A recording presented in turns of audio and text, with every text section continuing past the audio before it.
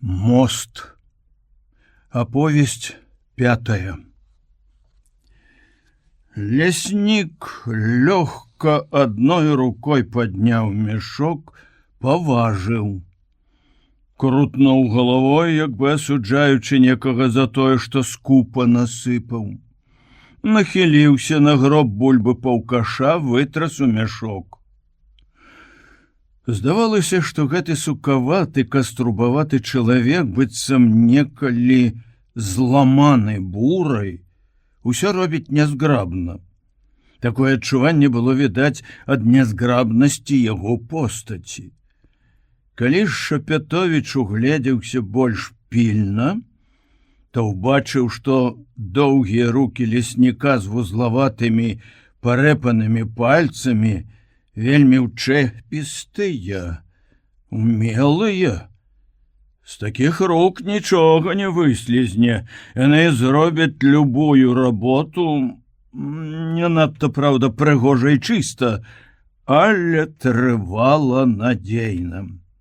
У хаце сядзелі 3 дарослыя дачкі лесніка, але ён не папрасіў іх памагчы, ўсё рабіў сам.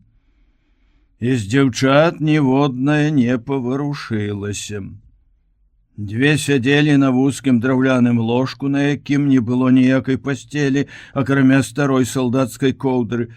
3 на ляжанцы, усе 3 былі да неверагоднасці падобныя адна на адну і на бацьку. Такія ж высокія, нязграбныя, худыя. Шапятовіч, якому дагэтуль не давялося іх бачыць разам, спачатку разглядаў лясных красунь з вясёлым гумарам. Ад вяскоўцаў і Сашы, якая наведалася да хворнай леснічыхі, Пятро чуў, што старэйшай з лесніковых дачок за 30, а малодшай 17.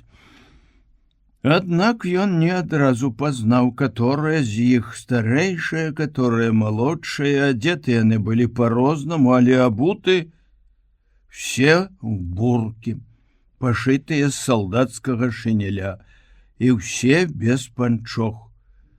З-пад нядоўгіх спадніц бліскалі худыя калені. Дзяўчаты таксама разглядалі яго бесцырымонна, нібы ўбачылі ўпершыню. Вось ён, якое дзіва, доктарчын муж. Шапятовіч сядзеў на ўслоне, абапершыся локцем правай рукі на хісткі стол, засланы падранай і бруднай цыратай. У лесніка было ласкавае, сапраўды лясное прозвішча, якое рассмяшыла Пятра, калі ён упершыню пачуў яго. Лісцік. На лісцікі вы не падобныя, падумаў пра дзяўчат. Але шкада іх не было. Кажуць, старэйшыя, якія маглі вучыцца да вайны, не скончылі і па 4 класы. Дурніцы, лесавікі, жывуць у лесе, а не маюць стала людскага. Якая пустэча ў хаце, на чым яны спяць 5. А бульбы вунікая куча. Проста на падлозе каля сцяны, відаць, учора адкрылі капец і перанеслі бульбу ў хату. Цяпер за гэтую кучу можна азалаціцца 200 рублёў пут. Убачыўшы, што ляснік укінуў у мяшок яшчэ паўкаша, Шапятовіч сказаў: «Не сыпьце много, не разлічуся я з вами. Невядома, калі тая зарплата. Нічога, дилектор, разлічым усё, калі будзем жывы». Нельга было зразумець, чаму ляснік упарта называе яго дилектарам. Хоць добра ведае, што ён проста настаўнік. Я па дарозе зважу ў краме, можаце паверыць. Чаго вам насіць па крамах? Леснік адарваў мяшок ад падлогі, перакінуў бліжэй да дзвярэй, сказаў: «Пут верны будзе», і абтрос далоняў пясок. Пераглянуліся паміж сабою дочкі лесніка, яўна не ўхваляючы бацькавай шчодрасці. І адразу знік у Петра вясёлы і добры настрой. Зрабілася крыўдна за сваю такую беднасць. Упершыню непрыемна і горка, што ён, настаўнік, сакратар парт-арганізацыі, мусіў ісці сюды і прасіць гэтага ляснога куркуля прадаць на павер пуд бульбы. Асабліва брыдка стала ад таго, што ляснік насыпаў на пуд, добрыя 1,5, то і 2. Быццам кінуў костку, як жабраку, ці даў хабар. За зіму Пятро звыкся з беднасцю людзей. Быў частым госцем у хатах, у якіх дзеці спалі на голых дошках, у зямлянках, дзе ні стала, ні табурэткі, елі на бярозавай калодцы. І ў ім расло спачуванне і мацнела любасць да людзей. Ён амаль радаваўся, што дзеліць з імі ўсе цяжкасці пасляваеннага жыцця. А вось гэтая вялікая і пустая з бруднай гнілой падлогай павуціннем у кутах хата раптам стала яму брыдкая. Ненатуральная беднасць, бруд, які выклікае грэблівасць. Людзі, да якіх няма ў яго спачування, нават да той небачнай старой, што недзе на печы часта кашляе і зрэдку стогне. Нешта падобнае ён адчуваў ужо аднойчы, калі зайшоў у хату, дзе жыла сям'я паліцэйскага. Але ж ляснік не вораг. Бабкоў расказваў, што Лісцік і яго дзяўчаты памагалі партызанскаму атраду. Пятро вспомніў пра гэта і стараўся перамагчы нядобрыя пачуцці і пранікнуцца той жа сімпатыяй да лесніковай сям'і, як і да ўсіх другіх.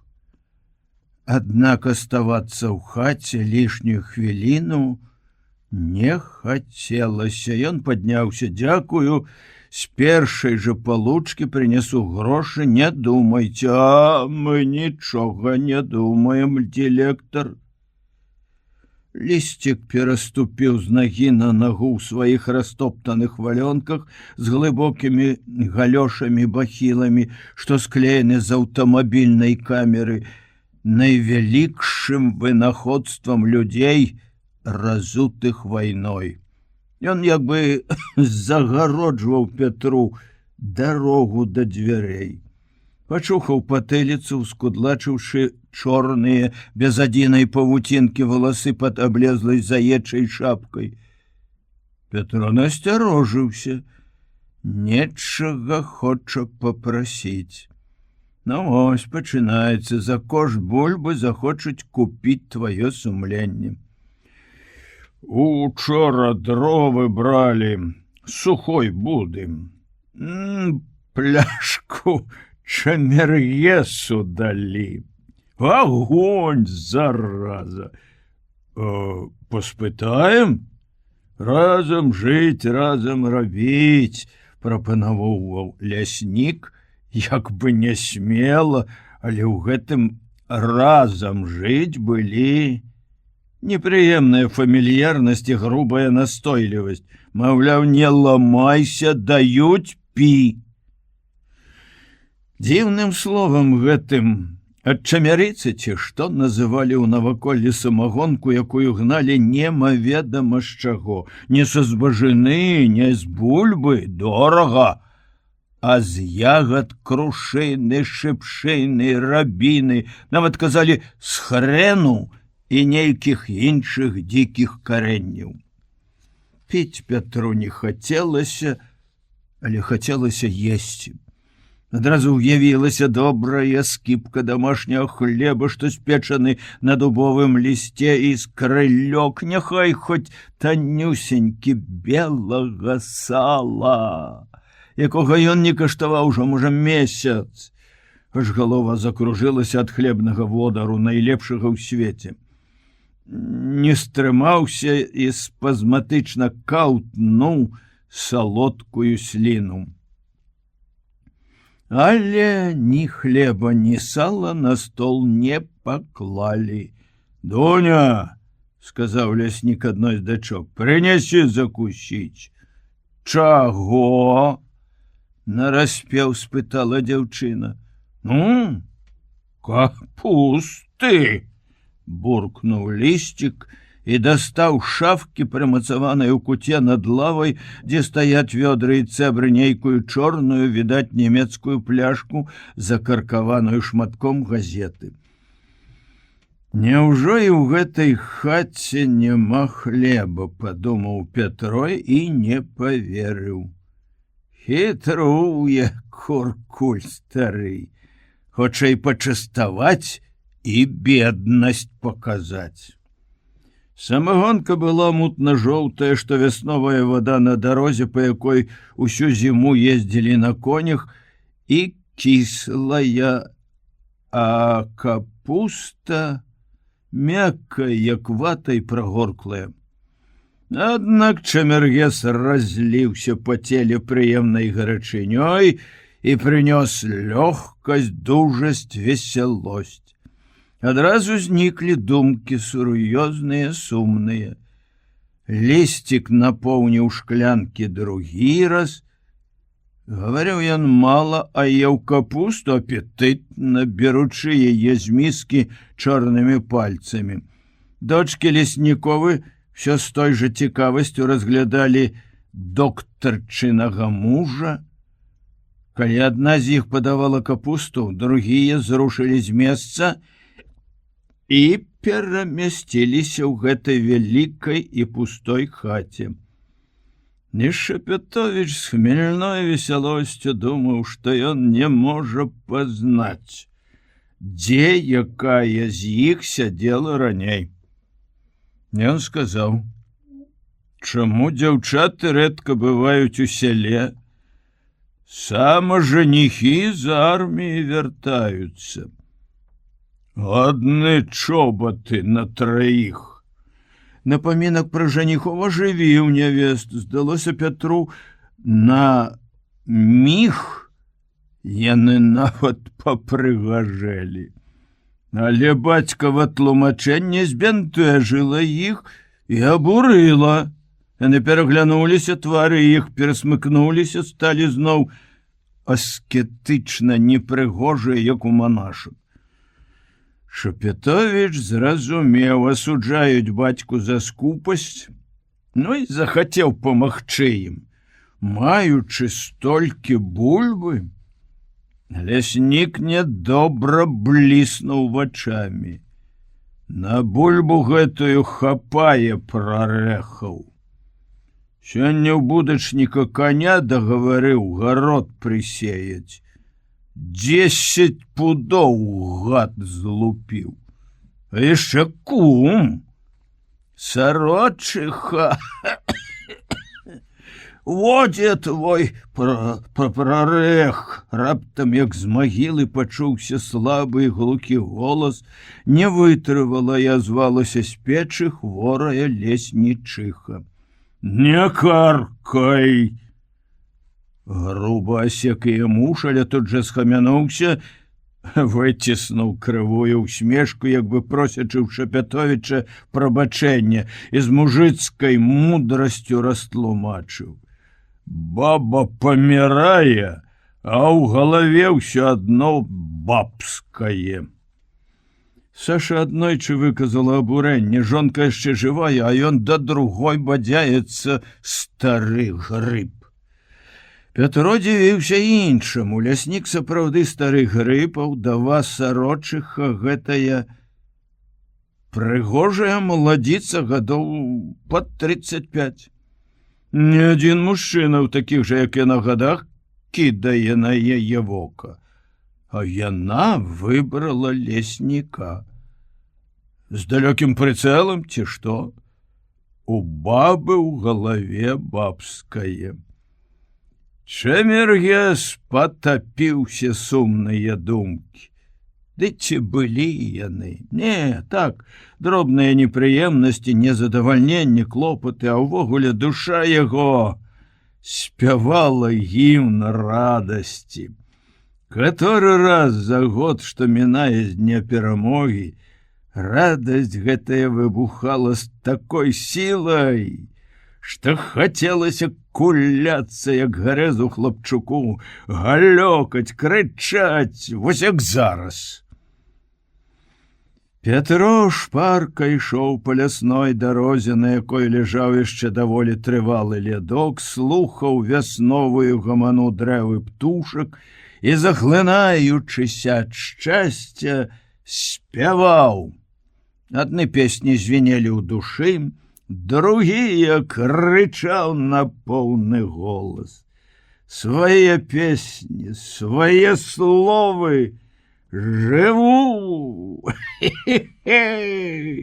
жыву і люблю, люблю цябе, жыццё, ўсё люблю, людзей, лес, птушак, нават лесніка, дачок яго. Эх, жыццё, цудоўнае, няхай беднае, будзе багатае, абы былі гэтае сонца і гэтая цішыня, абы не паміралі людзі.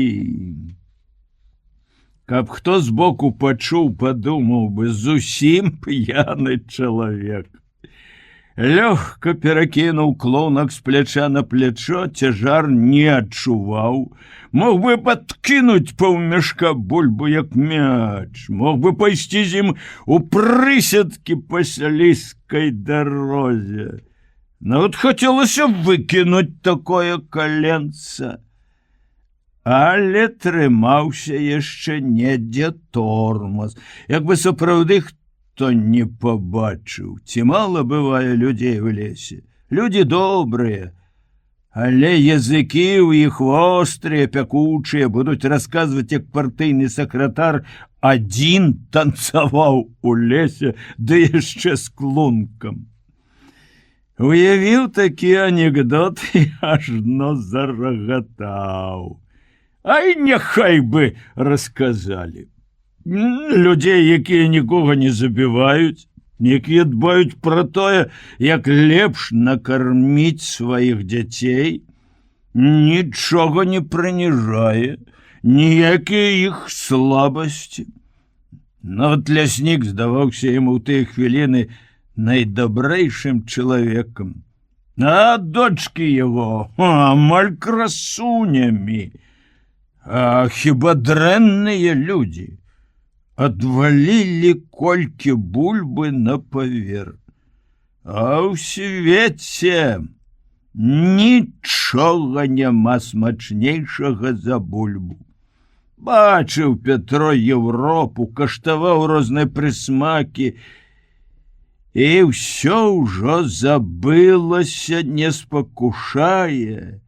А вось пах варанай, смажанай бульбы, драніка, ой, да яшчэ тухмянай скваркі. Дык гэта праз усё жыццё казыча ноздры гоніць сліну, і ў сне чуеш яго гэты бульбяны пах. Недарма пісаў той паэт: з нашай бульбы 1000 не меней смажаць і гатуюць розных страў. Пятро з любасцю падумаў пра жонку, пра дачку. Што нам трэба, Сашок? Хіба тое, што я вярнуўся жывы і не вельмі пакалечаны, і ты жывая, і Ленка здаровенькая расце, не найвялікшае шчасце? Колькі людзей палягло, а мы жывыя, і любоў наша жыве. І нічога нам больш не трэба, хіба кавалак хлеба ды чыгунок вось гэтай бульбы. Пакуль ты там у загаллі абыдзеш хворых, Я прынясу бульбу. Во, колькі! Ён зноў перакінуў мяшок з пляча на плячо. Цэлы скарб! Ці не казаў я табе, што свет не без добрых людзей. За дзень што-небудзь ды раздабудзем, не ты, дык я, не такія цяжкасці перажылі. Пакуль ты вернешся, мы з Ленкай набіраем бульбы, запалім грубку. Не, мы не станем яе абіраць. Мы зварым яе в мундзірах. Больш ганарова для бульбы сказаць, зварым у шынялях. Салдацкая страва, а пасля лянок аблупім шинелькі. Бульбачка жоўценькая будзе, апетытная, а мы яе яшчэ трошки падсмажым на рыбіным тлушчы. Смачна! Ай, і табе вельмі карысна. А я прывык на поўначы. Калі на батарэі пачалася курыная слепота, нас прымушалі па паўшклянкі ў дзень выпіваць гэтага тлушчу. Вось толькі, мама, ніяк не прывыкнем. Мы пакінем яе долю не падсмажанай. Можа, яна прынесе малака, мы прымусім яе выпіць малако, абавязкова лянок прынмусі. Змоемся? Мы з табой яму тлушч, а яна ўвесь час на нішчымніцы. І столькі бегае з цямна да цямна на нагах. Успамін пра Сашу, пра тое, як яна працуе неяк адразу, працверазіў Петра. Спала п'янаватая ўзнёсласць. Зрабілася шкада жонкі, і хоць было радаснае замілаванне, але стала крышачку сумна. Сашына праца, стаўленне да людзей, да іх гора, нягодаў, адносіны да мужа. Всё подзвіг штодзённы. Каб лепш накарміць дачку і яго, паранена ж лёгкая. Яна, медык, ведае, чым гэта пагражае, калі галадаць. Саша часам вымушана прымаць ад цётак, якіх лечыць, гладышык малака, галачку масла ці яйка. Ён Пятро неяк сказаў ёй, неёмка ведаеш, скажуць, хабар доктарка бярэ, а доктарка жонка сакратара парторганізацыі. Саша характэрна закусіла губу, задумліва прыжмурылася і доўга маўчала. Потым страпянулася і сказала, можа, нават крыху сурова, як чужому, не бойся. Твайго аўтарытэту я не зганьбую. А праз нейкі час вярнулася з раённай аптэкі засмучаная. Не далі лякарстваў, бо яна не здала грошы за тыя, якія брала раней у крэдыт. Пятро невесела пажартаваў. Новы сюрпрыз, растрата. Дзе ты падзела сваю аптэчную выручку? Дзе я магла падзець? Я амаль ні ў каго не брала грошай. Сорамна браць за лякарства не магу. Ты дзе яны грошы тыя, такіх як старая шчурыха ці ўдава Лазавенка?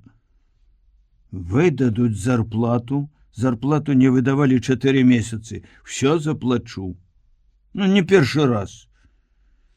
За ўсё яна плаціць. Пятро неаднойчы ўжо думаў, што яго сакратарскі аўтарытэт это, бадай, перш за ўсё павага і любоў сялян да яе, жонкі яго. Бо што ён сам зрабіў за 5 месяцаў? Правёў у вёсках па некалькі сходаў.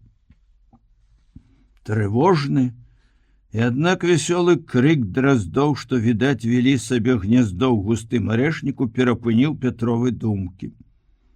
Ён прасачыў за іх палётам, убачыў набранялыя пупышкі на кустах, бяздонны блакіт неба, зноў усё істотай адчуў вясну, і зноў нейкая дзівосная гарачая хваля падхапіла яго, і ён паляцеў. Сашок, слаўная моя! Я дам табе сапраўднае шчасце, пачакай крыху, і дарогу ў гонар цябе збудую, і мост найпрыгажэйшы ў свеце. Дзіўная мара гэтая з'явілася яшчэ ў 42-м, калі ён ляжаў паранены ў партызанскім шпіталі, і Саша была побач. З незвычайнай сілай захацелася яму тады збудаваць дарогу цераз балота ў міжрэччы, па якім ён прайшоў двойчы, і мост цераз Днепро ў тым месцы, дзе перавозіў яго дзед лодачнік. Пасля і ў партызанах, і на фронце, ў сне і наяве бачыў ён гэты мост, што будзе збудаваны па яго праекце, найпрыгажэйшы з усіх мастоў, цалелых і разбураных вайной, якія давялося ўбачыць на рэках Радзім і Польшчы і Германіі. І цяпер, калі жыццё склалася так, што наўрад ці вернецца ён калі-небудзь да дарожнага будаўніцтва, все яшчэ часта сніць гэты мост, ажурны, лёгкі. Ён узнімаецца над крутым берагам, павісае над шырачэзнай ракой. У сне непамерна больш шырокай, чым Днепро. Высокая эстакада з ледь прыкметным ухілам далёка ідзе па лугавым беразе, пераходзіць у шырокую дарогу, якая вядзе яна ў кожным сне ў рознае. То ў казачны край, дзе з неба сыплецца манка, то вельмі рэальнае панізоўе, дзе ён напярэдадні праводзіў калгасны сход і тлумачыў пастанову аб фекальных угнаеннях. Ён расказвае гэтыя сны Сашы, яны разам смяюцца. Аленка слухае іх як казку, і кожную раніцу просіць расказаць сон пра мост. Пятро выйшаў на ўзлесак, некалі шумеў тут цудоўны бярозавы гай. Яго скасіла вайна. Яна яшчэ і ў гэтую першую мірную зіму ішла, вымушаная вайна людзей супроць лесу. Стаялі адзінокія дрэвы з паламаным галлём. Бярозы, паміраючы, як людзі, хапаліся за блізкіх сясцёр і сябровак, плакалі свежыя пні. Пятро раптам адчуў, што мяшок цяжкі. Заныла прастрэленае плячо, пакуты другога чалавека, нават раны зямлі і дрэвы заўсёды напамінаюць пра тваю рану. Ён паставіў клунак на стары сухі пень, прысеў сам, агледзеў лесасеку. Прыпасці б зараз да ўсіх гэтых пнёў і выпіць слёзы бяроз. Няхай плачуць. Людзі пабачаць і, можа, зразумеюць, якія яны бязлітасныя, ачарсцвелыя, знішчаць такую прыгажосць. Пятру раптам зрабілася да болю сорамна ад успаміну, што ён таксама быў парубшчыкам. Можа, вось гэтыя свежыя пні, залітыя сокам ад тых бяроз, што ён спілаваў. Суровае жыццё. Як часта яно вымушае рабіць тое, чаго нельга рабіць не толькі па закону, але супроць чаго пярэчыць уласнае сумленне. У лютыя маразы асталіся без паліва. Колькі разоў яны з Сашай на санках самацяжках прывозілі з хвойніку ламатча, каб зварыць абед і хоць крыху сагрэць няўтульны сыры і цёмны пакой у старым панскім доме. У гэты час старшынёй мясцовага калгаса быў выбраны Панас Грамыка, былы афіцэр-танкіст. Відаць, убачыў новы старшыня, што фельчарыца і настаўнік на сабе цягаюць дровы. А да Сашы ў Грамыкі асаблівая прыязнасць. Яна вылечыла яго сына. І вось в адзін з вечароў Панас заглянуў да іх і прапанаваў: «Паехалі ў лес. Па дровы. Снег добры пайшоў, слядоў не застанецца. Ляснік ляжыць п'яны ў сарочыхі». «Красці?» В один голос со здзіўленнем і страхам выгукнули Пятро і Саша. Панас засмяяўся. «Ах, не дарма моя цешча называе вас святымі. У наш час при такой святасці загінеш ад холаду і голаду». Поехали. І валілі гэтыя бярозы, кралі лес двое з тых, хто павінен памагаць вартаваць яго. Ён, Пятро, хоць стараўся выбіраць найгоршыя дрэвы, крывыя, нізкарослыя, а Грамыка наадварот. Аблюбоўваў такіх белых красунь, што ныла сэрца, калі піла і сякера крышылі іх застыглыя на марозе звонкія ствалы. На яго Петровы ўгаворы не спускаць такіх бяроз адказаў. Старыя людзі казалі: «Хто ў лесе не злодзей, у доме не гаспадар». Калі лес належаў князю Паскевічу, прымаўка мела сэнс. А цяпер лес — наша добро. Усё, Андреевич, гэта так. Ну, каб у свеце ўсё было па-людску. А калі не толькі лес, а людзей пакасілі, як траву. А ўдовы і сіраты без кутка і цяпла сталіся. Тут, брат, не да высокай матэрыі. Не спілуем мы, спілуюць другія. Вайна ўсё спіша. Самі леснікі засвоілі гэта лепш, чым все мы, парубшчыкі па няшчасці. Пні перавернулі душу, настрой падаў, куды падзеліся лёгкасць і маладая дужасць. Нечакана прыйшлі слабасць і стомленасць, не тое, што прытанцоўваць з мяшком за плячыма. А страшна зрабілася ад думкі, што трэба яшчэ добрыя кіламетры два несці гэты мяшок. Забалела плячо. Як яны ўсё-таки замінаюць паўнаце жыцця гэтыя штодзённыя турботы пра кавалак хлеба. Хлеба. Каб пасля турбот з'яўляўся на стале хлеб. О, якая гэта была б узнагарода. Пра бульбіну думае. Сабе. І пра другіх трэба дбаць. Тыдзень назад военкам сельсавета ў поўным сваім складзе цэлы дзень дзяліў чорную юнраўскую фасолю. Але ўсе, хто лічыў сябе пакрыўджаным, ішлі са скаргай не ў сельсавета да яго, партыйнага сакратара. Немагчыма прасачыць і вытлумачыць ход думак. Як яны ўзлятаюць і падаюць, якія робяць павароты, петлі, звівы, то чапляюцца адна за адну, як шасцерні перадачы, то зіхаюць вольтавай дугой, то як іскры ўначы, гасне адна, ўзлятаюць другія.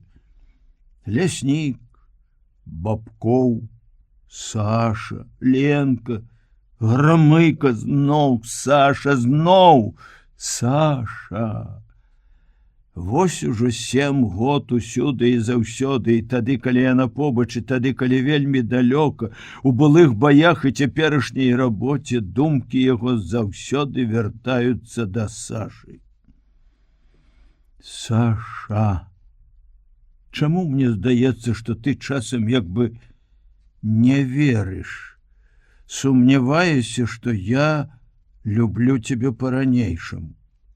Не, люблю мацней, глыбей, адданей.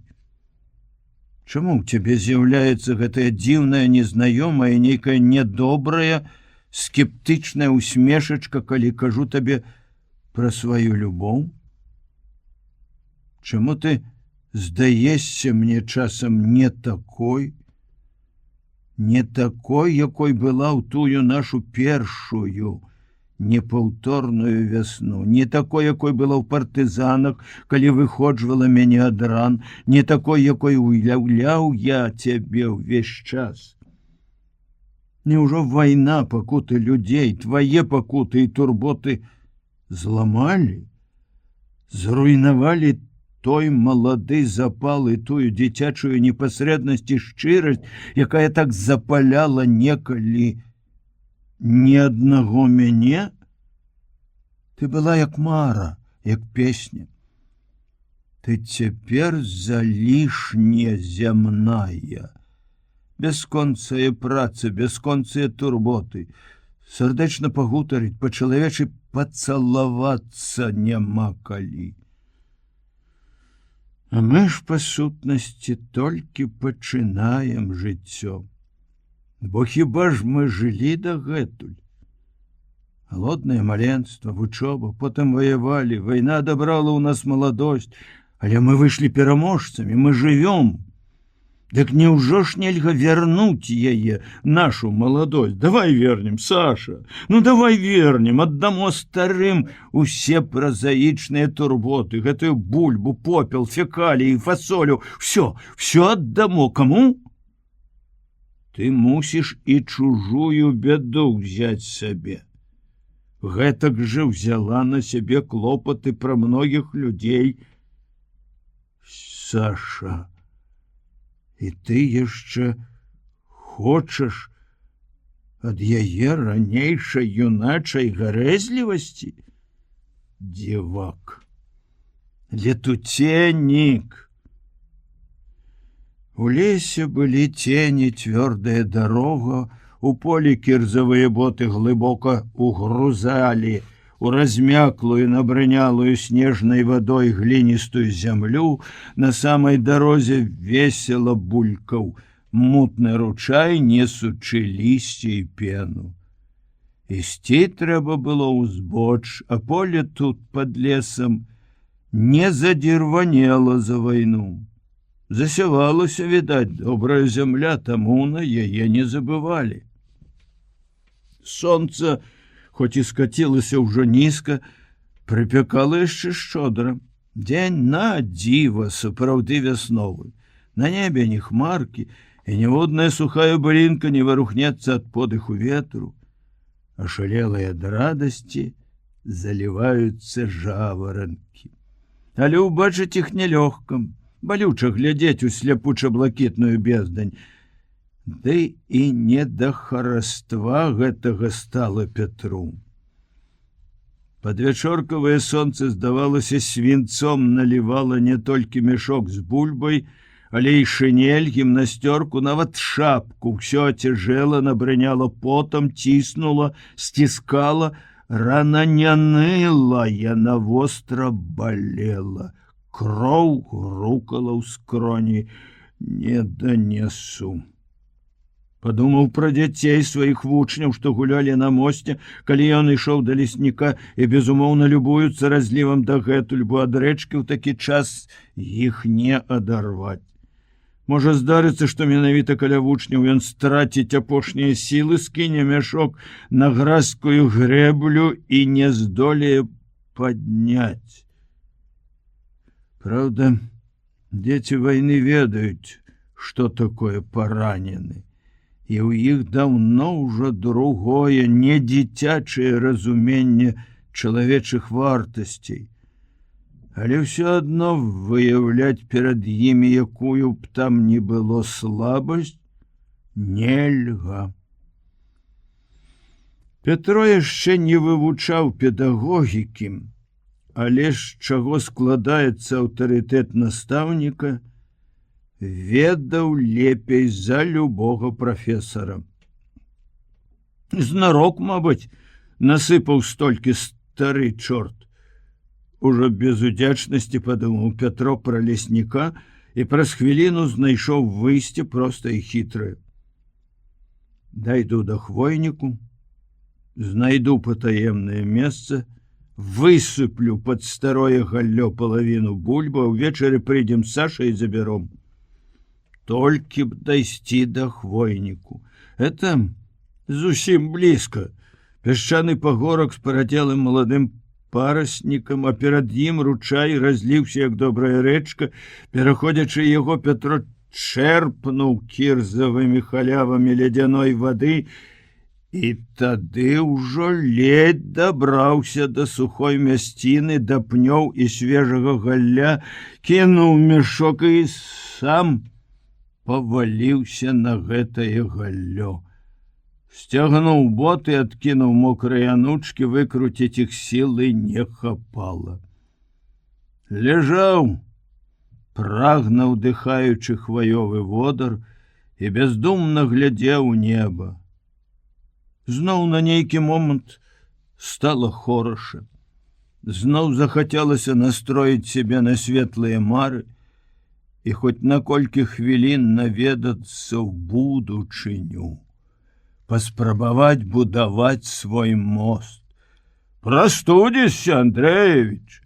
Пятро не ўздрыгнуў і не сумеўся.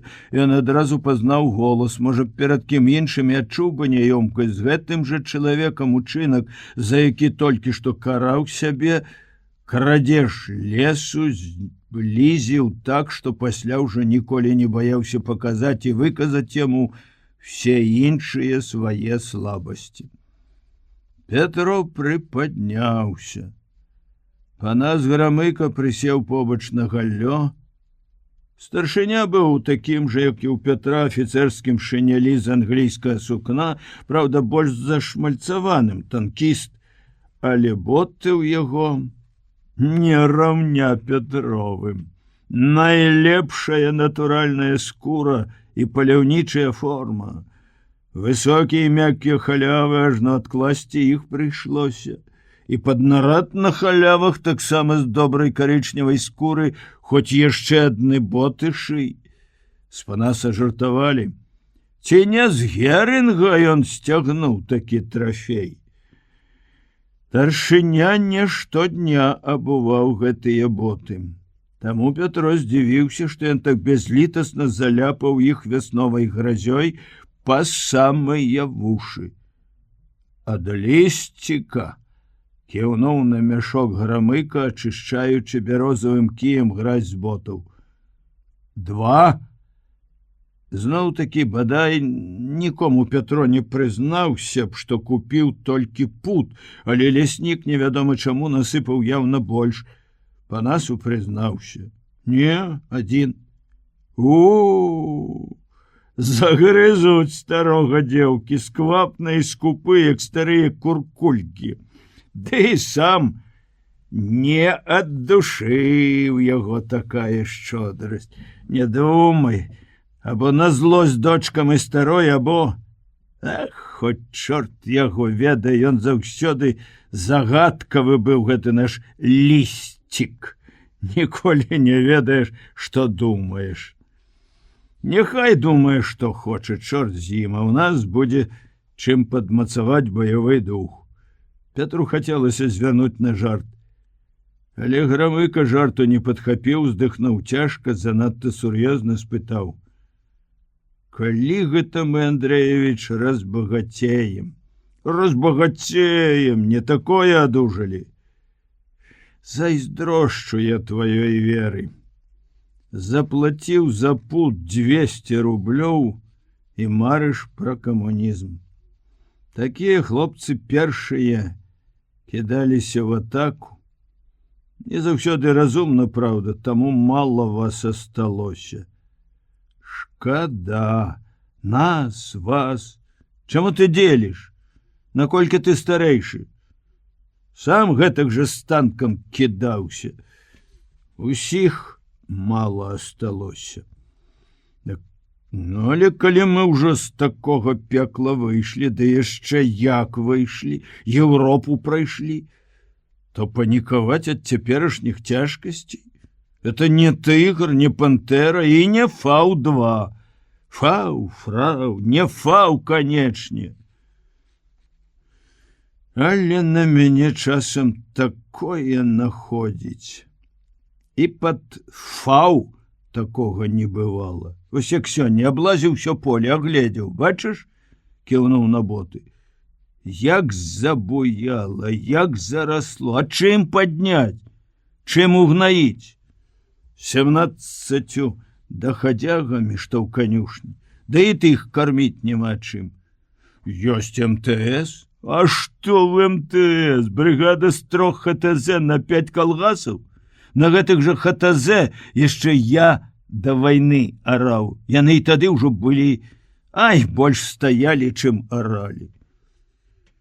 Калі гэта ты, Панас Астапавіч, страціў веру ў нашу індустрыю?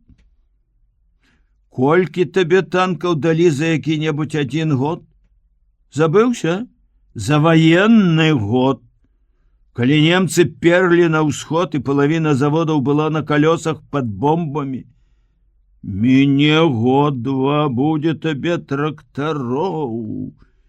Пятро загарэўся, як гэта так? Нават Грамыка, старшыня, камуніст, выходзіць, не разумее простых рэчаў. Трэба давесці яму. Але тут жа спахапіўся, каб не стаць пустазвонам, накшталт тых упаўнаважаных некаторых, якія ўсё ведаюць і ўсіх вучаць. Успомніў, як Саша нядаўна, паслухаўшы яго выступленне перад калгаснікамі на яго самалюбівае пытанне: «Ну, як я выступіў?» адказала: «Добра, толькі не вучы, калі ласка, сялян, як хлеб сеяць. Ты яго сеяў?» «Не, ён, Пятро, хлеба па сутнасці ніколі не сеяў. А Грамыка сеяў і з сеўнёй на сваім аднаасобным загоне і на калгасным полі трактарам і сеялкай. Дык ці не разумней паслухаць спачатку, што ён думае пра пасляваенны хлеб?» Але старшыня калгаса не спяшаўся выказвацца. Хітры дядька. Такі дарэмна слова не кіне, абы памянташыць языком, узважыць, падумае. Он як разглядае свае боты і цярэбіць хваёвую галінку. Нюхае ігліцу, хоць духмянасці тут аднагрэтага і прывялага гальдля. Аж дыханне займае, быццам не паветра льецца ў лёгкія, смала расталая, густая, цягучая. Можа, ад гэтага такая млявасць, лепш помаўчаць? Навошта траціць энергію на марную спрэчку? Пятро ўжо амаль упэўніўся, што Грамыка больш не стане гаварыць на палітычныя тэмы. Аж не. У індустрыю, Андрэевіч, я веру, сказаў ён пасля працяглага маўчання.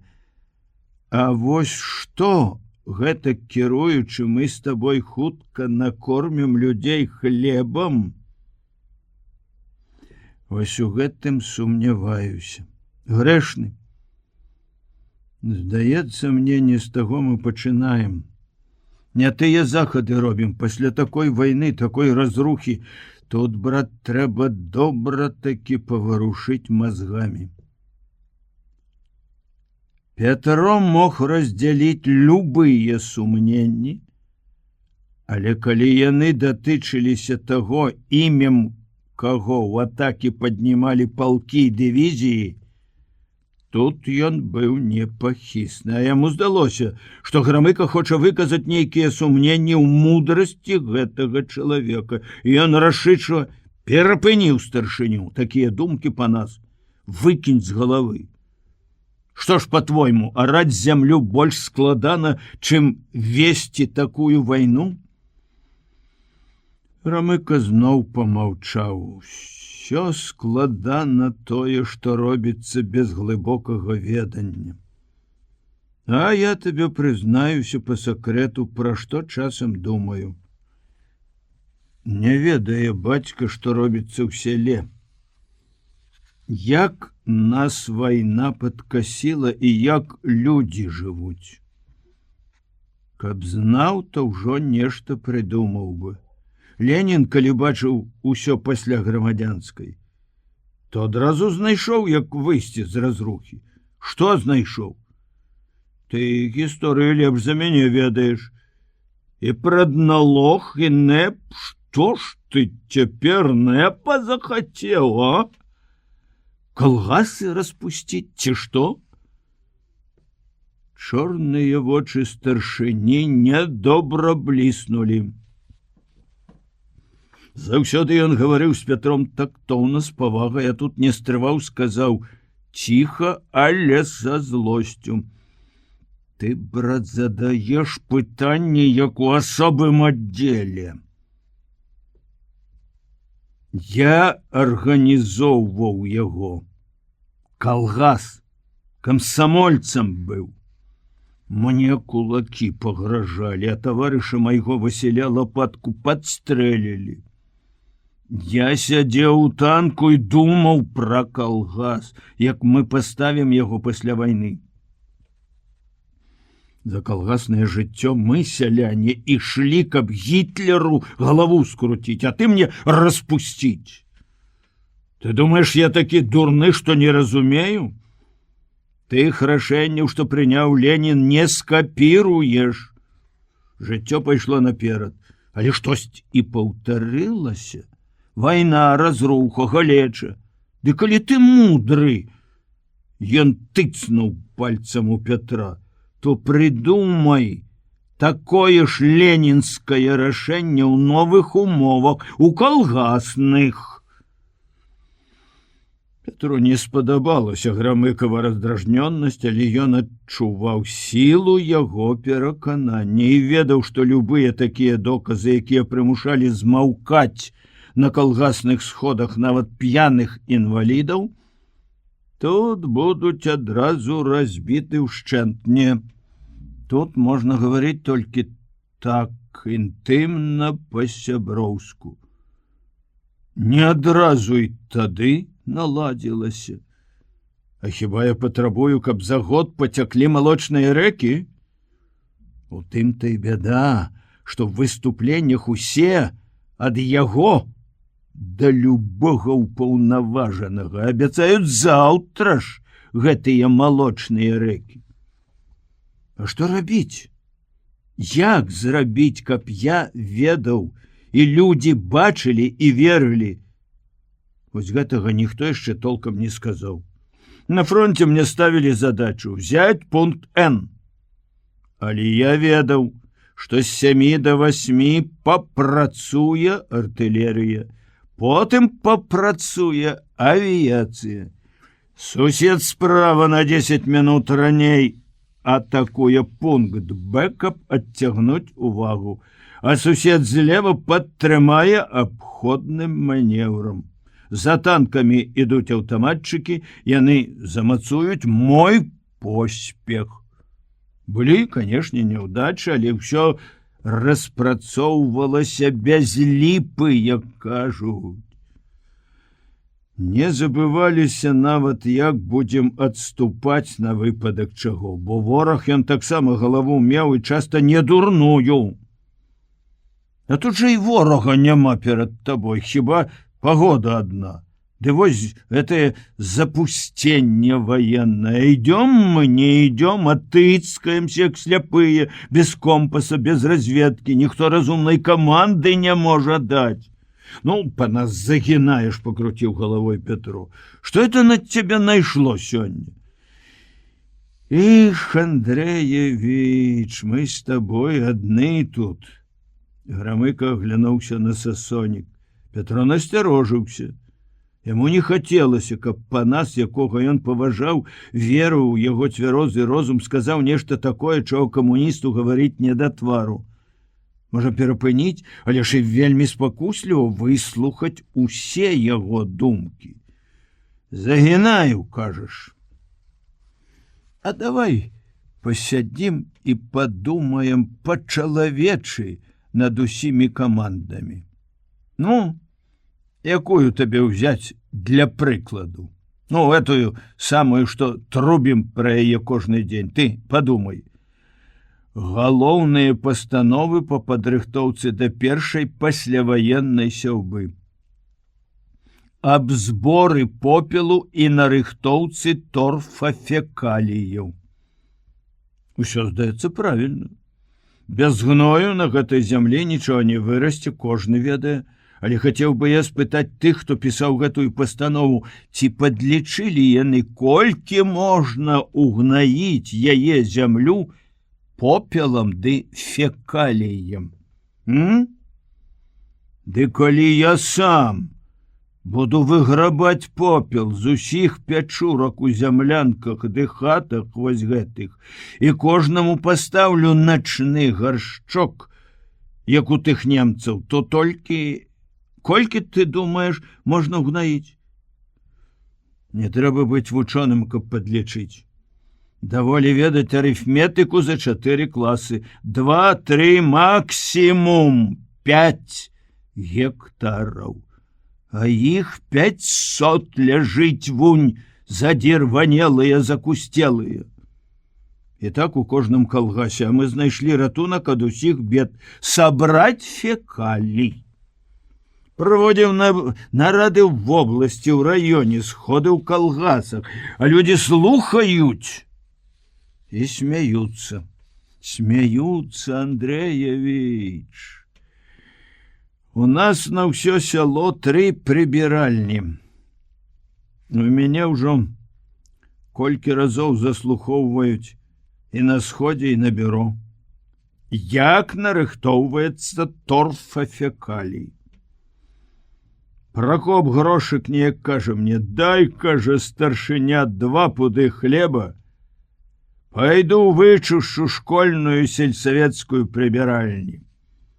Начальство цябе не будзе лаяць. Нехта яму в адказ: дарагавата просіш. А ён: ды не, недорага. Вы ж, кажа, чэрці, на ўсё жыццё мянушку прылеціце, а? Прылепіце? Залатар. Ці яшчэ горшую. Мне чорт з ёй, з мянушкай. Але дзецям, дзяўчатам маім ганьба. А пасля 1 на 1 Пракоп пытаю мяне: што это, кажа, па нас здзекуецца з нас, калгаснікаў, дурнямі лічаць? Што я мог адказаць? Скажы сыну Лявоніхі Івану: ідзі ў калгас, будзеш мець добрую працу, нарыхтоўваць торфафекалій. Ён паў Еўропы прайшоў, гарматным разлікам камандаў, ордэнаў да пупа навешаў. Я ўжо не кажу пра тое, што я магу паабяцаць яму за такую працу, якую плату. Палачку ў табелі. Колькі камуністаў вярнулася з арміі, а колькі асталося ў калгасе? Я ды Петя Аўчароў. Ды і той па няшчасці. Маці не ўстае з ложка, даканала старое, другая пахавальная. З 3 сыноў 1 вярнуўся. Вось так, Андреевич. Ось табе 1 прыклад разумнай каманды. А я не думаю, што няма там разумных людзей сярод тых, што пісалі пастановы. Ёсць, і ведаюць яны ўсё, і, напэўна, маглі б прыдумаць нешта такое, ад чаго было б больш карысці, чым ад збору попелу. Няхай бы попел вучні збіралі, а не ўся партыйная арганізацыя раёна мабілізоўвалася на попел. Мобілізуйте нас для удару на галоўным кірунку. Толькі пакажыце, дзе яно, месца гэтага галоўнага удару, ад якога залежыць поспех на ўсім нашым калгасным фронце. Вы ж генералы, Вам адтуль з каманднага пункта відней? Расстаўце вы свае баявыя палкі. І мы табе такі гераізм пакажам. Салдат, ён, брат, добра чуе, нутром разумее, дзе яго вядуць да вялікай і для вялікай перамогі. Тады ён і смерці не баіцца. А дзе? На непатрэбную справу хочуць растраціць яго сілы, баявы запал. Былі, Андрэевічы, на фронте такія атакі ад таго, што ў нейкага начальніка не зварыла гэтая палявая кухня. Грамыка кулаком стукнуў сабе па лбе. Ці ад п'янага чаду, ад перапою, ад жадання паказаць сябе, лішні ордэн хапануць. Ты сам, фронтавік, ведаеш, розныя былі. Ён з глыбокім смуткам уздыхнуў і змоўк. Пятро таксама маўчаў. Адкінуўся зноў на галлё, глядзеў у неба, бачыў упершыню вось так у вачавіткі, як чысцеў адвячоркавы блакіт. Праз галлё чуваў разгарачанай спіной, як ад зямлі патыхае амаль што снегавым халадком. Успомніў частыя напамінкі Сашы: беражыся, табе нельга прастуджвацца з тваім прастрэленым лёгкім. Варта падняцца, сесці на пень. Але ніводным рухам не хацелася перапыняць Панаса. Нават не глядзеў яму ў твар знарок, каб не збянтэжыць. Нічога новага Грамыка не гаварыў. Усё гэта Пятро чуў ужо неаднойчы за тыя месяцы, як вярнуўся з арміі. Ад розных людзей, нават ад Сашы. Яна часам з гневам выказвалася супроць некаторых мерапрыемстваў і асабліва супроць дурноты і амаральнасці асобных упаўнаважаных. Злосць яе палохала Пятра. Вайна і ў гэтым яе змяніла. Раней яна была добрая, мяккая. Праўда, ён, Пятро, ап'янёны радасцю перамогі і жыцця, адбіваўся гэтыя раздражненыя выкрыкі з лёгкасцю найвялікшага аптыміста. І цешыўся. Яго перакананы, што хутка ўсё наладзіцца, хораша дзейнічае на людзей. І на Сашу таксама. Яна весялей ад яго гарачых доказаў. І нават пачуў ён аднойчы пасля пераказвае людзям яго трапныя думкі. Але ніхто яшчэ не выказваўся перад ім вось так. Прадумана, спакойна, доказна. Это не рэпліка, не раздражнены выкрик на сходе. Это цэлая сістэма поглядаў. Па абавязку яму, Пятру, належала пярэчыць шмат якім думкам старшыні. Але ён не мог. Ён раптам адчуў, як разбураецца створаная ім вельмі прывабная карціна бліжэйшай будучыні. Не кажучы гэта адкрыта, Грамыка як бы даводзіў усё, што гаворыць ён сакратар на сходах. Тое ж абяцанне малочных рэк, якія нібыта пацякуць ад таго, што будзе добра збірацца попел і фекалій. Пятра агарнула незразумелая трывога і смутак. Можа, смутак з'явіўся ад таго, што Панасавы словы пра неразумныя атакі нагадалі яму адзін выпадак, пра які ён многа думаў. Калі ў восень 43-го іх партызанскі атрад злучыўся з арміяй, натуральна, што большасць партызан былі тут жа прызваны ў армію. Адбор іх ішоў, як кажуць, на вока пры адным урачу. Пасля, калі Пятро трапіў па спецыяльнасці ў зенітную часць, урач іх палка здзіўляўся. Які ідыёт прызваў цябе з такім раненнем? Разам з партызанамі з навакольных прыфрантавых сёл прызвалі ўсіх, каму трэба было ваяваць.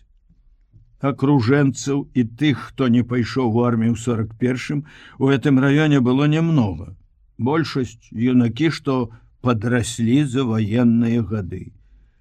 Пастроілі іх на зборным пункце ў лясніцтве чалавек 1000. Маёр закамандаваў: партызаны, 3 крокі наперад, шагам, марш! Выйшла 100 чалавек. Іх павялі мыцца ў лазню, стрыгчы, абмундзіроўваць. З імі была Марыя Сергеевна, маці Сені Пясоцкага. Яна сама попрасілася ў армію, урачы трэба былі. Праз тыдзень пасля таго, як яны сталі салдатамі, па яе прыехалі з палявога шпіталя. Вярнулася яна праз 2 дні, смертельна змораная, в заплямленай гімнасцёрцы. Пайшоў ён, Петро, да яе. Марія Сергеевна істэрычна зарыдала: «Нельга так, неабвучаных, неадзетых. Палавіна іх палягла там, другая пакалечана. Колькі мы аднялі рук, ног, навошта гэта? Хіба мала крыві?» Пётр даведаўся, тых хлопцаў, з якімі яны стаялі в адным страі, праз 3 ці 4 дні паспешлівага навучання кінулі на фарсіраванне сожа. Петро, вядома, не мог паверыць, што нехта зрабіў гэта знарок, каб пакараць хлопцаў за тое, што асталіся пры немцах, жылі ў сёлах, не пайшлі ў партызаны. Марія Сергеевна пасля смерці сына зрабілася залішне ўражлівая, плаксівая. У атрадзе за кожнага з іх дрыжала, як за роднага сына, і ён лічыў, зрабілі правільна, што неўзабаве яе спісалі з арміі. Не з яе здароўем, не з яе нервамі быць на фронте. З такой яго думкай згаджаецца цяпер і Саша, калі яны часам успамінаюць Марыю Сергеевну, яна працуе ў тым жа заднепроўскім раёне. І раптам панасавы словы прымусілі і на гэты даўні, амаль забыты выпадак глянуць з нейкага зусім другога боку, як бы з тылу. Яму не хацелася гэтага, ён не жадаў, каб душу тачылі, як караеды дрэва сумненні. Хацелася, каб усё было проста і ясна. Пасля такой перамогі, у такую вясну, паслаць яго к чорту, гэтага мужика з яго развагамі. Я табе, Андреевич, скажу, зноў азваўся Грамык. Я так думаю. Мелі права ў рэспубліцы, у вобласці падумаць разам калектыўна, параіцца з народам, з табой, са мной, і каб я не баяўся выказацца. А чого ты боишься? Самого сябе баюся. Дзіўна усміхнуўся Панас. Сам сабе не веру. Правда? А каб мы поверылі сабе і адзін аднаму, то грамадой нешта прыдумалі б. Падказалі б бацьку. А то мы маўчым і чакаем, што скажа ён, а раптам ён нічога ўжо не можа такога сказаць, а? Што тады? Яго не чапай, Панас, ён, а я не чапаю. Ты бачыў, ён у мяне ў хаце на тым месцы, дзе раней абразы віселі, і я штодня малюся на яго. І дзяцей вучу маліцца. Адну цешчу ніяк прымусіць не магу, не прызнае старая качарга. Ён засмяяўся, выскаліўшы свае буйныя жоўтыя ад махоркі зубы. Так ён смяяўся часта, гэты пракураны трактарыст і танкіст. Петро любіў такі яго смех. і ў той міг вясёлы смех ягоны даў палёгку. Смехам старшыня як бы руйнаваў сур'ёзнасць яе размовы, як бы казаў: намалоў я лухты. Пазабавіўся трохі тут у сасонніку, а цяпер хопіць. Забудзем, зоймемся справамі. Пятро падумаў з філасофскай інтэлігенцкай разважлівасцю. Мужик ёсць мужик, ён заўсёды скептык, і ўвесь час яму хочацца новай эканамічнай палітыкі. Всё на пачатку было так, як Пятро марыў, несучы бульбу. Саша недзе затрымалася на візітах. Ён сам наабіраў бульбы і варыў большы чыгунок, чым звычайна. Можна нарэшце дазволіць такую раскошу. Трашчалі ў грубцы сухія тонкія галінкі, языкі полымя з вясёлым гудзеннем аблізвалі закаптелы чыгунок.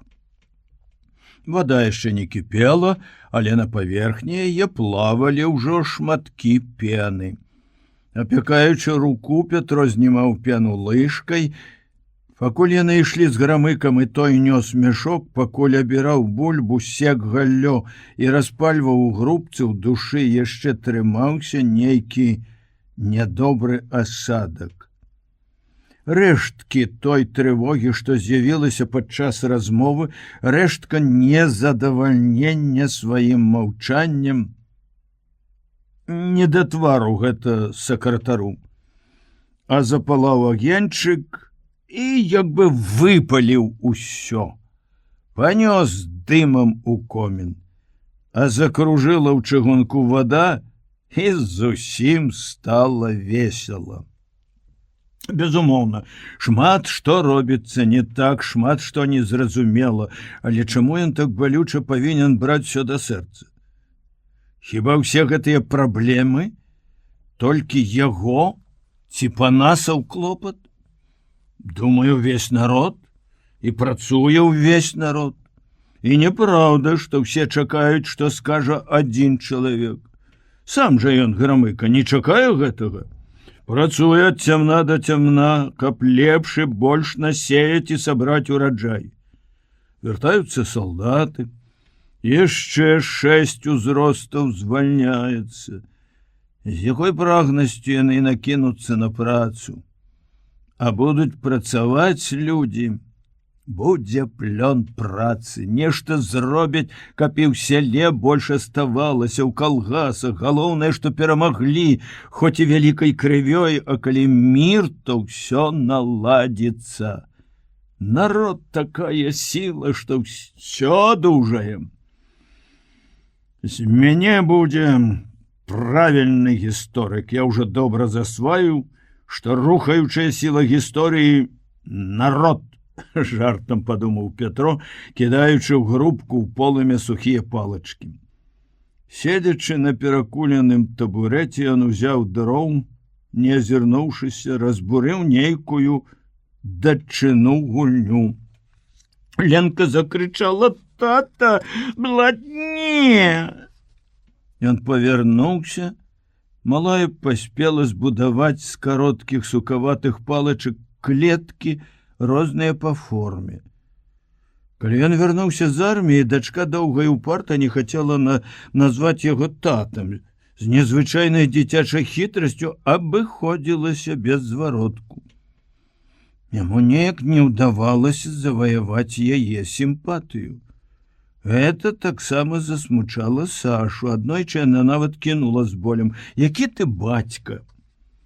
Это пакрыўдзіла Пятра, бо ён любіў дачку, меў да яе вялікую пяшчоту і замілаванне. Бяда толькі, што выказваў іх нязграбна, няўмела, а дзецям, мабыць, трэба знешнія праявы любові, ласкі. Прафесія бацькі таксама нелёгка набываецца. Пералом у іх адносінах адбыўся раптоўна. Пад Новы год ён прывёз ёй з горада маленькія саначкі. Падарунак яна прыняла абыякава, перавярнула, накрыла палазы хусцінкай, зрабіла хатку сваёй адзінай ляльцы Каці. Але калі ён павёз яе катацца і смела пусціў санкі з высокай гары, дачка завішчала ад захаплення, крыкнула на ўсё поле: «Тата! Яшчэ!» Можа, 100 разоў яна паўтарала гэтае «тата шчэ». І 100 разоў ён, ашалелы ад радасці, абліваючыся потам, цягнуў па слізкай сцежцы санкі на гару, дзе чарнелі рэшткі былога ветрака, і з крыкам і галёканнем, што таксама цешыла малую, пускаў уніз у стары калгасны сад. Саша расказвала, Ленка, калі вучылася гаварыць, доўга адмоўе «не» ставіла пасля дзеяслова. «Ленка, хочешь молочка?» «Хочу не». «Ленка, упадешь?» «Упаду не». А свою частую просьбу «Мама, не иди никуды» вымаўляла так: «Мама, иди куды не». К яго прыезду малой пайшоў 5-й год. Яна гаварыла ўжо амаль правільна. Але Петру так спадабалася яе «не» пасля слоў, што ён сам у размове з ёй з Сашай жартам пачаў гаварыць гэтак жа. І малая, забываючыся часта, пачала вяртацца да свае ранейшай канструкцыі сказаў. Саша спачатку смяялася, а пасля пачала непакоіцца: «Навучыш, педагог. Смяяцца будуць з дзіцяці, не кажы так, Лянок. Тата гаворыць няправільна». Ленка следам за маці пачала рабіць яму заўвагі: «Тата, правільна не». Пятро рагатаў. Таму і гэтае «браць не» таксама рассмяшыла. Ленка здагадалася, што ён смяецца, і тут жа выправіла сваю памылку: «Тата, не трэба блаць». Сказала яна гэта з той мілай дзіцячай інтанацыяй, якая заўсёды выклікае ў бацькоў замілаваннем. Пятро прытуліў дачку да сябе, пацалаваў беленькія шаўкавістыя валосікі. «Слаўны ты мой доктар! Але ж нам трэба зварыць бульбачку. Ты хочаш бульбачкі?» «Хачу, з жылам», і каўтнула слінку. А ён, бацька, пасля доўга не мог пракаўтнуць горкі камяк, што стаў у горле, рос душыў, выціскаў слёзы. Дзіця галоднае, але не плача, не просіць, цярпліва чакае. Гаротныя дзеці вайны. Ленка з неразуменнем і здзіўленнем глядзела на яго, чаму ў таты блішчаць вочы, спытала: «Ад дыму?» «Ад дыму», усміхнуўся Пятро, апускаючы дачку. «Ну, што ты набудавала тут?» «Село. Это хата тёткі Гапы, а это сельсовет, тут мамчина амбулатория, а это наш дом». «О, да ты великий архитектор!» Петро дастаў віламі чыгунок, паставіў на прыпечак, ткнуў лыжкай, ці не гатова бульба. Не, лыжка слізгала паміж бульбін. «Але, Лянок, Лянок, прыйдзецца табе разбурыць адзін домик. Трэба дровы, каб бульбачка даварылася». «Які ты разбурыш?» «Магазин. У ім нічога няма, мукі не, солі не, і кафет не». Пятро зарагатаў: «Правильно, дачка, разбурым магазин, все одно райспажыўсаюз нічога не завозіць нам, одну гарэлку, да і тую тройчы разбаўляюць вадой». Нарэшце бульба зварылася, адцэджваючы ваду, удыхаючы смачны пах, ён разважаў: «Але ты архітэктар. Мы маглі б з табой будаваць масты. Але мама нікуды не хоча ехаць. Прыйдзецца нам займацца гісторыяй.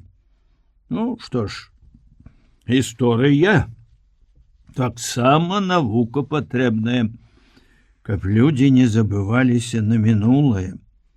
Большасць кніг, а іх немало, лежала на столе. Стол Саша раздабыла недзе адмысловы, панскі, можа, 100гадовы. Дзве ножкі яго першы майстр упрыгожыў адмысловай мастацкай разьбой, якую моцна папсаваў шашаль.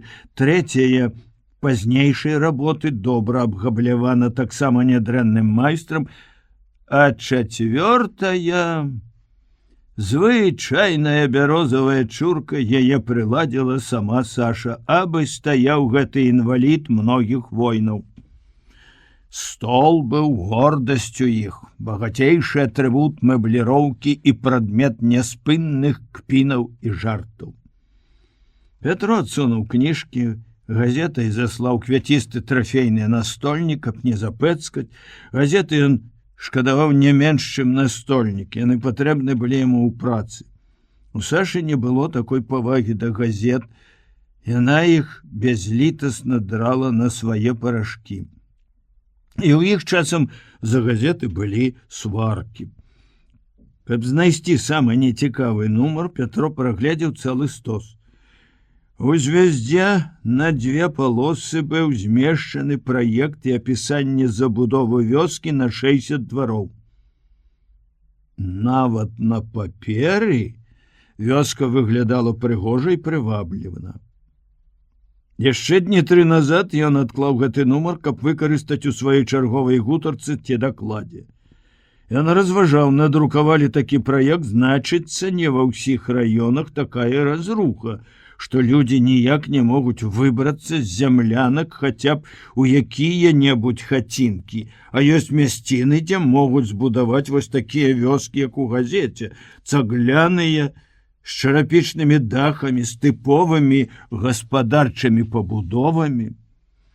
Даўшы дацэ бульбы і наліўшы ў чарапок рыбінага тлушчу, Пятро падсунуў табурэтку бліжэй да акна, каб яшчэ раз больш уважліва прачытаць апісанне праекта казачнай вёскі. Вокон у пакоі было ажно 3, а святла немного. Адно акно ўвогуле было забіта, у 2 менш за палавіну шыб, састаўленыя з кавалкаў шкла, рэшта ж пачарнелая фанерала і ржавая бляха. Падчас завірухі праз гэтыя шыбы, як іх не заканапачвалі, не затыкалі анучамі, на стол намятала горбачкі снегу. Всю зіму яны спалі на печы. Добра, што печ руская, вялікая, 3 на ёй было зусім прасторна. Ужо даўно зайшло сонца. У дні, блізкія да вясновага ці асенняга сонцастаяння, змяркаецца хутка і непрыкметна. Вокна выходзілі на поўначы ўсход, і Пятро чытаў павольна, ледзьве разбіраючы словы артыкула. Кажуць, на змярканні часцей за ўсё чалавека агортваюць сумота, цяжкі роздум, трывога. Не, у яго гэта нельга было назваць ні трывогай, ні смуткам. Гэта было нешта зусім іншае. Яму цяжка знайсці вызначэнне. Узнікла такая гама пачуццяў, што ён сам ніколі не здолеў бы разабрацца ў ёй, а тым больш расказаць каму-небудзь, нават такому блізкаму чалавеку, як Саша. Адно адчуў выразна. Не скажа ён калгаснікам пра гэты сапраўды такі казачны праект. Няхай чытаюць самі. А яму няма чаго гаварыць. Это той самы попел, тое самае абяцанне малочных рэк, пра якое гаварыў Грамыка. Ох, панас, добры ты чалавек, але гутарыць з табой вось так з вока на вока і душа ў душу небяспечна. Можаш ты загнаць вожыка ў мазгаўню. Саша ўвайшла больш імкліва, чым звычайна. Петро адразу яшчэ па яе кроках за дзвярыма у калідоры адчуў, што яна нечым усхвалявана. Паставіла на падаконнік загорнутую ў газету бутэльку, скінула сваю адзіную шарсцяную сукенку, што была і за рабочую, і за святочную, надзела старенькую паркалёвую кароткую, зрабілася падобная на дзяўчынку падлетка, худенькая, грудзі два маленькія бугаркі, ключыцы тырчаць. Петру стала шкада яе. Сэрца сціснулася, зашчымела ад жалю, яшчэ ад здагадкі, што Сашына ўсхваляванасць і такое маўчанне маюць дачыненне да яго. Зноў нейкае непаразуменне. Якое? Хто-небудзь з настаўніц плётку пусціў?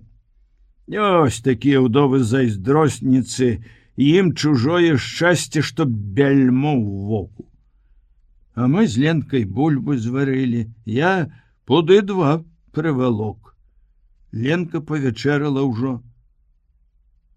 Добра паела, дачушка. Саша нахілілася да малой, якая падбегла да яе, падолам сукенкі па-сялянску выцерла запэцканы тварык. Добра. А чаго ты так доўга, мама? Я малачка табе прынесла. Яна разгарнула газету, наліла з пляшкі. Малая, стоячы пасярод пакоя, трымаючы шклянку абедзвюма ручкамі, прагна і прыгожа піла, струменчыкі цяклі па барадзе на сукенку. Саша як бы не бачыла мужа, быццам і не было яго. Давай вечараць і мы, Сашок. Яна не адказала. Спачатку ён разгублена прыціх, але хутка адчуў, што у ім знімаецца абурэнне. Што за дурная мода вось так маўчаць?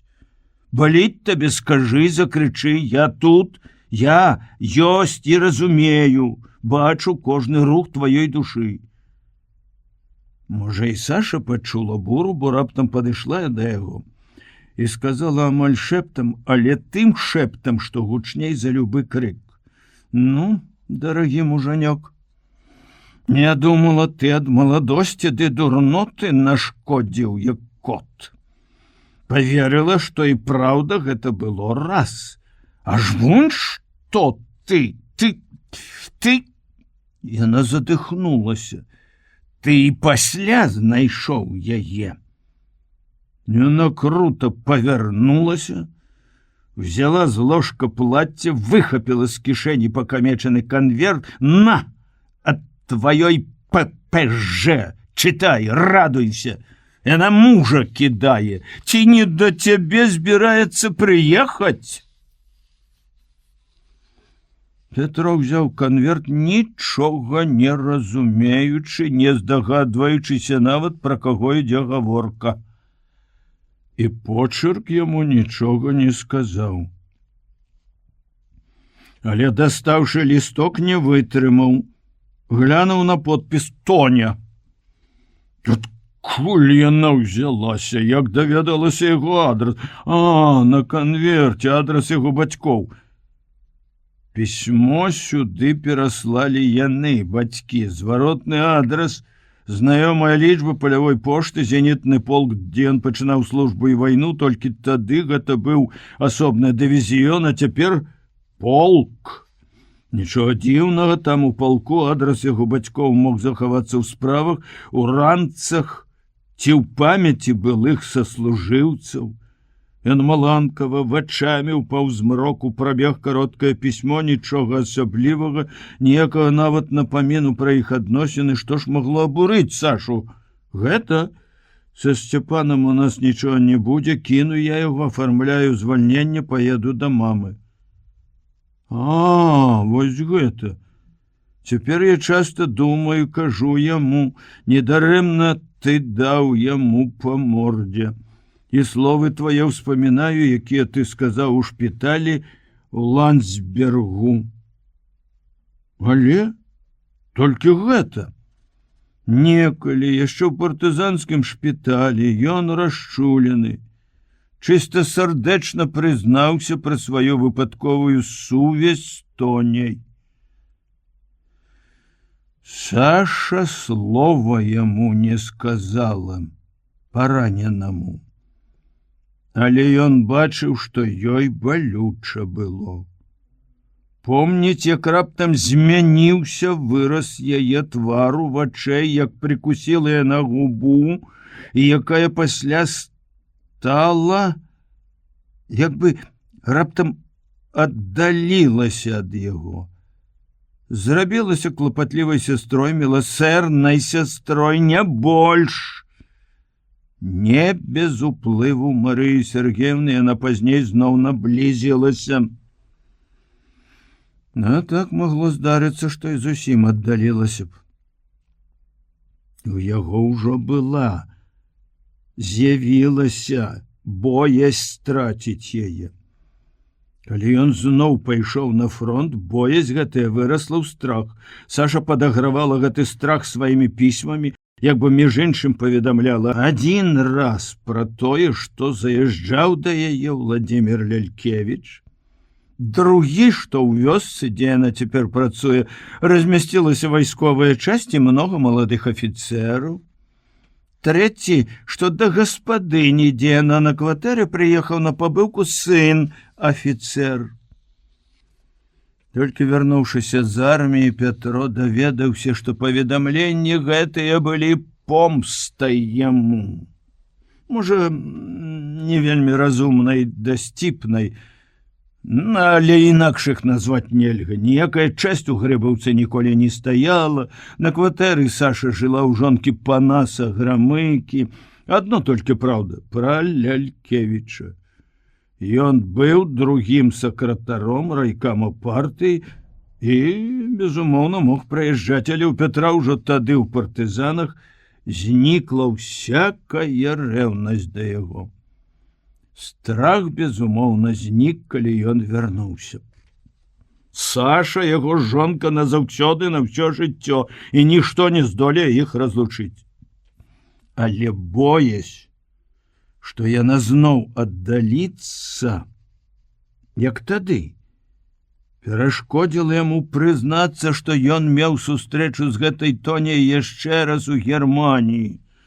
Баяўся не паверыць Саша, што велізарнейшым чалавечым муравейніку, разварушаным вайной, расстаўшыся недзе ў Мурманску, можна было зусім выпадкова сустрэцца пад Берлінам.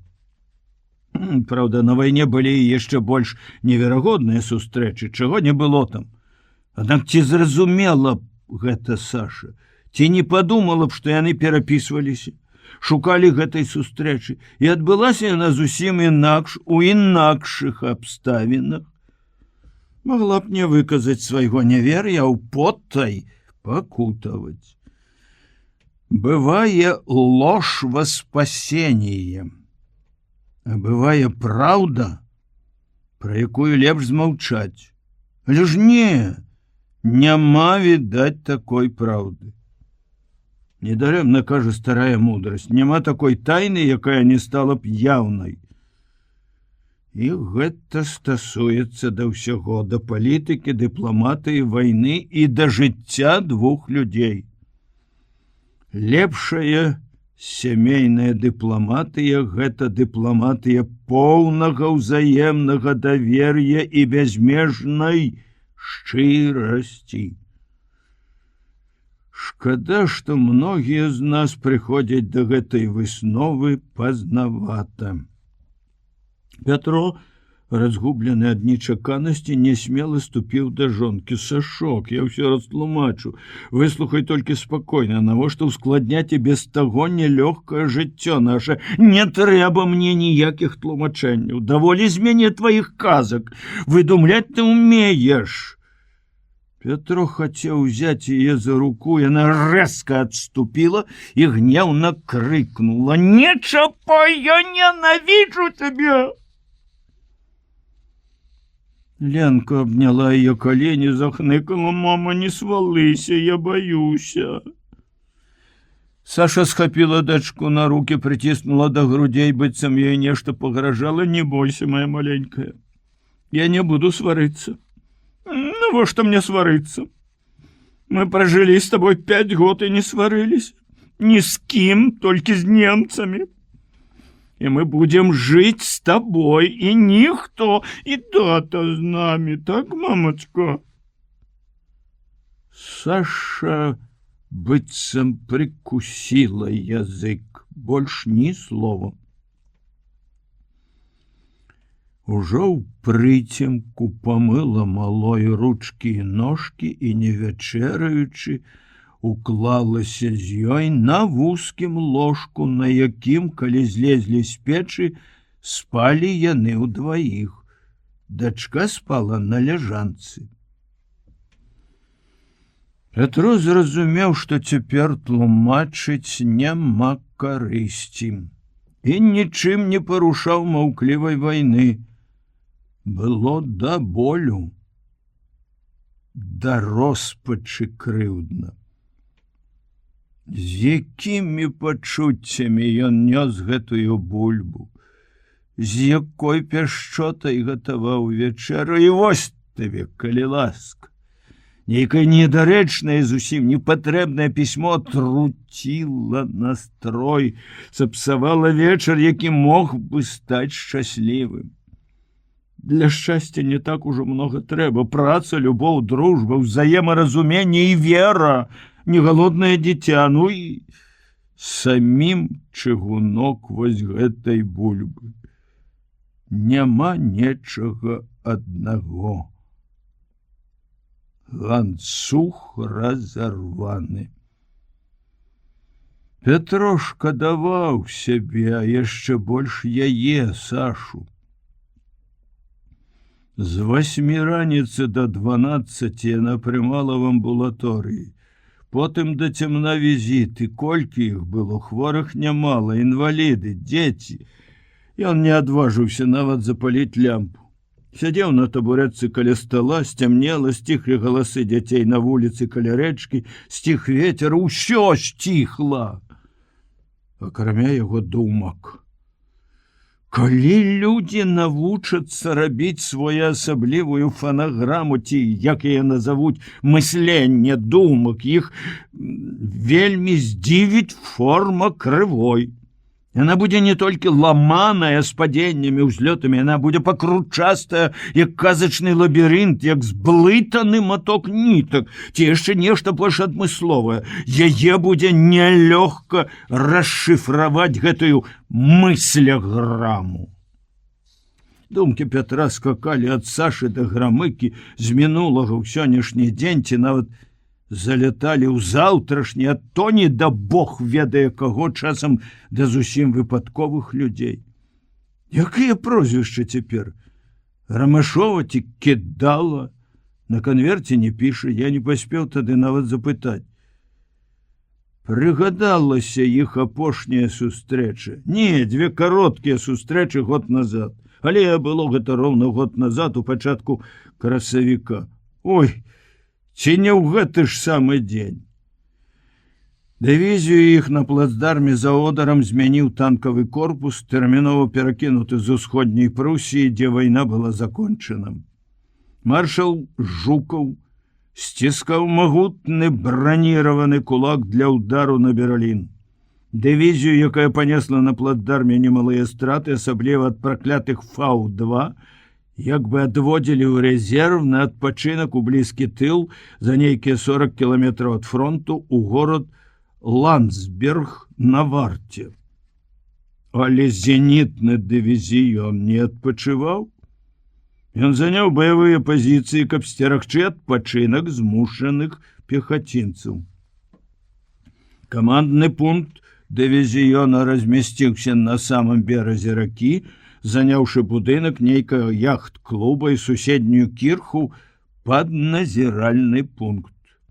Метраў за 300, не больш, вышэй па рацэ скаламі з бетону і рэбрамі жалезных ферм вытыркалі з вады рэшткі ўзарванага моста.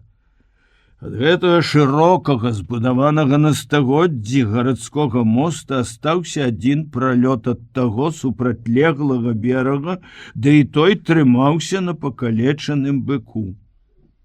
І аднак нейкі разумнік камандзір не знайшоў лепшага месца, каб размясціць узвод батарэі МЗА, паставіў яго на гэтым пралёце. 3 45-кі сваімі доўгімі тонкімі дуламі спушчанымі нюхалі рачную прахалоду. Над імі былі распяты камуфляжныя сеткі, але ўсё адно ўзвод як на далоні.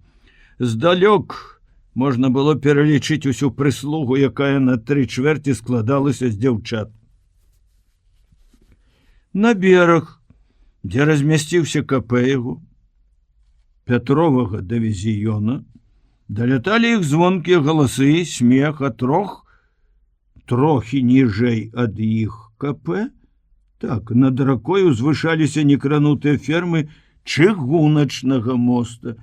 Па ім няспынна грымелі эшалоны. Апынуўшыся на беразе, ён, Пятроў, усяго толькі старшына па званню, камсорг дывізіёна, адразу рэалістычна ацаніў абстаноўку, кажучы ваеннай мовай. Немцы агрызаюцца з паветра ўжо рэдка, але ўсё-такі ж агрызаюцца, і калі яны наляцяць на гэты гарадок, то, безумоўна, галоўная іх мэта чыгуначны мост. Пятро ведаў, як нелёгка пацэліць у мост. Заўсёды бывае пералёт або недалёт, бомбы лажацца ўправа ці ўлева. Але ён ведаў не адзін выпадак, калі гэтыя дурныя бомбы знаходзілі зусім нечаканую цэль. Карацей кажучы, яго ўсхваляваў лёс гэтага дзявочага ўзвода. Камандзір МЗА, пагнаўшыся за найлепшымі вугламі абзору, паставіў сваіх людзей на верную пагібель. Нават калі не будзе прамога пападання, блізкі выбух разбурыць ужо і так пашкоджаны, патрэсканы бык, і людзі апынуцца ў рацэ. Ды проста выбуховая хваля, ўзрыў бомбы перад мостам можа змесці людзей у бурлівы вясновы поток. А колькі з іх умее добра плаваць? Каб на мосце былі адны мужчыны, можа, ён не так бы занепакоіўся. Дзе на вайне няма небяспекі. Але ён цвёрда трымаўся думкі, што не жаночая гэта справа ваяваць. Няшчасце прымусіла. Але ж можна ставіць гэтых салдат у спадніцах у такія мясціны, дзе будзе ў выпадку чаго найменш ахвяр. А тым больш цяпер, калі так блізка канец вайны. Пятро пайшоў да камандзіра свайго дывізіёна, капітана Крывародзькі. Товарищ капітан, маем мы ўжо сувязь з нашымі суседзямі. З гэтымі? З ПВА? Армейцы, нават зенітчыкі ставіліся да войск тылавой супрацьпаветранай абароны з некаторай пагардай і іроніяй. Хутка будем мець, цягнуць сувязісты. Позвоните им, скажите, что батарея на мосте поставлена под первую бомбу. Капитан з окна другого поверха поглядел на злосчастный мост, покрутил головой, усмехнулся в свои запорожские вусы. Але нейкі дурань высунуў, як блыху на пуп. Шугане, что корова языком зліжем. І вялікі аматар паговорыць пра жанчын, любоўныя справы, жартаўнік, камандзір прыжмурыўся, як кот, і чорцікі заскакалі ў яго вачах. Клапоцішся пра дзяўчат, старшына. Хопіць іх на нашага брата. Глядзі, пасля вайны па 3 на 1 будзе. Ось будзем мець клопату, а? Ён зарагатаў, але, мабыць, адчуўшы, што Пятро не мае намеру жартаваць, сур'ёзна паабяцаў: ну добра, камсорг, пазвоню. Тады Пятро паверыў, пазвоніць. Крывародзька інжынер, інтэлігент, быў разумны, чулы камандзір. Пасля няшчасцяў сумніўся, ці званіў. Цяпер, асабліва чамусьці сёння, пасля размовы з Панасам, думаў: не, Не званіў, напэўна, разважыў, на якое ліха яму лезці ў справы суседа з чужой часці, ды яшчэ калі там камандзір вышэйшы па званню. А сам ён, Пятро, хіба праявіў настойлівасць? Мог бы сказаць намесніку па палітчасці, начальніку штаба. Не, паглядзеў, абурыўся, пахваляваўся і хоць не забыўся. Батарэя ўвесь час была перад вачамі, але скарыўся перад суровасцю і непахіснасцю армейскага закону.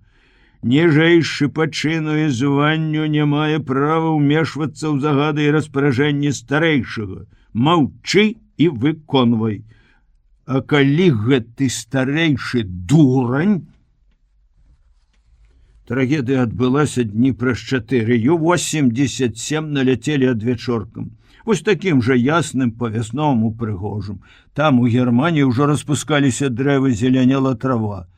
6 юнкерсаў зайшла з усходу па рацэ. Разам з бомбамі яны кінулі плывучыя міны. Выбухі грымелі доўга пасля таго, як самалёты, рассыпаўшыся ў розныя бакі, уцяклі ці, можа, былі збіты нашымі знішчальнікамі, што тут жа праз хвіліну падняліся ў паветры. Ніхто пасля дакладна не мог устанавіць, ад чаго гэта здарылася. Пацэліла бомба ці міна, ці былі і такія здагадкі. У быку пакінуты нямецкі зарад выбухаў ад дэтанацыі. Але ўсе з каманднага пункта іх дывізіёнаў бачылі, як раптам бык асеў, быццам праваліўся праз рачное дно. І вся 1000-тонная аграмадзіна жалезабетоннага пралёта з лёгкасцю драўлянага мастка, рэзка нахіліўшыся, слізнула ў раку. На тым беразе было пуста, ратаваць людзей не было каму. Стаяла нейкая тылавая часць, але паветраная трывога ўсіх загнала ў шчыліны. Праз выбухі бомб і выццё пікіроўшчыкаў даляцелі поўныя жудасці жаночыя крыкі. Над успененай выбухамі вадой замелькалі галовы, рукі. Сціснутая бетонам рака пропускала вясновы поток з шалёнай хуткасцю. Усіх, хто мог трымацца на паверхні, але не меў сілы перамагчы плынь, адразу вынесла на сярэдзіну. Нямногія паспелі схапіцца за парэнчы моста, што тырчалі з вады, падплысці да свайго блізкага берага. Капітан Крывародзька нават пры дзяўчатах-сувязістках успамянаў усіх святых і грэшных і ўсіх дурняў. Убачыў Пятра, злосна крыкнуў яму: «Напрарочыў, камсор, душу твою мать!» Быццам ён, Пятро, быў вінаваты ў тым, што здарылася.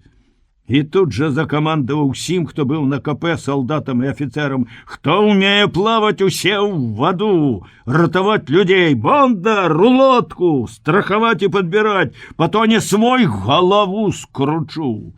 Звані суседу. Перадай, што яму пральняй камандаваць, а не палком, боўдзіла ён». Чалавек 10 выскачылі на ўзбярэжную, скідаючы на хаду боты гімнасцёркі. Ён, Пятро, быў сярод гэтых 10 і нават перагнаў іх усіх. Але ў ваду кінуўся не адразу. Убачыў, як паўз іх рака пранесла 2 дзяўчат, яны апынуліся чамусьці далёка наперадзе. Адна плыла ціха, аддаўшыся, відаць, на волю плынікам зберагчы сілы. Другая няспынна крычала: «Ратуйце!» і махала рукамі. Пятро шыбнуў на выбіты танкамі брук адзін, бо другі гімнасцёрку трэба абагнаць і плысці на пярэймы. Следам за ім яшчэ нехта бег, яго спыніў дзявочы голас ззаду: «Кідаемся, камсор, тоне!» На перапеце ўзбярэжнай стаяла ў адных блакітных рэйтузах і бюстгальтары Іх радыстка Леакадія Анечкіна, дзяўчына шумная, няўрымслівая. Камандзіры з ёю мелі нямала клопату. «Я гэтую, што дае нырца, а ты бяры тую ціхую!» — скамандавала яна і кінулася першая. Поплыла размашыстымі сажэнькамі, лёгка перамагаючы плынь. Было відаць, што дзяўчына гэта вырасла на вадзе. Ён, Пятро, не ўмеў так плаваць, але кінуўся з не меншай рашучасцю на пярэймы ціхай. Ледяная вада пекла цела, крыкнуў: «Грабі да мяне, да мяне!» Але яна як бы не чула. Магчыма, што яе аглушыла выбухам і не паварушыла нават рукой, каб наблізіцца да свайго выратавальніка. Плынь аднесла яе ў бок, і Пятро выбіўся з сіл, пакуль дагнаў яе, але як толькі падплыў, дзяўчына, як кажуць, мёртвай хваткай учапілася ў яго правую руку, скавала рух і пачала тануць, і яго пацягнула на дно. Пятро сярбануў вады, але выхапіў дзяўчыну на паверхню. Яна зіхнула, хапаючы паветра. «Пусці мою руку, пусці руку!» — закрычаў ён у твар. «І плыві спакойна, ты ж умееш плаваць, не бойся, я буду падтрымліваць, я тану, брацік!» — прашаптала яна пасінелымі вуснамі. У вачах яе Пятро не ўбачыў жудасці, якую бачыў не раз за вайну. Не, в яе вачах былі смертэльны смутак і стомленасць. Ён зразумеў. Чалавек змірыўся са смерцю, гатовы на той свет, а таму страціў волю да змагання і апошнія сілы. Это як шок. Бачыў ён такое і ў партызанах. Таму яна не крычала, не прасіла дапамогі, безвольна, трохі умеючы плаваць, трымалася на вадзе. Пятра спалохала такая самаасуджанасць. Пато не яна і яго ўтопіць, прайсці ўсю вайну праз усе агні і воды і так загінуць. Адчуў, што штаны, якія ён не паспеў дурны скінуць, сталі цяжкія, як жалезныя гіры. Анечкіна, пэўна, мела вопыт, што раздзелася амаль дагала. Няўжо нікога больш няма блізка? Дзе Бондар з лодкай? Не, крычаць нельга. І ён пачаў прасіць, маліць: «Сястрычка родная, славная, мілая моя, ну адну хвілінку, патрымайся, адну, зараз падыдзе лодка». Падхапіў дзяўчыну пад пахі і нагой дакрануўся бота. Гэта спалохала яго яшчэ больш. Боты цягнуць яе на дно. Як ён забыўся, што яна ў ботах. Каб скінуць боты, паспрабаваў зрабіць гэта нагой, і зноў яны абое нырнулі, зноў сярбанулі вады. Пятро адчуў, як распухае яго сэрца, запаўняе грудзі, жывот лезе праз горла, б'ецца ў галаве. «Конец!» — закрычаў так, каб пачулі на беразе. «Трымайся! Плыві!» І вылаяў тую, каго толькі што называў сястрычкай роднай, брыдкім словам. Прыгадаў, што чуў ці чытаў недзе, бывае, карыста знясіленаму тапельцу прычыніць боль. Праз мокрую гімнасцёрку балюча укусіў дзяўчыну за плячо, яна войкнула. Это ўзбадзёрыла Пятра, ды і яе, здаецца, скаланула, але яшчэ больш яе вярнуў да жыцця блізкі выбух. Каля правага берага ўзарвалася міна, іх абдало пырскамі вады, падкінула на хвалі. Пасля гэтага яна пачала грэбці рукамі, пачала змагацца. Набліжаўся чыгуначны мост. Пятро меў на яго надзею, можа, удасца зачапіцца за выступ быка і пратрымацца, пакуль не падыдзе лодка. Але яшчэ раней яны наскочылі на нейкае падводнае жалезе, казалі б пасля, на затоплены катар. Пятро адчуў, што яму раніла вострым ногі, жывот, але ён паспеў схапіцца рукой за нейкі прэнт. Плынь закруціла іх, Яшчэ больш абдзірала жывот вострае жалеза, ён крыкнуў выратаванай: «Трымайся за мяне!» Мабыць, адчуўшы ратунак, дзяўчына так абшчапіла яго шыю, што пасля доўга відны былі сінякі ад яе пальцаў. Тут жа да іх падышла гумовая лодка, і яе спусцілі тылавікі. У лодцы Пятру зрабілася блага. Ці то здало сэрца, ці ад таго, што ўбачыў кроў у сябе. Да крыві ён ніяк не мог прывыкнуць. У партызанах аднойчы, калі прыйшлося перавязваць параненых, таксама самлеў. Вярнулася прытомнасць, і ён убачыў над сабой знаёмы твар. Яго перавязвала Тоня Рамашова. Ён адразу пазнаў і адразу адчуў, што не трызніць, і спытаў амаль абыякова: «Ты?» Я. Здзіўляешся? Во дзе сустрэліся? Это батарея нашага полка». Пятро не здзівіўся, не ўзрадаваўся. «Хто камандуе вашым полком?» Яна назвала незнаёмае прозвішча. Значыцца, не Купанаў. Не хацелася пачуць, што так недарэчна выставіў людзей на смерць Купанаў. Колькі загінула, не ведаю. На другі дзень Тоня прыйшла да яго ў шпіталь. Фізічна ён адчуваў сябе здаровым, але была нейкая душэўная дэпрэсія. Не хацелася ні падымацца з ложка, ні есці, ні гаварыць з суседзямі, ні нават думаць. Таму і да яе паставіўся спачатку абыякова. «А, ты!» Яна адчула гэтую абыякавасць і збянтэжылася. «Я табе мёду прынесла. Сапраўдны, натуральны, не эрзац. Хлопцы з вулляў выдралі. Колькі загінула? 9. Яна ўздыхнула. Дзяўчаты? 1. Камандзір узвода. Як адчувае сябе тая, што... Ён хацеў сказаць, што я ратаваў, але асекся. Лека Анечкіна выцягнула сваю адразу, а ён, мужчына, не здолеў, ледзь сам не ўтапіўся разам з ёй. Нічога. Ляжыць у нас у санчасці, маўчыць толькі, як анямелая. Спалохалася, перажывае. Маўчыць? Пятро падумаў, што ў яе, мабыць, такі ж душэўны стан, як і ў яго. Яму стала блізкая тая дзяўчына, як сястра. Успомніў, як прасіў яе сястрычка родная, слаўная. Але дзіўна. Ніяк не мог уявіць яе твар, якая яна, і пакутаваў ад гэтага. У іх была любоў з камандзірам узвода. Яго перад гэтым на парткамісіі разбіралі. Пятро задыхнуўся. Дзіўна неяк хаўкнуў. Рэзка падняўся.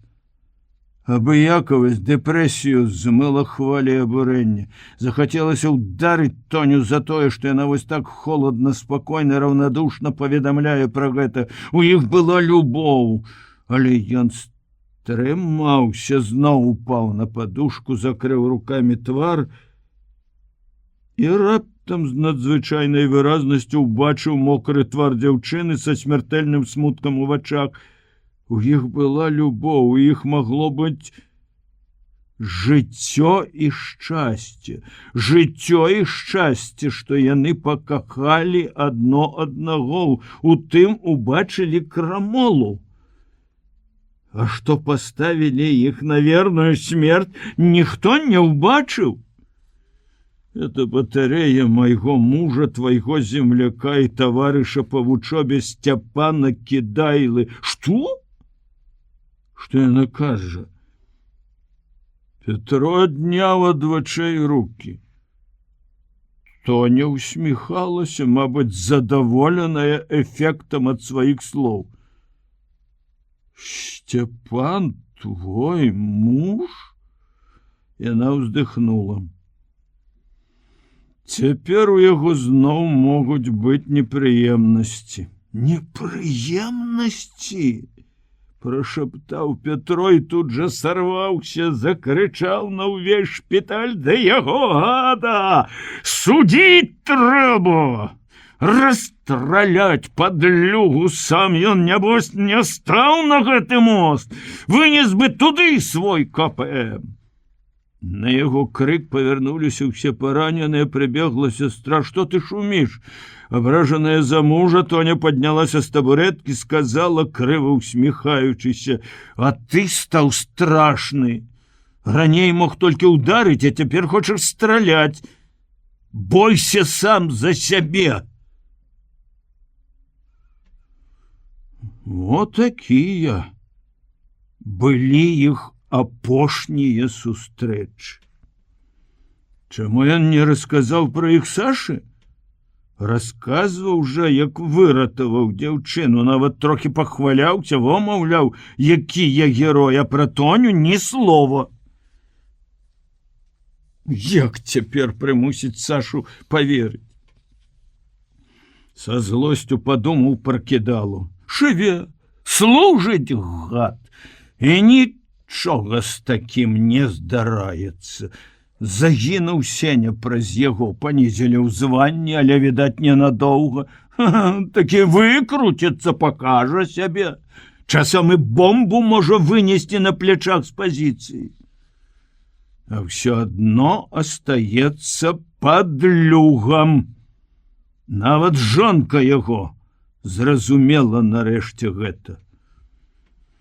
Цяпер я часта думаю, кажу яму: недарэмна ты даў яму па мордзе, і словы твае ўспамінаю, якія ты сказаў у шпіталі, а тады абразілась, вось як праз год дайшло.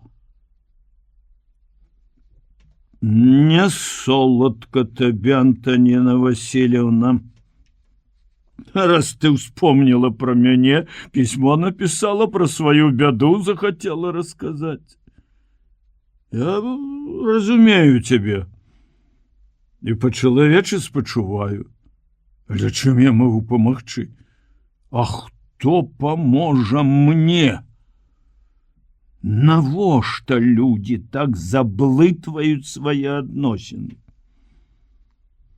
Невядома, колькі часу Пятро прасядзеў так, каторая гадзіна. Ён не адважваўся чыркнуць запалку, каб глянуць на будильнік, што прыглушана цікаў у кутку на стале за кніжкамі. Ой, баліць галава. Можа выйсці, пастаяць на двары, падыхаць начной прахалодай. Саша, напэўна, заснула. Але раптам ён пачуў, не пачуў, адчуў, што Саша плача. Саша плача. Як разанула гэта па сэрцы, ці не ён некалі кляўся сабе, што праз яго Саша не ўроніць ніводнай слязінкі. Пятро кінуўся да ложка, упаў на калені, правёў рукой па яе валасах, па шчацэ, шчака мокрая, але плакала. Саша адвярнулася, ён прыпаў вуснамі да яе плеча. Саша, Сашенька дурненькая, ну чаму ты? Ну чаму? Ну што здарылася? Ну нельга ж так, я люблю цябе. Люблю, слаўная моя. А ўсё тое глупства, слабасць моя. Вось за гэта карай мяне, што я не поверыў, што ты зразумееш, поверыш. А ты ж разумная, добрая. І ты верыш мне. Скажы, верыш? Ну, чаму ж ты маўчыш? Ну, закрычы. Ну, удар, выгані прэч, калі лічыш, што я нягоднік. Але не маўчы. Ну, нельга ж так, нельга. Я шкадаваў цябе і таму не сказаў, што бачыў яе, гэтую Тоню. Але як бачыў? Ты паслухай, я ўсё раскажу, всё.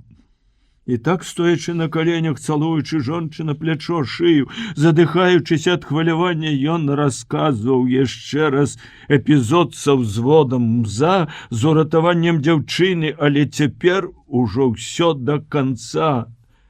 Сустрэчу з Тоняй, кароткія размовы з ёй, усё па шчырасці, так, як толькі што прыгадаў. Саша маўчала, не паварушылася нават. Ну, чаму ты маўчыш? Скажы, верыш, што я расказаў праўду? Яна маўчала. Не верыш? І як таму хлапчуку, якога пакаралі не за яго віну, Петру стала так шкада сябе. Не верыш, значыцца. Заварочылася Лена, паклікала маці, Саша паправіла на малой коўдру. Спі, моя маленькая, спі. І сказала яму спакойна, быццам нічога і не здарылася. Разбудзіш дзіця, кладзіся спаць. Табе можна валяцца да 8, а мне рано ўставаць. І зноў ён сніў свой мост. Мост быў амаль што гатовы. Высокі, доўгі. Не хапала аднаго пралёта ад таго высокага дняпроўскага берага. Велізарны плывучы кран нёс гатовую ферму, аснову апошняга пралёта. Ён, Пятро, стаяў на быку так высока, што кружылася галава, калі глянуць уніз, дзе бурліла, пенілася рака. Ён махаў рукамі, паказваючы кранаўшчыку, як найлепш падвесці і пакласці ферму, а кранаўшчык па нас грамыка, ён скаліць зубы, яны здалёк блішчаць на яго цыганскім твары, чаму смяецца. Не верыць, што ён, Пятро, ўсё-такі дабудуе свой мост? Ды вось па нас нешта закрычаў, паказвае рукой угору. Пятро падняў галаву і убачыў, што ферма павольна апускаецца на яго, але не спалохаўся. Спалохала іншае. Гэты вар'ят грамыка ўзлез на доўгую стралу крана, бяжыць па ёй над безданню. Навошта? Хоча ратаваць яго, Пятра, але ж яму нічого не пагражае. Сарвецца, вось-вось сарвецца. У Пятра замерла сэрца. Па нас сарваўся. Плёснуўся ў ваду так, што пырскі даляцелі да Пятра. А вунь жа якая вышыня. Трэба ратаваць. Але ніяк нельга сцягнуць з нагі цесны бот. Пятро кідаецца ў ботах, ды ў вадзе замест грамыкі Тоня. Яна крычала гучна і весела: «Ратуйце!» А калі Пятро падплыў, сказала: «Это твой земляк і сябра Сцяпан кідала, спіхнуў мяне». Пятро ўзлаваўся: «Шалёны сабака, яму сябра твайму Сцяпану, яшчэ не адплаціў яму за Сеню Пясоцкага. Ратуй мяне, я стану тваёй жонкай. Што ты вярзеш? У мяне ёсць жонка». Нейкі правал, і замест Тоні Саша. Яна моцна абшчапіла яго за шыю, а вада з шалёнай хуткасцю, круцячы, віруючы, несла іх на мост. «Петя, я тону, со смертельным смуткам у вачах шаптала Саша пасінелымі вуснамі. І тады яму стала жудасна, ён закрычаў, просячы дапамогі. Нарэшце схапіўся адной рукой за цагліну быка, другой трымаў Сашу, а вада напірала, ён крычаў, маліў: «Трымайся, Сашок, трымайся, слаўная моя!» Вода круціла, і ён біўся галавой аб цэглу і ўсё прасіў жонку пратрымацца яшчэ хоць хвілінку.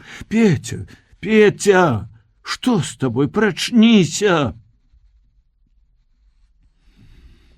Не адразу зразумеў, што гэта Саша будзіць яго, трасе за плечы. О, Боже! Ну што табе снілася? Спалоху. Думала, галаву аб печ разаб'еш. Ён спаў на вузкім лежаку. Прыйшоўшы нарэшце да памяці, уцяміўшы, што ўвесь кашмар з ракой сон, а Саша,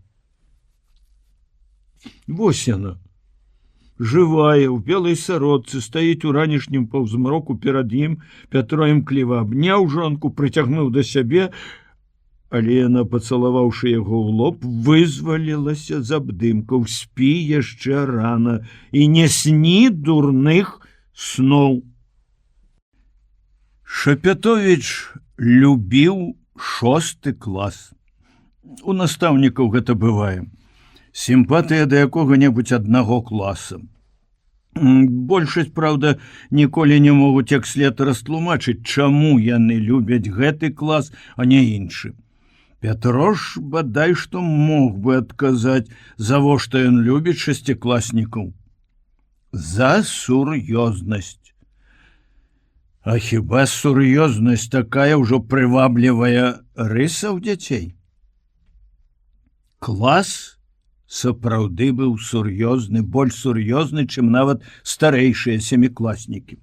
Хоць разуменне старэйшыя і малодшыя у першыя пасляваенныя гады не адпавядала ўзросту вучняў, а толькі класу, у якім яны вучыліся. Па гадах дзеці былі розныя, і ўсе пераросткі. Але некаторым вайна сарвала гэтай мясцовасці толькі 2 гады вучобы. У восень 43-го яны зноў пайшлі ў савецкую школу. Другія ж не вучыліся все 4 гады. Бацькі на фронте, трэба было памагаць мацярам карміць сем'і, а мясцовым уладам было не да ажыццяўлення закону аб усеагульным навучанні. Так што ў 6 класе сядзелі вучні, якія па гадах павінны былі вучыцца ў 10. Усе педагогі свету пісалі, што пераросткі самыя цяжкія вучні. Пятро, как пісаў педагагічны трактат, мог бы лёгка аспрэчыць такія сцверджанні. Хоць ён не меў ні тэарэтычнай методыкі, ні практыкі, а можа менавіта таму, што не меў нічога гэтага, з вучнямі пераросткамі займацца яму было лёгка і простым. Ён гаварыў з імі як з роўнымі, гэтак жа, як будучы камсоргам дывізіёна, гаварыў з байцамі. І бачыў, адчуваў, што вучням падабаецца такая роўнасць.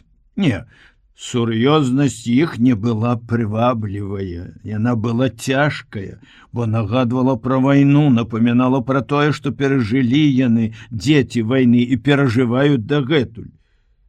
Так што любіў Пятро сваіх вучняў не за сур'ёзнасць, а за тое, што на сваіх слабых дзіцячых плячах яны вынеслі не менш, чым ён, чым бацькі іх і маці.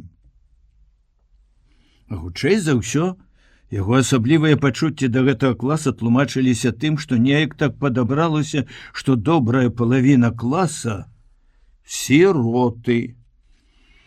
Але былі ў гэтых сірот надзіва мужныя і не па-дзіцячы цвярозыя, проста такі мудрыя погляды на жыццё. Гісторыю старажытнага Егіпта і Грэцыі ведалі вучні, мякка кажучы, дрэнна. Всё выветрылася з галоў. Але затое гісторыю вайны, якую перажылі, самі ведалі лепей, чым многія дарослыя. Каб інспектор-фармаліст паслухаў некаторыя з Пятровых урокаў у гэтым 6 класе, то бадай настаўніцкая кар'ера яго на гэтым і скончылася б. Часам урокі гісторыі ператвараліся ў агульную дыскусію пра вайну, пра жыццё, ва ўзаемныя расказы пра фронт і партызан. Настаўніцы, якія вялі урок усё суседнім класе, не раскардзіліся пыльскаму дырэктару, і той збянтэжана і далікатна рабіў заўвагу: Пятро Андреевич, зноў у вас у 6 было шумна. Было, Казімір Паўлович, было, пакорліва згаджаўся Шапятовіч на здзіўленне настаўніц, якія звычайна ўпарта спрэчвалі кожную заўвагу ім. Хоць хутка яны перасталі здзіўляцца, Пятро сам пачуў аднойчы іх размову. Яму што, партызан, фронтавік, сакратар з Лялькевічам в адным атрадзе быў? Каго і чаго яму баяцца? Патроху Пятро зацікавіў сваіх вучняў і гісторыяй Грэцыі. Тады, калі і сам, як кажуць, з галавой акунуўся ў інстытуцкі курс, пазнаёміўся з дзівоснай міфалогіяй і ўвогуле захапіўся гэтай навукай. Але акрамя гісторыі, прыйшлося яму выкладаць яшчэ адзін прадмет. Усе адмовіліся ад нямецкай мовы. І ўрокі яе гвалтоўна рашэннем педсавета аддалі яму.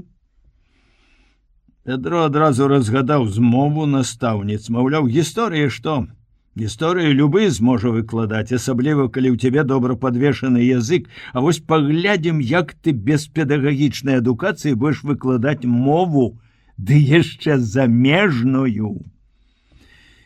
Ён хоць і разгадаў гэта, не стаў спрачацца. Мову дык мову. Ведаў яго было не намнога больш, чым у вучняў, бо вучыў ён нямецкую толькі некалі ў 7 класе. У тэхнікуме замежнай мовы ў той час не выкладалі. Але, будучы ў Германіі, вывучыў 100-2-3 бытавых слоў. Гэта акалічнасць і дала падставы педсавету зрабіць яго школьным немцам. Праўда, дзеці ні разу не назвалі яго так, а заўсёды, у тым ліку і перад урокамі мовы, крычалі: «Гісторык ідзе!» Петра радавала такая іх тактоўнасць. Да урокаў гісторыі ён рыхтаваўся з прыемнасцю і выкладаў з задавальненнем, праца давала радасць. Нямецкая мова была пакутай. У гэтым 6 Б, да якога меў асаблівую прыязнасць, Шапятовіч адразу і шчыра прызнаўся: «Ведаю я нямецкую мову не намнога больш, чым вы. Вучыць будзем разам». Ён чакаў, што ўбачыць на тварах скептычныя усмешкі ў адказ на сваё прызнанне. Не, ніводнай ухмылачкі. Сур'ёзнасць незвычайная. Толькі раптам падняўся Сергей Салодкі, самы аўтарытэтны вучань, партызан, у атрадзе цэлы год быў, і хрыплым басам, голас ламаўся, спытаў: «Пятро Андреевич, а на чорта нам гэтая мова?» Пятро разгубіўся на міг. Ён зразумеў нянавісць дзяцей. Не дзяцей ужо, юнакоў, дзяўчат, да ўсяго нямецкага. Добра, што пасада камсорга і цікаўнасць яго далі мажлівасць там, у Германіі, пазнаёміцца трохі з гісторыяй краіны. Можа, тады ўзнікла яго жаданне пайсці на гістарычны факультэт. З рэвалюцыйным рухам, трошки з літаратурай, Гёте, Шылер, Гейне, Генрых Ман. Ён увесь урок горача з натхненнем, якое само па сабе не магло не захапіць вучняў, расказваў ім пра нямецкі народ, пра культуру, якую народ гэты стварыў. Словам, расказваў так, што, здавалася, нават самога сябе пераканаў, ва ўсякім разе паверыў Вучні зразумелі, што фашызм гэта адно, а народ ёсць народ, і мову яго трэба шанаваць як мову кожнага народа. Але калі ён зрабіў паўзу, Таня Незавет, самая ціхая дзяўчына ў класе, выдатніца, не смела, зусім па-дзіцячы падняла руку. Атрымаўшы дазвол, спытала: «То чаму ж такі народ, як вы кажаце, даўся Гітлеру хамут на сябе надзець?» Тады зашумелі і хлопцы. Праўда, чаму, а? А чаму?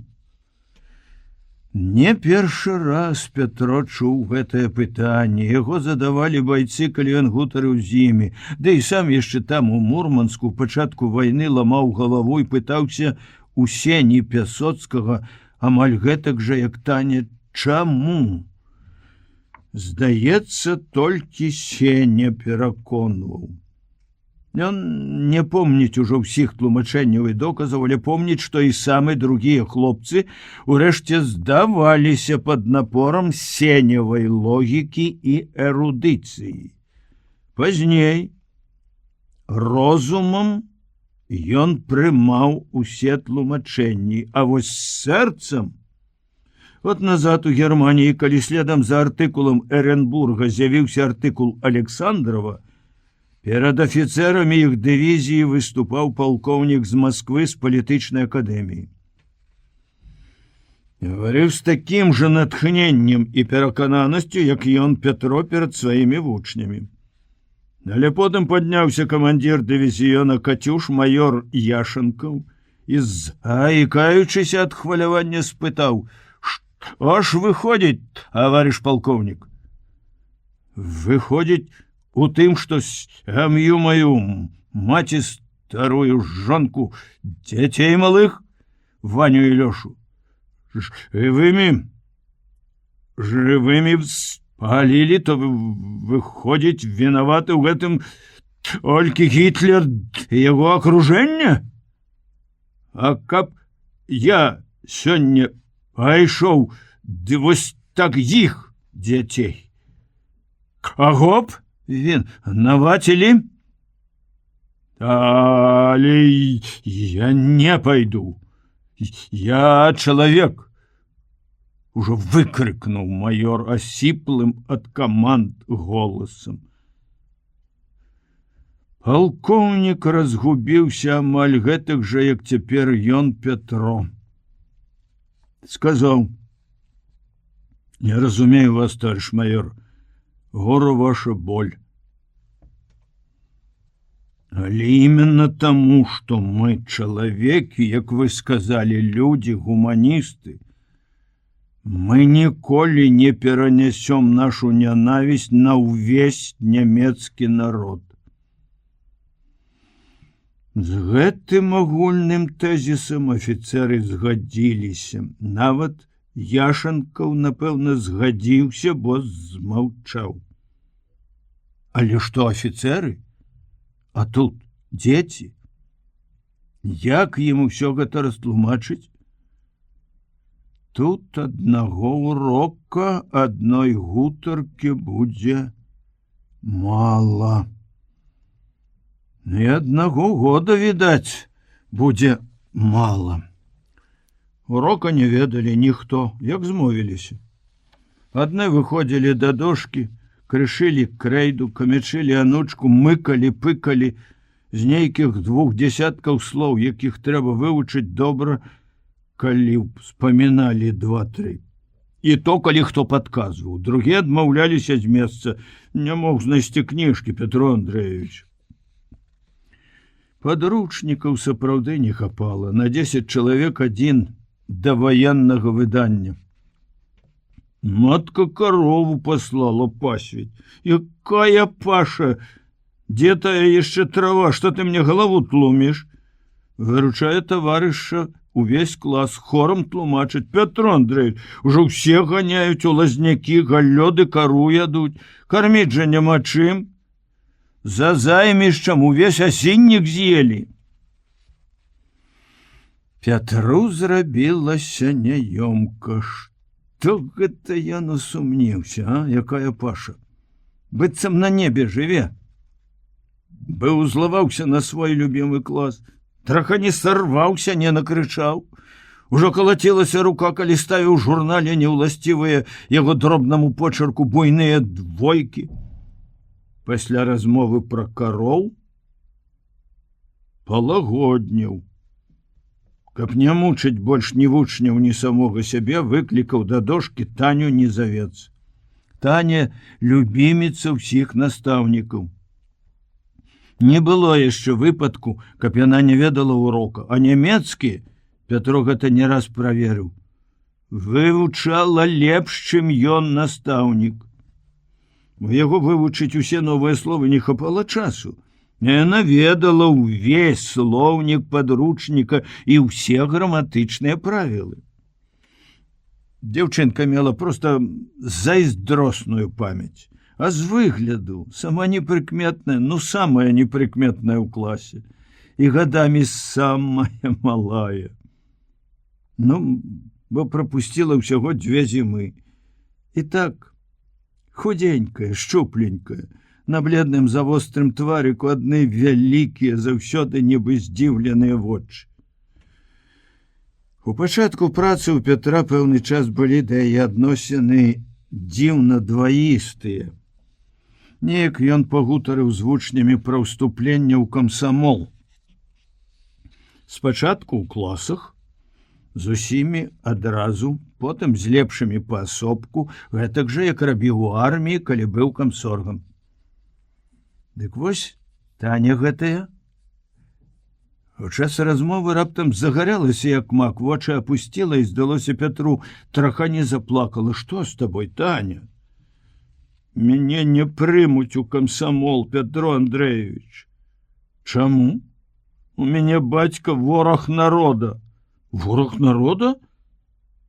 Але вам хіба ніхто не казаў, што бацька мой быў дырэктарам нашай школы? Яго арыштавалі перад вайной яшчэ. Шапятовіч не ведаў, чым скончыць размову з дзяўчынкай. Пасля распытваў пра незаўца.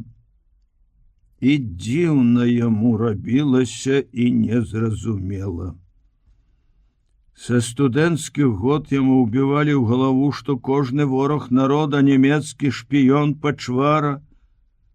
А тут сяляне, асабліва жанчыны, якія заўсёды менш стрымана і больш непасрэдна выказвалі свае пачуцці, хвалілі Антона Пятровича. Залаты чалавек быў. Да кожнага сэрца сцежку ведаў, і да малога, і да вялікага. Завошта ж яго арыштавалі? А хто ведае, завошта тады хапалі людзей? Хіба яго аднаго? Грамыка адказаў на Пятрова пытанне коротка аб прычыне арышту.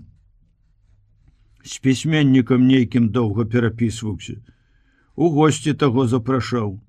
З галавачом ці з чаротам, не помню ўжо. На чорт яму здалася тая перапіска. Прагучала так: па дурноце сваёй трапіў у бяду. Няўжо ж не маглі разабрацца, што невінаваты чалавек, пакутліва думаў Пятро. Маглі ж запытаць у людзей, з якімі такі вораг пражыў усё жыццё. Тутэйшы ж ён, мясцовы. Пасля даведаўся ад Бабкова, што жонка незаўца, Таніна маці, цэлы год выпякала партызанам хлеб. На яе ніхто з фашысцкіх паслугачоў не мог падумаць, што яна памагае партызанам. Адзін раз хлопцы пшанічную муку з гарнізона вывезлі, расказваў Бабкоў. І яна нам такіх булак напякла. Я сам забіраў гэтыя булкі на досведку. Дастаём апошнюю выпечку проста з печы, гарачыя. Пахна ўсё наваколле, галава кружыцца, а дзеці прачнуліся. Галоднымі вачамі з-за печча глядзяць, сліну каўтаюць. Ты што, пытаю? Не дала ім булкі паспытаць? А як жа я дам чужую? Во, брат, сумленне. Святая Марыя. З таго часу Шапетовіч полюбіў Таню не толькі за тое, што яна першая вучаніца. Аднак, калі запытаў сакратара райкама Анісімова, ці можна Таню незавец прыняць у камсамол, той паглядзеў на яго, як на дзівака, і з насмешкай спытаў: «Табе што, няма больш каго прымаць?» Таня адказала урок, як заўсёды, без запінкі, прачытала тэкст, праскланяла словы. «Во як трэба вучыць! Чулі, гультаі?» Нязлосна ўпікнуў Пятро ўсіх астатніх, падыходзячы да хісткага непафарбаванага століка, каб паставіць у журнале найвышэйшую адзнаку. Ён ужо ставіў ёй 5 з плюсам. Хоць дырэктар рабіў яму заўвагі, што такой адзнакі не існуе. Да раптам нешта стукнула каля дошкі за яго спіною. Клас падхапіўся: «Таня!» Таня ляжала на падлозе, бледная, як нежывая. Пятро кінуўся да яе: «Таня, Танечка, што з табой, дзіця маё?» «Трэба доктара!» — крыкнуў нехта з хлопцаў. «Але доктар, але навошта, каб яна ляжала тут у класе на падлозе, пакуль прыбяжыць Саша? Медпункт за нейкія 50 метраў». Пятро падхапіў дзяўчынку на рукі. Хлопцы ціхенька, каб не патрывожыць другія класы, адчынілі перад ім дзверы, і ён хутка збег уніз з другога паверха. Саша ўбачыла праз акно, выскачала насустрач. Што з ёй? Упала каля дошкі. «Ты крыкнуў на яе? Ну што ты? На Таню? Завошта?» Убачылі работнікі сельсавета, ля будынка якога размяшчаўся фельчарскі пункт, і ўсе следам за Пятром і Сашай валіліся ў маленькі пакойчык. Непрытомную паклалі на канапку. У Сашы заўсёды такой спакойнай, упэўненай дрыжалі рукі, калі яна расшпільвала Тані кофтачку, адкрывала стэрылізатар, брала шпрыц. Потым Саша ўзлавалася, крыкнула на цікаўных: «Што вам трэба? Прэч адгэтуль!» Хоць былі тут усе свае людзі, з якімі яна штодня разам працавала, з некаторымі нават сябравала. Як ветрам выдзьмула ўсіх, акрамя гаспадароў, старшыні сельсавета і сакратара. Бабкоў схвалявана кружыў па пакойчыку, цёр правай рукой левую, кантужаную, на якую заўсёды была надзета шарсцяная пальчатка, і даваў Сашы парады, здавалася Пятру, даволі кваліфікаваныя. За час доўгага ляжання ў шпіталях Іван Демідавіч сам зрабіўся добрым лекарам. Сакратар сельсавета Халімон Капыл, кульгавы стары, стаяў каля дзвярэй, абапёршыся на свой тоўсты ядлоўцавы кій, і паўтараў адну і тую ж фразу. Усім вайна парвала нервы, і старым і малым, усім здароўя ад нерваў. Але на яго твары нічога не відно было. Ні хвалявання, ні трывогі за жыццё дзяўчынкі. Можна было падумаць, што пры гэтым самым чалавеку людзі трацілі прытомнасць штодня, і ён даўно ўжо прывык да гэтага. Яго, як таго магільшчыка, нішто ўжо не кранае, ні сама смерць, ні гора і слёзы блізкіх. На яго твары наогул ніколі нічого не выяўлялася, на ім як бы некалі даўно хаатычна перамяшаліся і назаўсёды застылі ўсе рысы чалавечага характару. Аскетызм у запалых і заўсёды непаголеных шчоках, сытасць, ласуннасць у вуснах, тоўстых, ружовых, тлустых, доброта ў складках каля вуснаў, у мяккіх лініях падбародка і амаль калючая варожасць у маленькіх і глыбокіх вочках пад карнізам ісцевых кашлатых броваў. Саша чамусьці не любіла гэтага чалавека, і яе непрыязнасць да Капыла паступова перадавалася Пятру, хоць ён і працівіўся такому пачуццю. Разам працаваць, разам жыць і нельга праз тое, што табе не спадабаліся вочы ці барада, не любіць чалавека. Таня прытомніла да уколу. Расплюшчыла вочы. Уцяміла, дзе апынулася, спалохана войкнула, памкнулася падняцца, Саша ўтрымала яе.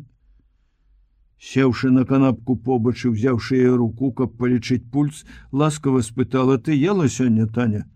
«Ела», – прошептала дзяўчынка. «Што ты ела?» Яна адказала не адразу. «Дранікі». «Што, з той бульбы, што назбіралі ў полі?» Таня не адказала. Сім вайна парвала нервы. «Што ты дудзіш пра свае нервы?» – узлаваўся Бабкоў. «Хто табе рваў іх, твае нервы?» Сядзеў каля жончынай спадніцы. Саша сказала з суровым дакорам: «Падумалі б, як дзяцей накарміць кіраўнікі, балбатуны нешчасныя». Петро аслупянеў ад нечаканасці. Ніколі Саша не была такая злосная, бязлітасная і несправядлівая. Сказаць такое пры вучаніцы? Бабков абразіўся, узвіўся, закрычаў: «Александра Фёдоровна! Вы мне таких слов не кидайте! Мне ў самога сэрца гарыць, але дзе ўзяць, скажыце? Дзе?» Капылнік па-бабску ківаў галавой. «Усім вайна», – пачаў ён, але тут жа змоўк. «Саша, ты што?» – упікнуў жонку Петро. «Мы такого папроку не заслужылі, ты лепш, чым хто, разумееш?» Але яна разумела ўсё, словы вырваліся ад горычы і болю. Петро бачыў, што ёй ужо сорамна. Але прабачэння Саша не папрасіла, сказала амаль гэтак жа бязлітасна: «А вы не лезьце пад руку, калі чалавек заняты работай!» І чуть-чуть змякчыла: «Мала што я магу сказаць». Падчас гэтай размовы яна набрала ў шпрыц ампулы раствору і ввяла Таню ў руку. Дзяўчынка баязліва войкнула. Праз хвіліну на лбе ў яе выступілі пустыя кроплі поту. «Ну, як ты, Танечка?» – спытала Саша. «Голова кружыцца. Полежи хвіліначку, потым пойдем, накормлю тебя». «Я не хочу», – засаромілася Таня. «Ну, не выдумляй, дадому не дойдешь. На чым я тебя повязу?» Ісці ёй трэба было ў суседнюю вёску, кіламетры за 3. Саша гаварыла так, быццам у медпункце больш нікога не было. І ввогуле рабіла выгляд, што ўсе яны, муж, Бабкоў, Капыл, не існуюць для яе, пакуль яна занята такой неадкладнай працай. Да і самі яны адчулі, што лішняе тут. Патапталіся збянтэжана каля дзвярэй, нібы вырашаючы, як найлепшым чынам з гонарам пакінуць поле бою, адкуль гэтая маленькая жанчына даволі такі няветліва попрасіла іх. Па адным шмыгнулі ў калідор, але ў кабінеце сваім Бабкоў яшчэ доўга кіпеў. «Ты ей скажы, Петро Андреевич, мы яе паважаем, але няхай не распускае язык. Вось так і скажы ёй сам». Петро ведаў, што нічога такога Бабкоў не скажа, бо баіцца Сашы. Яна хоць дагэтуль і далікатна, як бы жартуючы, але часам добра, такі, як ніхто іншы, давала яму праборку за некаторыя слабасці. Петро ганарыўся жонкай, што яна такая, нікому не змаўчыць за праўду. Хутка нават гэтыя балбатуны няшчасныя здавалася яму не крыўдным, а смешным. Ён у душы смяяўся, слухаючы прыглушанае кіпенне Бабкова. Няхай стары выпусціць пару. Пятро спалохаўся, калі Таня ўпала, усцешыўся, калі яна прытомніла. З вясёлым гумарам ён слухаў крыўду Бабкова і асцярожнае не закрануць парторгай дагадзіць старшыні падтакванне Капыла. Ад нерваў усё. А ў каго яны цяпер у парадку, нервы? Падліў масла ў невясёлы агонь капыловых разважанняў. Нервы, што сталь. Яны гартуюцца ў нягодах. І пайшоў у школу. Але ў класе яго раптам апанаваў нейкі дзіўны смутак, душэўны неспакой. Чаму? Не разумеў. Нічога ж асаблівага не здарылася. Хіба яму навіна, што дзеці не даядаюць? Амаль усе. Але як не стараўся супакоіць сябе, урок гісторыі ў 7 класе не клеіўся. Расказваў ён пра паходы Траяна нудна, нецікава, збіваючыся. Клас адчуў, што гісторык не ў настроі, і вучні сядзелі насцярожана, ціха, як бадай ніколі. Калі паспрабаваў праверыць, як засвоілі новы матэрыял, ніхто з вучняў не здолеў талкова паўтарыць тое, пра што гаварылася. Пятра гэта яшчэ больш расстроіла. Не, ён не злаваўся. Наадварот, неяк усё больш абмякаў, сціхаў, падоўгу сядзеў у глыбокай задуме. Але калі ў дзвярах нечакана з'явілася паштарка Надзя, рыжая сарамлівая дзяўчына, чырванеючы, таямнічым голасам сказала: «Пятру Андрэевич, выклікаюць вас, упаўнаважаныя». Шапятовіч неяк адразу ажыў, само сабой перад класам у яго вырвалася: «Пайшлі к чорту, Надзя!» Эх! Толькі войкнула спалоханая дзяўчына і ляпнула дзвярамі. Клас весела загудзеў. Пятро адчыніў дзверы і закрычаў у калідор услед пасыльнай: «Скажы, што ў мяне урок! А урока ніхто не мае права зрываць! Сам пан Бог, сам наркам, міністр!» Хлопцы-пераросткі не проста гудзелі, вылі ад захаплення. Тады Пятро да іх: «А вы што загрымелі, як калясніцы Траяна? Зубараў, паўтары урок!» На задняй парце падняўся хлопец на галаву вышэй за настаўніка і пачаў нядрэнна расказваць пра спробы аднаго з апошніх імператараў аднавіць былую славу і веліч Рымскай імперыі. Шапятовіч бачыў, што Зубараў бесцырымонна заглядвае ў падручнік, які яму сябры падсунулі, але маўчаў. Вучань падглядваў умела і спрытна, адным вокам лавіў самую сутнасць. Акрамя таго, Пятро ўжо ведаў са свайго небагатага вопыту, што часам, калі расказвае вучань, матэрыял засвойваецца лепш, чым калі расказвае настаўнік. Хутка ўбачыў праз акно да школы: кульгае Капыл. Зразумеў. Дарэмна крычаў Надзі з урока, яго ўсё адно сарвуць, як гэта было ўжо неаднойчы, і на душы зноў стала пагана. Сказаў вучням: «Відаць, прыехаў начальнік вышэй за Бога і міністра. Сам Капыл капыляе па маю душу. Пачытайце ціха. Костя, галавой адказваеш за парадак у класе. Калі Марія Антоновна паскардзіцца, што вы шумелі, крыўдуйце на сябе». Сакратар сельсавета, убачыўшы Пятра, дакорліва паківаў галавой, маўляў: «Як жа гэта вы так неасцярожна?» І гэтак жа таямніча, як Надзя, паведаміў: «Сам Булат будзе упаўнаважаны на ўсю пасяўную». Полное прозвішча начальніка райаддзела НКУС, цяпер ужо МДБ, бо месяц назад наркаматы сталі міністэрствамі, было Булатаў. Булат Пятро пачуў упершыню, здзівіўся і не разумеў, чаму ў старога такія спалоханыя вочы.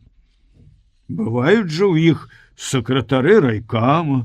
Заглянуў аднойчы сакратар абкама, заязджаў наркам земляробства. Няўжо Булатаў вышэй за іх? Пятро ведаў гэтага чалавека. Як ведаў? Больш правільна сказаць, бачыў многа разоў. Капітан заўсёды сядзеў у прэзідумах пленумаў, актываў, на пасяджэннях бюро райкама і заўсёды маўчаў, ні разу не выступіў па пытаннях, якія абмяркоўвалі камуністы раёна. В кабінеце Бабкова сабраўся ўжо амаль увесь актыў. Панас Грамыка, Саша Грошык, брыгадзір калгаса, загадчыца хаты чытальні Каця Прымакова, актывістка ваеннага часу. Пакуль мужчыны ваявалі, яна перабыла на ўсіх пасадах. Панас змяніў яе на пасадзе старшыні калгаса. Пятро ішоў, збіраючыся сказаць упаўнаважанаму, што зрываць настаўніка з урока нельга, што сакратар райкама Владимир Иванович Лялькевич ніколі гэтага сабе не дазваляе. Але на парозе сумеўся, бадай спалохаўся, узлаваўся на сябе. Адкуль яно гэтае недарэчнае пачуццё? Армія выхавала ці што? Боязь вышэйшых начальнікаў? Ды не ж, да таго ж Крывародскі, хоць той часам быў даволі круты, ён, Пятро, заўсёды заходзіў не толькі смела, але нават з прыемнасцю. Камандзір дывізіёна быў цікавы ва ўсіх праявах свайго характару, добры, злосны, задумлівы і насмешлівы. Пятро сказаў усім па-школьнаму: «Дзень добры». Папкоў адрэкамендаваў: «Сакратар наш, таварыш Шапятовіч, ведаю», сказаў Булатаў. Яго быў дзіўны голас, ціхі, тонкі, нейкі жаноча-дзіцячы. Пятро падумаў, ці не таму чалавек гэты публічна не выступае. Голас яго ніяк не пасаваў да выгляду. Высокі брунет з чыстым, як у дзяўчыны, быццам ні разу яшчэ не галіўся, прыгожым выпешчаным тварам. Булатаў сядзеў за старшынскім сталом, засланым чырвонай тканінай, так бязлітасна заплямленай фіялетавым чарнілам, што чырвонымі на яе асталіся адны краі, што звісалі. Ён і тут маўчаў, разглядаў прысутных, здавалася абыякава, як бы сумуючы, але сапраўды, як пасля прыкмеціў Пятро, даволі пранікліва. Гаварыў загадчык райфінаддзела Рабіновіч. Распякаў Бабкова і Грамыку за тое, што калгасы не пачалі яшчэ сяўбы. Слухайце, у вас жа пяскі. На вас надзея была, а вы подводзіце ўвесь раён. Хто дасць процент, калі не вы? Заўтра выедзем у поле, абяцаў Бабкоў. Рана, холодная земля, падаў голас Панас. Таварыш Грамыка, ты яе мацаў, холодная, гарачая, мацаў, капаў, мерзлата. Мой дед некалі скідаў штаны і садзіўся на зямлю. Так правяраў, ці можна сеять. Слухай, Грамыка, табе такі скінуць штаны. Я не хачу цябе палохаць, але я добра ведаю, каму іх скідаюць. Глядзі, пагразіў Рабіновіч пальцем. Абрам Наумович, не палохай бабу, як кажуць. Ты сеяў калі-небудзь? З усмешачкай спытаў старшыня калгас. Что ты меня пытаешь? Что ты меня пытаешь? На что ты намекаешь? Я, можа, больш за тебе сеяў. А ты мне тут про дедовы штаны рассказываешь. Дедовскими методами кіруешь, товарищ Громыко. Вось про что подумай. Ды сказаў я, што заўтра ўсе выедуць у поле. Выедем, Панас Остапович. І Бабкоў, які хадзіў па кабінеце і цёр сваю руку, хітра падміргнуў, маўляў, абяцай, няхай адчэпяцца. Пятров бачыў, што Булатаў злавіў гэтае падміргванне. Чакаў, што зараз ён умяшаецца ў гэтую даволі шумную размову, але неспадзявана не толькі для яго, але, напэўна, для ўсіх, жаноча-дзіцячы голас спытаў зусім пра іншае. Шапятовіч, які урок вы давалі? Все адразу змоўклі. Гісторыю 7. Што праходзілі? Траяна. Каго? Рымская імперія пры імператару Траяне. Капітан задумаўся. Быццам успамінаў гісторыю, якую даўно вучыў. Усе чакалі, што пасля гэтых фармальных для знаёмства пытанняў будзе працягнута размова пра сяўбу, але Булатаў спытаў хоць і дзіцячым голасам, але паважна як экзаменатар. Чым праславіўся Траян? І Пятро адказаў як вучань, толькі што не падняўся з лаўкі, пасля ўспамінаў гэты вучнёўскі адказ і чырванеў ад сораму.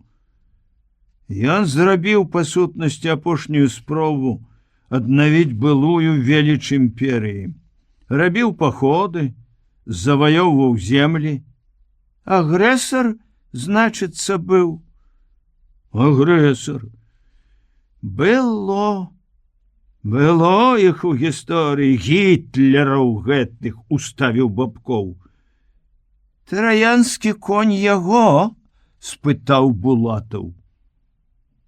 Пятро зразумеў, што капітану гісторыі, як кажуць, ні вуха, ні рыла. Вось тут бы і паказаць яго невуцтва перад усімі гэтымі людзьмі. Дык не хапіла духу. Не адважыўся. Чамусьці пацвердзіў яўную лухту. Яго. Булатаў усміхнуўся задаволена. Паказаў прысутным, што ён ведае гісторыю не горш за іх сакратара, у якого хапіла зазнайства не з'явіцца адразу па выкліку раённых упаўнаважаных. Позяхнуўшы, вярнуўся да справы, сказаў Рабіновіч: добра, запішы, што заўтра ўсе калгасы выедуць у поле. Колькі плугоў? Бабкоў разгубіўся, Грамыка адказаў: у мяне 8. Чаму? Толькі 8? У калгасе 17 коней. Дык колькі ты можаш запрэгчы? Ухапіўся маленькі рухавы Рабіновіч, паказваючы сваю упаўнаважыцкую актыўнасць. У Панаса пабялелі зрэнкі і напяліся на шыі вены. 8! Сціснуўшы зубы, сказаў так, што Булатаў рэзка падняў галаву, пільна ўгледзеўся ў яго. За коней адказваю я. І калі яны падохнуць? І ўжо спакойна растлумачыў начальніку аддзела дзяржбяспекі: да вайны не такія коні былі, і то аралі на пары. А цяпер зямля задзірванела. Булатаў зразумеў, адвёў позірк на акно, зноў як бы выключыўся з размовы пра справы, даўшы поўную свабоду загадчыку райфа.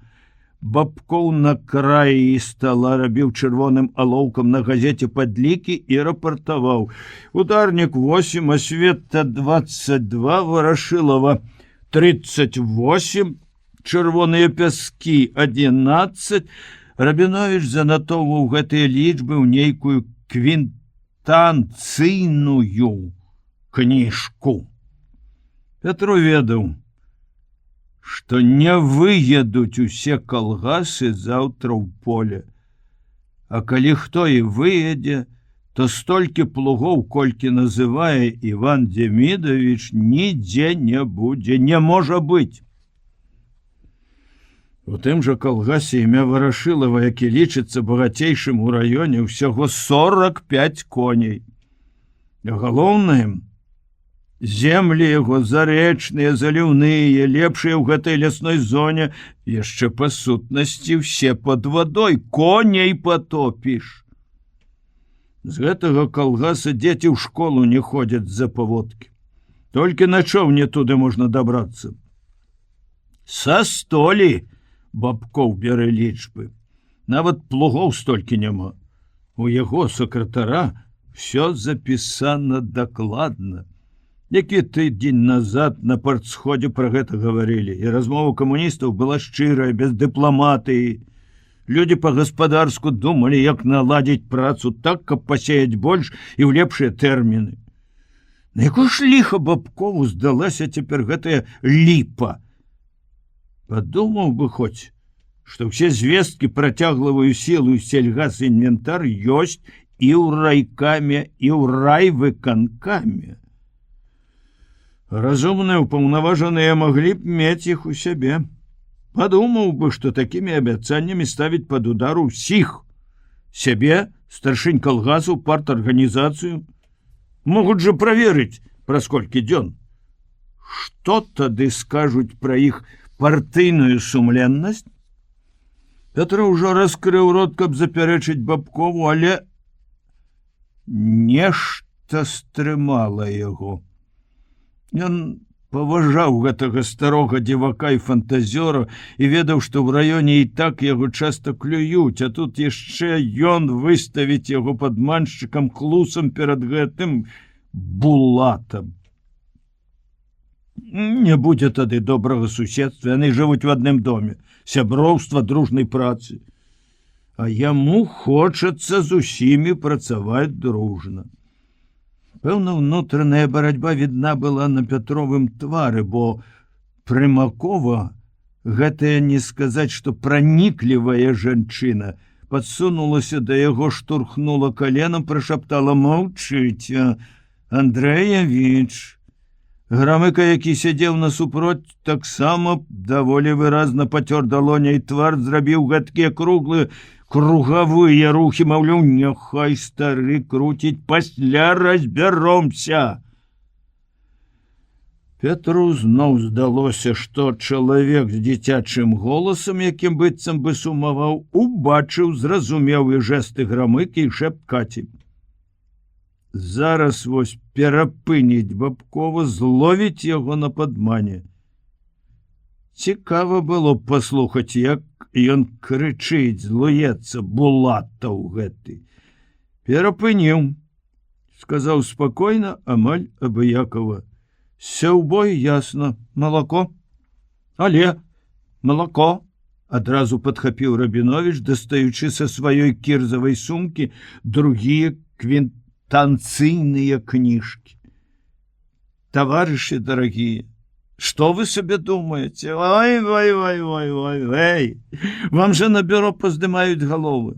Товарищ Бабков, товарищ Шепетович, вы ж на апошнім месцы, ідзе красавіка, у вас 6,3%. 6%, что вы себе думаете? Як 6? Было 11, схапіўся за свою сумку Бабков.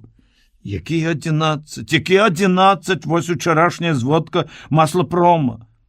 Бабков, які так хітра і дыпламатычна вёў размову пра сяўбу, не стрымаўся, вакнуў рукамі, як падбітая птушка, закрычаў, не гледзячы на упаўнаважаных: «Маслапром, жулікі там!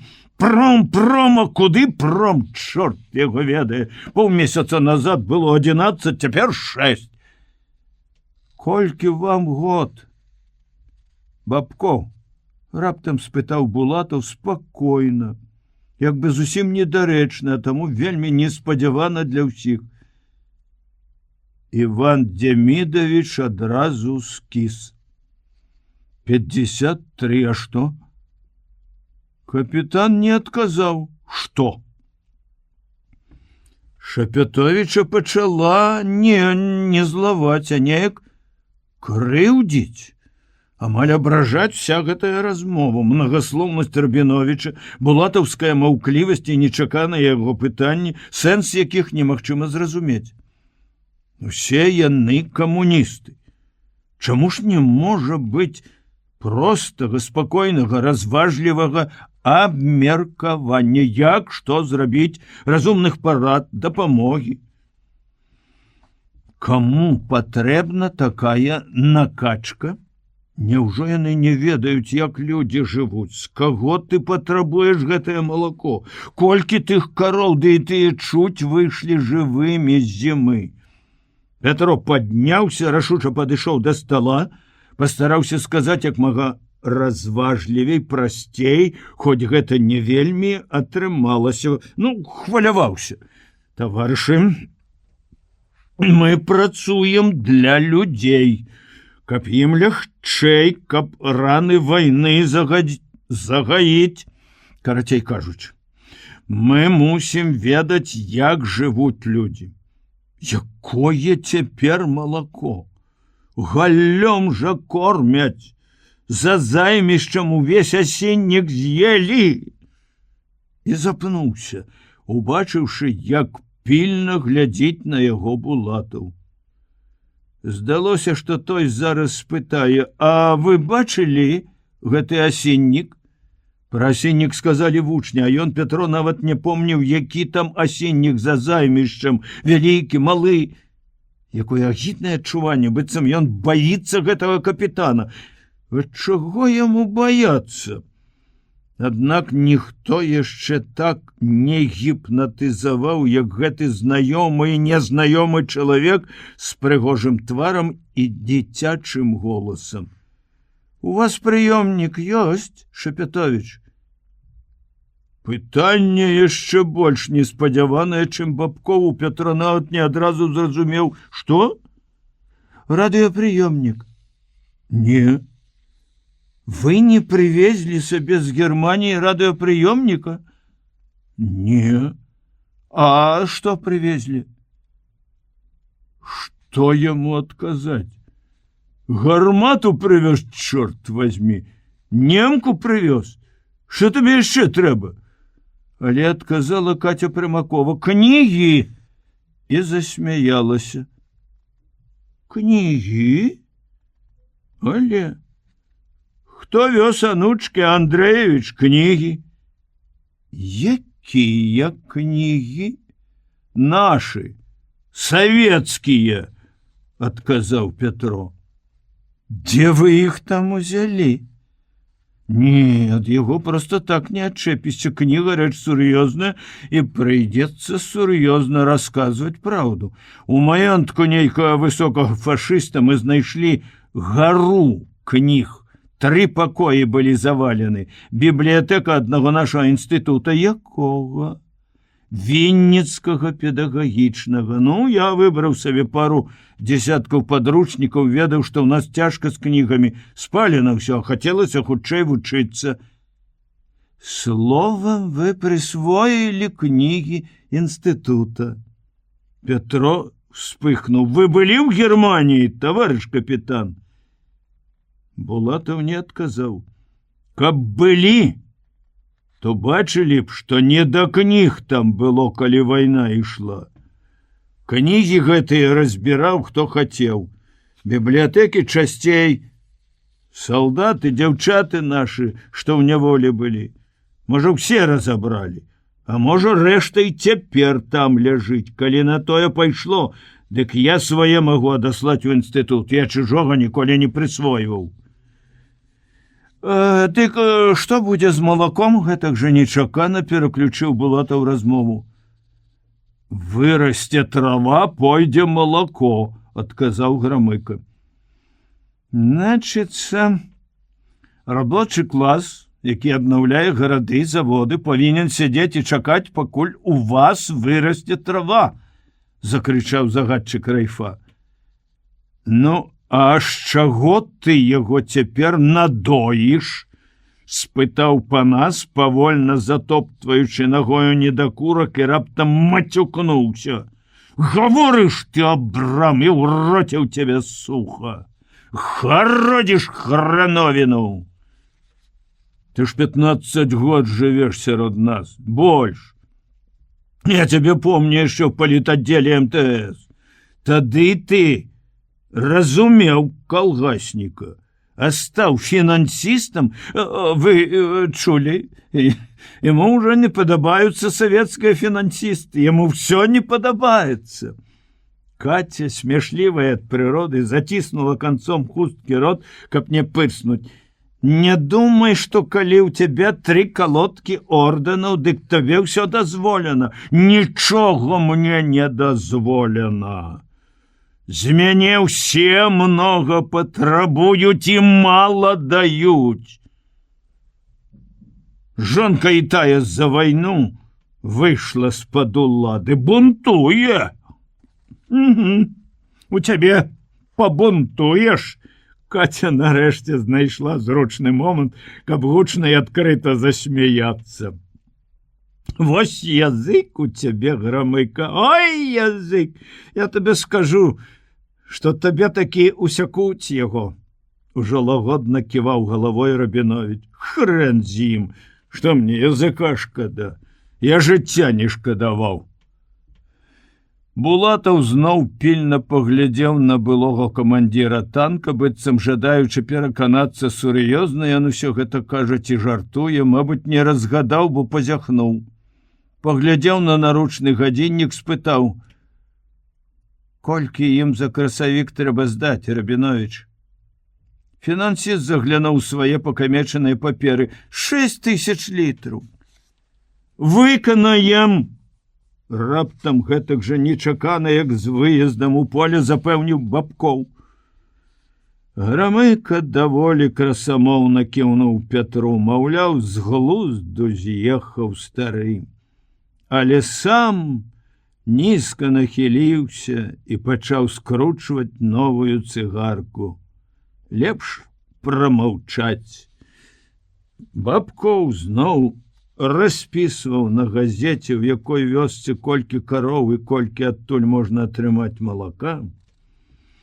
Выходзіла, што ўсё вельмі проста, што заданне не толькі рэальна, але бадай што і заніжанае. Капылаўцы, куркулі гэтыя, могуць салам здаваць. У кожнага поўныя кублы сала, вонь, як у сакратара майго, капыла. Яшчэ даваенная прагоркла, задубела. Катя весела смеялась и наведала, што капыл слухае в суседнім пакоі. Рабіновіч взяў ад задавальнення. Яму абы атрымаць абяцанне, тады лягчэй будзе патрабаваць, вы ж абяцалі. Грамыка, хоць і загадаў сабе маўчаць, не стрымаўся. Не залівай ты, Іван Демидович, ну. Товарищи з района и правда подумают, что людям сала няма куды девать. А это я по хатах пералічу, у кого яно ёсць. У капыла, да яшчэ ў 2-3. А я на сённяшні дзень кавалка хлеба не маю. Я, можа, сёння не снедаў. Раптам невядома на каго ўзлаваўся Бабкоў. Ад гэтага яго недарэчнага, але безумоўна праўдзівага прызнання ўсім зрабілася неяк няёмка, быццам чалавек сказаў штосьці непрыстойнае. Нават Булатаў падняўся са свайго месца і, павярнуўшыся да акна, разглядаючы дзяцей, якія высыпалі на перапынак, кінуў свайму памочніку: «Што там яшчэ ў нас? Яшчэ? Яшчэ я скажу ім прыемнае. Не думайце, што толькі патрабуюць ад вас. Даюць і вам. Савецкая ўлада, яна добрая». Рабіновіч дастаў са сваёй сумкі новыя паперкі. Вось, райвыканкам выдзеліў вам 2 тонны ячменю для насельніцтва. Пятра шчыра ўзрадавала гэтае паведамленне. Ён адразу прыкінуў, колькі сямей можна падтрымаць у гэтыя цяжкія вясновыя дні. А калі ячмень добры, то людзі могуць пасеяць на гародах. У Панаса таксама пасвятляў яго чорны ад прыроды і ад трактарнай ды танкавай копаці твар. І яшчэ па лініі юнра прыйшла нейкая адзежына. Багатыя амерыканцы ахвяруюць нешчаснай Еўропе свае неданоскі. Абрам Навумавіч грэбліва паморшчыўся, відаць, бачыў ужо гэтыя неданоскі. Вам таксама перапала сёе-тое. Вось, абутку 70 пар.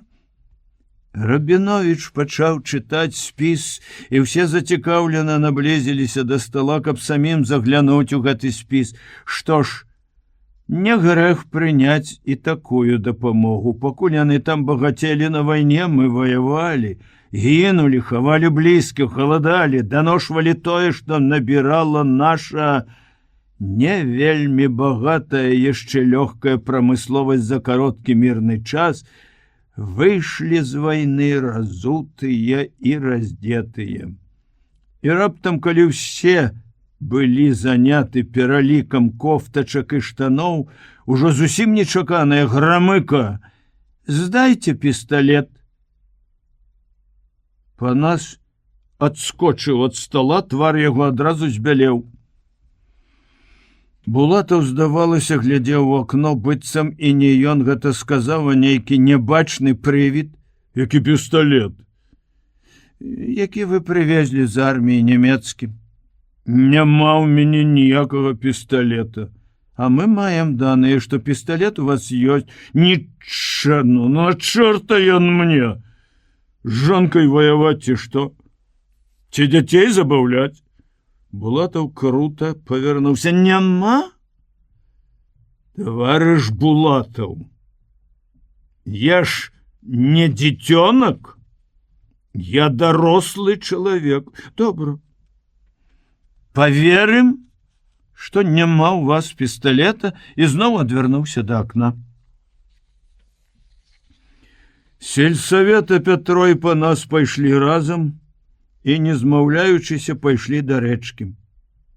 Мабыць, абодвум хацелася пагаварыць.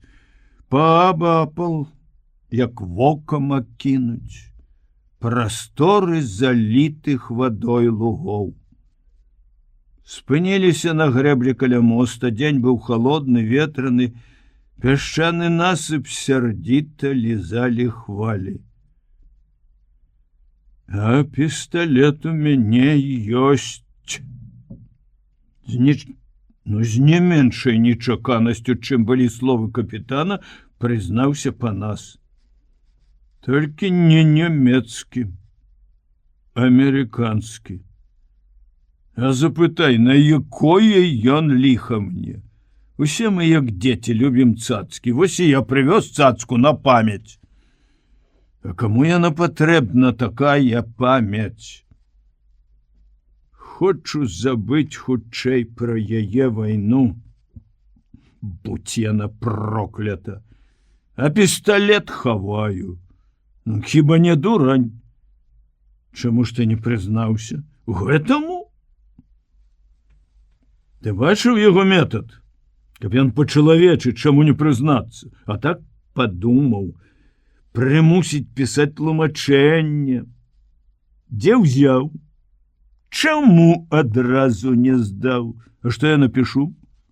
Што пасля добрай выпіўкі мне падарыў яго амерыканскі лейтэнант, і я, дурань, вырашыў захаваць на памяць. Такі, брат, вартавы дзяржбяспекі прышые табе дзела, ды не адно. За сувязь з амерыканцамі. Даказвай пасля, што сустракаліся мы цэлай танкавай брыгадай з іх танкавай дывізіяй. За незаконнае трыманне зброі. За што хочаш. Помаўчалі. Прыйдзецца ўтапіць у віры гэтую памяць. І зноў пасля паўзы. Але хацеў бы я ведаць, якая падла данесла. Акрамя жонкі ніводзін чалавек не ведаў. Грышка парасё, відаць, падгледзеў і некаму пахваліўся. Петро стаяў, глядзеў на свінцовую ваду і думаў: чаму чалавек гэты так шчыра прызнаецца? Навошта яму, сакратару, ведаць пра яго пісталет? Не хапала яшчэ клопату хаваць чужую тайну. І ад каго? Ад савецкіх органаў. А калі, крый Божа, той, хто напісаў першы данос, напіша другі? Што тады можа падумаць па нас пра яго, каму ён даверыў сваю тайну? А можа, знарок правярае? Фу, чорт! Мімаволі зробішся падазроным. Нельга ж жыць, калі не верыш у чалавечую шчырасць. Шапятовіча даўно ўжо абражалі і абуралі паводзіны групы інвалідаў. Здаецца, добрыя людзі, некаторыя проста героі, па 3 калодкі ордэнаў, як казаў той Рабіновіч, а ставяцца да іх мясцовых кіраўнікоў як амаль што да сваіх ворагаў. Быццам усе яны, Бабкоў, Грамыка, Капыл, ён, Пятро, толькі і думаюць, як бы што ўкрасці, схапаць, змахляваць, некага абысці, з'есці. Не раз Пятру хацелася сказаць ім з крыўдай, але спакойна і прачула: браткі мае, я ваяваў гэтак жа, як і вы, і такі ж інвалід, на вылет двойчы прастрэляны. Але ж я не крычу, не выстаўляю сваіх ран. Я працую. І не для свае карысці. Акрамя асноўнай працы настаўніцкай цягну грамадскую. Мне даручыла партыя, я камуніст, і таму мушу думаць не толькі пра сябе, але і пра вас, пра ўсіх. Што вы маеце да Бабкова, а? Чалавек з першых дзён па заданню райкаму пайшоў партызаны. За гэта фашысты знішчылі ўсю яго сям'ю. Перажыў такую трагедыю. Да таго ж таксама двойчы паранены. Выходзіць, у вас нервы, а ў яго няма? Але пагаварыць так сардэчна не ўдавалася. Размовы кожны раз былі нервовыя, бо інваліды патрабавалі немагчымага і пачыналіся з папрокаў, абвінавачванняў, крыкам пачыналі. Ось як цяпер. Толькі селі члены выканкама ў сельсавеце, зачыніліся ў кабінеце старшыні, каб раздзяліць паміж тымі, хто мае найбольшую патрэбу, ячмень і юнраўскія лахманы. Сапраўды такі лахманы. Яны, інваліды, тут як тут, чалавек 7. Перад гэтым, безумоўна, заглянулі ў краму, хапілі па шклянцы, а можа і па 2 разліўной і разбаўленай ванючай гарэлкі, селі, хто на лавацы, хто проста на зямлі ў пясок перад вокнамі, і давай скланяць. І Бабкова, і Капыла, і Прымакову, яго, Пятра, і Грамыку. Пакуль што не чапалі. Імёны, праўда, наогул не называлі, але намёкі. Сабраліся, адзін сухарукі, другі суханогі, 2 боты пара. Ды гэты хоць сваю міну п'яны разбіраў. А дзе той? Нагу пакалечыў. А той немцам яйкі памагаў збіраць. Это пра Капыла, хоць усім вядома, што кульгавы ён не з вайны, а яшчэ з дзіцячых год. За кожным словам пакручастая лаянка. Асабліва стараўся аднарукі прышчэпа. Бабкоў закіпеў. Позвоню міліцыю. Ну дакуль трываць, працаваць не даюць. Добрых людзей з панталыку збіваюць. Я ім што? Я советская ўлада на сённяшні дзень. А вы пады іх што? Это ж антысоветская прапаганда. Грамыка паморшчыўся, быццам яму забалела. Не кідайся, Демидович, словамі антысавецкае. Што яны? За Гітлера руки ды ногі палажылі, калекамі пасталі. Але нікому не дадзена права хуліганіць. Ну, выпілі хлопцы, няхай памянташаць языкамі, стомяцца, разыдуцца, вокны ж не б'юць. А, ты хацеў, каб вокны білі? Дамо волю і да вокнаў дабяруцца, адкашляўся Капыл. Ай, спалохаліся! Зняважліва да бабковай Капыла хмыкнуў Михайло Атрощенко, старшыня сельпо, таксама інвалід, без правага вока, запаленай шчакой. Весела засмяяўся. Дазволь, Шапетович, я з імі пагавару. Люба міла будзе паслухаць. Спектакль! Петро ведаў, як Атрощенко гаворыць, чуў. Нікога, бадай, інваліды так не скланяюць, як яго, але паважаюць свой. Ніхто з кіраўніцтва не ўмеў так крыць, як ён. Разыдзецца, то іх 10 не могуць перамацюкаць яго аднаго. Петро мусіў пасарамаціць гандляра на партыйным сходзе, таму ён цяпер і прасіў дазволу. Ляпнули дзверы ў медпункце, і на вуліцы з'явілася Саша.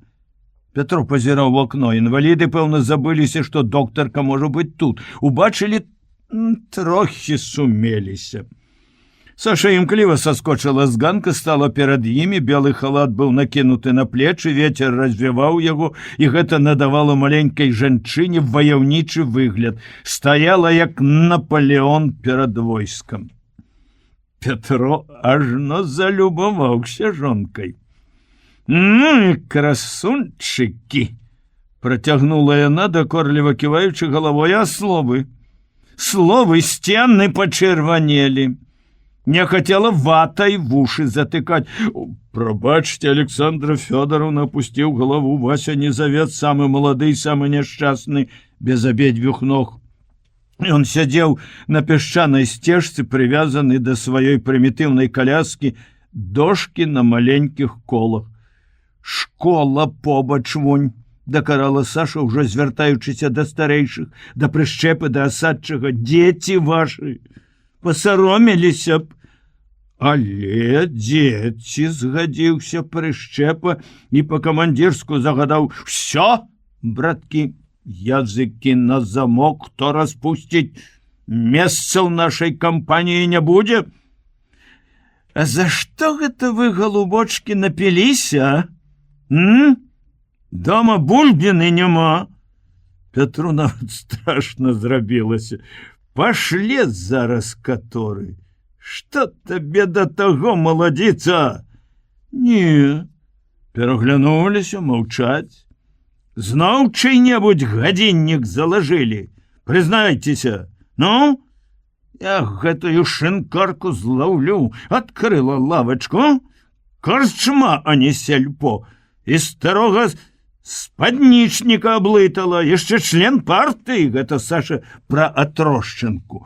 Старшыня сельпо ўсхапіўся з месца, але да акна не наблізіўся. Ну і пілаш у цябе, Андреевич. А не жонка, у мяне брытва, ну а твоя острэйшая. Хаця перад гэтымі крыкунамі не мітынгавала, сказаў бы ты ёй: «Ідзі, скажы», — засмяяўся Грамыка, ведаючы, што Атрощенко баіцца Сашы гэтак жа, як і бабкоў.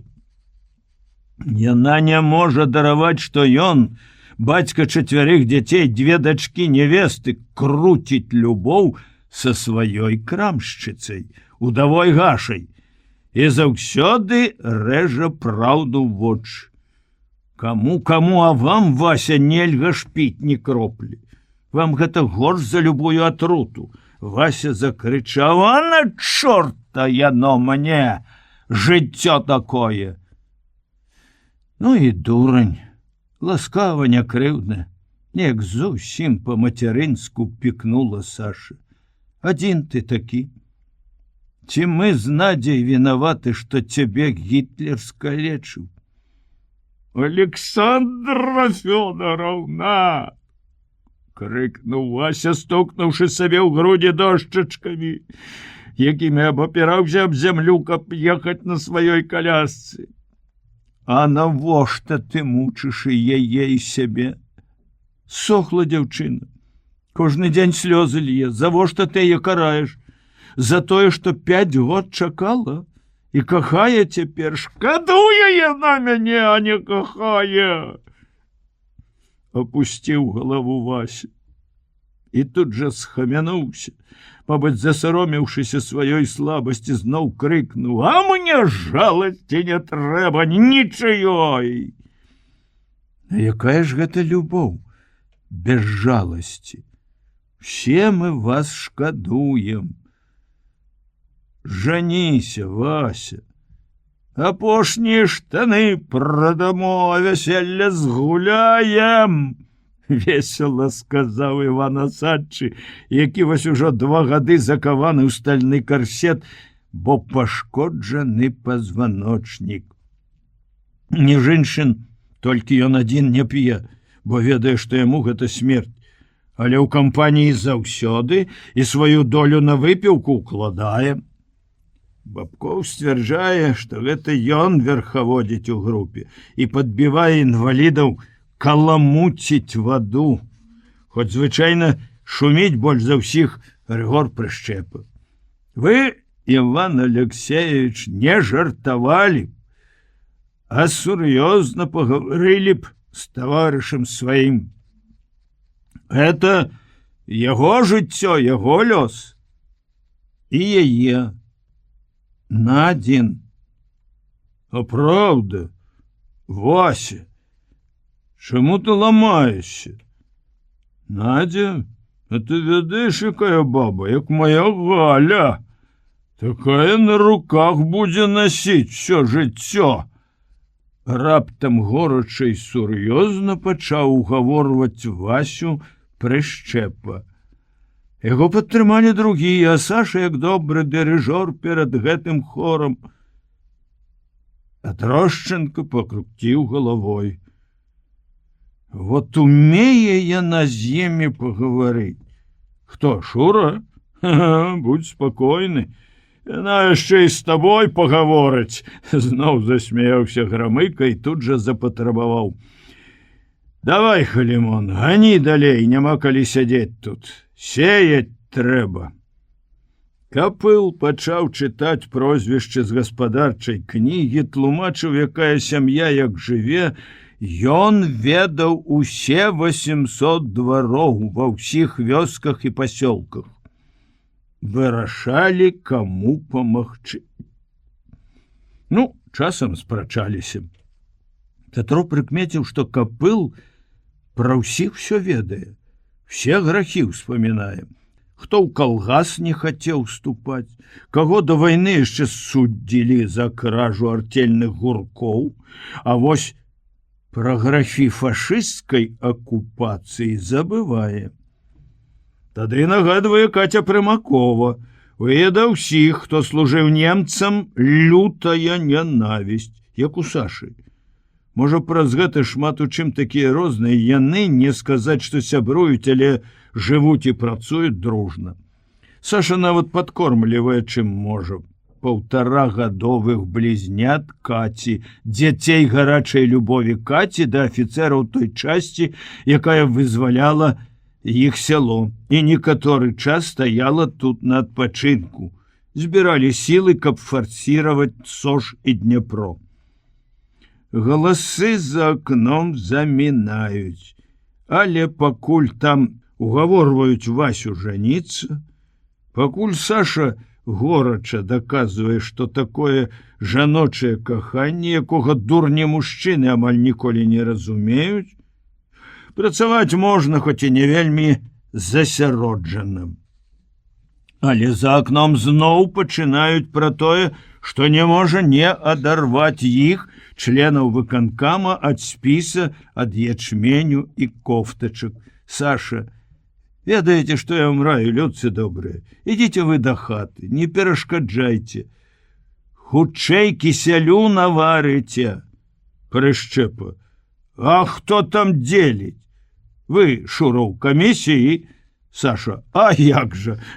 Больш у мяне работы няма, як анучкі дзяліць. Асадчы. Не в анучках справа, Александра Фёдоровна. Не за анучак мы прыйшлі, не падумайце, прынцып. Во, што галоўнае. Чый там голас мае большую сілу? Хто ведае людзей? Ваш муж? Не ведае. Старшыня таксама не тутэйшы, з суседняга сельсавета. Капыл адзін всіх ведае, Вася. Але і мы яго добра ведаем. Голас незнаёмага. Як ён яйкі немцам збіраў. Прышчэпа, што там яйкі?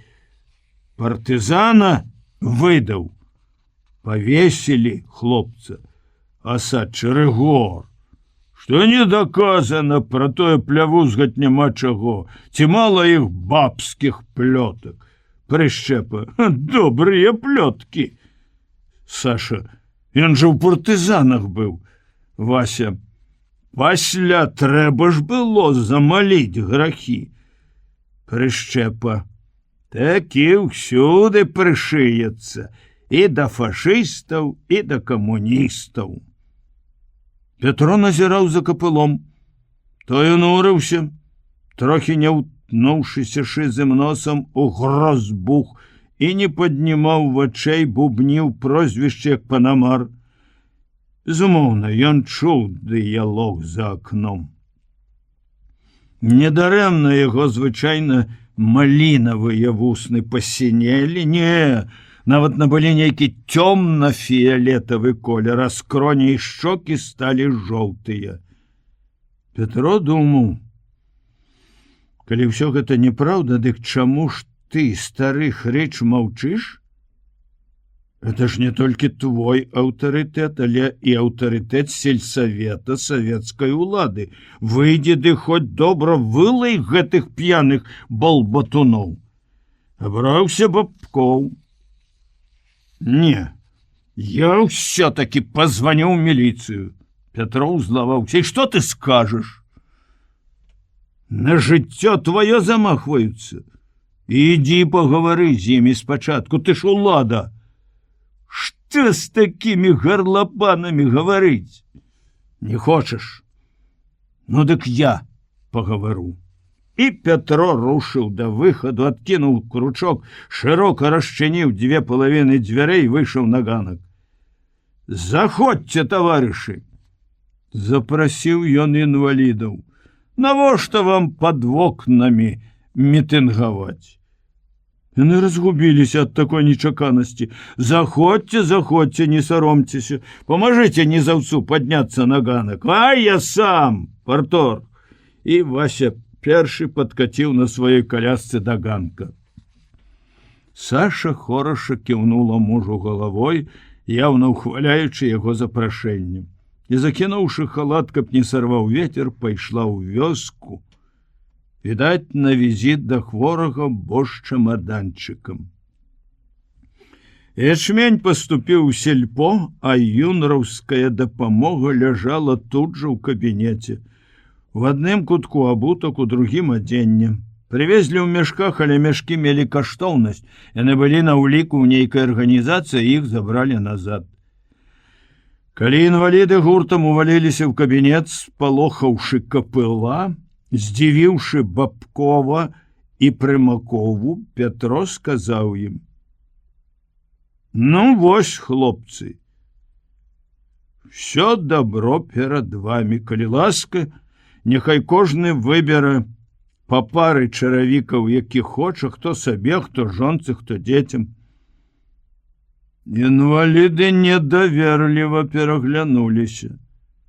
Члены выканкама змоўклі, тоячы ўсмешкі, яны зразумелі Пятроў ход канём.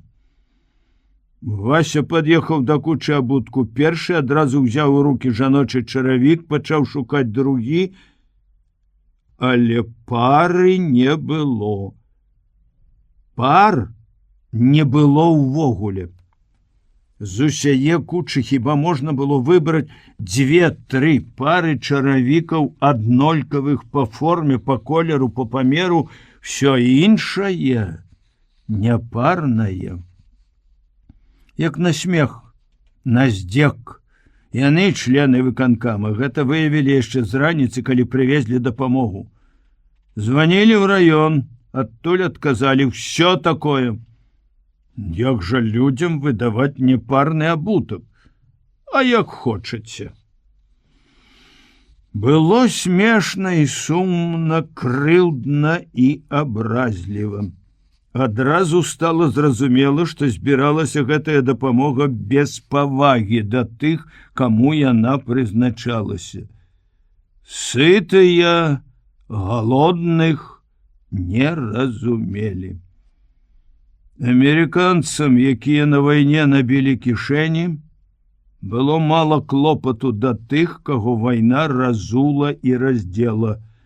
Для многіх там у Штатах гэтая дабрачыннасць была адной з чарговых забаўных кампаній, абы чым заняцца.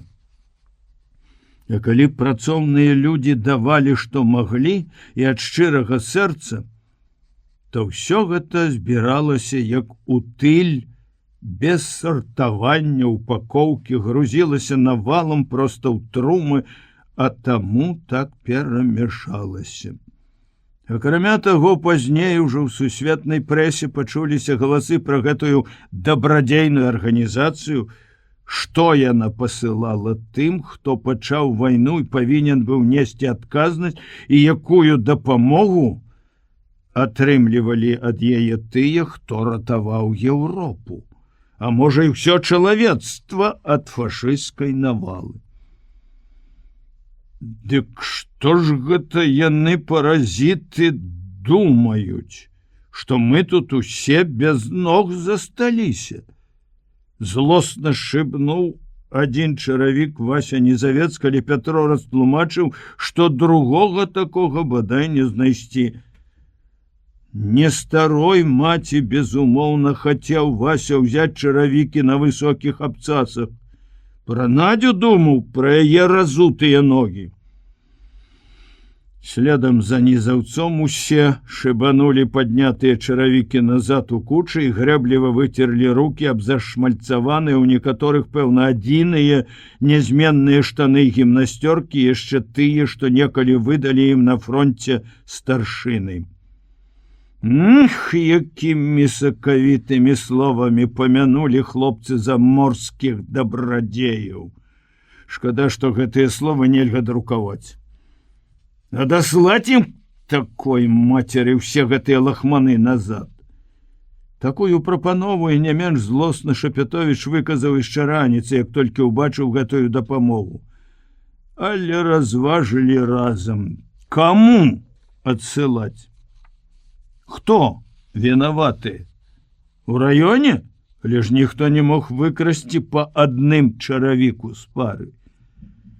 Ну, цяпер, таварышы, сядайце, памажыце размеркаваць гэтае добро. Бабкоў задаволена цёр сваю кантужаную руку. Сцішаная сур'ёзнасць і паважнасць інвалідаў, якія колькі хвілін назад так пагрозліва шумелі, радавала яго. Грамыка стояна пасміхаўся, пускаючы свой кісет самасадам па руках. Браточкі, калі вы задыміце ўсе адразу па насавым гарладзёрам, мы ж адзін аднаго бачыць не будзем. Гэта ж дынаміт у сумесі з дымавой шашкай, жартам і сур'ёзна прасіў Пятро. Смяяліся, але цыгарак не кідалі. Капыл вычытваў прозвішчы гучней, чым да прыходу прадстаўнікоў грамадскасці, і сядзеў паважней, мабыць, хацеў паказаць, што ён тут не абы хто, а роўны сярод роўных, але разам з тым пастава плеч была такая, быццам чалавек чакаў, што яго ў любую хвіліну могуць ударыць. І голас яго неяк дзіўна секся. Прайшлі адну вёску, капылы, взяліся за другую, панізоўе. Одна сям'я, другая, міма, пра трэцюю. Этым бедакам трэба нешта падкінуць. Ячменю на крупнік. І хоць не парныя чаравікі, дзяўчына нявеста, на вечоркі ходзіць у бурках. Так і запішы, Каця. Паўпуда ячменю і чаравікі. Ніхто не пярэчыць. Незавец Ольга Петровна, сям'я ворага народа. Паведаміў капыл, не ўзняўшы нават галавы, упэўнены, што тут затрымлівацца няма чаго. А Садчы, ды Шапятовіч раптам спыніў сакратара. Чакайце, Халімон Аверьянович. Я прапаную сям'і Незавец аказаць дапамогу. Я не ведаю, за што пасадзілі самога незаўца, але дзеці за бацьку у нас не адказваюць. Таварыш Сталін сказаў, а дзеці школьнікі, малодшая выдатніца. Таня ў мінулую пятніцу самлела ў класе. Фельчар наша кажа, не даядання. Тых, хто ваяваў, мінаем, а хто запярэчыў Рыгор Прышчэпа, хоць не вельмі рашуча. Жанчына з дзецьмі на фронт не магла пайсці. Але і яна ваявала, Ольга Петровна да фашыстаў служыць не пайшла, нашым памагала. Хлеб партызанам пекла. Иван Демидович рассказывал. Иван Демидович, хлеб пекла, пацвердзіў Бабкоў. Але неяк як быццам не ўпэўнена. Без сваёй заўсёднай шумнай настойлівасці і падтрымліваць і пярэчыць да хрыпаты. Шапятовіч убачыў, што і другія, Грамыка, Трошченка, сядзяць з такімі тварамі, нібы ён, сакратар, сказаў і зрабіў нешта недазволенае, і ім неякавата за яго, папрасіць няма як, староннія людзі прысутнічаюць. Адзін капыл адарваўся ад кнігі і глядзеў на Пятра сваімі маленькімі вочкамі-свярдзёлкамі амаль з дзіцячай цікаўнасцю. Пятро не разумеў, чаму яны вось так, нават Грамыка, такі смелы і рашучы. Булатову і Рабіновічу вунь як адказваў, а тут патупіў вочы, няўжо праўда баяцца падтрымаць сям'ю ворага народа, але ж Пятро шчыра верыў у дзейнасць формулу «Дзеці за бацькоў не адказваюць». Сэрца і розум патрабавалі памагчы такім дзецям, святы абавязак твой, камуніста, кіраўніка, педагога. Няхай дапамога мізэрна, але для такой сям'і сам факт будзе мець значэнне. Пра іх клапоцяцца, як пра ўсіх, яны не забытыя, не адшчапенцы. Не будем забываць, што і ў райкаме нам сказалі, у першую чаргу памагчы тым сем'ям, дзе дзеці. А дзеці ёсць дзеці. А каго вы агітуеце, парторг? Спытаў Вася. Пятро, ды і ўсе іншыя насцярожыліся. Пра Ольгу Пятровну ніхто слова дрэннага не скажа. Хіба сабака, які можа гаўкнуць. Не толькі хлеб яна пекла партызанам. А хто лячыў нашых матак ды малых пры акупацыі? Дактароў ніякіх не было, няхай Іван скажа, як жонку яго ратавала.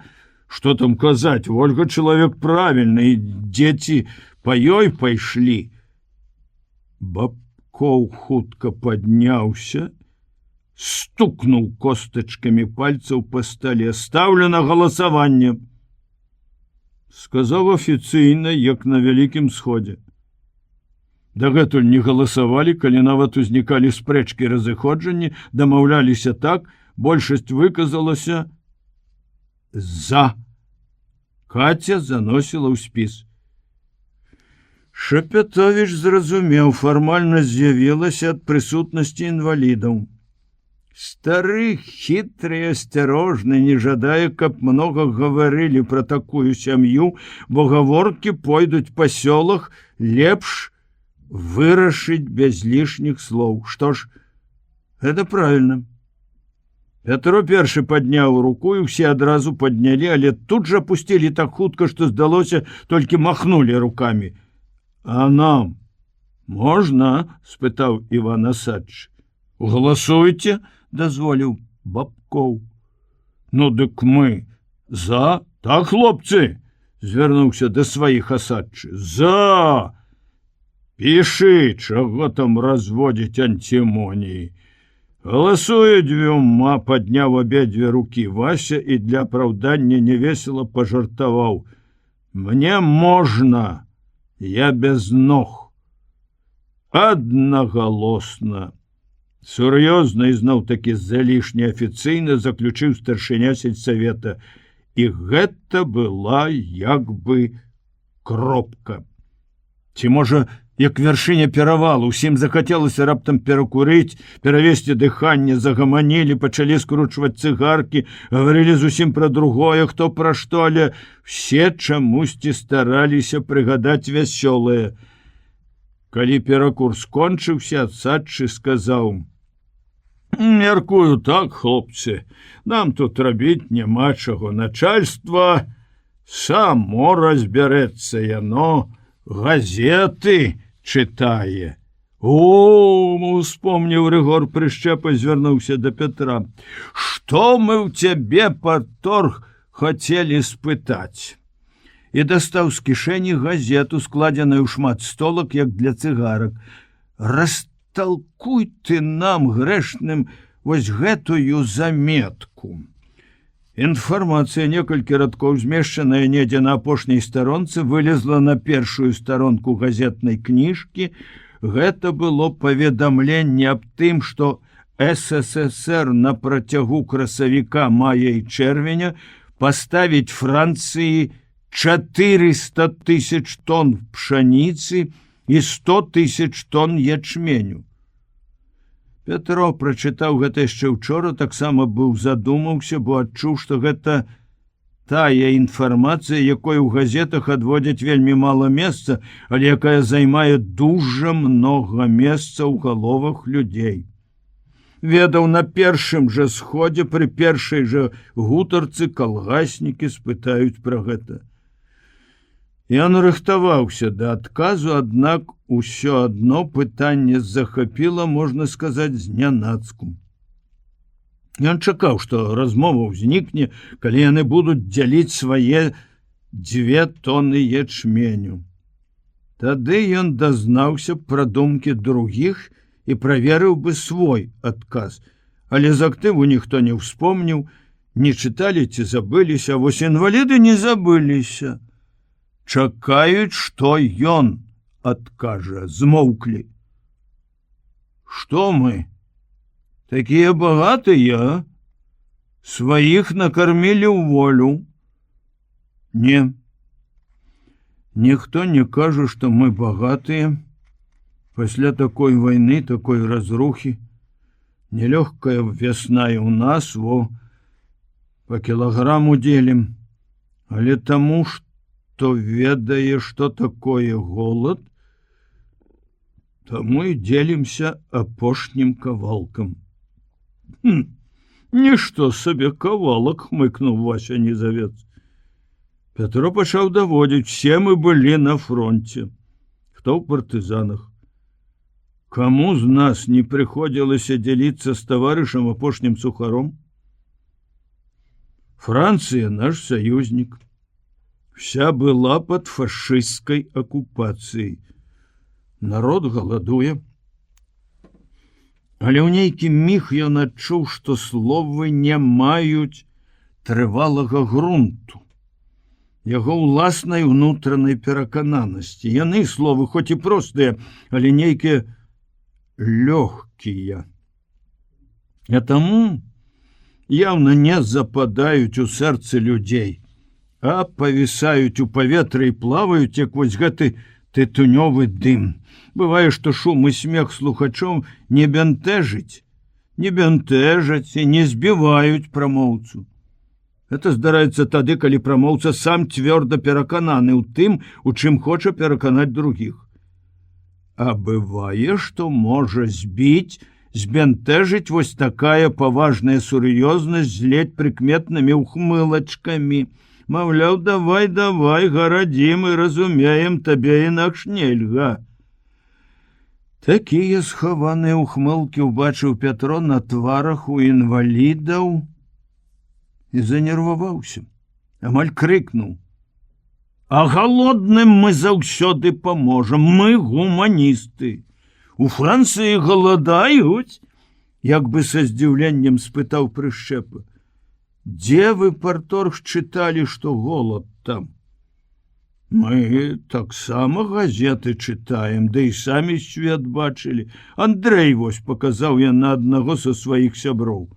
Высокага бялявага хлопца з глыбокім шрамам на лбе, у цывільным касцюме, чалавек гэты за ўвесь час не прамовіў ніводнага слова.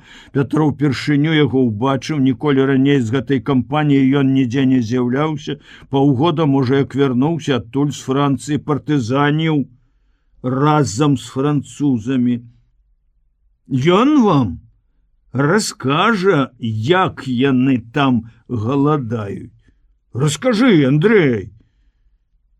Пятро чуў ад Сашы, ад другіх, што ёсць у панізоўі інвалід Андрэй Запечка, які, уцёкшы з нямецкага палону, быў французскім партызанам. Вярнуўся з іх ордэнам, даведкамі. Даўно хацелася спаткацца з гэтым чалавекам. Пятро нават намерваўся запрасіць яго ў школу. Няхай раскажа дзецям пра Францыю, пра супраціўленне, якое там было, але ўсё не выпадала пазнаёміцца. І вось пазнаёміліся. Запечка пачырванеў, як дзяўчынка, ад агульнай увагі да яго асоба. Што расказваць? По-рознаму і там жывуць буржуі, гады, дык яны і пры бошах немцах, значыцца, раскашавалі, а рабочаму чалавеку туга прыходзіцца. Але разрухі у іх такой няма, столькі не разбурана, не спалена. А калі ўсё цэлае, дык самі разумееце, неяк лягчэй абыходзіцца, развёў рукамі і вінавата усміхнуўся, як бы просячы прабачыць, што не ўмее ён расказваць. Відаць было, што чалавек сапраўды не надта красамоўны і, магчыма, не ад прыроды такі, навучыла жыццё. Падабаліся вам французы? Спытаў Пятро. Дык розныя ж яны. Партызаны хлопцы свойскія, камуністы некаторыя. Калі мы вас запросім у школу, раскажаце, пра што? Ну, пра Францыю, як партызанілі там. Запечка разгубіўся. Не, у мяне ўсяго 6 класаў. У вас цяпер універсітэт, акадэмія. Столькі пажыць і пабачыць. І вось тут грамыка нечакана і залішне патрабавальна, амаль злосна перапыніў іх размову. Канчай начаваць, як казах той казаў. Так, давайте працаваць.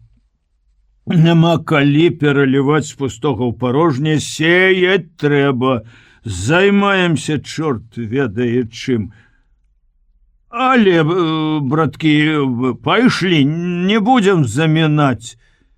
Падтрымаў яго асадчы і першы накіраваўся да дзвярэй, але з парога папрасіў: не забывайте нас, пакрыўджаных Богом.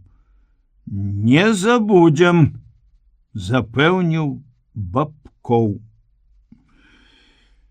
Пятро маўчаў. Не сказаць, што выхадка грамыкі яго пакрыўдзіла, але ўсё-такі неяк непрыемна кранула самалюбства. Заўсёды панас слухаў яго з такой павагай, а тут пры людзях па сутнасці крыкнуў, як на блазнюка, завошта? Што яму не спадабалася. З'явілася жанчына, прыгожая, як багіня, в адзенні казачным, доўгім да пят, пурпуровым, аксамітным, і села яна побач з ім, Пятром, за парту, заплямленую чарнілам. Пятро спалохаўся, што запэцкае на сваё царскае адзенне, хацеў быў сказаць пра гэта, але тут жа зразумеў, што звярнуць яе ўвагу на такія парты значыцца паказаць сваю нявыхаванасць, нетактоўнасць. Такое можна сказаць любой жанчыне, але толькі не гэтай. Адзін дотык яе адзення мяккага, як гагачы пух, гарачае дыханне ап'янілі яго. Закружылася галава, ён збянтэжыўся, засароміўся хлапчук, але яна ласкава прашаптала: «Абнімі мяне». І ён абняў яе з душэўным трапятаннем і боязю. Раптам убачыць Саша, але не Саша угледзела яго грэх. Неведама адкуль з'явіўся Атрошчанка з адным вялікім, як у цыклопа, вокам і, паказваючы на іх ненатуральна доўгім пальцам, злосна зарагатаў: «Ага, праведнік, цяпер я цябе злавіў. Мяне ты за гашу пясочыў на партсходзе, а сам вось якой краляй цалуешся. Заўтра будзеш на бюро райкама». Ды ён, Пятроў, той міг здагадаўся, хто яна, і з дакорам сказаў Атрошчанку: «Дурань, гэта багіня Афрадыта, за багінь на бюро не выклікаюць». Атрошчанка так засароміўся свайго няўцтва, што адразу набыў звычайны чалавечы выгляд. Нават здалося, не пратэз у яго правай вачніцы пад абгарэлым брывом, а жывое вока, і не такое хітрае, як тое адзінае, здаровае, не вока насмешніка і мацюжніка, а добрае, чыстае, як у дзіцяці. Ага, хоць раз ты сеў у лужыну.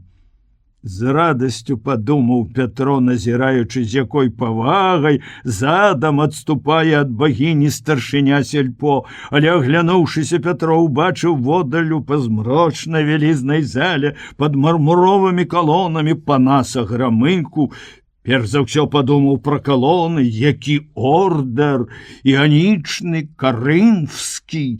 Паспрабаваў прыгадаць, якая розніца паміж гэтымі ордэрамі у формах капітэлей, але капітэлі тонуць у змроку, да і Грамыка не дае засяродзіцца, падумаць, глядзіць скептычна, насмешліва, дакорліва ківае галавой, адкрывае рот, і голас яго адбіваецца рэхам, ляціць з усіх бакоў: «Наіўны ты, як дзіця!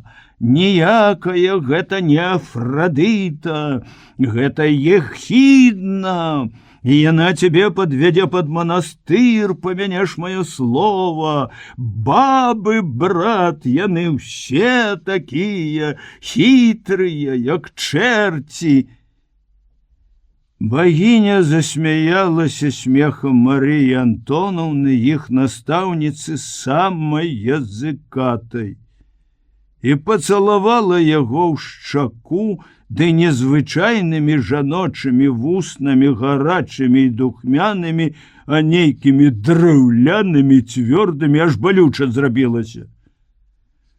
Ліст міфаў старажытнай Грэцыі быў скамечаны і заплямлены слінай. Край кнігі намуляў шчаку. Пятро расцёр шчаку, разгладзіў ліст, зменшыў агонь у лямпе, што стаяла тут жа на стале пасярод кніг. Падумаў, што вось так, заснуўшы над кнігай, а гэта не першы раз, ён можа незнарок перакуліць лямпу і нарабіць пажару, трэба вешаць на сцяну. Але тады святла няма як засланіць, яно будзе перашкаджаць Сашы і Ленцы спаць. Падумаў пра жонку, дачку, і толькі тады растармазіліся мазгавыя клеткі, і ён успомніў свой дзівосны сон. Сон прыгадаўся неяк адразу і вельмі яскрава, быццам паўтарыўся на яве. Пятро не мог стрымацца ад смеху. Асабліва смешна было, як атрощанка адступае ад багіні, і гэта за багінь на бюро не выклікаюць. Кожная з вас у пэўны момант бывае багіняй. Падумаў пра жанчын увогуле і адразу пра Сашу. З замілаваннем, з пяшчотай. Падняўся, глянуў на ложак, дзе спала жонка, яе голая рука мармурова-белая, сапраўды, як у багіні, ляжала паверх коўдры. Несцерпна захацелася прыпасці вуснамі да гэтай рукі. Выпіць водар гарачага цела яе прыпухлых, як у дзіцяці, заўсёды чамусьці прыемна саланаватых губ. Але шкада трывожыць жончын сон. За дзень яна столькі набегалася. Ды яму трэба чытаць, вучыць, неўзабаве сесія. Дня не хапае, прыходзіцца адрываць уночы. Трэба дысцыпліна, нават трохі аскетызму, калі ўзяўся за навуку. На пальчыках прайшоў у кут да дзвярэй, каб не плёхаць у вядры, намачыў край ручніка, працёр вочы, твар і зноў за стол, за кнігу. Іх, не так проста запомніць усіх багоў, багінь, герояў. Міфы Пятра захапілі, жыццё і прыгоды багоў не менш цікавыя, чым справы людзей. Удумаўшыся, можна праводзіць аналогіі і паралелі, пераносіць учынкі багоў на жывых людзей. Старажытныя грэкі былі даволі мудры народ. Адна яго, Пятрова, бяда — слаба запамінае імёны. Дрэнныя памяць на імёны, назвы, даты. Для гісторыка это верны правал на экзаменах. Ён не раз ужо задумваўся, хочучы зразумець, што яго тэхніка дарожніка, што пацягнула да гісторыі. Пэўна, не адны абставіны, не толькі тое, што ён прыехаў сюды ў сяло, дзе ў Сашы быў ужо нейкі абжыты куток, і яму прапанавалі працу ў школе. Не, гэта, безумоўна, з'явілася яшчэ там, у арміі, у Германіі. Бо чаму з 1000 кніг ён адабраў вось гэтыя, большасць па гісторыі. Пятро любоўна выраўняў высокі стос кніжак, які засланяў святло лямпы ад ложка. За гэтую зіму ён полюбіў кнігі як людзей. Раней ніколі не меў да іх такой пашан.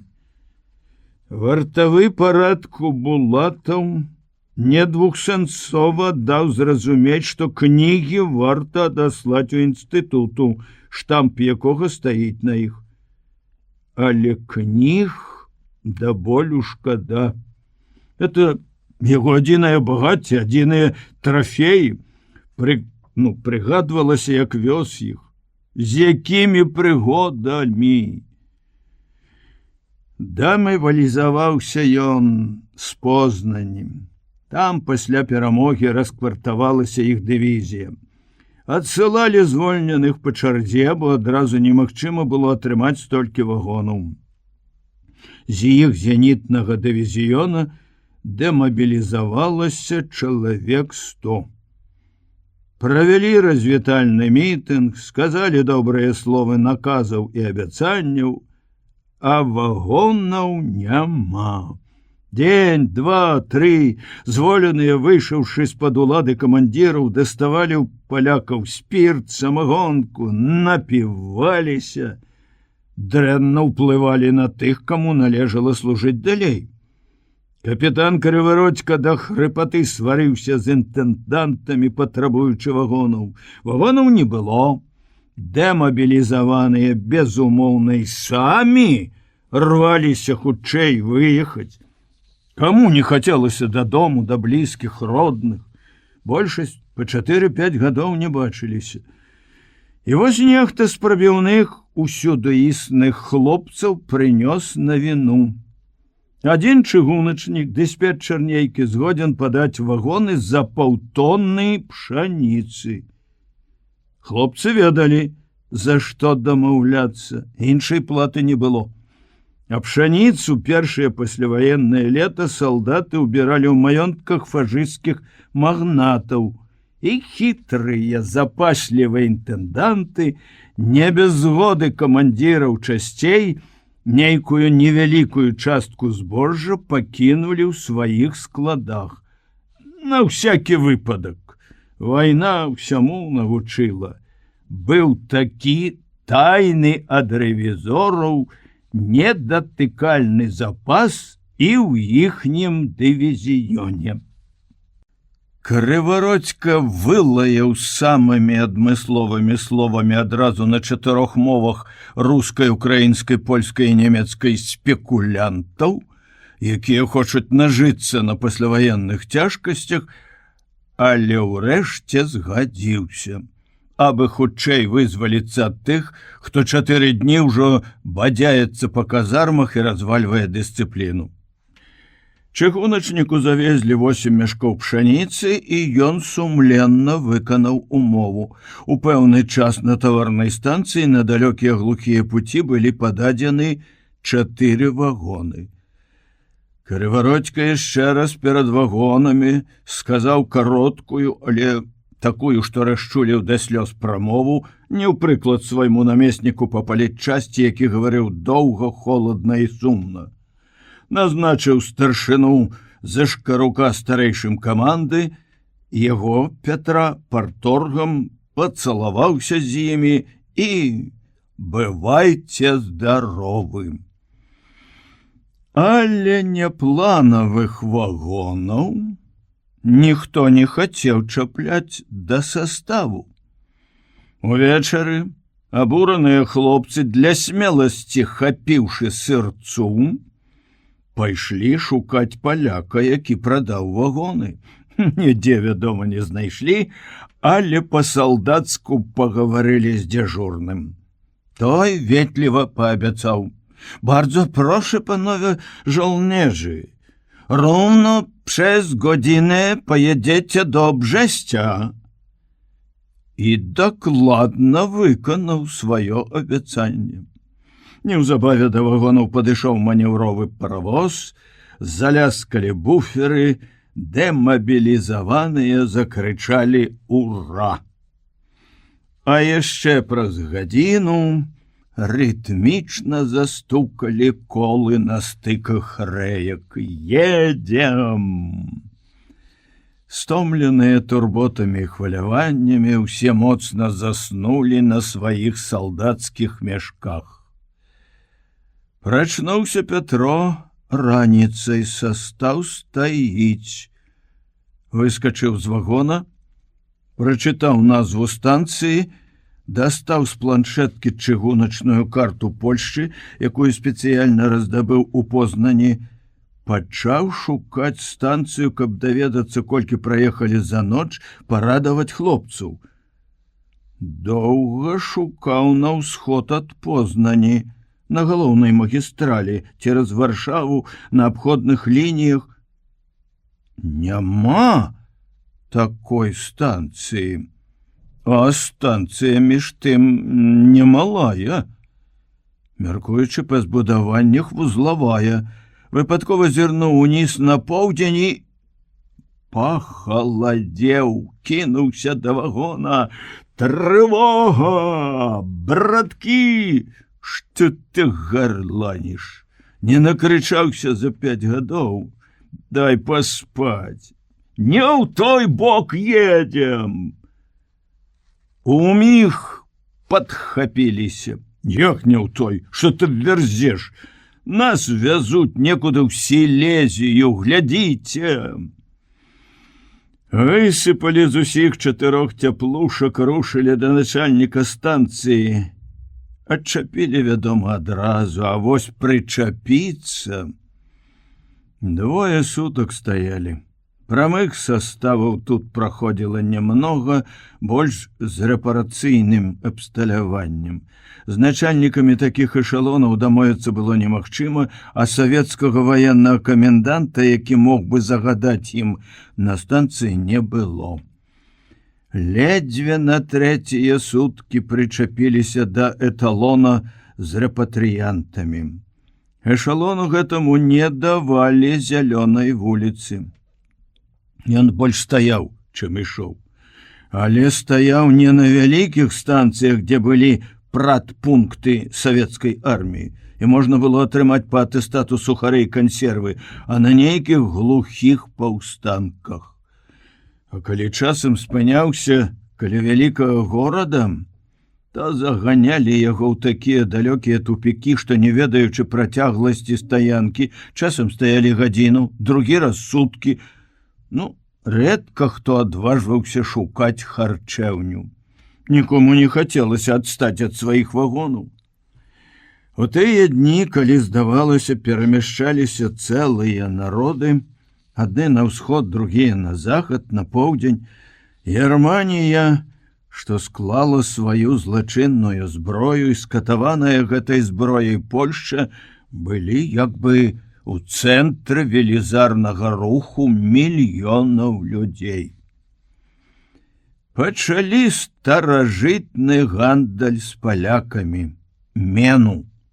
Вагон іх жыў камунай, таму калі ўсе запасы былі з'едзены, пастанавілі развязаць мяшкі, выкласці трафеі. Калектыўна, сумленна і сур'ёзна, з улікам індывідуальна сямейных асаблівасцей кожнага, вырашылі, чаго чапаць нельга, а што можна выменяць на хлеб, сала і самагонку. 2 адмовіліся развязаць свае мяшкі, а адшчапенцам быў пастаўлены ультыматум, і яны мусілі перасяліцца ў другі вагон.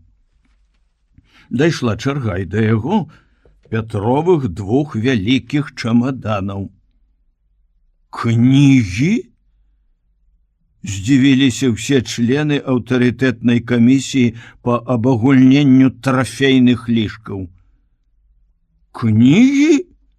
Здзівіліся ўсе ўчарашнія салдаты.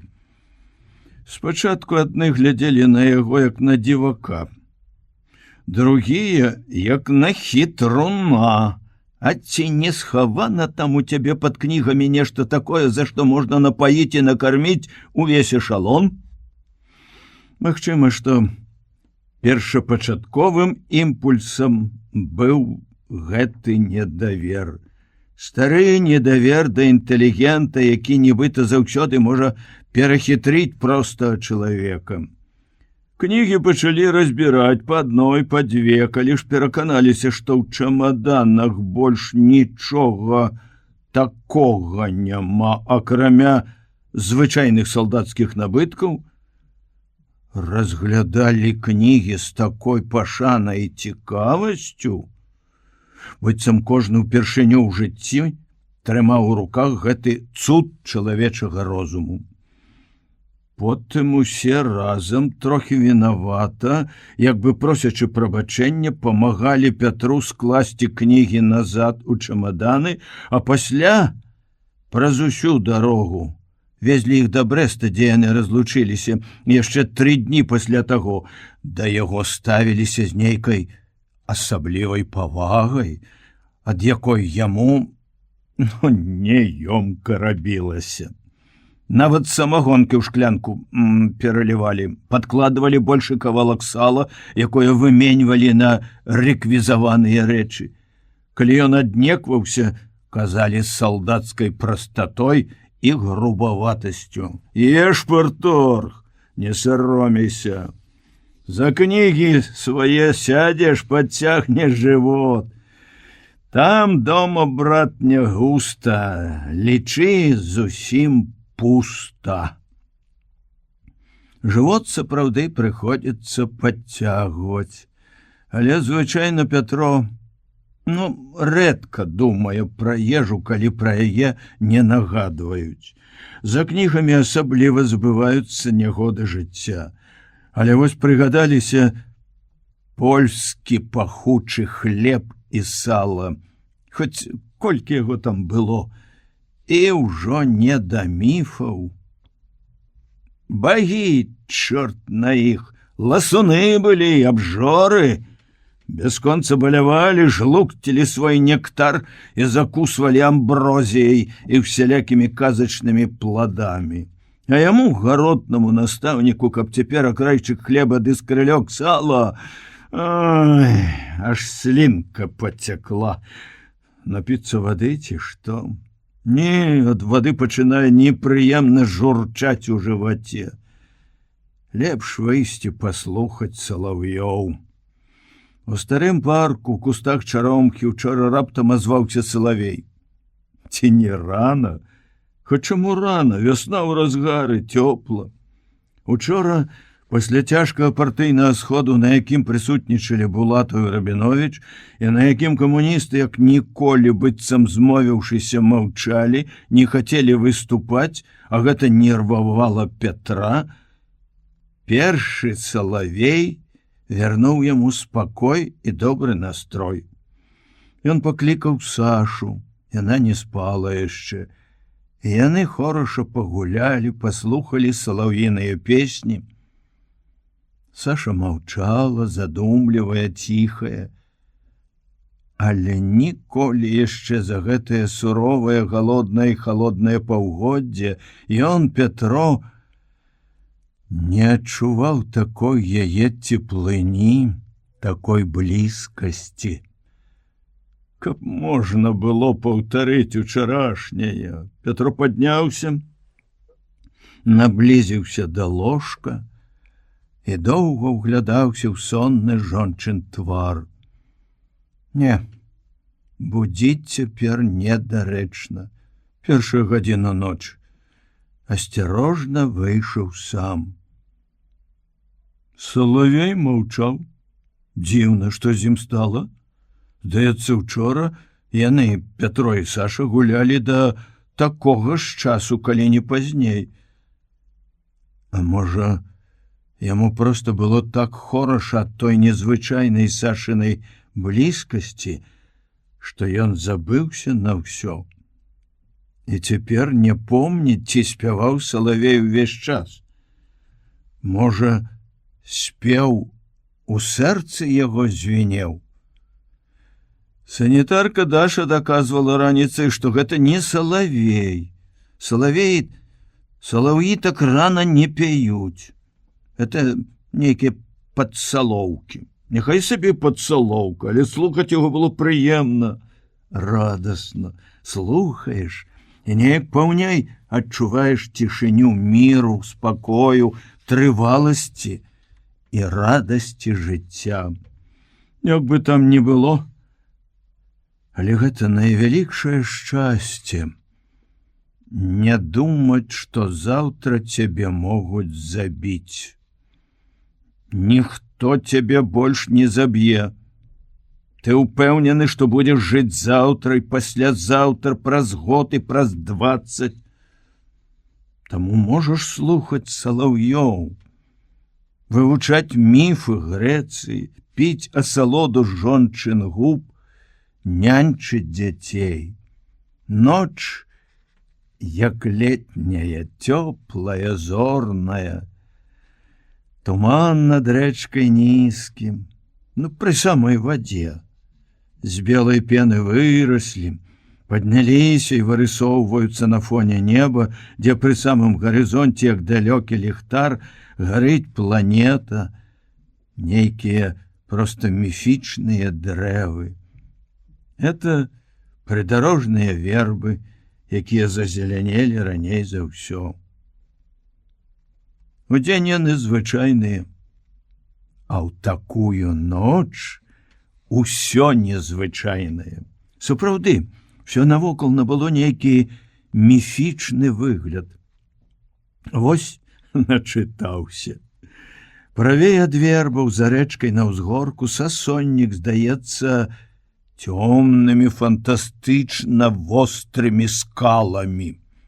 Над імі нізка павіс месячык, ён вышчарблены не з таго боку, з якога мы прывыклі бачыць, калі ён няпоўны усходзіць з вечара, і нейкі фіялетавы, ненатуральны. На вецер ці што? Няхай бы пайшоў дождж. Вясна ранняя і сухая. Хоць і нямала было снегу, а іх пясчаная зямля перасохла ўжо. Можа, таму ў раёне такая нервознасць пасяўной. Райкам не проста патрабуе.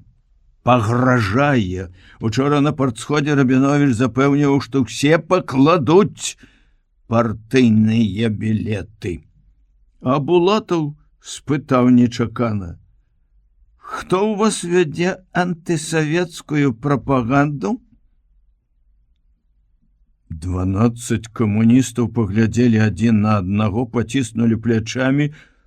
Што яны маглі сказаць? Можа, праз добрых мінут 10, калі ўжо выступаў Бабкоў, Булатаў сказаў: «Не ведаеце? Нічога не ведаеце?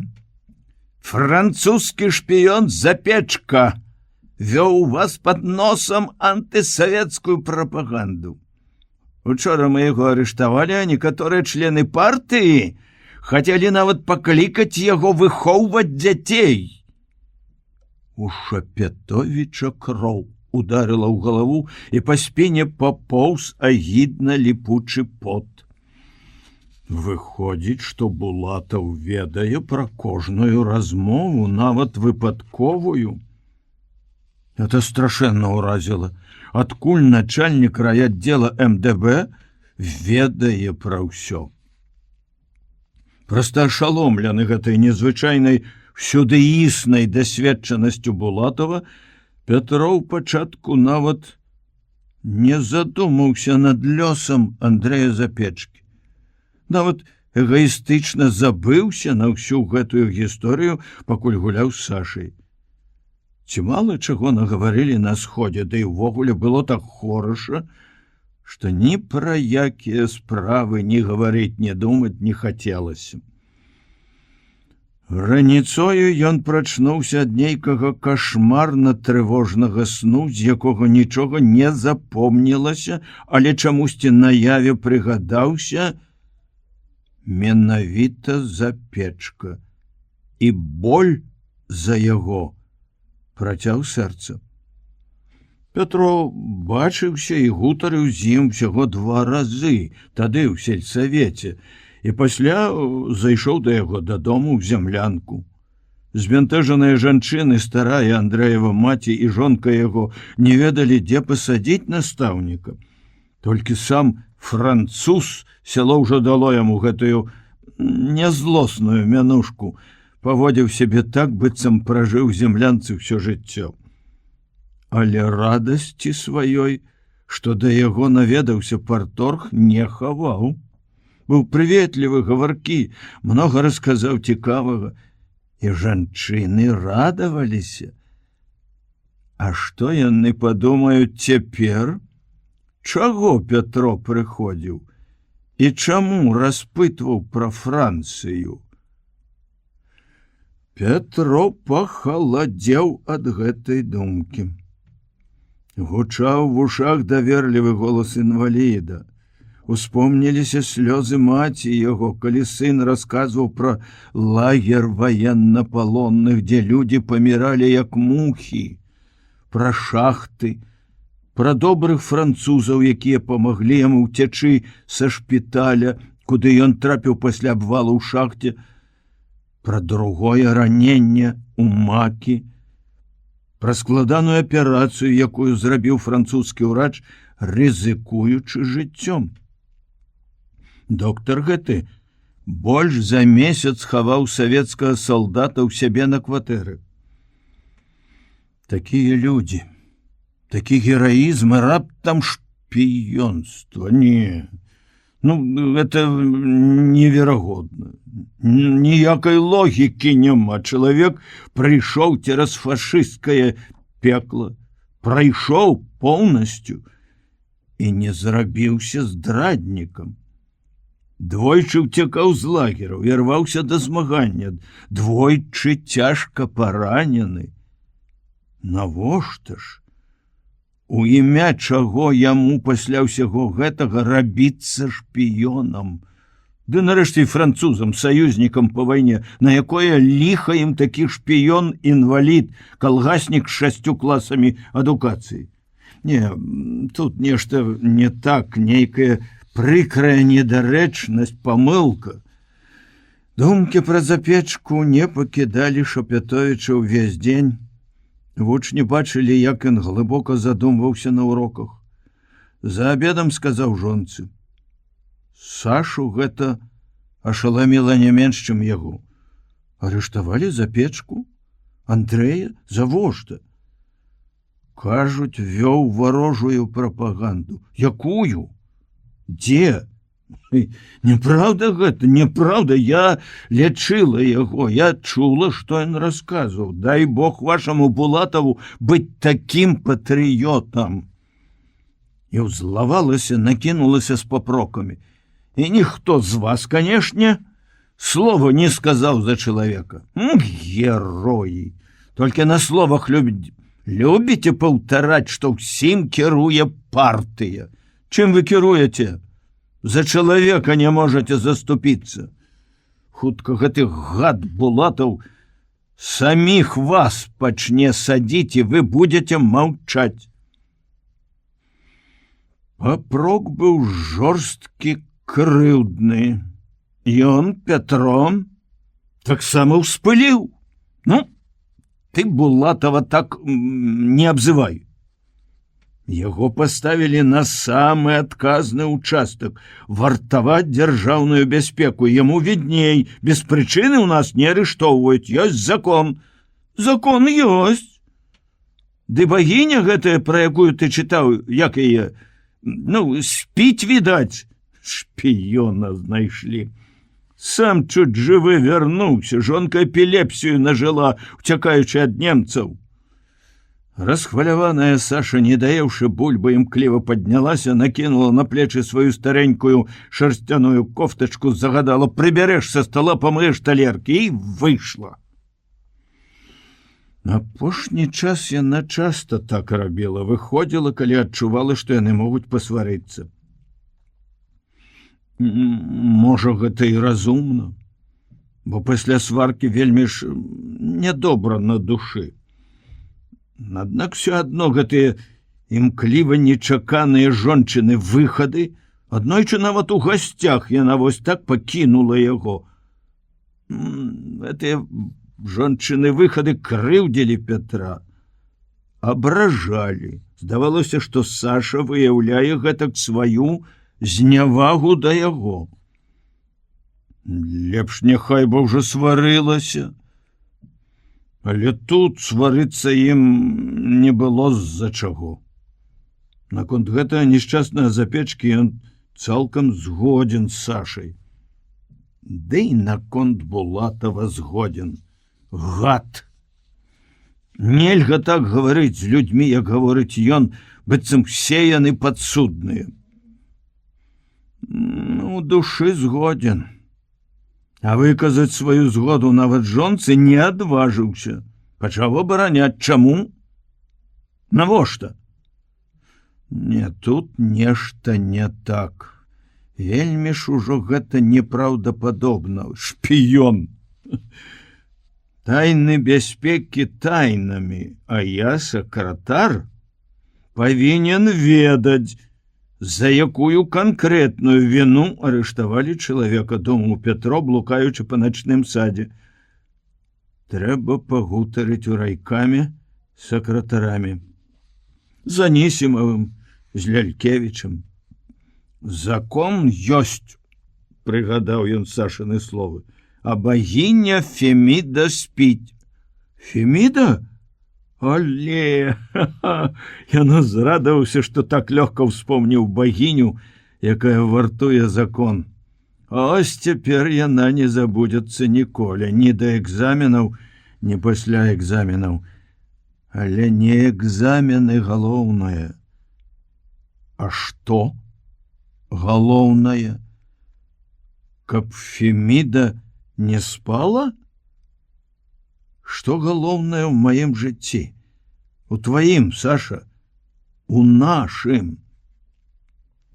У крайнім двары закрычаў вельмі блізка певень. Пятро аж уздрыгнуў ад нечаканасці. Галасіста закрычаў. Як каравульны даў сігнал. І адразу ж яму адгукнуўся адзін, другі, і так далей, быццам перадавалі эстафету ад хлява да хлява, з вёскі ў вёску. Праз хвіліну ўсё наваколле звінела ад рознагалосых кукарэку. Пеўні спявалі і тут, у старым парку, і каля школы, каля іх дома, на калгасным двары. Пятро адразу павесялеў. Ого, жывём! Колькі іх развялося пасля нямецкіх кураедаў. Мабыць, разбуджанае пеўнямі, жаласна заржала ў канюшні жарабя. Яно адзінае ў калгасе, прадмет асаблівай любові і клопату панаса Грамыкі. У ліпавых прысадах, што ідуць уздоўж агароджы, ад якой асталіся толькі рэшткі белых цагляных слупоў, нечакана з прасонку ці што адгукнуўся салавей. Вунь дзе ён. Пятро рушыў прысадамі, падняўся месячык, і ў парадзелым за вайну парку, дзе не ўсе яшчэ дрэвы зазелянелі, пасвятлела. Цень ад старых ліп, суцэльны, чорны, падаў на кусты, што параслі ў канаве каля былой агароджы на пясчаную дарогу. Моцна пахла крапівой. Яе маладую і рвуць тут на боршч. Саша таксама варыла боршч з крапівы. Нічога можна есці. Каб яшчэ хоць маленечкі кавалачак мяса ды лыжка смятаны, то была б страва. Лепшай не трэба. На ўцалелай каменнай лавацы сядзела пара. Ён і яна выказвалі адно аднаму свае пачуцці працяглым пацалункам. Пятро застыў на месцы, каб не спалохаць. Няхай цалуюцца. Людзі заваявалі гэтае шчасце, цалавацца, жаніцца, нараджаць дзяцей. Але закаханыя нейкім чынам адчулі, што нехта старонні глядзіць на іх, адхіснуліся адно ад аднаго, падхапіліся. Не саромейцеся, справа жыццёвая, сказаў Пятро, праходзячы. Ён пазнаў і хлопца, і дзяўчыну. Цёзка яго, Петя Аўчароў, сержант, разведчык, малады камуніст. Это пра яго некалі казаў Грамыка. Аўчароў адзін з маладых, хто, вярнуўшыся дадому з заслугамі, з партыйным білетам, не пайшоў шукаць доўгага рубля, астаўся ў калгасе, на конях працуе, арэ, сее, па 2 нормы хлопец выганяе. А потым, значыцца, яшчэ ноч сядзіць тут у парку. Маладосць, Пятро ўздыхнуў і сам сабе засмяяўся. Стары, сказаў, як добры дзед, справа жыццёвая. Ці даўно сам такі быў, бегаў на спатканне за 30 кіламетраў. На Вольгу Бондаренко ні адзін хлопец вока кідае, да і жанатыя заглядваюцца, красуня, адзета заўсёды па-гарадскому, прывезла адзенне з Германіі. Шкада толькі, што, кажуць, паехала яна туды сама. Петро Андреевич, Петя нечутна дагнаў яго, далікатна крануў за плечо. Пасядзіце з намі хвілінку. Шапетович здзівіўся, пажартаваў: навошта я вам? Я на вашым месцы абыходзіўся без сведкаў. Пагутарыць хочам, сур'ёзна попрасіў хлопец. Петро вярнуўся, сеў побач з Вольгай, настройваючы сябе на жартаўліва вясёлую размову. Але закаханыя збянтэжана змоўклі, і яму таксама зрабілася неякавата. Убачыў, як Петя ў потай цісне дзяўчыне руку, быццам заклікае: трымайся. Зразумеў, што размова ў іх сур'ёзная, таму сур'ёзна, з нейкай нават насцярожанасцю чакаў, хто з іх пачне, пра што тут пойдзе гутарка. Вось, Петро Андреевич, «Жениться хочу», — сказаў Петя і ўздыхнуў. Шапетович засмяяўся. Ведаеш анекдот? Пытаюць у хлопца: «Женишься, Иван?» «Женюся». І голос такі бадзёры. Пытаюць праз нейкі час: «Ажаніўся, Иван?» «Ды ажаніўся». І голас не то, і ўздыхнуў вось так, як ты. Нешта ў цябе, цёзка, наадварот. На анекдот, жарт, ніякай рэакцыі. Петра гэта яшчэ больш насцярожыла. Сядзяць, глядзяць на сцежку, прасвечаную месяцам ад школы сюды, пад ліпы, дзе светлая палоска знікае ў цяні. «Жаніцца мне трэба, маці хворая».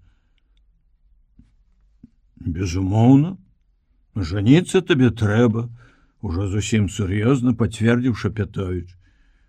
«Але ведаеш, што я табе скажу, Аўчароў? Найлепш, калі пры любой сітуацыі, пры 1000 другіх прычын, самых сур'ёзных, на першым месцы будзе прычына: «Я не магу без цябе, Оля, я люблю цябе». Каб была любоў.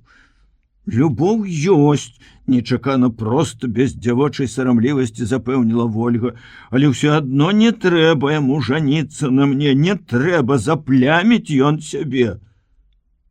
Чым запляміць, не зразумеў Петро. Чым?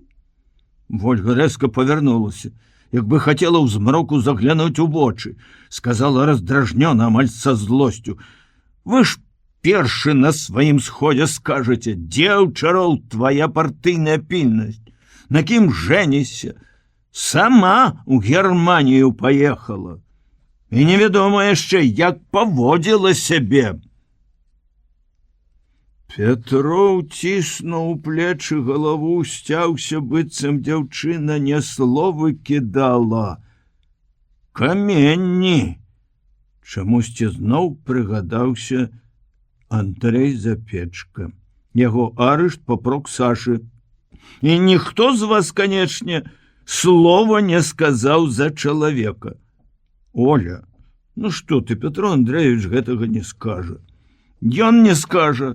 Другія скажуць, хоць і ён. Як жонка яго глядзіць на мяне. Палец у мяне нарваў, я прыйшла да яе. Слова не сказала ветлага. Разрэзаць разрэзала. А перавязаць сама не стала. Не стала перавязваць.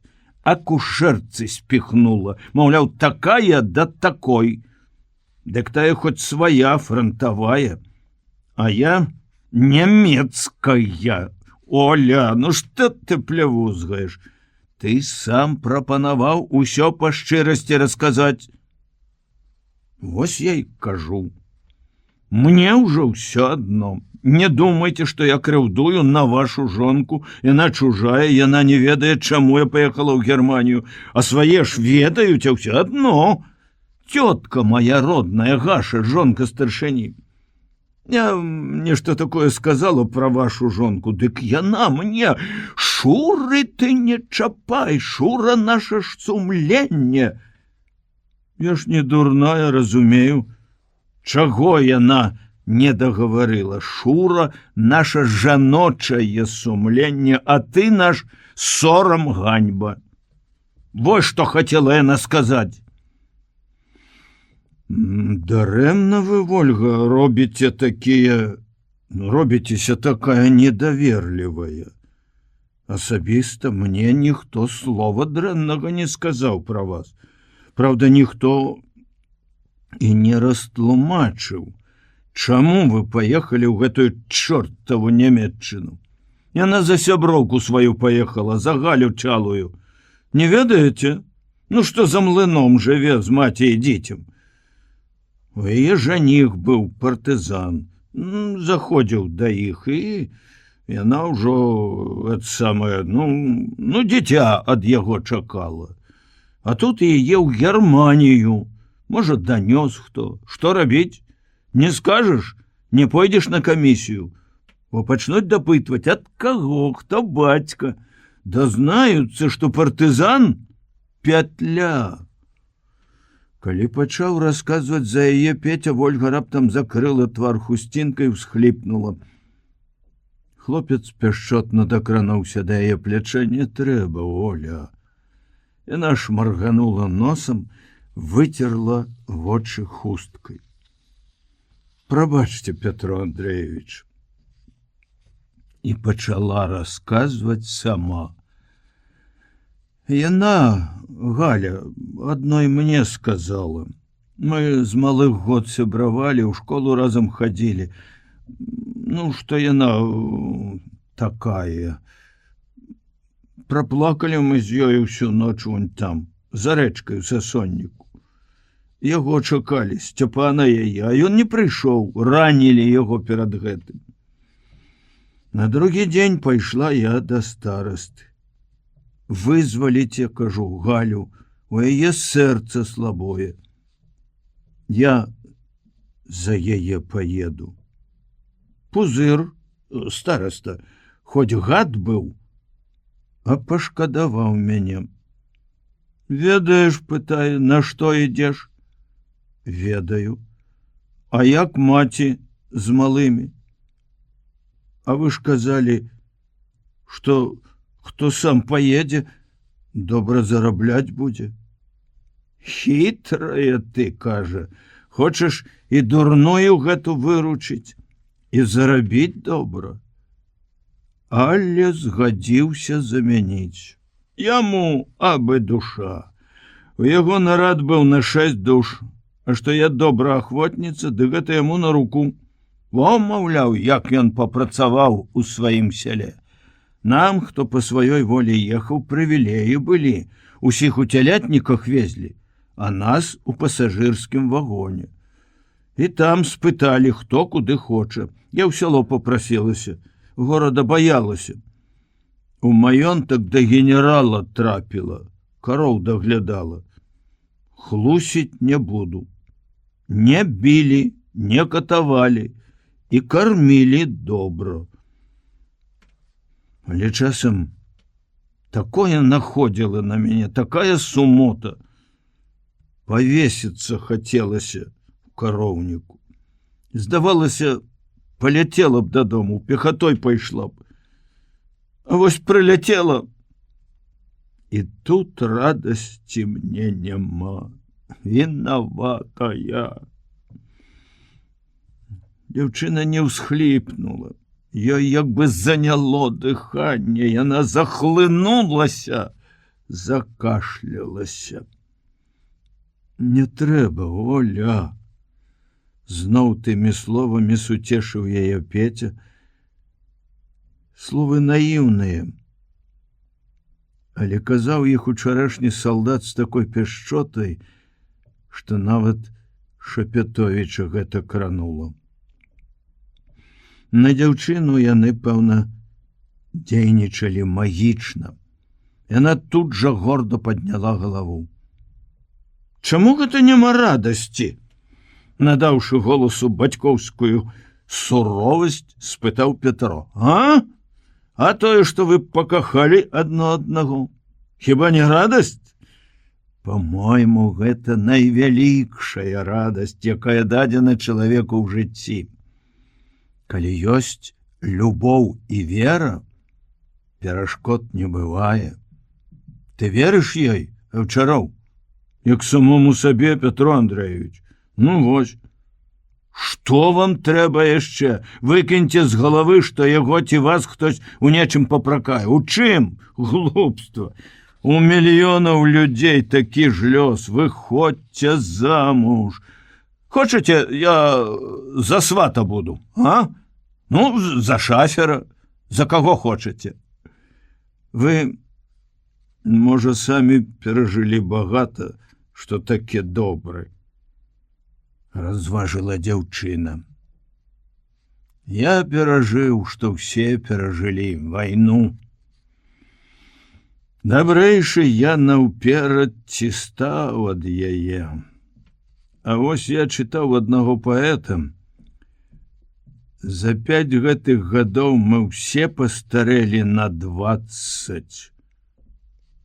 Правільна сказана. Ад гэтага нам цяжка, уздыхнула Вольга. Ад чаго?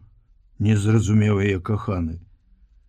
Што ў 23 гады мы старыя. Ну, старая, просто бабуля, пажартаваў ён і засмяяўся. Пятро падумаў, што гэты хлопец, яго равеснік, не адчувае сябе старэйшым за свае гады. Яму пашанцавала. Ці, можа, ён мае большы запас маладосці, а вось яна, Вольга, адчувае. Таму па-мацярынску думае не толькі пра сябе, але і пра таго, каго пакахала, пра яго жыццё, будучыню, каб ён нічым не запляміў сябе. Ён, Шапятовіч, таксама адчувае сябе старэйшым намнога. І адказнасць на сябе ўзяў не па гадах. А яна, адказнасць гэта, патрабуе не толькі адпаведных паводзін, зноў-такі не па гадах, але і зусім іншага складу думак. Вось якой парады ў яго просяць, як у мудрага старога. І ён мусіць даваць яе з паважнасцю і па сутнасці, з уяўнай мудрасцю, бо адкуль у яго той вопыт. А вы верніце яе, украдзеную вайной маладосць, сказаў і тут жа падумаў, а ці вяртаю? Ці не кажу я газетна-казённыя ісціны? Цікава, што пра гэта падумае Саша? Чамусьці мы ні разу не пагаварылі пра тое, якія былі да вайны, якія зрабіліся цяпер. Здаецца, Саша лічыць, што это натуральна, што мы сталі зусім другія. Вольга нічога не адказала на параду вярнуць маладосць. Не пра сябе думала, пра яго, з жаночай адданасцю і самаахвярнасцю. Я Петю кажу, навошта яму спяшацца з той жаніцьбай? Яму вучыцца трэба. Няхай бы ехаў на якія курсы, цяпер у кожнай газеце аб'явы. А маці? Спытаў хлопец з болем. Маці я дагледжу. Можаш ты мне даверыць? Рабіцеся дачкой, даглядайце. Яму спакайняй будзе. Ты не паедзе ён нікуды, калі ажэніцца, я ж ведаю. Так і астанецца ў калгасе. А кім ён стане ў гэтым калгасе? Вунь у цябе, якія разлікі, падумаў Шапятовіч. Так бы казала адразу, а не ківала на сваю біяграфію. Але разважыўшы, хіба папракнеш яе? Няхай сабе хітруе трохі, ды хітрасць гэтая чыстая і сапраўды самаахвярная. Баіцца яна, што жаніцьба і яе жончына рэпутацыя перашкодзяць Аўчарову выбівацца ў людзі. Гатова ўзяць клопат пра яго маці і чакаць, пакуль ён будзе вучыцца. Пройдзе час, забудзецца мінулае, адновіцца ў вёсцы добрая слава пра яе шчырую працаўніцу і верную нявесту. Ацэніць гэта ён, адукаваны Петя, яе шчасце. Не, другую знойдзе. Значыцца, не судьба, як тут кажуць. За што ж ты яе папракаш? Ну за што ты яе папракнеш? Ага, за словы пра калгас. Безумоўна, яго Шапятовіча абавязак развянчаць такія яе думкі, але тыя словы, якія ён з усёй шчырасцю і палымянасцю сказаў бы ў любым другім месцы, неяк не падыходзілі ў гэтым залітым месячным святлом парку перад двума закаханымі. Адчуваў, што не пасуюць яны да іх чалавечай драмы, ды і да яго ўласнага настрою. Таму сказаў амаль афіцыйна: папрацуе вось так, як цяпер працуе лета ў калгасе. Увосень мы самі яго пашлём у абласную партшколу. Мы ўжо гаварылі з панасам Астапавічым. Вольга стояна ўздыхнула. Шапятовіч зразумеў. Пра партшколу яны ведаюць. Пэўна, сказаў Грамыка. А таму Вольга і баіцца, што жаніцьба з ёю можа перашкодзіць Петю. Якая бязлітасна суровая практычнасць. Праўду яна сказала.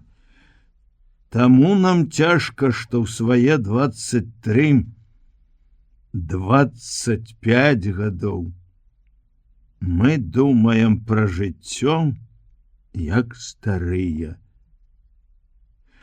Каля дома свайго Пятро убачыў белую здань. Пазнаў здалёк Саша, яна стаяла, захутаўшыся ў медыцынскі халат, прытуліўшыся да цэглянага, вышчэрбленага і выветранага за многія дзесяцігоддзі слупа. Пятро кінуўся да яе ў подбег. Ты што? Дзе ты быў?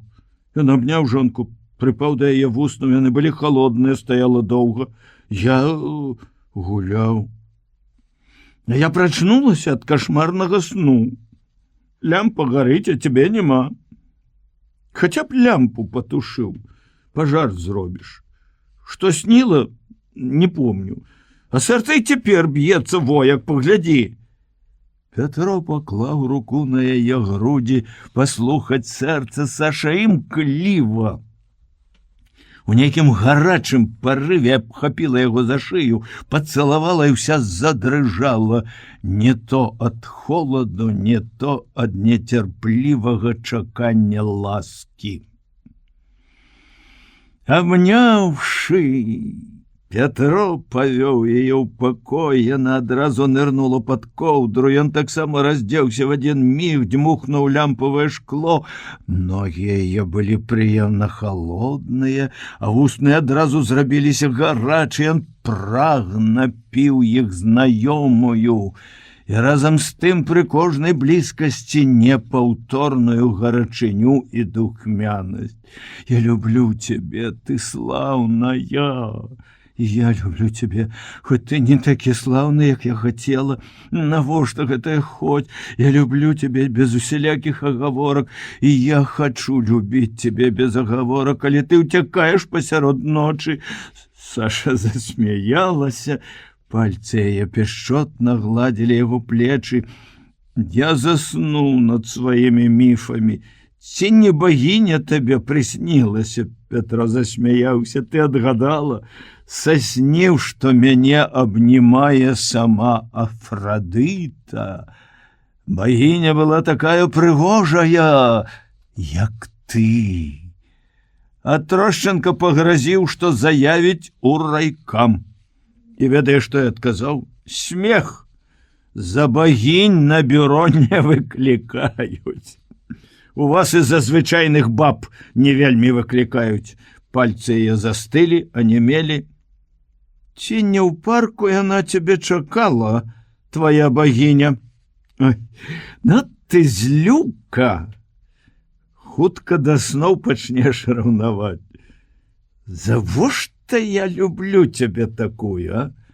Завошта я люблю цябе? Пальцы зноў зрабіліся пяшчотныя. Яны лепш, чым што перадавалі сілу кахання. Пальцы і вусны. Ён спытаў праз колькі хвілін, сцішаны, стомлены. Ты лічыш, мяне няма за што любіць? Часам няма. Любіць чалавека, а не яго ўчынкі. А чалавек не анёл. Ён не можа быць увесь час ружовенькі. Чалавек заўсёды павінен быць чалавекам. Якая глыбокая філасофія. Спі. Саша ласкава правяла рукой па яго шчацэ. Петро пацалаваў яе плячо. Звычайна ён хутка засынаў, вось так прыпаўшы вуснамі да жончынага гарачага пляча, але сёння не спалася. Чамусьці зноў перад вачамі стаяў Андрэй Запечка, як жывы дакор яго Петроваму спакою і шчасцю. А потым Вольга з яе насцярожанасцю, самаахвярнай хітрасцю і прагным жаданнем пачуць добрае слово заспакаення. Ты папракаеш нас за нечуласць да людзей. Ты лічыш, што ў цябе адной сэрца баліць за іх пакуты. А сама ты. Завошта ты не ўзлюбіла этую несчастную Вольгу? Яна адчувае, ёй горка. Ці не яна тая багіня, да якой ты бегаў пасярод ночы? Голас адразу зрабіўся саркастычна ўедлівы. Я сустрэў яе заўчаровым, ён хоча ажаніцца, а яна баіцца, каб яго пасля не папракнулі. Недарэмна, відаць, баіцца. Ты бязлітасная. Няўжо праўда ты думаеш, што ўсе, хто быў там, паводзілі сябе, як ты думаеш? Не ўсе ехалі па добрай волі. А ты ведаеш, чаму яна паехала? Ведаю. Яна ратавала сяброўку. Ад чаго? Як ад чаго? За тое, што рабілі яны, медаляў не даюць. Спачатку круцілі з партызанамі, а потым знайшлі ход, каб адной і другой было добра. Дзе ім было добра? А то гаравала яна, Вольга твая. Прыехала выпешчаная, расфуфыраная. Воз нямецкіх анучак прывезла. Мяне здзіўляе твоя суровасць. Нельга так, Сашок. Ты бачыш толькі знешні бок, жыццё і жыццё. Яно не спыняецца і жывы думае пра жывое. Ах, як ты абараняеш іх палявых гэтых ды паходных. Жыццё ёсць жыццё, сказала яна ціха, але са злосцю. А што б ты заспяваў, каб я? А ў мяне, можа, большая, чым у каго была мажлівасць. Каб жыццё не спынялася, а я спыніла яго. Закрануты чарговым напамінкам пра яго грэх, абражаны недаверам, колькі можна папракаць, Пятро вырашыў і ёй кінуць крыўднае. Ты кажаш гэта так, быццам шкадуе, што не зрабіла, як некаторыя. Саша не адказала. Не адразу. Але па дыханню яе Пятро адчуў, што паўза небяспечная, сцяўся чакаючы. А што ты думаеш? І шкадую. Як пляснула па твары. Рэзка павярнулася да яго спіною, нацягнула на галаву коўдру. Не першы раз ужо так. Нечаканыя дзіўныя пераходы ад самых гарачых прызнанняў, шчырай блізкасці, ласкі і пяшчоты да папрокаў, нават сваркі, асабліва калі і ён заводзіўся. Апошні час зразумеў, што самае лепшае ў крытычную хвіліну змаўчаць. Змаўчаў? Але ўсё адно было крыўдна да душэўнага болю. Няўжо яна не бачыць, як ён кахае? Няўжо не верыць? Чаму яна зрабілася такая? Да вайны ў маладой у яе следу не было гэтай бабскай рэўнасці. Наадварот, яна з яго смяялася, называла рэўнасць перажыткам, якога інтэлігентны чалавек павінен саромецца. Чаму? Чаму ж яна цяпер не саромеецца? Нават пры людзях. Мы пастарэлі, але са сталасцю прыходзяць мудрасць і спакой. Ва ўсім Саша разумная і спакойная, акрамя гэтага свайго пачуцця. Дзіўна. Зрабіць і ёй балюча? Ды не можа ён паспрабаваць памірыцца. Было ўжо так, што пасля сваркі нават слёз зноў наступалі хвіліны пяшчотнай блізкасці, яны былі не менш радасныя. Не, сёння мірыцца так хутка не хочацца. Няхай бачыць, што ён абражаны. Пятро таксама адвярнуўся. Месячык свяціў у акно. На падлозе ляжалі светлыя прамавугольнікі зашклёных шыб, два каля самага ложка і два бліжэй да акна, а пасярод чорна. Сярэдзіна рамы забіта фанерай. Пад печчу вядзе сваю нудную песню цвыркун. Яго, звыкшыся, не чуеш, калі засынаеш са спакойнай душой, задаволены ўсім. Цвыркун раздражняе, калі настрой вось такі і не спіцца. Загаварыла спрасонку малая.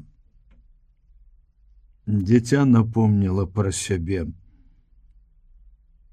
Неяк адразу зрабілася лягчэй і святлей. Раптоўна захаладала, як гэта часта бывае вясной. Пасля амаль летняй цеплыні, што трымалася яшчэ ўчора, зусім асенняя слата.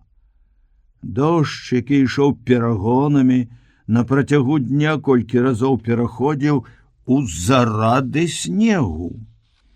Пятро раней прапаліў у грубцы, наварыў супу, не з-за вялікай любові да гэтай стравы, а з-за эканоміі.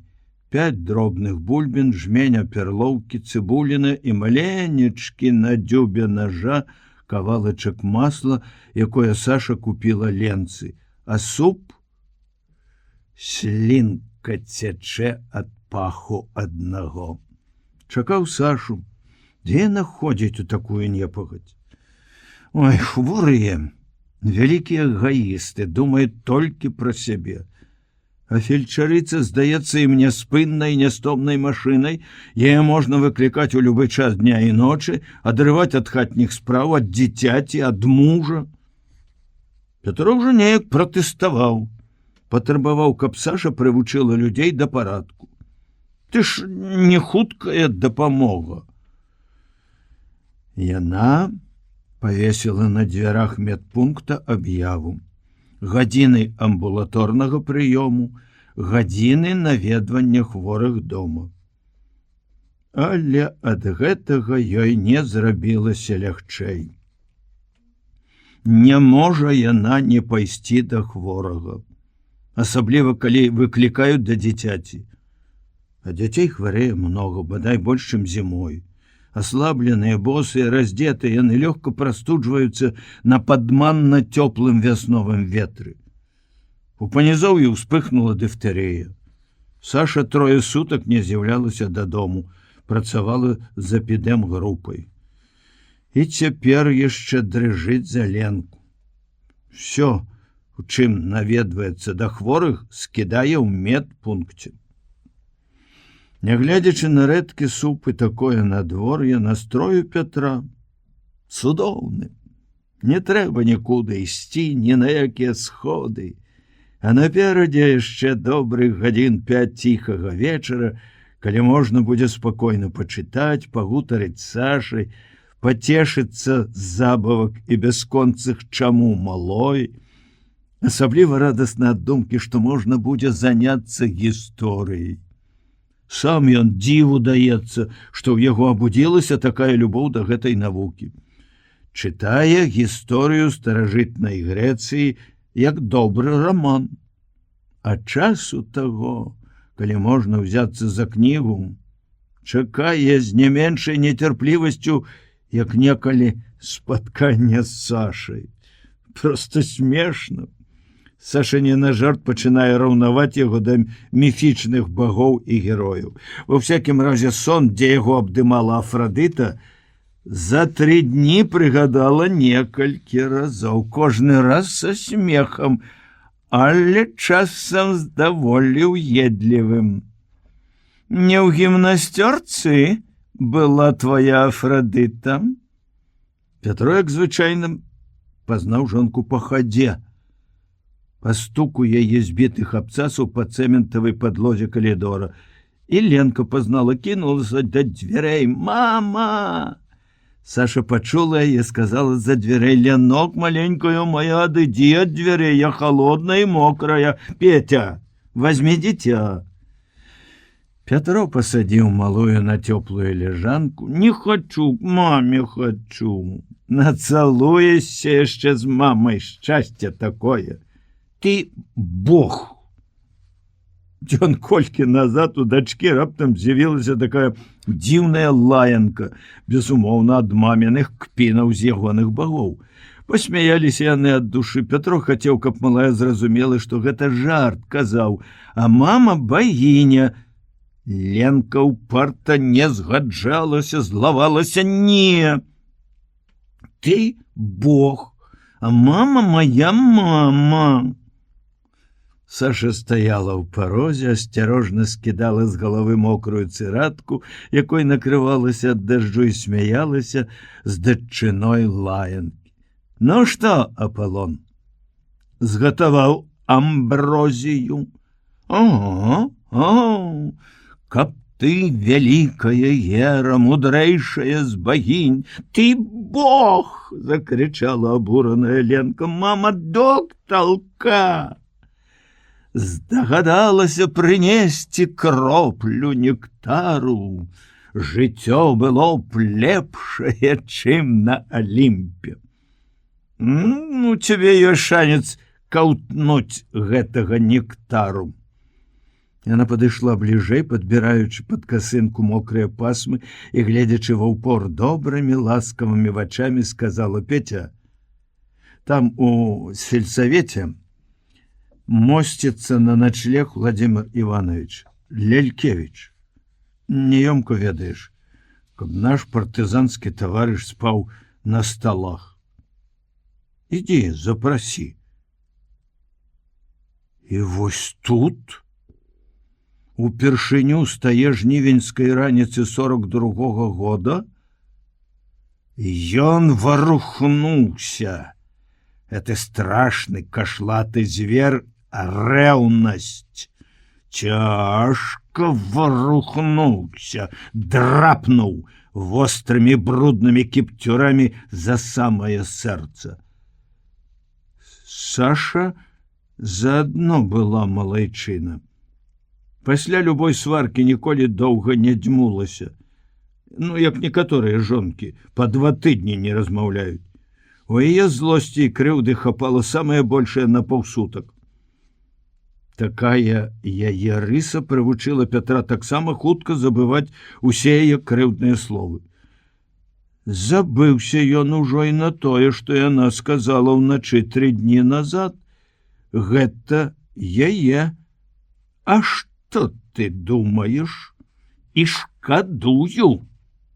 Моцна такі ашаламіла, але тады ён разумеў, сказала на злосць яму, а цяпер апякла думка. А можа, праўда? Шкадуе, што не стала жонкай Лялькевіча, калі той паранены паўгода жыў у іх хаце і для вяскоўцаў, для ўлады нямецкай лічыўся яе мужам. Саша чакала, што ён адкажа, не зводзіла вачэй. Можа, адчувала, што выбухне яго рэўнасць? Пятру здалося, што яна нават хоча, каб ён вытыркнуў лыч гэты звер, што варухнуўся ў ім, што ёй хочацца пацешыцца з яго душэўнага болю. Няхай, маўляў, ні адной мне баліць. Але ж не, ён не пакажа ніводнай звярынай шарсцінкі. Чалавек заўсёды павінен быць чалавекам. Дык вось, атрымай. Ты не можаш дараваць мне выпадковай сувязі, а я буду вышэй за ўсё гэта. Чаму ж ты не запрасіла? Няўжо трэба ўзгадняць са мною? Думала, я буду супроць? Дзівачка ты. Ён ласкава сцёр з яе лба кроплі вады. Я запрашала. Аднекваецца. Пятро засмяяўся. Інтэлігент! А? Цяжка яму засвоіць прывычкі ўпаўнаважаных, якія самі шукаюць, хто б іх накарміў і спаць паклаў. Саша затрымала яго руку і пацалавала ў далоню. Пятра гэта расчуліла і збянтэжыла. Ты слаўны, я люблю цябе. Давай твою цыратку, пайду. Не, накінь шинель, я збегаю да грамыкаў, пазычу што-небудзь на вячэру. Яна цяжка ўздыхнула. Выходзячы з Сашай з дому, Пятро нічога ўжо не адчуваў, акрамя новага прыліву пяшчоты да жонкі, да клопату шчырага гаспадара, якому ў нелёгкі час трэба прыняць госця. Нечаканы Сашын пацалунак, звыклыя словы прызнання, якія яны звычайна часта казалі адно аднаму ў ложку. Але рэдка вось так. Яе перажыванне, што няма чым чалавека пачаставаць. Усё гэта неяк адразу ўтаймавала рэўнасць, зрабіла яе смешнай, недарэчнай. Сапраўды, сталыя людзі з сур'ёзнымі поглядамі на жыццё, на сям'ю павінны саромецца такіх пачуццяў. Найлепшая зброя на гэтага звера — спакой, вытрымка. Не заводзіць сябе, не абражаць, не раз'ярываць чалавека, якога кахаеш так, што кожны яго неасцярожны ўчынак ці слова можа выклікаць тваю рэўнасць. Навучыцца кіраваць сваімі эмоцыямі. Пятро ішоў запрашаць госця задаволены сабой, у добрым настроі ішоў. Калі Саша вярнулася з марлевым клуначкам у руках, муж сядзеў каля стола з дачкой на каленях, а госць хадзіў па пакоі. Новы пратэз гумавы неяк жаласна папіскваў. Сашу чамусьці балюча ўразіў гэты піск. Нібы яна толькі цяпер даведалася, што сакратар райкама таксама інвалід, якіх так многа, і за якіх так баліць яе сэрца. Ёй здалося, што Владимир Иванович нечым усхваляваны. І яна на міг насцярожана застыла спалоханая. Ці не сказаў, якого глупства Петя? Калі ён яшчэ у Булатова, паспрабуем нешта зрабіць. Праверым, што яму інкрымінуюць. Это вы пра запечку, здагадалася Саша, кладучы пакунак на паліцу. Малая саскочыла з бацькавых каленяў, кінулася да маці. Мама, што ты принесла? Яйкі? Я хочу яйка. Саша подхапила ее на руки, высоко подняла, посадила на печь. Тишей, Лянок, ты заминаешь дядю. И до Лялькевича. Владимир Иванович, поверьте мне, я лечила его. Не мог Андрей за печка нічога дрэннага сказать. Бывают балбатуны, як осеклася. Прабачьте, не буду называть ніякіх прозвішчаў. Ёсць, што п'яныя могуць ляпнуць сялякае глупства. Запечка не такі і не піў. І ўвогуле не мог ён. Жонка яго расказвала. Зямлю цалаваў, калі вярнуўся. У Сашы заблішчалі ў вачах слёзы. Я веру вам, Александра Фёдоровна, але баюся, што нічога зрабіць не здолеем. Прабачце, Владимир Иванович, але я гэтага не магу зразумець. Я, канечне, малады камуніст, палітычна мала адукаваны, але все-таки я чытаў Леніна, праграму, статут і разумею так, мы кіруючая партыя. Цэнтральны камітэт кіруе ўсім, ажыццяўляе кантроль над усімі органамі, у тым ліку і над гэтымі. А ў раёне хто павінен сачыць? Вы, у райкам. Для мяне вы найвышэйшы аўтарытэт. Я вас выбіраў, ды і не толькі для мяне, камуніста, для кожнага чалавека, партыйнага і беспартыйнага. Я, Владимир Иванович, сказаў вам пра гэта не як госцю. Не проста так. Я учора знарок хадзіў да вас, але нікога не застаў, ні Анісімова, ні вас. Я звяртаюся да сакратара райкаму. Вы, канечне, прабачце, што я так паклікаў у госці і пачаў вось з такога пачастунку. Ды што вы просіце прабачэння? Якія могуць быць цырымоніі паміж намі? А тым больш, калі такая справа, лёс чалавека. О, вось именно лёс чалавека. І мяне здзівілі вашы словы. Баюся, што нічога зрабіць не здолеем. Я настаўнік.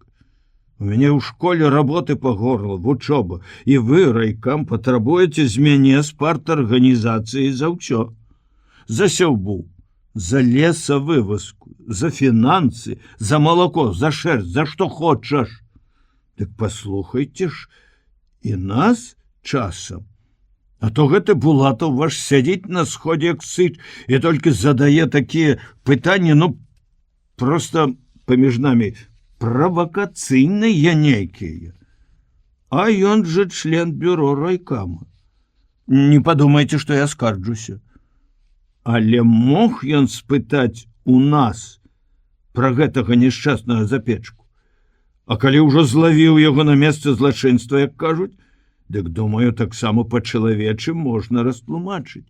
Мы все-таки камуністы, і ўсе ваявалі, многія афіцеры. Не такія тайны нам давяралі. Саша сядзела перад грубкай, раздзьмухвала агонь, мокрае галлё не хацела разгарацца, дыміла, дым адбівала ў твар, яна па-дзіцячы рукавом выцірала слёзы. Лялькевіч, што быў прысеў каля акна, слухаючы Пятра, падняўся, падышоў да Сашы. «Дайце мне партызану. Я быў мастак распальваць кастры». «Унікае размовы», — незычліва падумаў Пятро, і каб прымусіць яго адказаць па сутнасці, а можа падсвядома не хочучы, каб ён станавіўся на калені побач з Сашай, Пятро ступіў да грубкі, імкліва апусціўся на калені, далікатна адхіліўшы жонку ізнарок, двухсэнцоўна сказаў: «Гэта і мы умеем». «Нарэшце ты здагадаўся», — сказала Саша.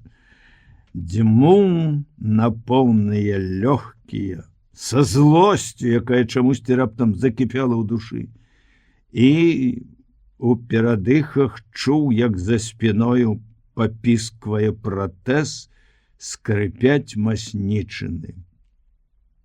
Лялькевіч хадзіў, яго маўклівая хада пачала раздражняць Пятра.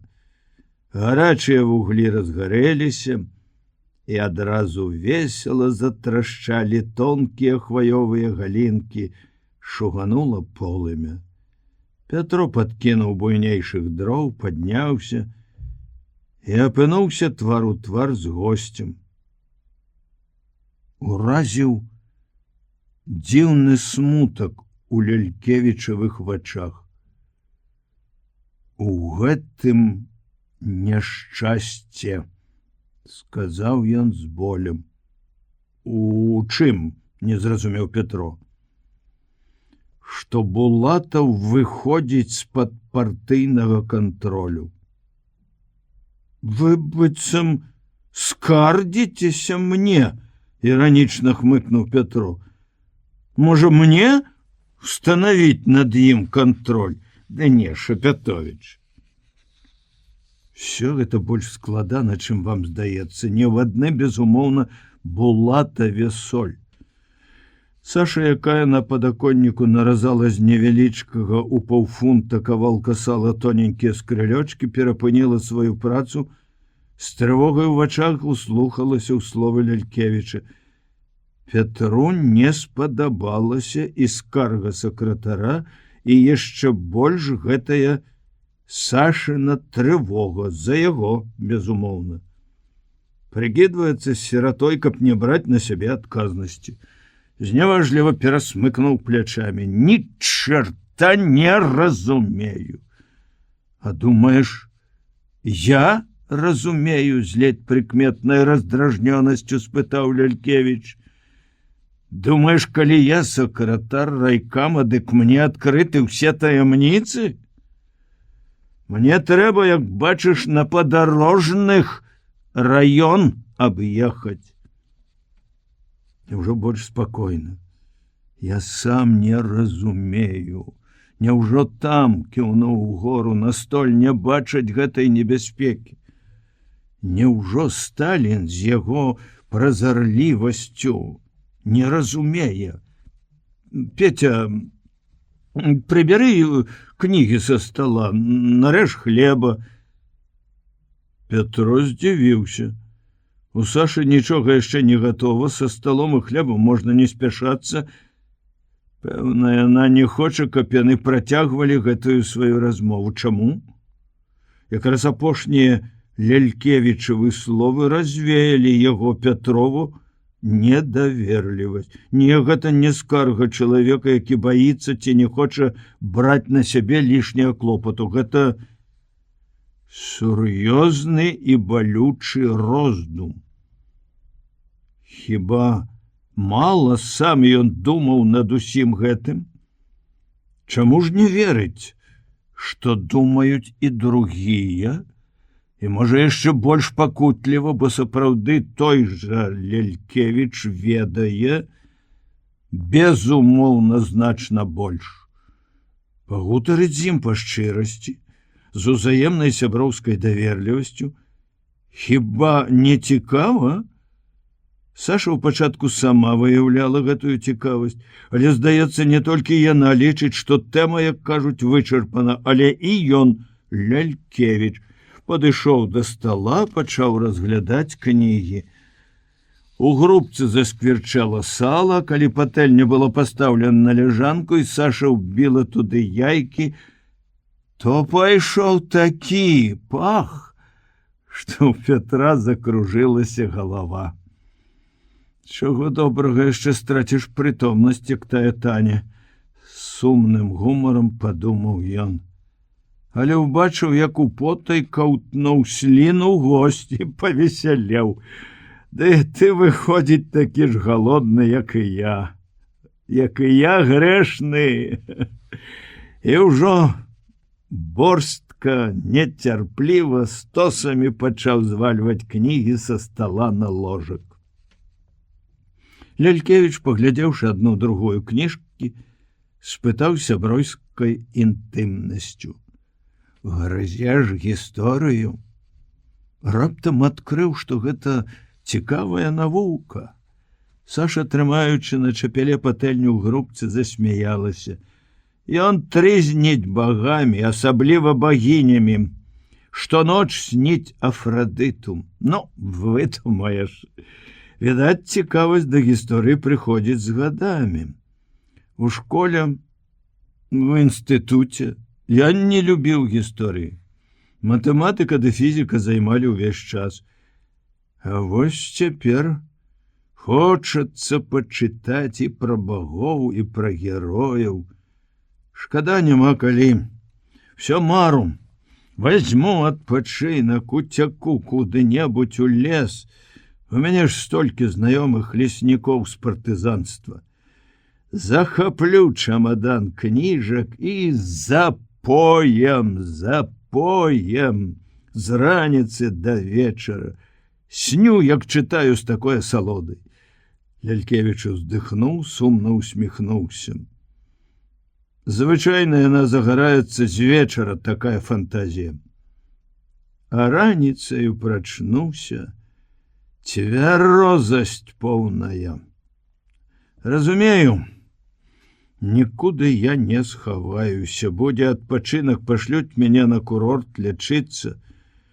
Ну, пачытаю не больш, чым другія, і зноў сходы, пасяджэнні.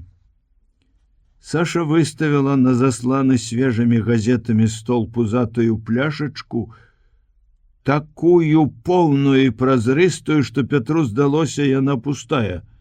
Ён нават не ўтрымаўся, пераставіў яе з месца на месца, пераканаўся, што яна напоўнена пад шкляны прыцёрты корак самым чыстым нектарам. Увесь акушэрскі анзе выставіла, падумаў з вясёлым гумарам. Зноў акушэрка напіша ў райздраў. У дзень савецкай арміі яны з Бабковым вымалілі у Сашы грамаў 200 спірту. Памянуць тых, хто ішоў побач з імі і не дайшоў. Не толькі фізічныя, але і душэўныя раны, яны яшчэ свежыя ў кожнага. Уедлівая дзяўчына, ў галаве якой адны хлопцы ды інтрыгі, а хлопцаў няма, і яна злуе, напісала ў райздраў, што загадчыца фельчарскага пункта выкарыстоўвае медычны спірт на асабістыя патрэбы. Пятра ўразіў не сам паклёп, а тое, што дзяўчына, якая была на фронте, такая дурная. Для яго фронт універсітэт розуму. Развёўшы спірт вадой, Лялькевіч падняў сваю шклянку. Дзякую вам, сябры. Адмаўляўся я ад вашага запрашэння, бо ведаю, колькі гэта клопату ў наш час прыняць госця. Але шчыра кажу, радасна мне пасядзець у вашай сям'і. Колькі разоў думаў, заеду сам, скажу, давайте пасядзім, вось так. Дык не, то фальшывая няёмкасць перашкаджала, то справы неадкладныя. Але без прамоў дазвольце мне, Петро, выпіць за Сашу. Дякую вам, Александра Фёдоровна, за ваше золотое, ай не, шаблонна гэта золотое, вялікае, адным словом, за ваше добрае сэрца, Саша. Саша расчырванелая яшчэ каля грубкі, трохі збянтэжаная тостам, з дачкой на каленях, з маленечкай чарачкай у руцэ, была ў гэты міг незвычайна прыгожая. Пятро хацеў і не мог адвесці ад жонкі вачэй. Чокнуліся, выпілі, захрумсталі гуркамі. Бярыце яечню, Владимир Иванович, што вы адны гуркі? Дайте я вам положу. Дякую, дякую, не трэба больш, няхай малой. Так значыцца, ты не помніш мяне, Ленка. Эк, шчыра пакруціла галавой дзяўчынка. А я ў цябе за няньку быў. І мы добра такі з табой дружылі. Ты, я, да яшчэ кошка Катя. Помніш кошку? У тёткі Полі? У тёткі Полі. Але, а як Данік? Вучыцца ў тэхнікуме. Это я ведаю, бывае редко. Приедем. Попросите, няхай загляне. Мой галоўны суязны забыўся на свайго камандзіра. Лялькевіч уздыхнуў. Хоць яно натуральна. Новае жыццё, новыя сувязі, сімпатыі, ўсё новае. Як вам жывецца, Владимир Иванович, нечакана, не па логіцы гутаркі, але з незвычайнай цеплынёй, як у вельмі блізкага чалавека, як маці ў сына, спытала Саша. Худы вы. З вашым здароўем нельга так запускаць сябе. Гэта ж у які час мы вас крыху паправілі. О, Александра Фёдоровна, вы з Поляй гэта ўмелі. Што яна так, ваша Ліда? Лялькевіч зачырванеўся, здавалася, нават спалохаўся. Ды не, нічога, не думайце, мы жывём дружна. Ён казаў гэта так, быццам абавязаны быў даць Сашы справаздачу пра сваё сямейнае жыццё, што таксама крыху непрыемна кранула Пятра. Ліда разумны чалавек, толькі працуе як апантаная. 32 гадзіны ў тыдзень і штодня сотня сшыткаў. Я кожны раз з жахам гляджу на гару гэтых замурзаных сшыткаў. Дзіця будзе? Чакаем. Саша прыветліва усміхнулася, як бы задаволеная, што ўвогуле жыццё ў яго пакуль што ідзе па-чалавечы. Навошта вам гэта работа? Жонка настаўніца, вы настаўнік. Сталі б дырэктарам школы, ўсё-такі спакайней, з вашай нагой, з вашым здароўем. Стерлася з Лялькевічавага твару збянтэжанасць ад нечаканых Сашаных пытанняў, зніклі расчуленасць, размякчанасць ад выпітага спірту і ад вячэры. Уміг ён зрабіўся такі, як тады, калі гаварылі пра запечку. Аскетычна сур'ёзны, заклапочаны, здавалася, да душэўнага болю. Задумаўся на момант, ледь прыкметна усміхнуўся. Дзіўна, што ў жонак аднолькавая логіка. Ліда ледзь не штодня кажа мне пра гэта. І я ўжо адзін час пачаў быў прыкідваць, якую школу папрасіць. Але потым разважыў. Не. Нельга мне пакідаць партыйных органаў. Не падумайце, што я да ўлады рвуся, ці такой ужо высокай думкі пра свае кіраўніцкія здольнасці. Не, наадварот. Кіраўнік я па нашым часе пасрэдны, мяккі, ліберальны. Але вось именно простое, што многовато чэрствасці, камандавання. Такі чалавек, як я, патрэбны ў райкаме. Я хочу, каб вы правільна зразумелі. Неяк так склалася, што многія работнікі ўвогуле і людзі нядрэнныя працуюць, як бы гэта сказаць, для справы, для дакладаў, а не для людзей. Всё гэта нават цяжка растлумачыць. Тут трэба самому паварыцца ў гэтым котле, каб зразумець. Мы з Анісімавым часта сутыкаемся на гэтай аснове. Ён крычыць, што я плесневы ліберал, народнік, гнілы інтэлігент, што мяне даўно трэба гнаць у шыю з райкама. Любы другі на маім месцы даўно плюнуў бы. Я цярплю яго. У Анісімава ёсць адна добрая якасць. Ён хутка адыходзіць і, разважыўшы, даволі часта згаджаецца. Крычыць, пагражае выгнаць. А як хацелі мяне перавесці ў другі раён, увесь абкам на ногі падняў, а не аддаў. І сам я прасіўся, каб пакінулі. Тут амбіцыю і гонор трэба гнаць к чорту. Владимир Иванович усміхнуўся. Я што фурманаў прычапаю, але часам мне здаецца, што фурманаву было лягчэй. Чапаев дзіця рэвалюцыі, а мой Анісімаў — гэта, як кажуць, спелы прадукт пэўнага стылю работы.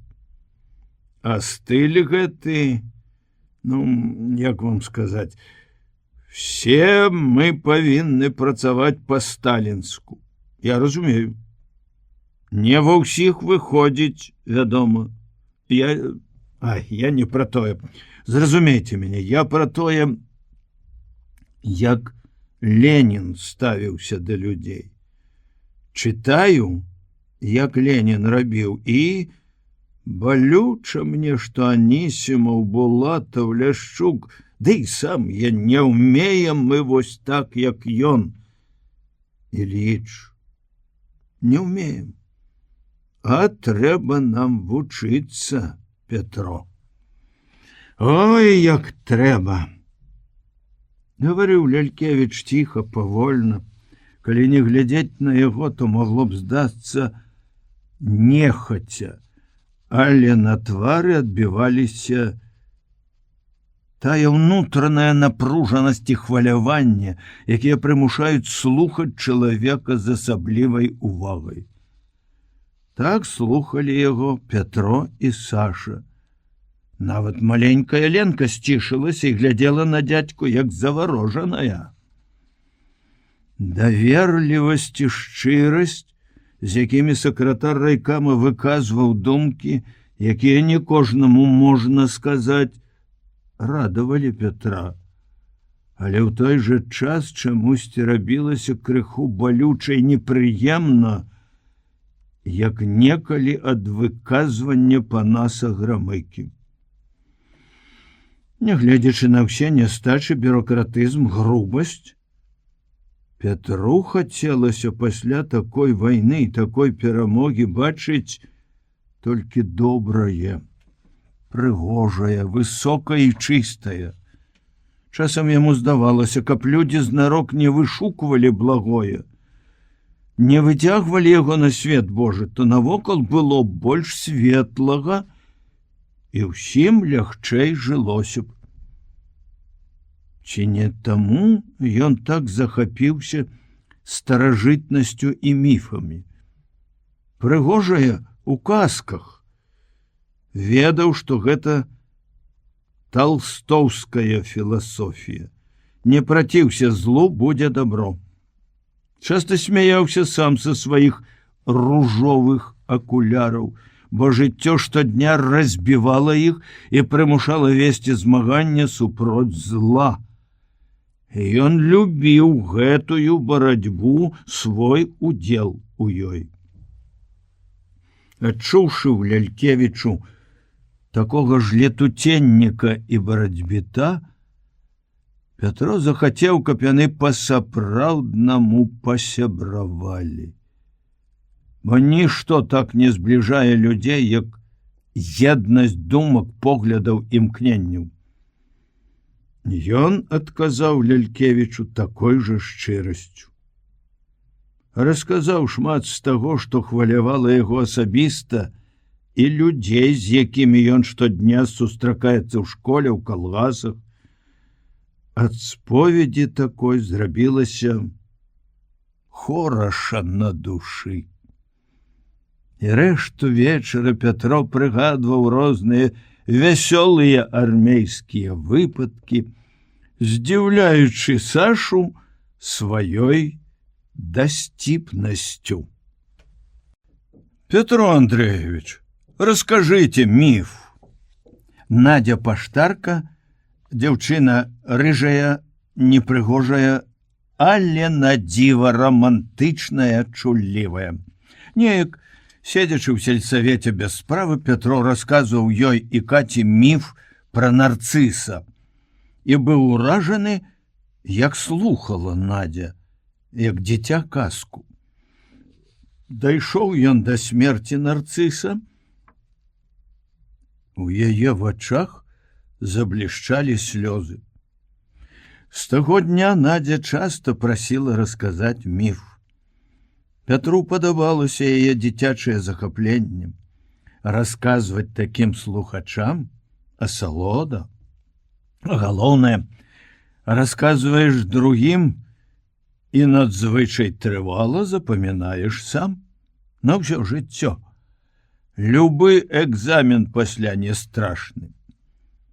Але што расказаць, каб было пад уласны настрой? А настрой у яго на рэдкасць узнёслы.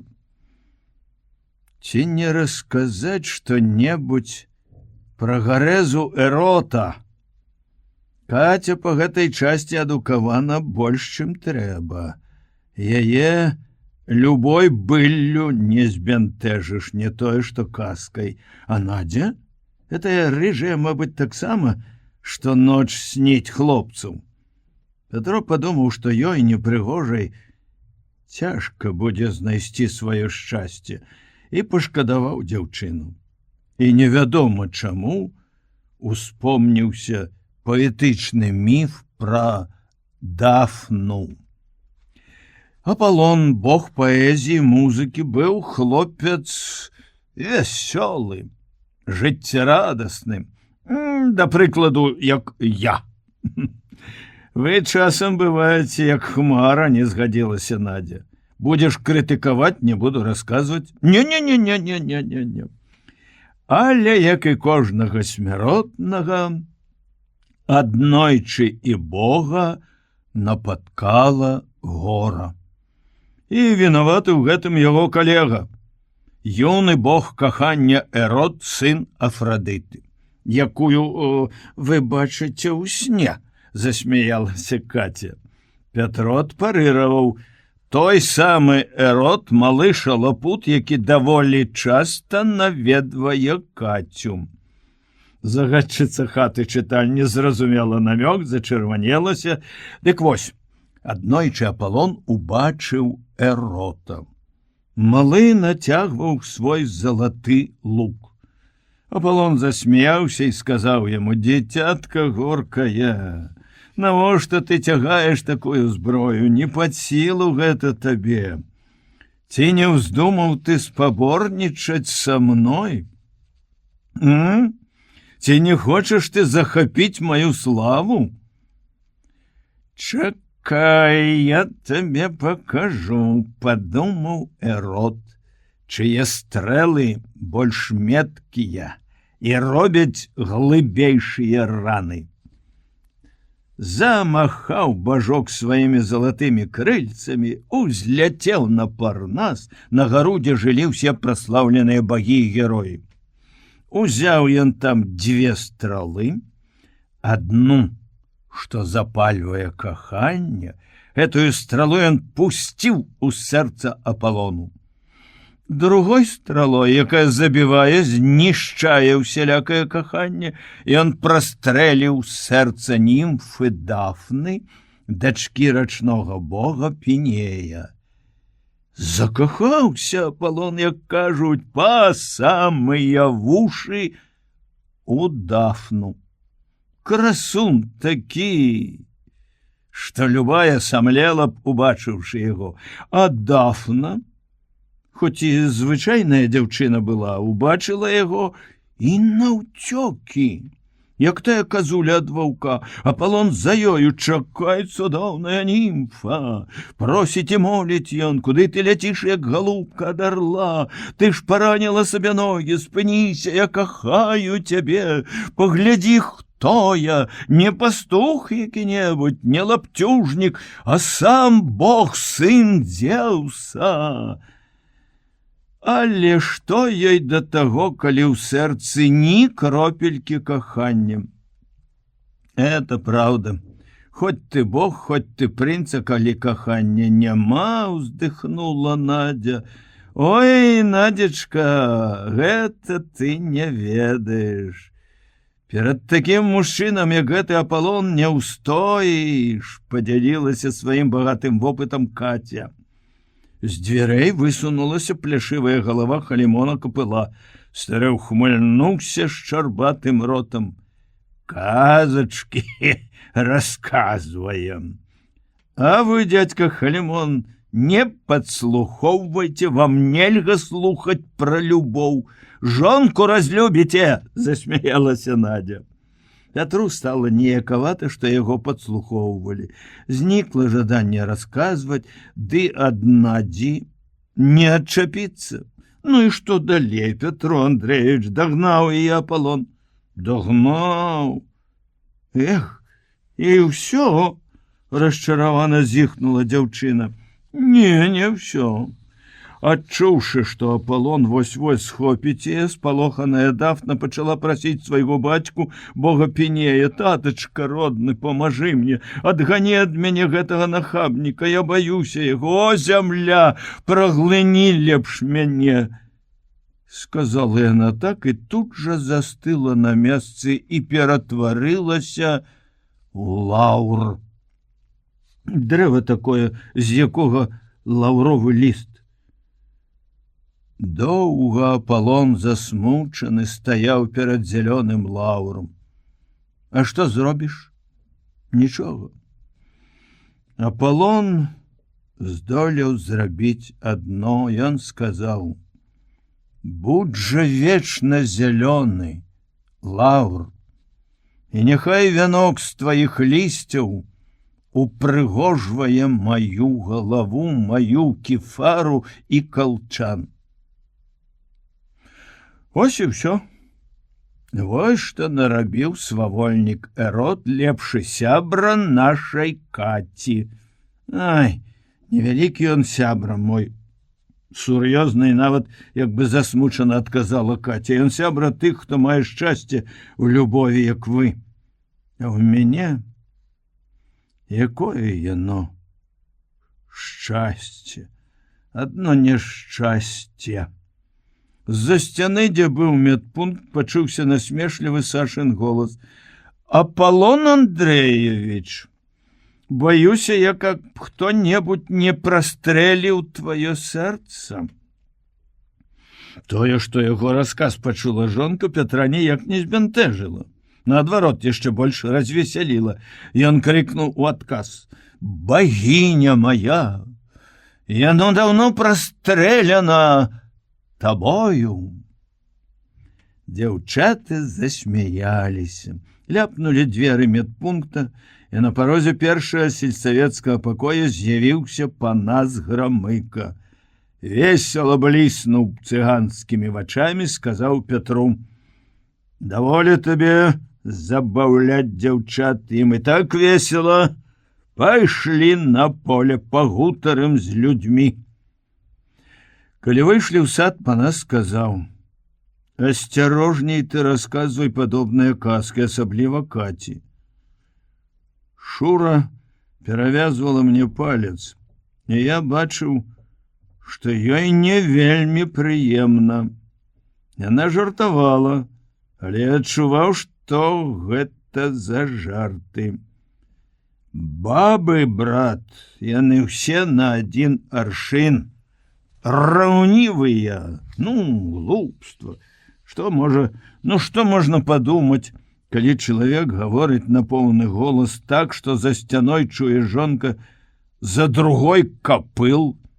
Калі ўжо прыйшлося, Андрэевіч, да слова, то я табе раю, пастарайся, каб і капыл менш чуў. Много мы давяраем розным капылам. А што? Хіба яны крамольныя, нашы думкі? Не. Але ведаеш, як бываем? Часам самыя правільныя думкі твае могуць так перавярнуць дагары нагамі, што сам сябе не пазнаеш. Здзіўляе мяне, Панас, такая твая падазронасць. Трымаем чалавека сакратаром сельсавета і будзем хавацца ад яго.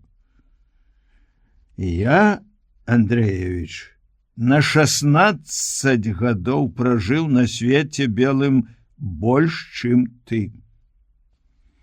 Мне можна ўжо рабіцца падазроным. Табе нельга. Табе трэба верыць людзям, гэта я разумею. Але што да капыла, то скажу табе шчыра. Справы не пагоршыліся б, каб на яго месцы сядзеў нехта другі. Чуў, што казалі інваліды? На чорта нам выслухоўваць такія папрокі. Пасля моцнага пахаладання, калі выпаў снег і 2 ночы стаяў мароз, зноў цяплела, праўда, няўпэўнена, нясмела. Зямля ад гэтага вясновага снегу набрыняла вадой больш, чым пасля зімовага, дарогі зрабіліся ні праехаць, ні прайсці. Паўторна разлілася рэчка. У часе снегападу мерзлі шпакі. І цяпер яны спявалі залішне, гучна, крыкліва, і здавалася не вельмі весела, не па-вясноваму. Так, як у першыя цёплыя дні, калі птушкі толькі што вярнуліся з вырая ў родны край, разбіліся на пары, пачалі віць гнёзды. Можа, шпакі аплаквалі цяпер сваіх блізкіх, што загінулі ў холад. Ты кажаш, каго нам баяцца, калі мы гаворым нашу партыйную праўду? Пасля працяглага маўчання, уздыхнуўшы, сказаў Панас. А я сам сябе пачаў баяцца. Бо, далі Бог, перастаю разумець, дзе праўда, дзе няпраўда. За тое, што я табе скажу, Анісімаў, напэўна, паклікаў бы мяне на кавёр. У мяне душа гарыць ад злосці на ўсіх, хто прымусіў так рана сеяць. Каб моя ўлада выклікаў бы іх усіх ад Анісімава і ніжэй, і вышэй, і без доўгіх размоў гаркнуў бы па-армейску: партбілеты на стол, сукіны сыны. За страчанае насенне, за дарэмна патрачаную працу людскую. Памерзла ўсё, што ўзышло. А ў нас кожны кілаграм зерня на цану золата, кожны ўзараны гектар чаго каштуе. А разам з тым, калі падумаеш, а што ім было рабіць? Цягнуцца ў бой? З такім цяглом па 2 дзесяткі схудалых коней на калгас, ды па адным трактары-інвалідзе на 3 калгасы? З такой рабочай сілай бабы ды дзеці? І так сяўба расцягваецца месяцы на 2. А каб і далей пякло і сушыла, як на пачатку вясны, зноў загінула б не менш. Вось і думай, дзе праўда? Каго вінаваціць? Бога? Вайну? Ты па нас як той сафіст. Былі ў Грэцыі такія філосафы. Яны ішлі па вуліцы з натугай выцягваючы з размешанай гліністай гразі свае кірзавыя боты. Дабраліся да самага высокага месца, да гарба, як тут называлі, дзе вуліца як бы пераломвалася, цераз чужы двор і гарод па сухой сцежцы пайшлі ў поле. Табе, Андрэевіч, лягчэй, ты можаш ад жыцця схавацца за сваю навуку. Ты хітрую навуку сабе выбраў. Історыя зацягвае, як той роман, зачытаешся, не можаш аторвацца. Петро падумаў, што гэты практычны селянін і салдат мае рацыю. Сапраўды, захапленне міфалогіяй дае яму нямала радасных хвілін і заўсёды неяк хораша настройвае, як зараз вось. Пасля таго, як ён прачытаў дому пра Геракла і расказаў дзяўчатам пра Дафну. Старшыня спыніўся ў канцы гарода, павярнуўся да Пятра з нахмурана заклапочаным тварам. Вось табе яшчэ адзін прыклад. Анісімаў на нарадзе, помніш, сказаў: убачу, дзе калгаснікі будуць араць на сабе, галаву знясу старшыні таму. Збоку ад іх сядзіб за колькі 6 жанчын, па 3 за пастронкам з аднаго і з другога боку ворчыка цягнулі плуг. Сёмая, высокая, згорбленая, здавалася, не проста арала, вяла плуг. Она тужліва памагала, піхала яго. Пятро помніў, што ён першы горача запляскаў словам сакратара райкама і быў здзіўленым, што старшыні калгасаў, якія сядзелі побач, не вельмі дружна падтрымалі яго. Узлаваўся тады. Бай, самі морды падрошчвалі, а несчастныя ўдовы на сабе аруць. Правильно сказаў Анісімаў. Ты можаш так спакойна гаварыць? Ды ганьба нам. Мне здаецца, не па зямлі яны цягнуць плуг, а па сэрцы маім. Грамыка павярнуўся, і вочы яго нядобра бліснулі. Табе здаецца, лёгка вам з Анісімавым гаварыць. І нечакана вылаяўся. А мне што рабіць, а? Коней я не магу ўсім даць. Не выцягнуць яны коні і поля і сядзібы. Ды каб я хоць на дзень зняў іх з калгаснага поля, назаўтра быў бы на бюро райкама. Ды і сам я разумею, калгас аснова, але пакуль умацуем аснову гэтую, людзі павінны неяк жыць. Не даць ім прысеяць сядзібы, але людзі павінны есці, каб працаваць. Рабіновіч параіў, няхай рыдляўкамі капаюць. Вот дурань. На гэта трэба ў 5 разоў больш часу і поту.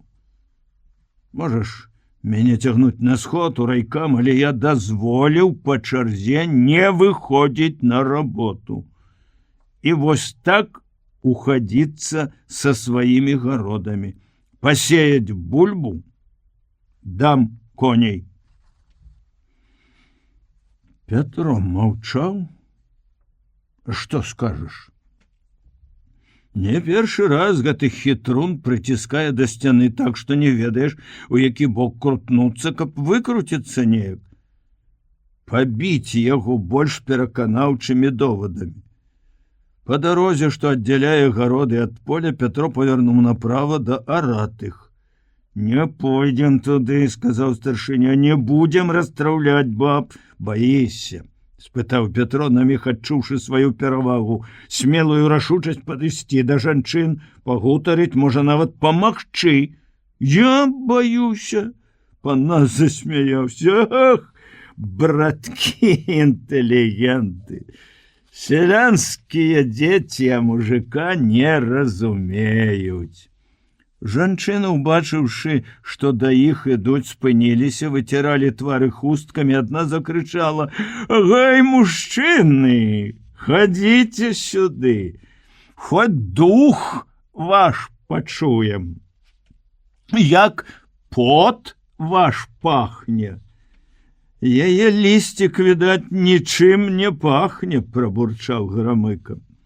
Пятро таксама пазнаў жанчыну у выленялай мужчынскай майцы з голымі рукамі без хусткі.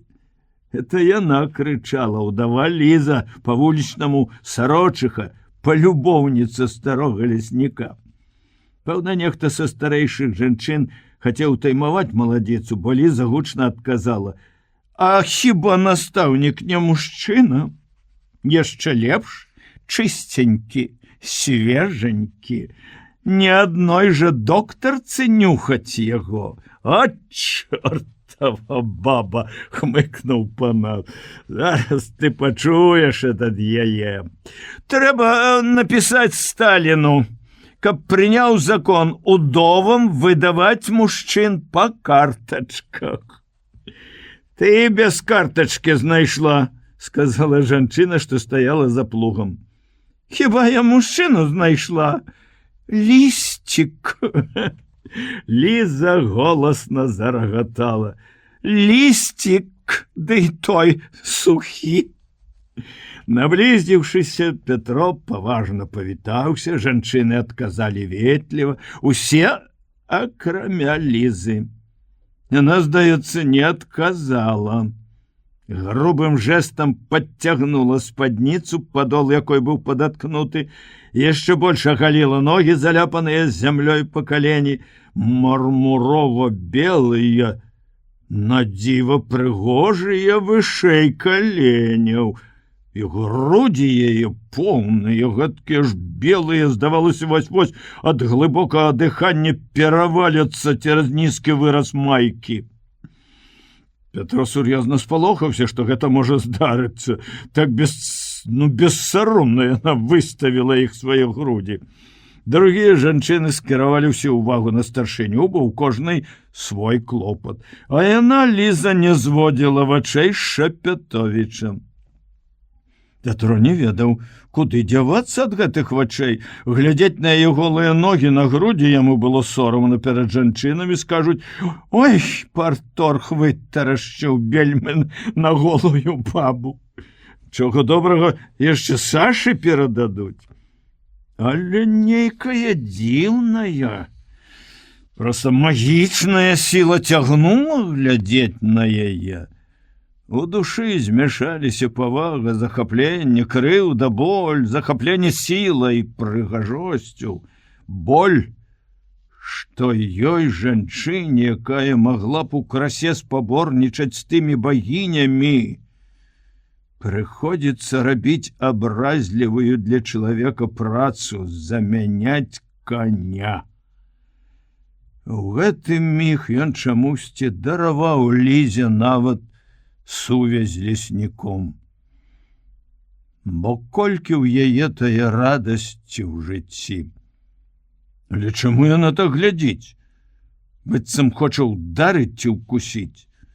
Быццам ён, Шапятовіч, вінаваты ва ўсіх няшчасцях, што зваліліся на яе галаву. Зайздрасць, што ён вярнуўся жывы, здаровы, і Саша мае шчасце? На нейкі міг яму захацелася абняць яе, прытуліць і сказаць па-бацькоўску: «Не трэба злаваць на ўвесь свет, у цябе таксама будзе яшчэ шчасце, у цябе растуць дзеці.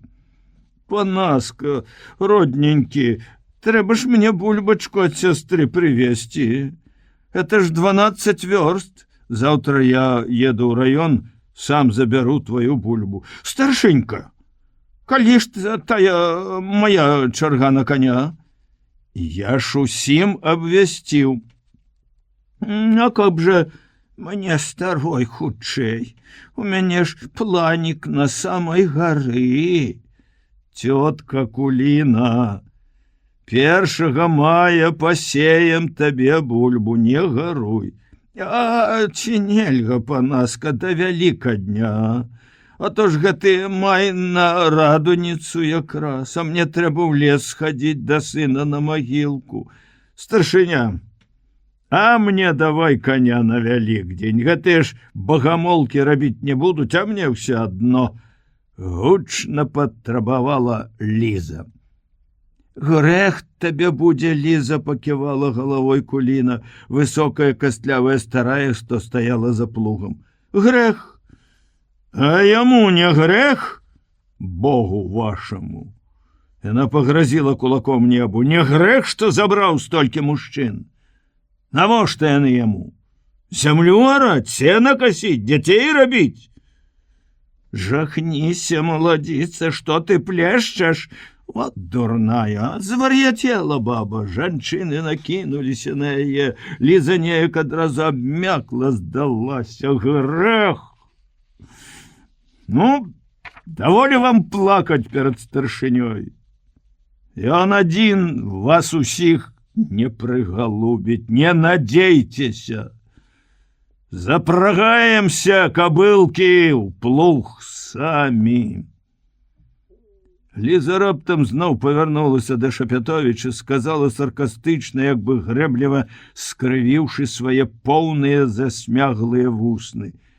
А ну, інтэлігенты, падмяніце старых, дайце ім перадых. Хоть бы разны 2 пройдите, паспытайце ўдовінага хлеба.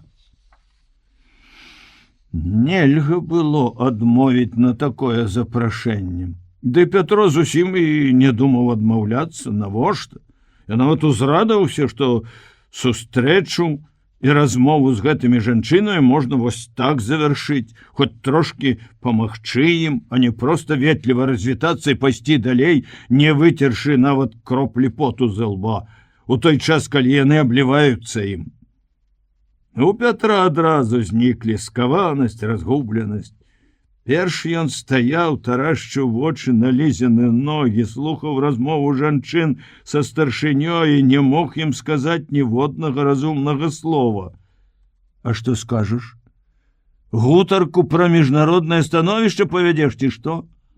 А тут весела засмяяўся, плюнуў у далоні, павярнуўся да грамікі. А што па нас? Узялі? Грамыка плюснуў чорнымі вейкамі, крутнуў галавой. Пятро зразумеў яго без слоў. Даведаецца Анісімаў, што мы не толькі не забаранілі, а самі цягалі плуг. Ой, будзе нам, ды чорт з ім, з Аніскам, узялі. Ліза таксама засмяялася. Правільна, Андрэевіч! І тое, што яна назвала яго па бацьку, яшчэ больш падбадзёрыла Пятра. Плуг не проста цягнулі за пастронкі. Жанчыны зрабілі прыстасаванне. Да пастронка прывязалі 3 лямкі, абшытыя лямцам ці старымі ручнікамі. Хамут такі надзяваўся на плечы. Ліза грубавата выпхнула з вупражыні старую жанчыну, бадай сваю аднагодку, але нейкую змарнелую, бледную, перадала яе лямку Пятру. Грамыка стаў з другога боку. Пацягнулі! Кажуць, у пачатку любая праца, самая цяжкая, здаецца лёгкай. Не. Пятро з першых крокаў адчуў, што праца гэтая вельмі цяжкая. Можа, ён залішне натужыўся? Ліза ішла лягчэй. Раўней ступалі яе босыя ногі па размяклай зямлі, не чырваняла ад натугі шыя. Цяпер ён мімаволі глядзеў на яе шыю, на мармурова-белыя аж вочы слепяць плечы. Найдасканалейшы бюст, злеплены найвялікшым майстрам прыродай. Цяжкія растаптаныя боты яго слізгалі па зямлі, і ён, салдат, збіваўся з кроку. Жанчына, якая ідзе за ім, пэўна, бачыць усё гэта. Пятро стараўся ісці раўней, але тады рабілася яшчэ цяжэй. Лямка балюча муляла шрам, і яму трэба было трымаць яе рукой, каб хамут не прыціскаўся да грудзей. А Ліза ішла, апусціўшы рукі, як у страі, здавалася зусім лёгка. Гэтак жа лёгка ішоў па нас, злева і чуць наперадзе ад яго. На другой баразне пот пачаў заліваць вочы. Пятро сцёр яго раз, другі, рукавом гімнасцёркі, вырашыўшы, што ва ўсім вінавата зімовая шапка, на павароце шыбнуў яе пад старую грушу. Ліза ўбачыла гэта, засмяялася. «Парыць, Андрэевіч!» Як на злосць сонца, якое колькі дзён ужо рэдка цешыла сваім цяплом, выглянула з-за хмары, прыпякло не па-вясноваму, па-летняму.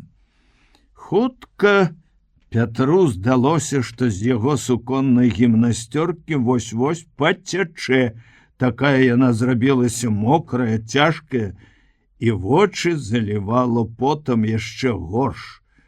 Так што Лізіны плечы расплываліся ў нешта бясформеннае, жоўтае, і ён не думаў больш пра іх прыгажосць. Цяпер увесь свет страціў для яго сваё хараство і фарбы. У скроні стукала малаткамі, а боль аддаваўся у рану. Яшчэ ў пачатку на першай баразне Пятро расшпіліў усе гузікі, а як спыніліся, каб адпачыць, ён вырашыў скінуць гімнасцёрку. Але разам з гімнасцёркай сцягнулася і сподняя кашуля. Мабыць, прыліпла мокрая. Пятро збянтэжыўся, убачыўшы, як жанчыны глядзяць на яго, глядзяць не на твар, не ў вочы, на грудзі, на жывот. Ён не адразу зразумеў, чаму яны гэтак глядзяць, і як хлапчук сарамліва прыкрыўся гімнасцёркай. Асабліва дзіўна глядзела Ліза. З дабратой, ласкава, і вочы яе паступова як бы затуманьваліся слязьмі. «Ну, мужчынкі, хопіць. Дзякуем», — сказала яна. Яны спыніліся пасярод гарода, не давёўшы баразны да краю, і Пятро наіўна спытаў: «Чаму?» «Рукі нам адсохнуць, калі мы на вас араць будзем. Не ведалі мы. Даруйце». Пятро ўсё зразумеў, всю чуласць і пяшчоту іх сэрцаў. У вачах яго калыхнулася неба, быццам упала на зямлю, і сонца разламалася на много кавалкаў. Нядзеля, але ў школе ішлі заняткі. Быў Вялікдзень, а таму дзень абвясцілі рабочым, вялі барацьбу за рэлігіяй. Настаўнікаў радавала, што вучні даволі дружна з'явіліся на ўрокі, всяго які дзясятак дзяўчынак не прыйшло. У звычайны будні дзень і то больш бывае прагульшчыкаў. Класныя кіраўнікі выхваляліся адна перад адной, у каго менш іх вялікаднікаў. Настаўніцы былі ў добрым настроі, вясёлыя, узрушаныя, але іх весялосць гэты дзень раздражняла Шапятовіча. Ён ведаў, большасць з іх мясцовыя, безумоўна, перад тым, як пайсці ў школу, добра разгавеліся, ад некаторых нават трохі самагонам патыхае. А цяпер перад ім і дырэктарам выдаюць сябе за вялікіх атэістак. А можа, ён злаваўся таму, што сам быў галодны. Прыйшоў наша.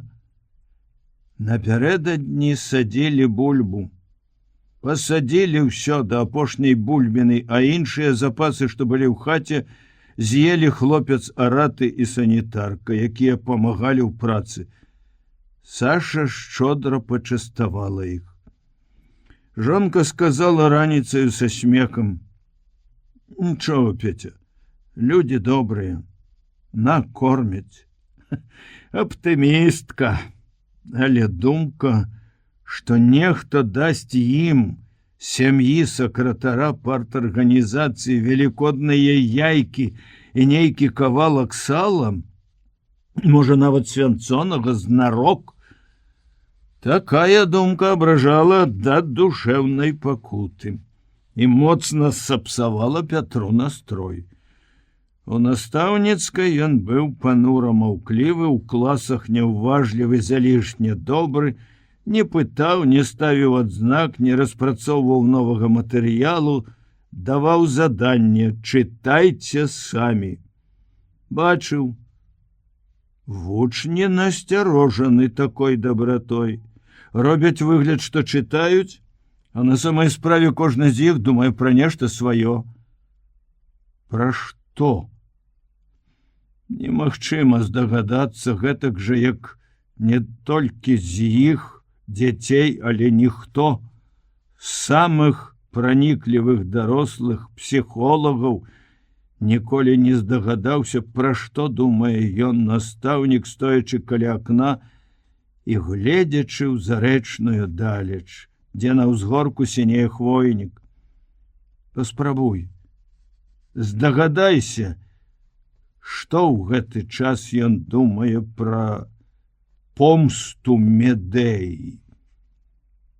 Трагедыя Еўріпіда нават у перакладзе па падручніку міфалогіі зрабіла незвычайнае ўражанне. Прачытаў уначы, доўга не мог заснуць. Раніцой расказаў жонцы легенду. Чакаў, што Саша адмахнецца ад яго новай казкі. Глупства, ніводная маці не заб'е сваіх дзяцей. Але яна, як ніколі раней, задумалася і згадзілася. Ад рэўнасці жанчына ўсё можа зрабіць. Гэта ўразіла яго яшчэ больш, уласна кажучы, не сама трагедыя, а Сашыны словы вярталі да думак пра Медею, пра таямніцы жаночай душы, і яму палюбіўся гэты роздум пра тое, што, магчыма, недзе з некім і здарылася 3000 год назад. 3000! Такая даўнасць неяк хораша адводзіць думкі ад надзённасці. Пачынаеш забываць няшчырасць настаўніц, уласнае адчуванне голаду, пра сход у панізоўі, які трэба заўтра правесці, збяруцца людзі ці не. Але нішто не скарачала час. Урокі цягнуліся як ніколі доўга. І як ніколі раней Пятроў зрадаваўся, калі яны нарэшце скончыліся. Рушыў быў дадому. Але ў акне сельсавета ўбачыў адзінокую постаць Бабковай, павярнуў туды. Іван Демідович сустрэў словамі: «Христос воскрос, ліха на яго, а нам з табой клопат. Чуе маё сэрца, не робяць нідзе. Бачыш?» Ён паказаў праз другое акно за раку. У грамыкі ўсе коні на лузе гуляюць. Хаця б загнаў куды ў кусты. Наскочыць Анісімаў, не мінуць нам бюро. Трэба, Андрэевич, узяць нам коня ў гэтага куркуля ды паехаць па калгасах. Пятро ўзлаваўся, незразумелы чаму. Ты ну к чорту, што дасць наша поездка. Калі не выйшлі з раніцы, то хто пойдзе цяпер пасярод дня? Ну няўжо ты думаеш, што можна адным махам скончыць зверай? Бабкоў уздыхнуў. Вайна і тут шкоды нарабіла. Да вайны мы ў любое папоўскае свята нядзельнікі рабілі. Все выходзілі, ад малога да старога. Пятро не вельмі паверыў у гэта, бо даўно ўжо прыкмеціў, што старшыня сельсавета, як ніхто іншы, шчыра перакананы, што да вайны ўсё было лепшае. Партработа, гандаль, антырэлігійная прапаганда, нават людзі былі лепшыя, а цяпер усё не так. Всё папсавана вайной, і людзі ў тым ліку. Этую яго рысу Саша неяк растлумачыла проста і па-жаночы мудра. Да вайны чалавек меў шчасце, сям'ю. А цяпер што ў яго асталося? Адны ўспаміны. Сапраўды, Бабкоў жыў успамінамі. Мабыць, адчуўшы, што Пятро сумняваецца ў верагоднасці яго слоў, стары пачаў горача расказваць, як яны працавалі да вайны і як усё хораша ішло, як па масле. Пятра пачало раздражняць бабкоўскае захапленне ўсім даваенным, гэтак жа, як раздражняла ханжаства настаўніц. Ён знарок на злосць старому пачаў пярэчыць. Всё было зусім не так. Бабкоў злаваўся, яны трохі не пасварыліся. Перашкодзіў Грамыка, прыйшоў весёлы з хітрымі смешынкамі ў вачах і запрасіў іх да сябе на абед. Пайшлі, хлопцы, пацешым душу на бабскае свята. Наямося да новага ўраджаю, цешча бычка зарэзала. Ну і ўсё другое, як мае быць на Вялікдзень. Нават пляшку недзе дасталі, чаргу. Ну, чортавы бабы, а? Не разліўной, чыстай, маскоўскай. Бабкоў адразу згадзіўся. Пятра гэта здзівіла і ўзлавала. Ён добра ведаў слабасць старога. Чарка для яго адзіная і наймацнейшая спакуса. І аднак трэба ж мець нейкі прынцып. Толькі што рваўся ў калгасы, баяўся Анісіма. А вось раз пра ўсё забыўся. У яго Пятра адна памінкаў пра мяса і яйкі забурчала ў жываце і пагнала сліну.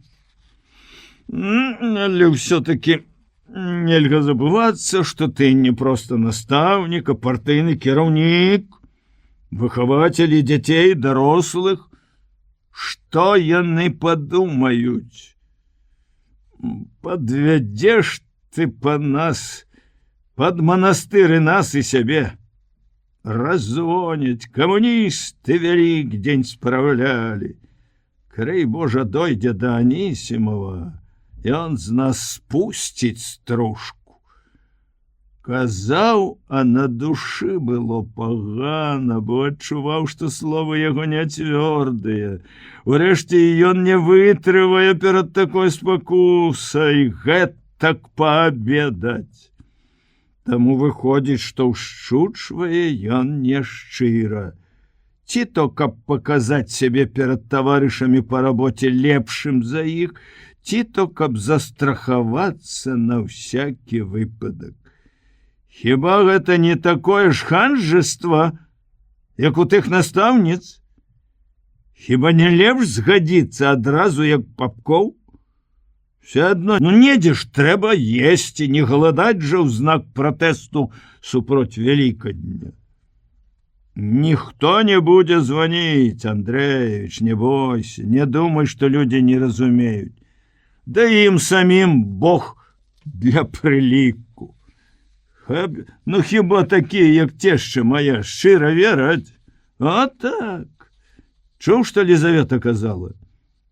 Але хочацца людзям, каб хоць адзін дзень мець свята. Будзе першамай. Мы с тобой на першамай не дамо пагуляць, аб'явім рабочым днём. Аб'явім, а выконваць будзем як сёння. Чаго варта пастанова, за якую прагаласавалі? Ніводнага чалавека на полі. Хаця б коней куды загнаў далей ад дарогі, нечакана падтрымаў Папкоў. Паедзе хто з раёна, адразу ўбачыць, што ў полі нікога. Грамыка неяк дзіўна усміхнуўся, крутнуў галавой. Ах, умеем мы ад саміх сябе хавацца. Коням таксама трэба хоць адзін дзень свята, яны з пастронкаў не вылазяць. Пятро зразумеў, што першай фразай Грамыка адказаў не Бабкову, а яму. На яго ваганне, на яго спробу прыкрыць слоўнай заслонай згоду паабедаць. Гэта кранула за жывое. Што цяпер лепш? Катэгарычна адмовіцца ці рашуча згадзіцца?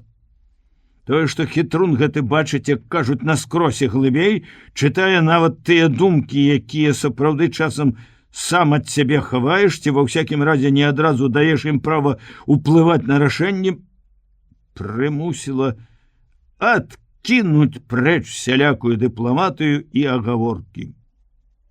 Пайшлі. Было не было, бюро нам ўсё адно не мінуць. Не за гэта, дык за другое. Пятра бянтэжыла, што дома ў Грамыкі 70гадовая цешча, якая чаго добрага яшчэ пачне хрыстосавацца. І дзеці, школьнікі, сын і дачка. Але Панас і жонка яго Гаша, увішная і па-сялянску вельмі практычная, всё прадугледзелі. Ні старой, ні дзяцей у хаце не было. Але былі ўжо там Саша з Ленкай і жонка Бабкова з сынам ад першага мужа, што загінуў у партызанах у атрадзе Івана Дзямідавіча. Жанчыны памагалі гаспадыні збіраць на стол, хоць там стаяла ўжо столькі смакаты, што ў галоднага Шапятовіча ажно у жываце заныла. Хутчэй бы за стол, ды раптам на вуліцы загурчаў мотор, фыркнуў, чмыхнуў, заглух. Каля хаты спыніўся Віліс. Анісімаў! На нейкі момант все яны, мужчыны і жанчыны, анямелі. Застылі ў недарэчных паставах, магчыма, ў больш ненатуральных і смешных, чым гараднічы, яго сям'я і ўсё акружэнне ў фінале рэвізора. Ніхто не ведаў, што рабіць. Нарэшце Грамыка скамандаваў шэптам, як у начной атацы: «За мной!» І гэтак жа, як на фронте, прыгнуўшыся, шмыгнуў у дзверы. Бабкоў за ім, каманда і яе выкананне былі такія рашучыя, што Пятро таксама падначаліўся, выскачыў следам за імі у недабудаваныя сенцы. За дзвярамі стаяла лесвіца на гарышча. Грамыка са спрытам кота за два бесшумныя скокі апынуўся там, у падстрэшшы сваёй новай хаты, нязграбна палез па лесвіцы і Бабкоў шэптам мацюкаючыся. І толькі тады Пятро зразумеў сэнс панасавай каманды і спыніўся. Гэтак ганебна па-дзіцячы хавацца ад свайго сакратара райкама? Зрабілася і сорамна, і крыўдна. Пятро з адчайнай рашучасцю выйшаў у двор. На фронте гэта называлася «прымаю агонь на сябе». Але там быў вораг, а тут, угледзеў Анісімова, знікла рашучасць. Што сказаць? Выдаць іх бабковай грамыку? Не, гэта была б здрада. Сакратар райкама стаяў каля варот. Дзвюх жардзінак, што адгароджвалі вуліцу ад двара, уважліва разглядаў аснову будучых сапраўдных варот, свежа абчэсанае дубовае шула. Ён не спяшаўся заходзіць у хату, спакойна чакаў, што нехта выйдзе. Навошта няпрошаным госцям рвацца ў чужую хату? Але калі ўбачыў Шапятовіча, адразу страціў свой спакой, натапырыўся, зрабіў крок наперад і застыў у такой паставе, быццам падрыхтаваўся для удару. Сашчапіў пальцы рукі, выкручваў так, што трашчалі суставы. Все в раёне ведалі гэты анісімаўскі жэст і жартавалі. Ломіць пальцы, чакай буры. Нізкі, шчуплы сакратар у той міг чамусьці здаўся Пятру асілкам, карчом, вуглавата калючым.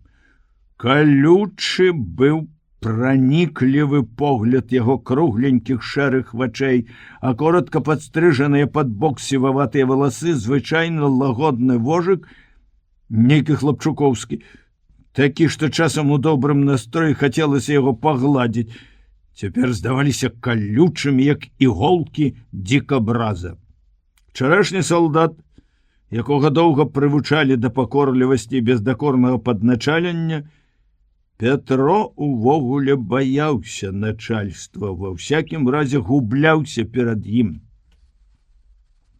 Але калі яго выбралі сакратаром парторганізацыі, ён доўга і настойліва пераконваў сябе, што яму няма чаго баяцца.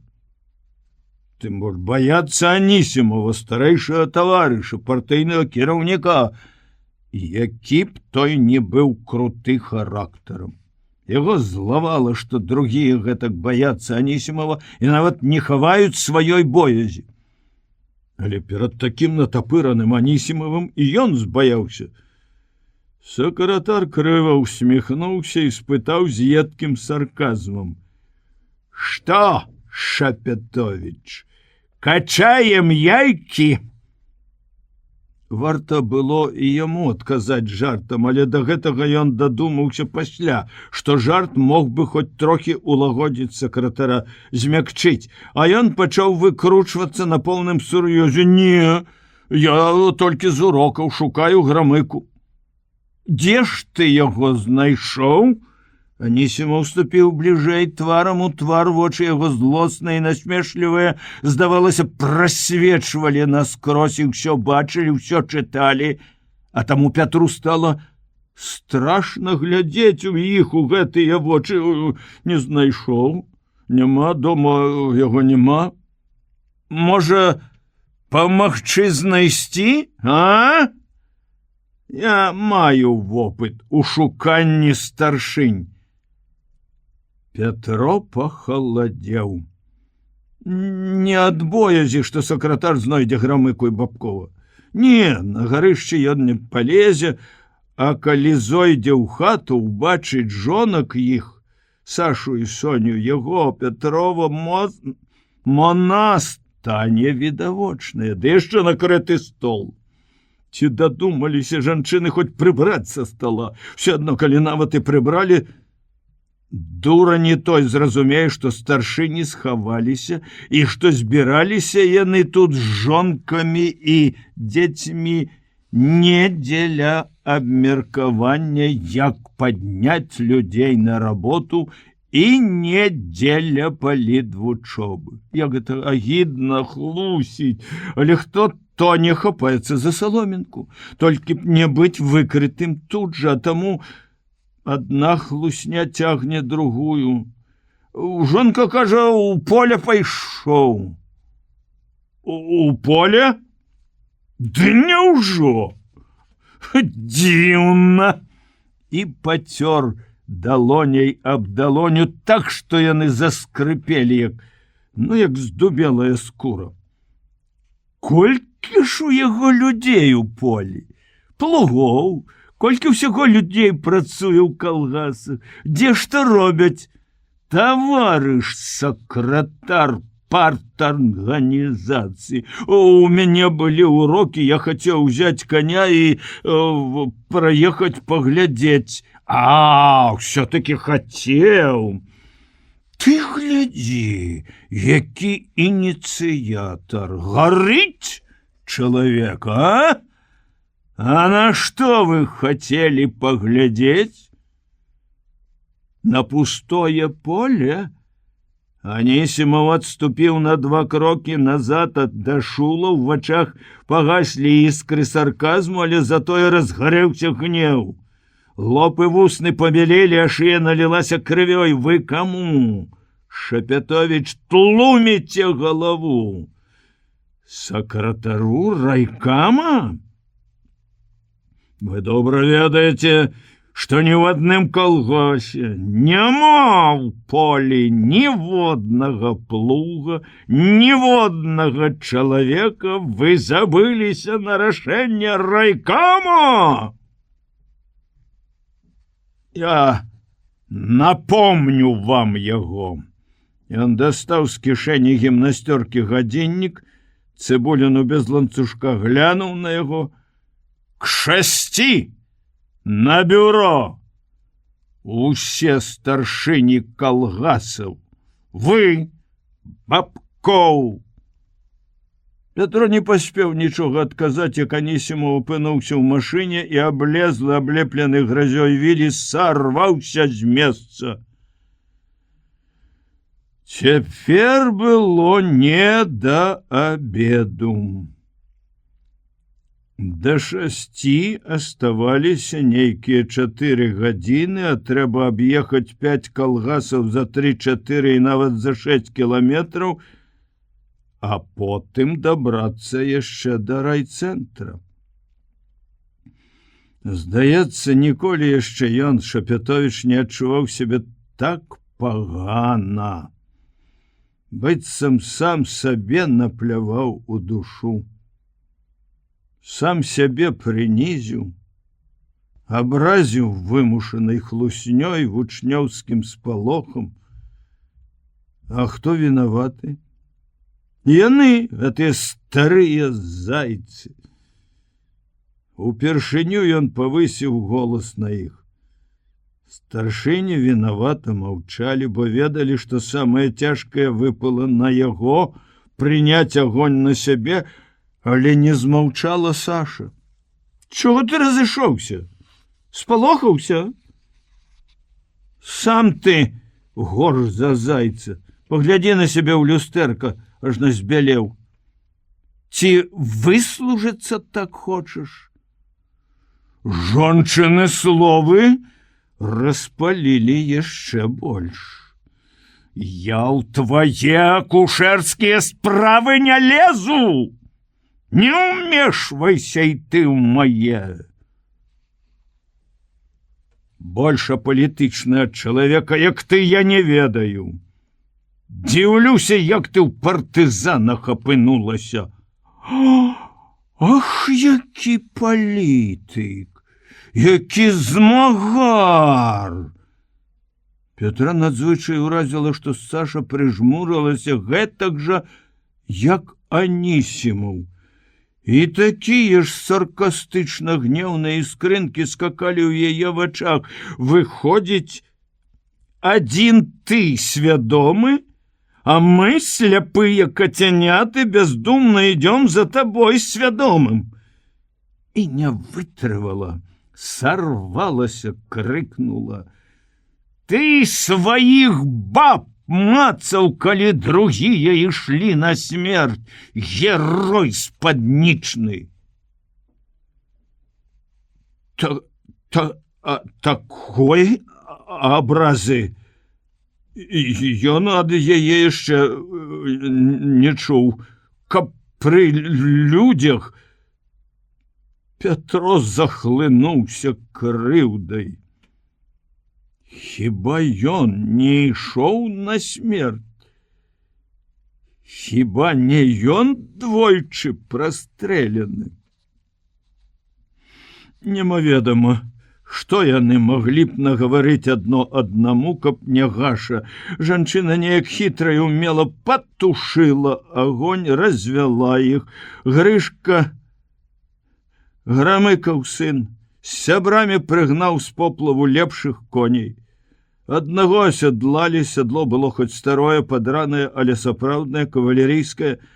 На другога каня ўскінулі мяшок з сенам. Коня з сядлом Грамыка гасцінна і ветліва з адчуваннем сваёй віны прапанаваў Пятру. І ён незграбна, патанцаваўшы на адной назе, забраўся на яго пад кплівыя ўсмешкі вучняў. Усмешкі, што дробачка солі на свежую рану. Раздзяліўшы калгасы, паехалі шукаць старшынь. Знайшлі толькі аднаго Фёдора Балотнага, старшыню ударніка. Між іншым, толькі ў яго група моладзі рабіла ў полі, садзіла бульбу, і сам ён быў з ёй, развозіў і раскідаў гной. Да райцэнтра ехалі на фурманцы, паганяў па нас. Часта цмокаў, нокаў, але лейцы тузаў неяк так, што трафейная кабыла яго гонар і любоў.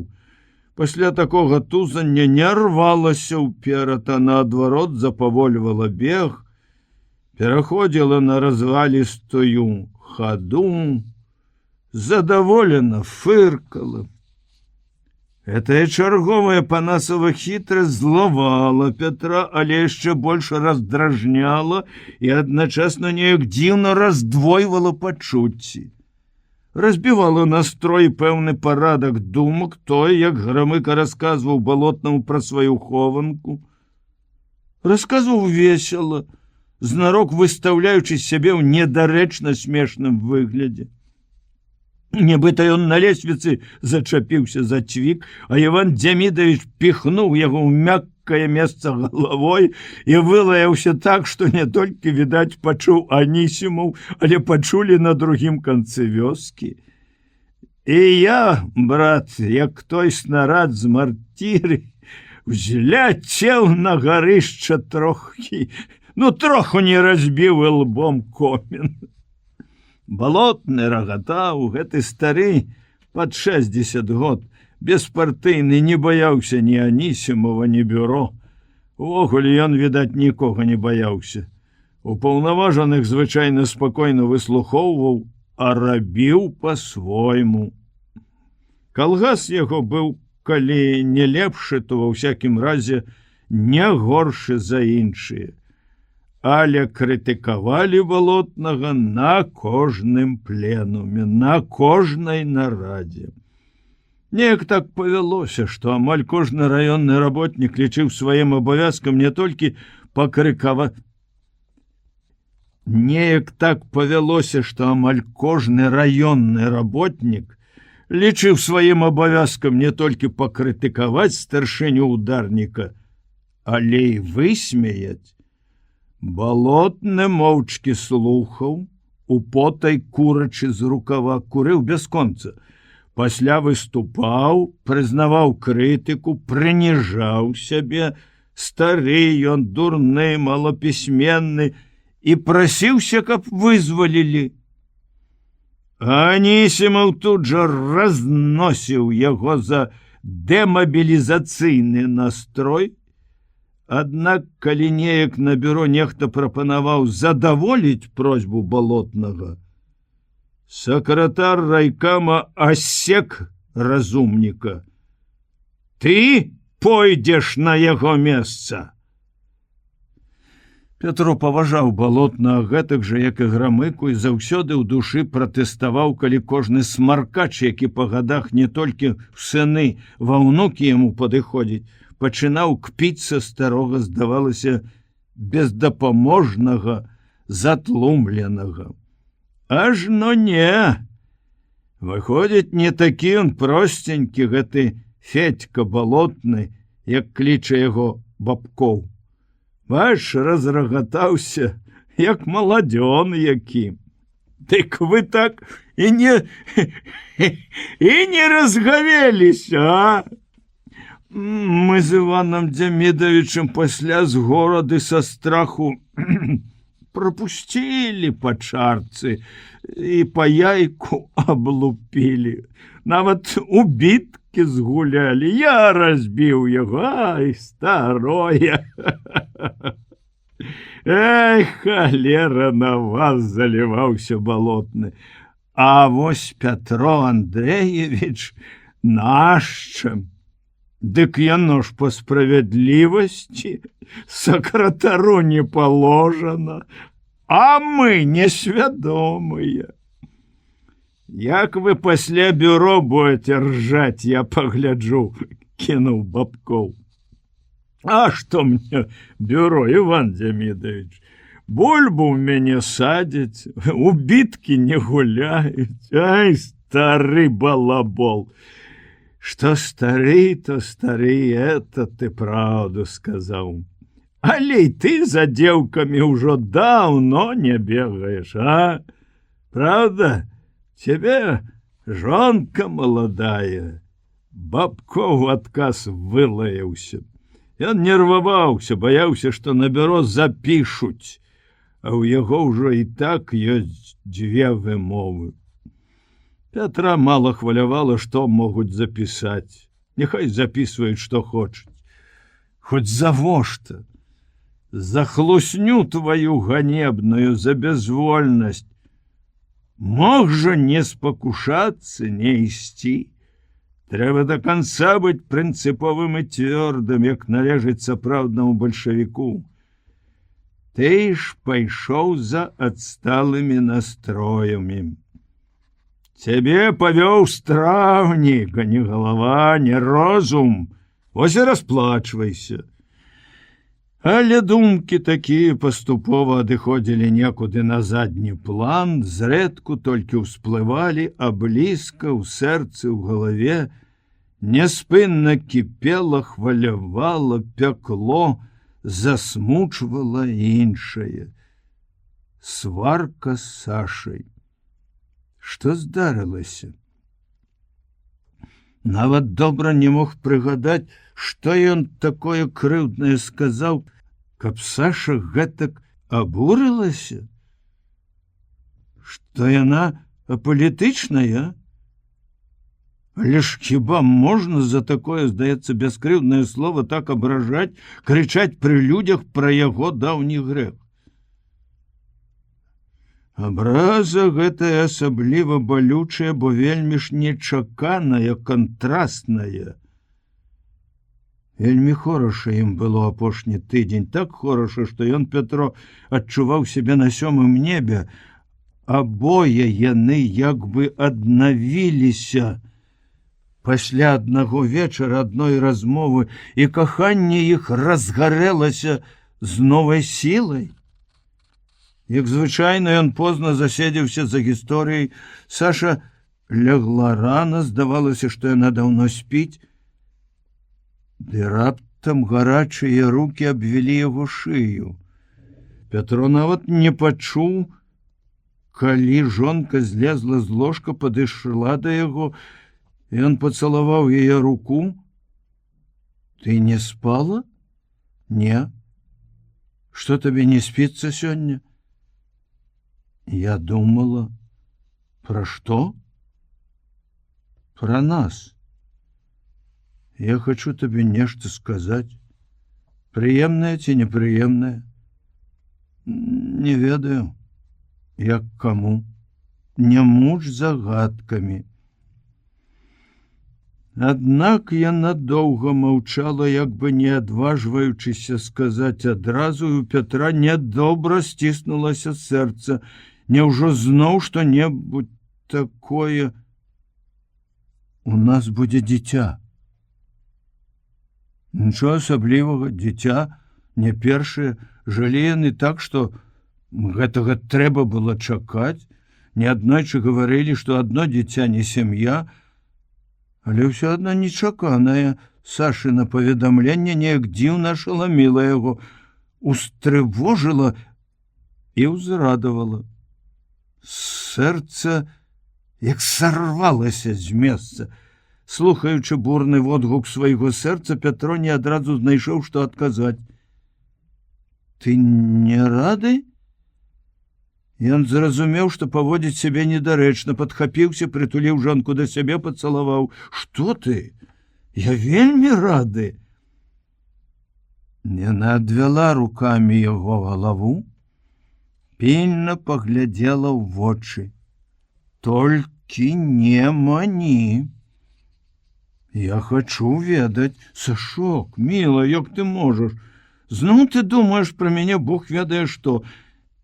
Не баішся, што дзіця перашкодзіць табе вучыцца? Не баюся. Цяпер мне нішто не перашкодзіць. О, ты не ведаеш, што такое малое дзіця. В адным пакоі, без нянькі, нельга узяць няньку, яшчэ больш тлуму і расходы. Саша вздыхнула. Дробязі цябе турбуюць. Аўчаровы пабудуюць сваю хату, зоймем іх пакой. Ну і не заўсёды ж нам будзе вось так цяжка. Яна прыхінулася да яго, памаўчала, потым сказала вельмі ласкава. Не бойся. Я ўсё возьму на сябе, абы ты вучыўся. З таго вечара пачалося. Праводзіў урок і думаў пра Сашу. Ішла яна ў другую вёску, ён ішоў насустрач. Не бачыць яе 2-3 гадзіны была пакута. Наадварот, была асалода. Сядзець у кабінеце старшыні сельсавета і хоць за сцяной, у медпункце чуць яе голас. Дома ён не даваў ёй прынесці вядра вады. Саша смяялася з такой празмернай клапатлівасці. І вось зноў. Калі ж яна шчырая? Ці не прымушае яна сябе быць добрай і закаханай? Не, так прытварацца нельга. Саша ва ўсім натуральная, у каханні і нянавісці, у чуллівасці і злосці. Урэшце сам ён добрая цаца. Першы пры людзях груба накінуўся на яе. Не вучы, маўляў, мяне, і ўвогуле не для твайго жаночага розуму гэтая справа. Натуральна, што жанчына, да яшчэ ў такім стане не магла стрываць. Там мастроевец феадал. Так было ўжо аднойчы. Пасля нядоўгага, але пакутлівага роздуму, які звычайна пачынаўся з самым гнеўным абвінавачваннем жонкі і клятвай, што цяпер пасля такога ён ні за што першы не пойдзе на прымірэнне, Пятро, дэталёва прааналізаваўшы прычыны сваркі, урэшце прыходзіў да высновы: вінаваты ён сам. Ад чаго так здарылася? Ад слабасці, бязвольнасці ці, наадварот, ад сілы? Ад сілы яе кахання? Ва ўсякім разе, калі і тут, лежачы побач з бабковым на возе на пахучым сене, Пятро прыйшоў да думкі, што вінаваціць трэба не Сашу, а сябе, яму адразу зрабілася лягчэй. Перастала раздражняць вясёлая балбатня Грамыкі балотнага, услухаўся ў яе і пачаў патроху падыгрываць Панасу, які кпіў з панурага Івана Дзямідавіча. У райкаме, акрамя вартаўніка, бязногага інваліда, не было ніводнай душы. Ще ў калгасах Анісім Петрович всіх паслаў з усіх устаноў. Гэта трохі здзівіла. І у іх калгасы за нейкія 10-15 кіламетраў ад райцэнтра чамусьці амаль к вечару не дабраўся ні адзін упаўнаважаны. Петро адразу падумаў, што ніякага бюро не будзе, што самае большае вернецца Анісімаў і ўчыніць ім разнос. Ён сказаў пра гэта сябрам па няшчасцю. Бабкоў павесялеў ад такой перспектывы. Адзін Анісімаў нічого не запіша, а словамі няхай разносіць колькі хоча, не прывыкаць. Мінула 6 гадзін, 7. Стрэлкі ходзікаў у прыёмнай папоўзлі далей, зайшло сонца, пачало змяркацца, спахмурнеў балотны. Скручваў з кожным разам усё таўсцейшыя цыгаркі з такога пякучага самасаду, што Пятру, які не курыў, дым раздзіраў лёгкія. Прыпальваў новую цыгарку ад свайго ж недакурка, больш злосна жартаваў Грамыка. Адзін Бабкоў весялеў. Яны як бы павольна мяняліся ролямі. Цяпер ужо Іван Демідавіч бескрыўдна кпіў з панаса, прыгадваючы тую смакату, што асталася на стале ў яго хаце.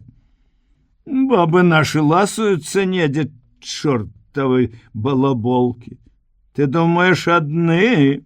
Ха! З маладымі хлопцамі. Трэба ж тваёй Соні разгавецца. Напасцілася з такім старым мяшком. Тьфу, твою мать!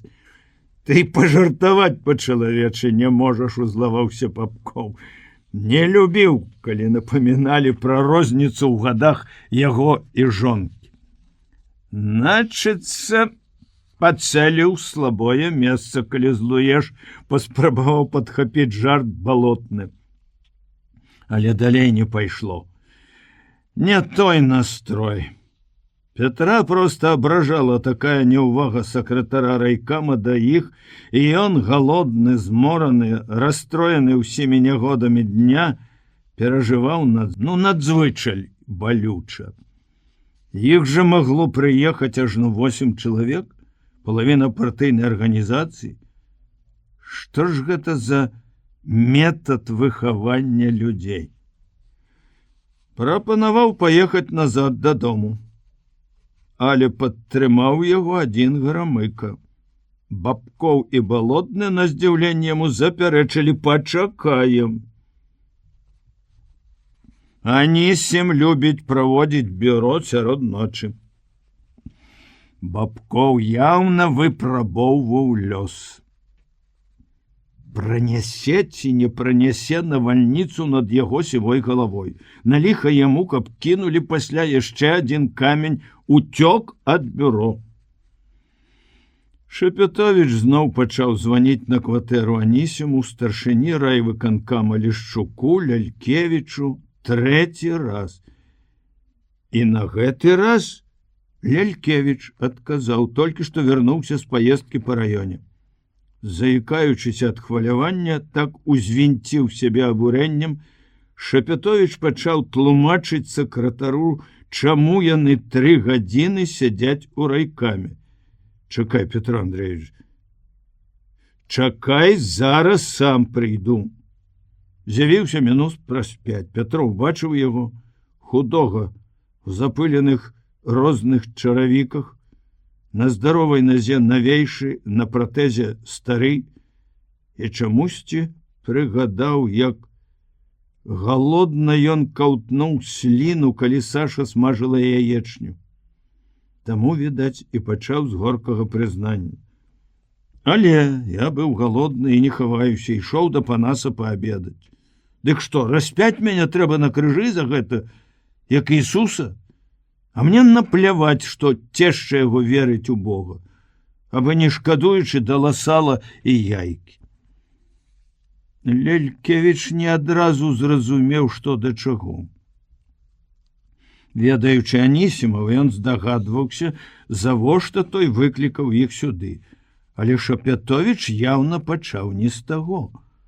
Грабыка, баючыся, мабыць, што малады наіўны сакратар у запале раскрые іх, як яны хаваліся ад Анісімова, перапыніў Пятра. Владимир Иванович, скажу праўду, я дык свядома даў адпачынак людзям і коням, бо ведаў, што больш патраціш энергіі, чым будзеш ты, будзе тая праца ў такі дзень. Хіба так трэба змагацца з рэлігіяй? Захапіў вас Анісімаў за сталом? Грамыка засмяяўся па-змаўніцку, мергануўшы Пятру. Не захапіў. Але вам прызнаемся, збіраліся пакарыстацца набожнасцю маёй цешчы.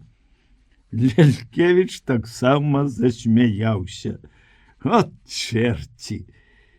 І было гэта чэрці такое добрае, такое чалавечнае, што адразу ўсім стала хораша і весела. Мо што? Ганіце назад да цешчы. Я з Анісімом Петровичем дамоўлюся.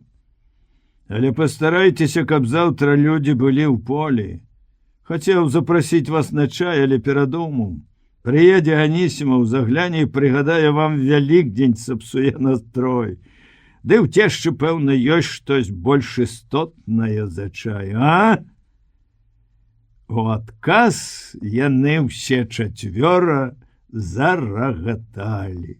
Потым Пятро з раўнівай зайздрасцю падумаў, што ось выходзіць, можна з людзьмі гутарыць вось так, як Лялькевіч. І яны, людзі, не зробяцца ад гэтага горшыя. У самую вялікую вёску панізоўя пайшлі самі Шапятовіч і Бабкоў.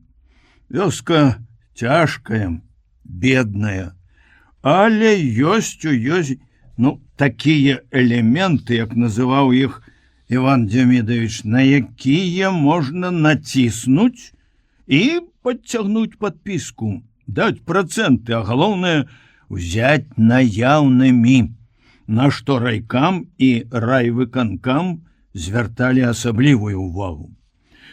Заданне далі на сельсавет такое, што ўсе 20 чалавек, сабраныя на інструктаж, уздыхнулі, як у адны лёгкія, пачуўшы пра суму.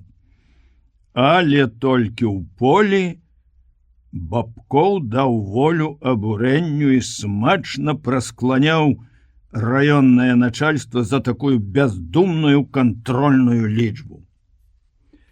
Адзін з элементаў поп. Да яго першага і пайшлі.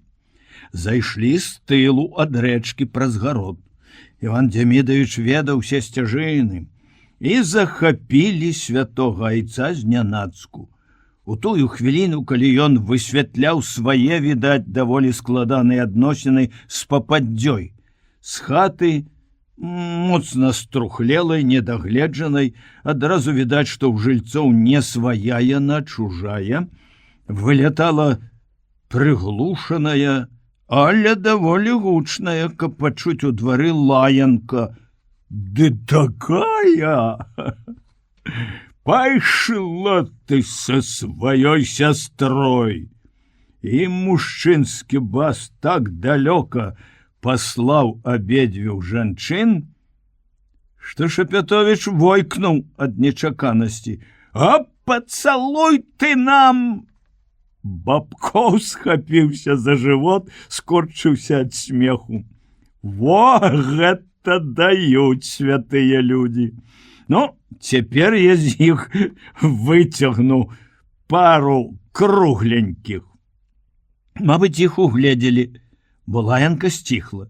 Нешта грукнула, ляпнулі дзверы, пачуліся крокі ў сенцах. Не паспелі яны ўзайсці на ганак, дзверы шырока адчыніліся, і поўная, але прывабная з твару кабета, апранутая проста, аднак па тым часе даволі небедна і з густам, сустрэла іх ветлівай усмешкай. «Іван Демідович, калі ласка, заходзьце!» І, праводзячы ў хату нечаканых гасцей, прасіла прабачыць: «Тонькі не прыбрана, у нас айцец Міканор з горада прыехаў пад раніцу, дык адпачываў усё яшчэ». Сапраўды, поп сядзеў на незасланым ложку і, чырванеючы ад натугі, нацягваў цесны бот. Нацягнуў, падняўся, расчасаў пяцярнёй чорную скудлачаную грыву і стаў падобны на старога рускага купца у ботах, шырокіх нагавіцах, доўгай, непадпяразанай белай кашулі. Але больш, чым па адзенні, падобны быў з твару. Апухлы, пакамечаны, вочкі заплылі перапойнай цвіллю. Адразу відно, што служка Бога ніяк не праспіцца, не апрытомнее ад паслявелікоднага пахмелля. Бабкоў весела, паціраючы кантужаную руку, падміргнуў Пятру. «Бачыш, які праведнік!» Сваю чаргу поп з пападдзёй таксама пачалі перагаворвацца паміж сабой мірганнем. Старшыня перахапіў гэтыя сігналы, уміг расшыфраваў іх. «Нічога не будзе, айцец Міканор, мы людзі грэшныя, і са святымі за стол садзіцца нам нельга. Іван Демідович, мы також людзі грэшныя, да прасціць нас Бог».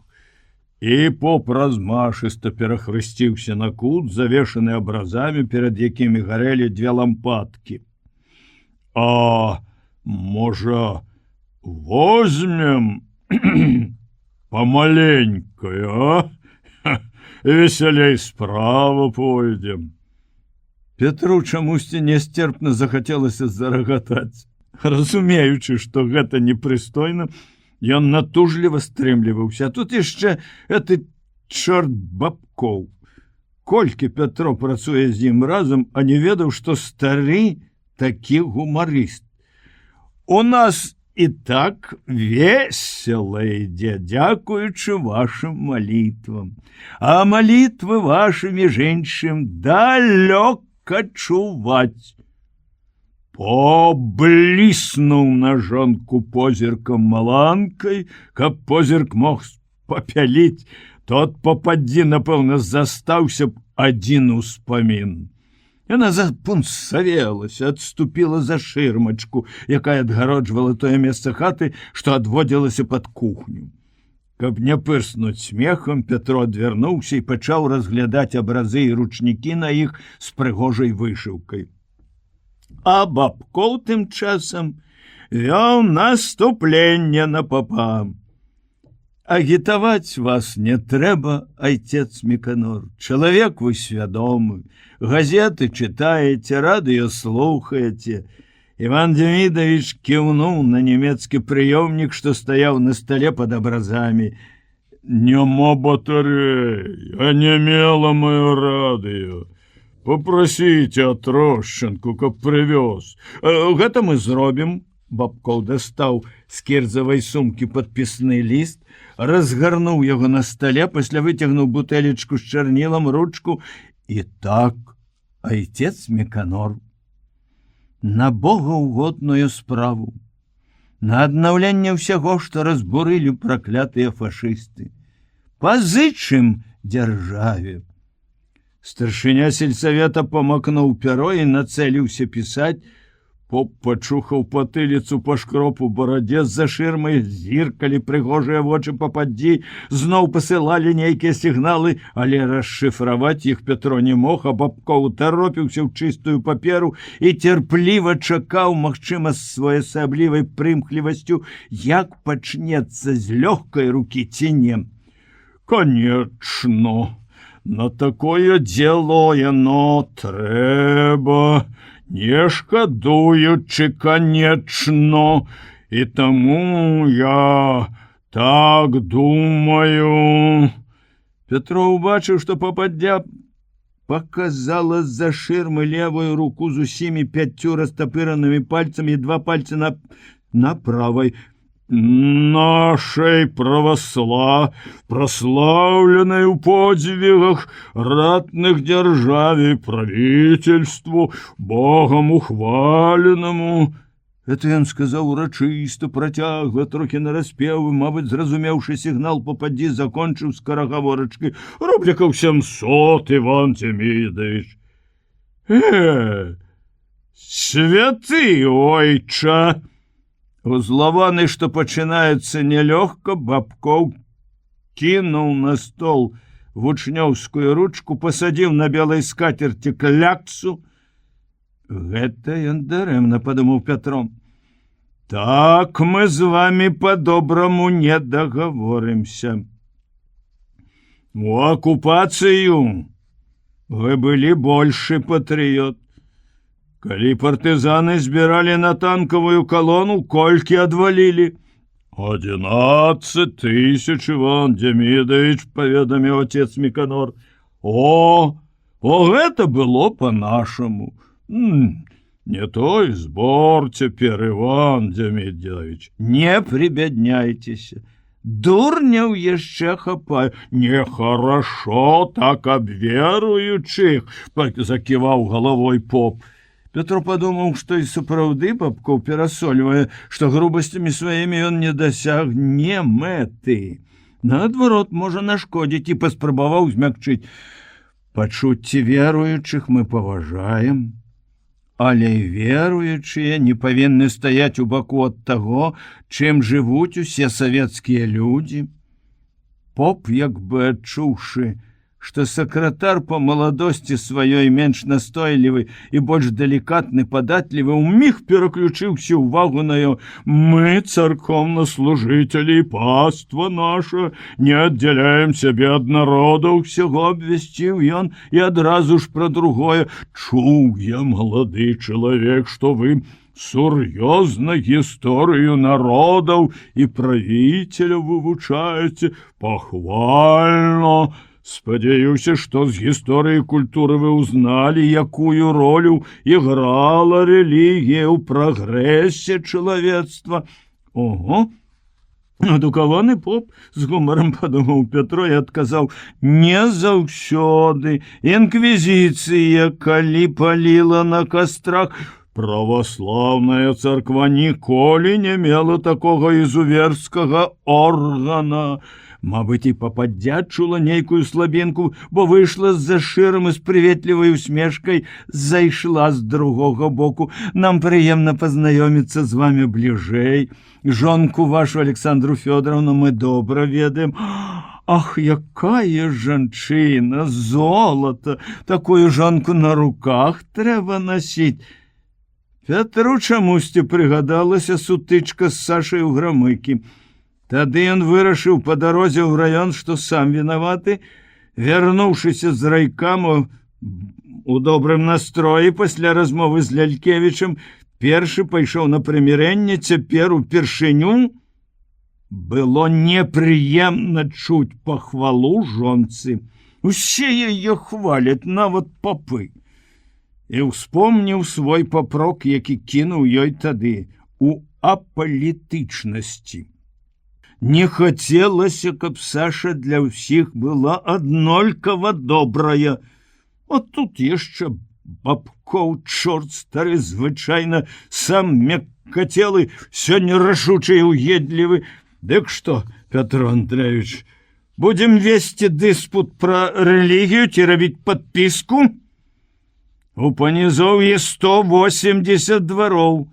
Петро зразумеў. Кідае папрок, маўляў, добранькія вы са сваёй жонкай, вас нават папы хваляць, а мяне ўсе лаюць.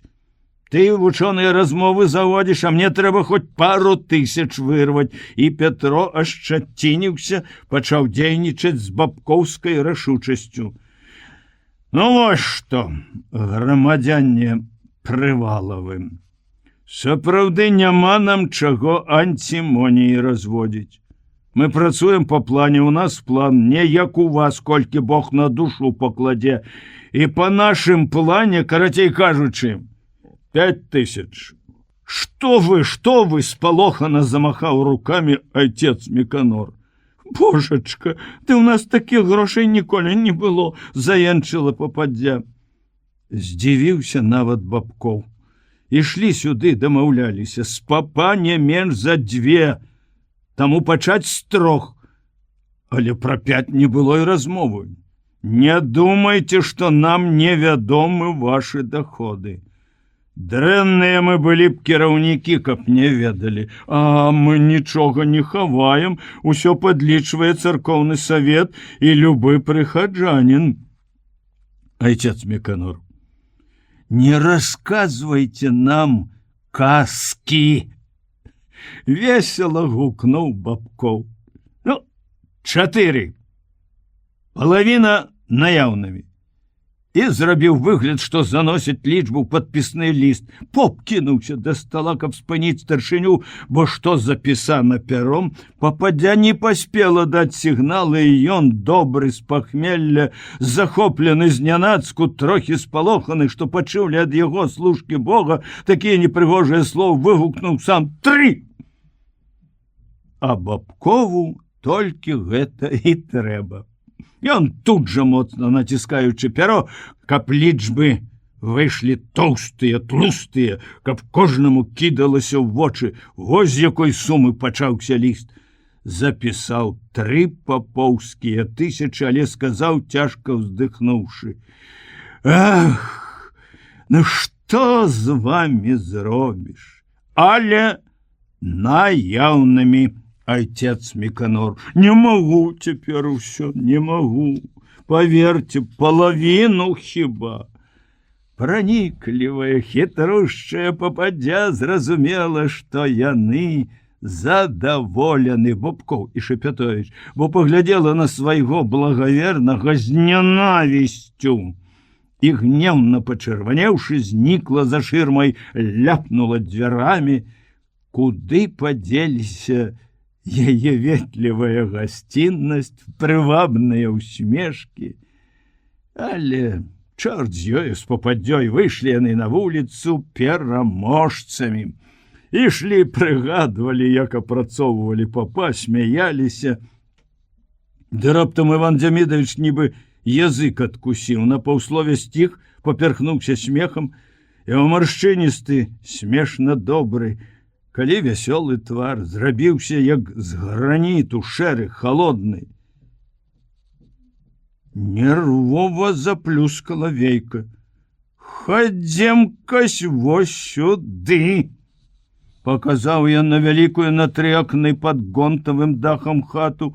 Яна хоць і была навейшая і лепшая з тых, што ўцалелі ад пажару, але стаяла нейкая здзічэлая, пустая, як бы нялюдская.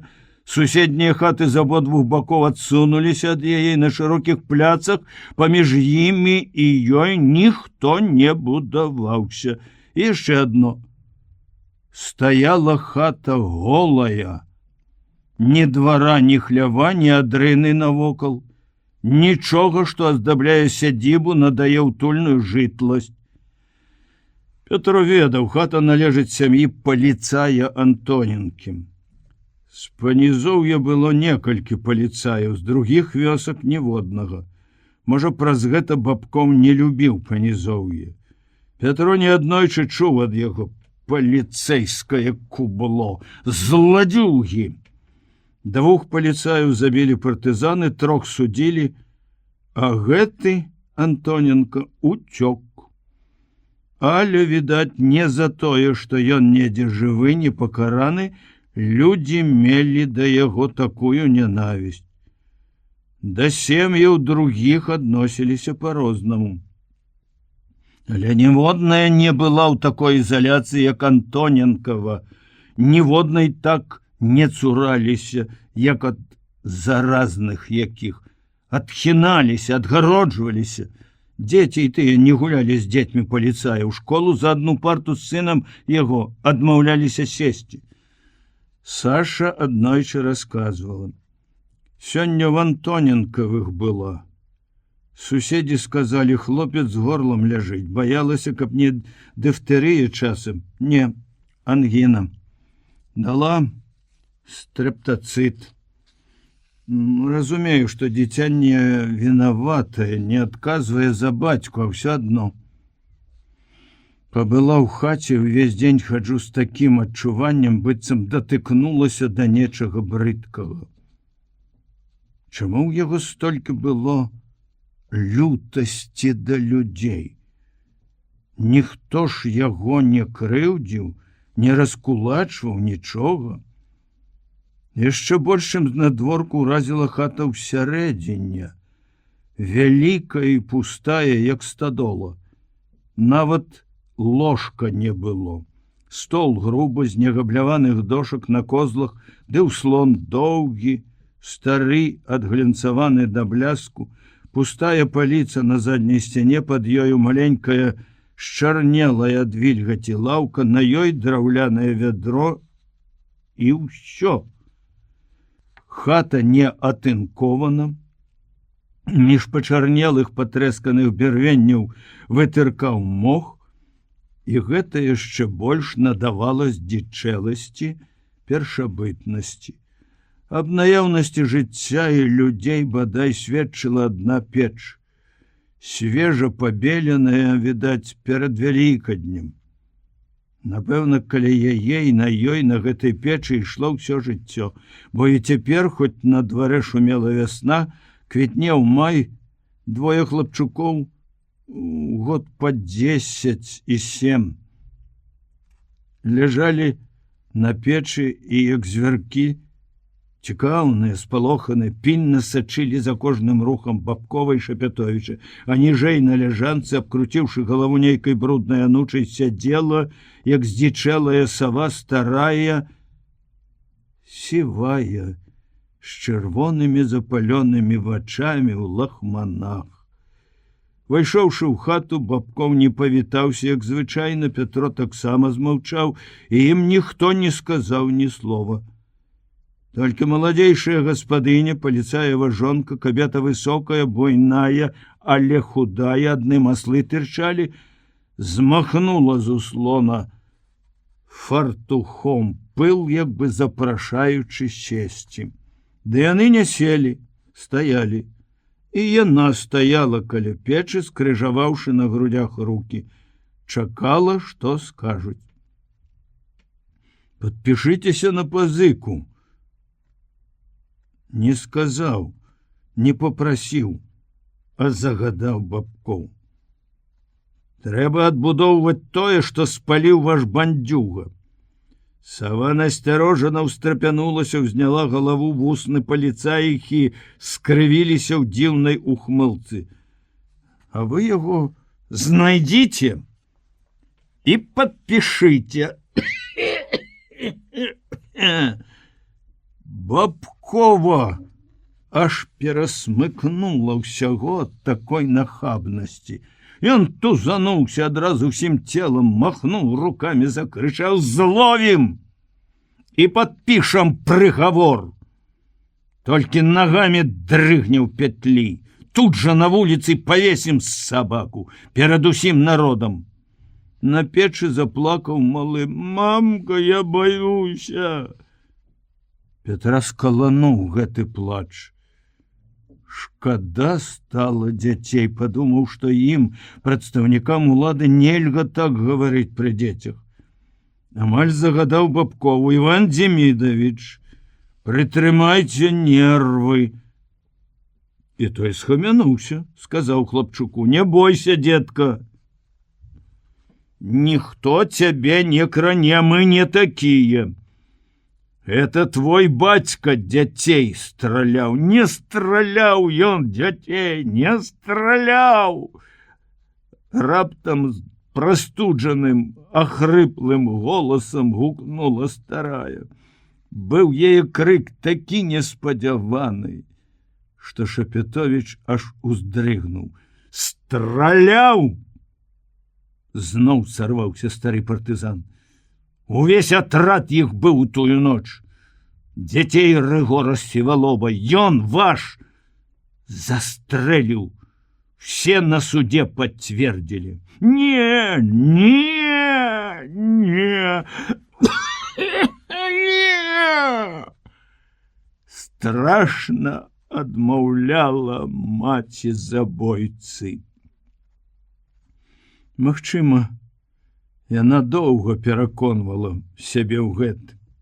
Можа, кроў дзяцей не давала ёй сну і спакою.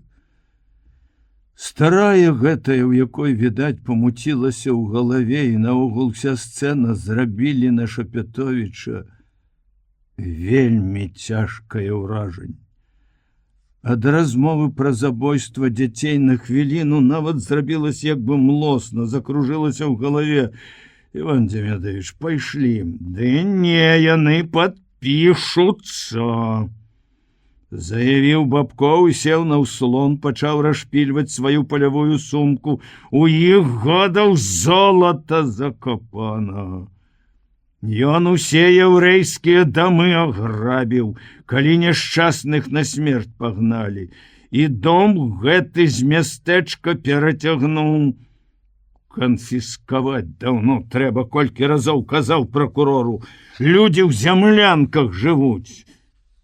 Не менш 1000 і все наяўнымі. Душа з іх вон. Ясно? Звярнуўся ён да маладзіцы. Яна скрывілася. Перакасіўся твар ад усмешкі ці ад нервовага спазму. Але Петру чамусьці здалося, што усмешка гэтая не пакутлівая, а здзеклівая. У мяне копейкі за душой няма. Тыдзень назад краму ў Прылуках абрабавалі. Дык я баюся, што палавіна дабра таго ў цябе закапана. Пашукайце, пашукаем і знойдзем. Гэта іх работа, твайго.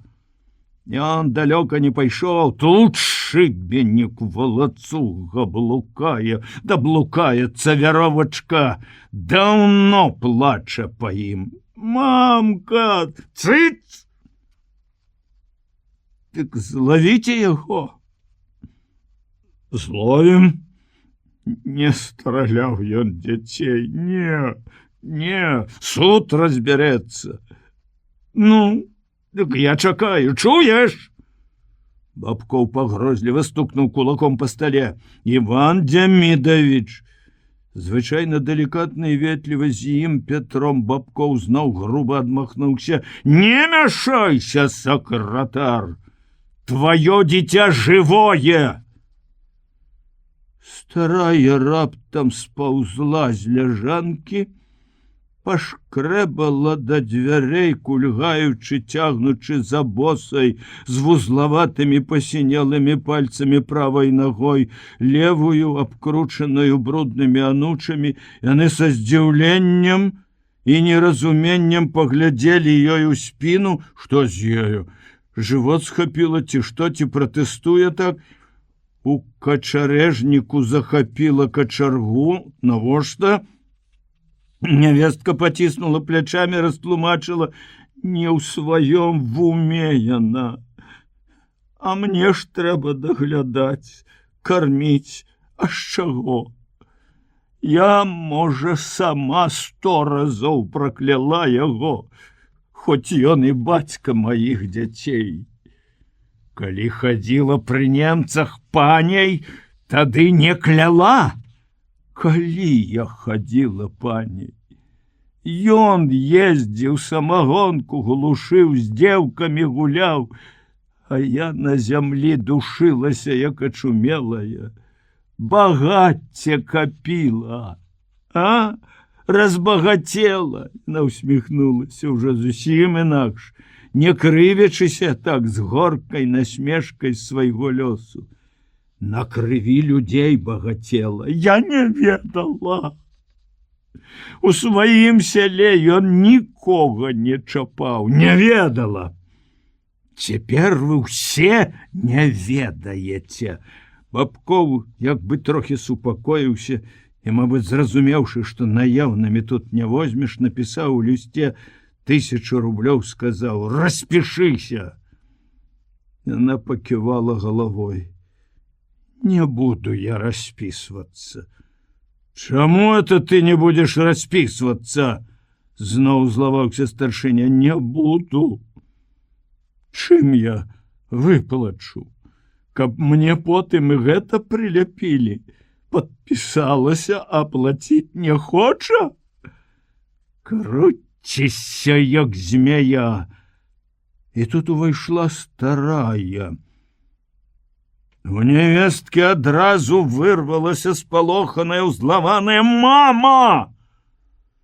Але яна тут жа схамянулася, спытала са здзіўленнем: «Дзе гэта вы?»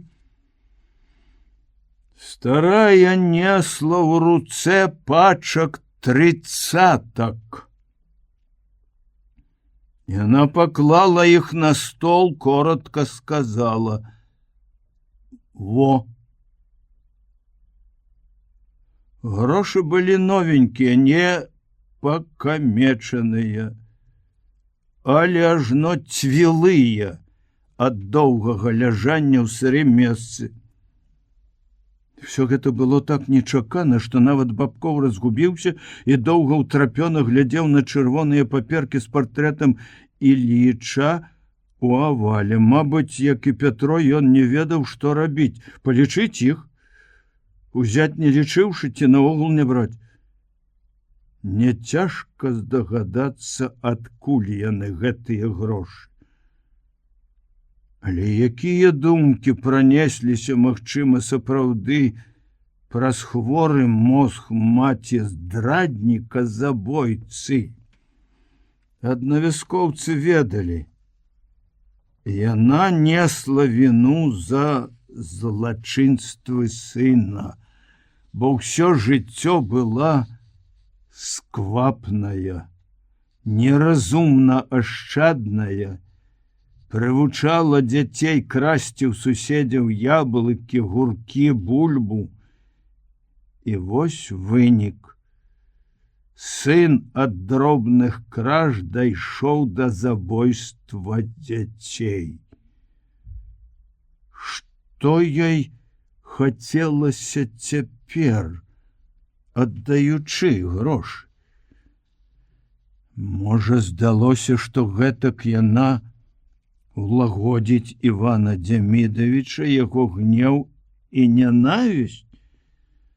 Можа, падумала, што ахвяраванне на агульную карысць паможа ёй замольваць грахі уласныя. Узлезла на ляжанку, згорбілася, зноў паўтарала: «Не забіваў Федзя дзяцей, не, не». Быццам хацела пераканаць самую сябе. Бабкоў скамячыў грошы, сунуў іх у сумку і шпарка рушыў да дзвярэй. На вуліцы пачаў плявацца. Бачыў асінае гняздо? Я даўно казаў, трэба вобыск зрабіць. У іх і ў другіх такіх. Бачыў, грошы пацвілі. Я ўпэўнены, там 1000 закапаны ў зямлі. І ні адны грошы, май на ўвазе. Дык не! Ну дзе ж? Не трэба. У нас трымаюцца за закон. Цяпер я гэтымі грашамі у морду тыцну і Булатаву, і пракурору. Але нервовы ўзрыў, успамін пра сям'ю ў такой акалічнасці ў хаце забойцы знясілілі старога і хворага чалавека. Хвілін праз колькі Бабкоў, які толькі што гарэў і кіпеў, зрабіўся маўклівы, сцішаны, змарнелы і абыякавы да ўсяго. У тым ліку і да выканання плана пазыкі. За пазыку ён агітаваў нехаця фармальна. І Пятро мусіў узяць ініцыятыву на сябе, хоць і адчуваў, што робіць ён гэта горш за Бабкова. Не ўмее, асабліва з жанчынамі, пагаварыць гэтак проста, з жартамі, з прымаўкамі. Тлумачыў значэнне пазыкі грунтоўна, але залішне сур'ёзна, афіцыйна. Сам адчуваў, што гэта кепска, але інакш не выходзіла.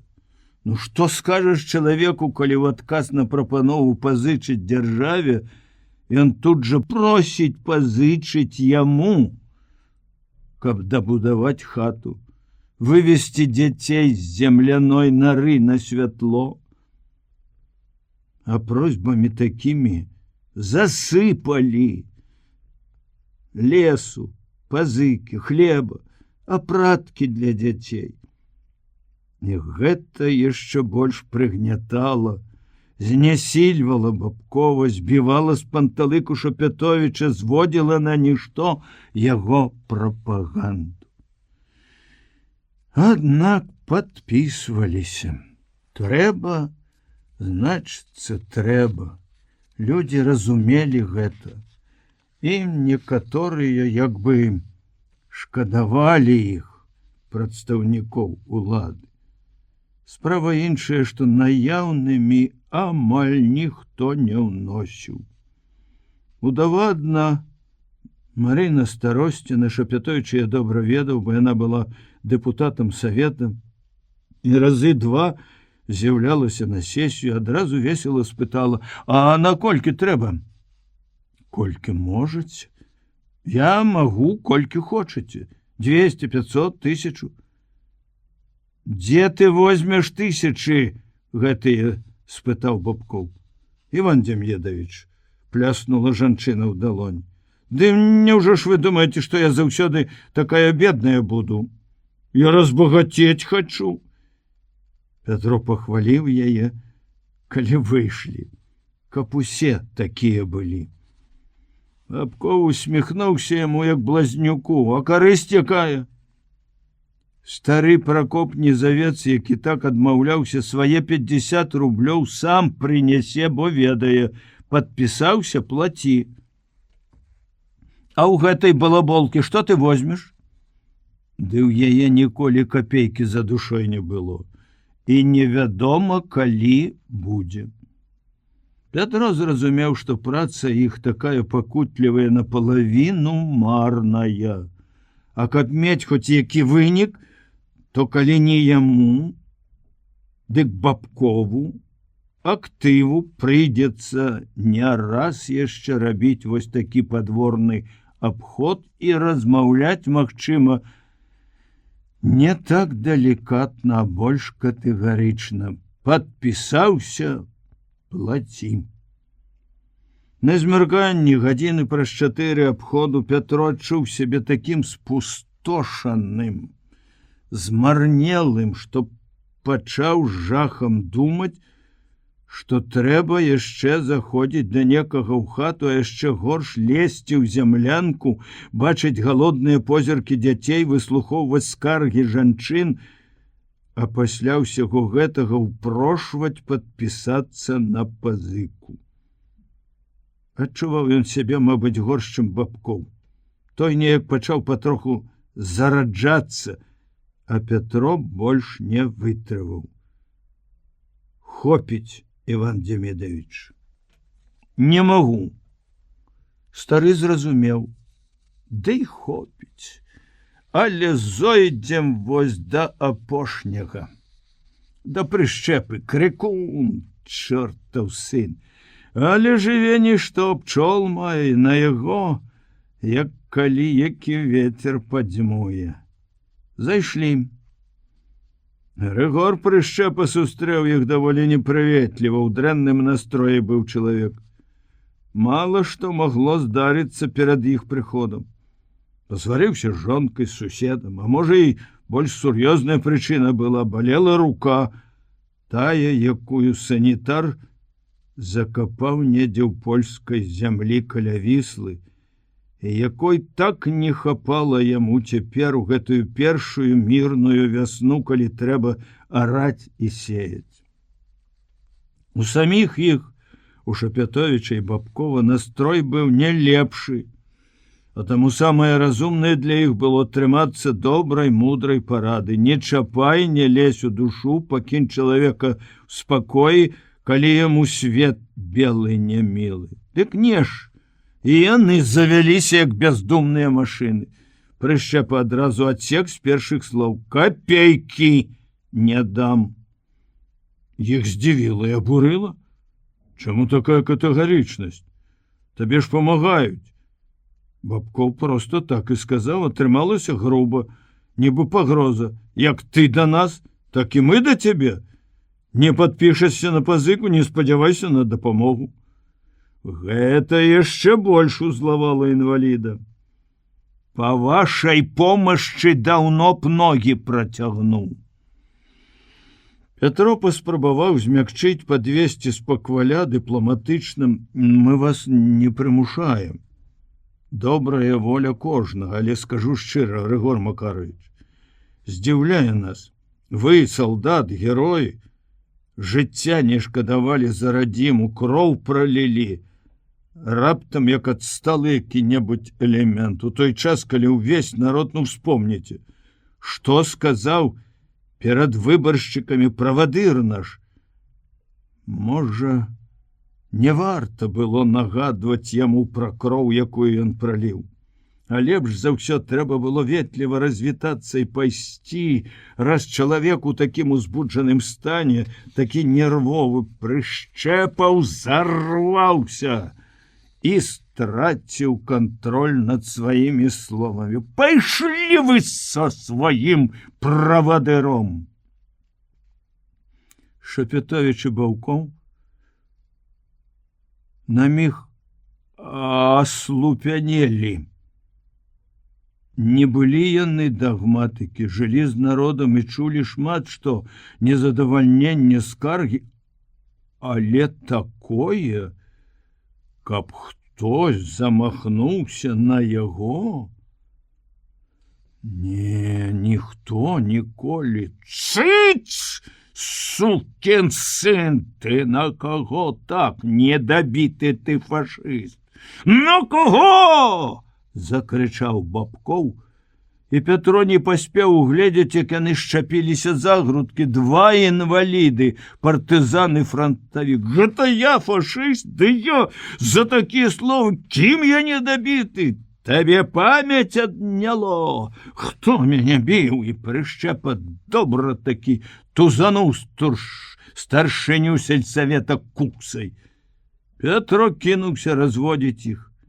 У хаце, ахутанай змрокам, калі яны ўвайшлі, здавалася, нікога не было. Сустрэў іх амаль на парозе сам гаспадар, а тут закрычала дзяўчынка: тата, не трэба, татачка, родненькі. Аднекуль з печы пачуўся прастуджаны хваравіты голас: Грышка, гора ты маё, дзяцей пашкадуй, во дурны, а божачка, даруйце вы яму, людзі добрыя. Шапятовіч схапіў Бабкова за плечы, адарваў ад Рыгора, якого ў сваю чаргу цягнула дачка, Петрова вучаніца, але Бабкоў таксама раз'ятрыўся. Я табе покажу, ты папомніш, я табе хаплю за грудкі. Петров выпхнуў яго на двор, але стары не сунімаўся, грымеў на ўсю вуліцу. Я яму покажу, бандзюга, фашыстоўскі вырадак. Ну, яшчэ высветлім, як ты руку страціў. Можа, самастрэл, сукін сын, зрабіў, а? А цяпер носішся са сваёй куксай. Ты сціхніце вы, Іван Демідович, людзі чуюць. Няхай чуюць, а ты што? Хочаш скрыць ад людзей, як бандыт хапае за грудкі старшыню савета? Сельсавета, а? Шчасце яго, што я забыўся на пісталет, а то стукнуў бы падлюгу. І што было б? А мне напляваць, што было б. Але каб усялякая сволач хапала за грудкі, не, лепш у турму пайду. Ды невядома, хто з вас схапіў першы. Ну, ты гэта кінь, прымірыцель. Ты чуў, што ён сказаў? Петро стараўся гаварыць спакойна, напаўголаса, трохі не шэптам, каб прымусіць і Бабкова збавіць тон, не крычаць. Гэта не адразу ўдалося. Доўга ён яшчэ грымеў. Каб не ісці па вуліцы, дзе ў вясновы вечар было нямала людзей, Петро завярнуў першы неабгароджаны падворак, ішлі напрасцяг праз агароды па свежай раллі, пакуль не выйшлі на поплаў. Бабкоў раптам зусім сціх. У яго пайшла з носа кроў. Ці то ад стомленасці, ці то ад нервовай узбуджанасці. Ну, бач, бачыш, прахрыпеў ён з крыўды, як хлапчук, якому расквасілі нос. Ай, прымірыцель! Іван Демідович злосна абшморгваў з альховых кустоў маладое ліпучае лісце, прыкладваў да носа. Петро не адразу здагадаўся, што ў старога няма нават насавой хустачкі. Прапанаваў сваю, той узяў, падышлі да рэчкі. Бабкоў спусціўся да вады, каб умыцца. Петро прысеў на беразе, на грудку, потым лёг і адчуў такую стомленасць, што на нейкі міг калыхнулася зямля і закружылася зорнае неба. Не ўсё неба, зоркі, тыя, што загарэліся ўжо. Нарэшце яны сталі па сваіх месцах і пачалі весела міргаць. Петро сумна усміхнуўся ім, зоркам, і заплюшчыў вочы.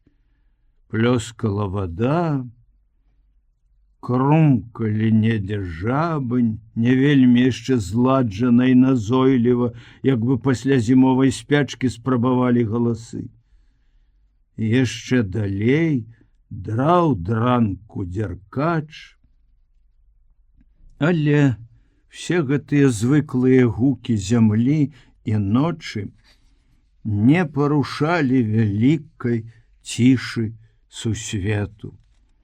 Петро пачаў думаць аб невымернасці сусветнай прасторы, аб тым, што не толькі ён і ўсе людзі, всё чалавецтва, але нават уся планета наша пылінка ў бездані космасу. Ён навучыўся ў цяжкія хвіліны думаць пра абстрактныя рэчы. Это хораша супакойвала, настройвала на гэткі, часам высокафіласофскі, часам прыземлена-гумарыстычны лад. Але тут не атрымалася. У цэнтры сусвету, які ён хацеў уявіць, працягвалі нязрушна стаяць людзі, тыя, з якімі сустрэўся за дзень. Наперадзе гэтых людзей чалавек, што трапіў на вочы апошні, Рыгор Прышчэпа. Не Рыгор. Дзяўчынка, яе крык: «Тата, не трэба, татачка родненькі!» засланяў і запаўняў сусвет усю галактыку. Петро расплюшчыў вочы.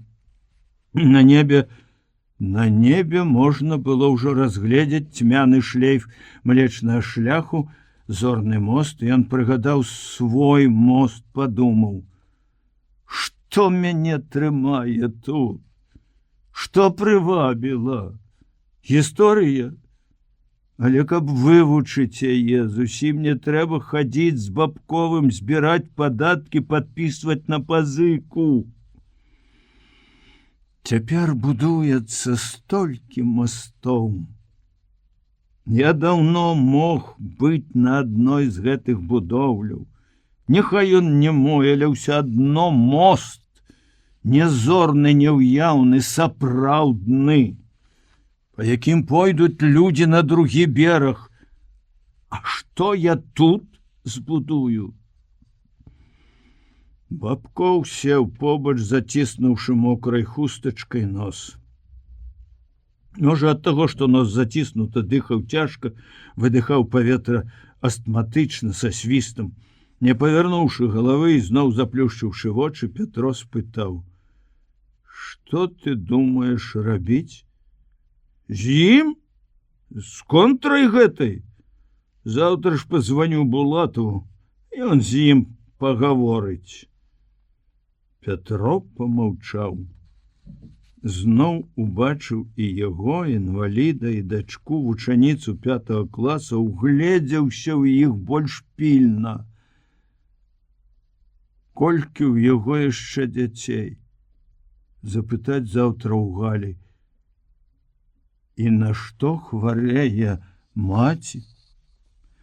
Жонкі Прышчэпавай ён не ведаў, і на яго глядзелі нейкія абстрактныя жаночыя вочы, сумныя, спакутаваныя.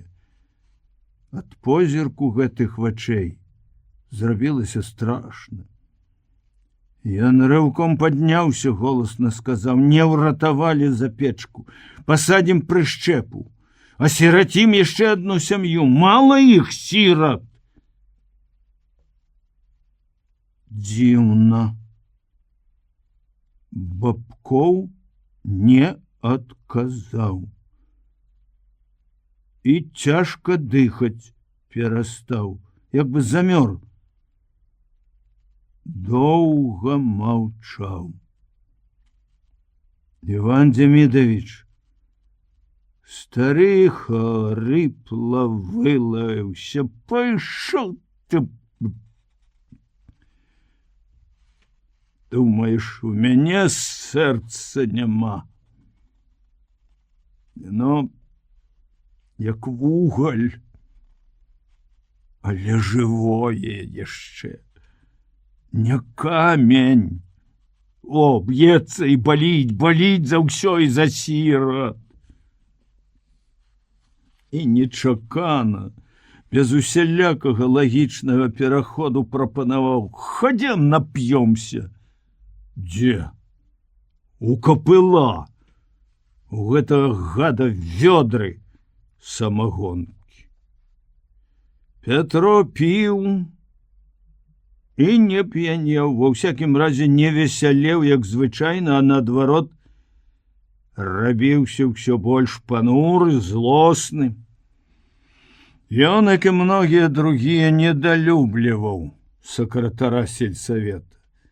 Ідучы сюды, выказаў Бабкову гэтую сваю антыпатыю да чалавека, да якога яны так нечакана рашылі завітаць знянацку ў госці. Іван Демідович адказаў: «Думаеш, я люблю яго? На чорта ж мы трымаем такога ў сельсавеце? Я да цябе яшчэ хацеў турнуць. Але ў раёне сказалі не чапаць, работу ён ведае і людзей, даваенны кадр».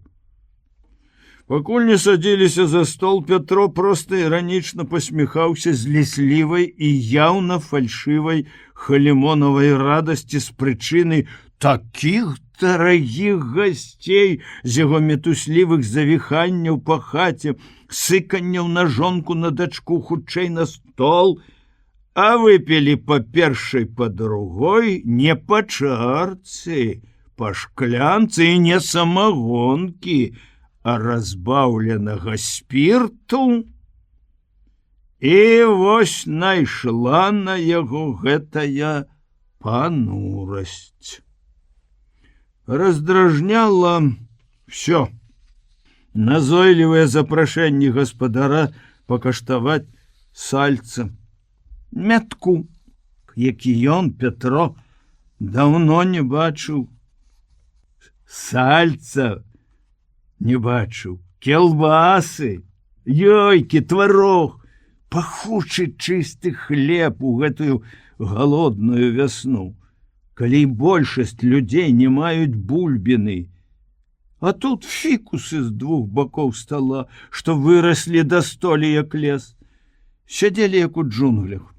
Гара вышываных падушак на нікеляваным ложку, новыя шпалеры, якімі, відаць, зусім нядаўна абклеілі сцены гэтай чыстай палавіны хаты, фатаграфіі на сценах, мноства фатаграфій. Раздражнялі нават партрэты генералісімуса. Іх было ажно 2. Вялікі плакат на ўвесь прасценак паміж вокнамі і зашклёны ў дубовай рамцы ў куце на тым месцы, дзе звычайна ў сялянскай хаце вісяць абразы. Петро з'еў скіпку хлеба, кавалак вельмі смачнай кілбасы і адчуў, што не можа больш есці. Не лезе ў горла. І тады раздражнёнасць пачала перарастаць у нешта страшнае, чаго ён нават сам спалохаўся. У нейкае дзікае буянство.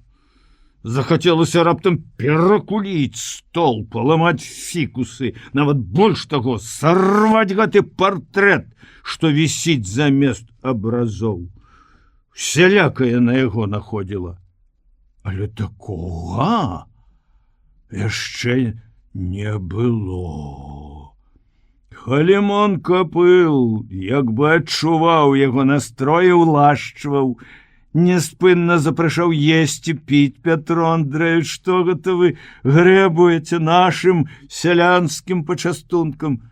А я што, пан?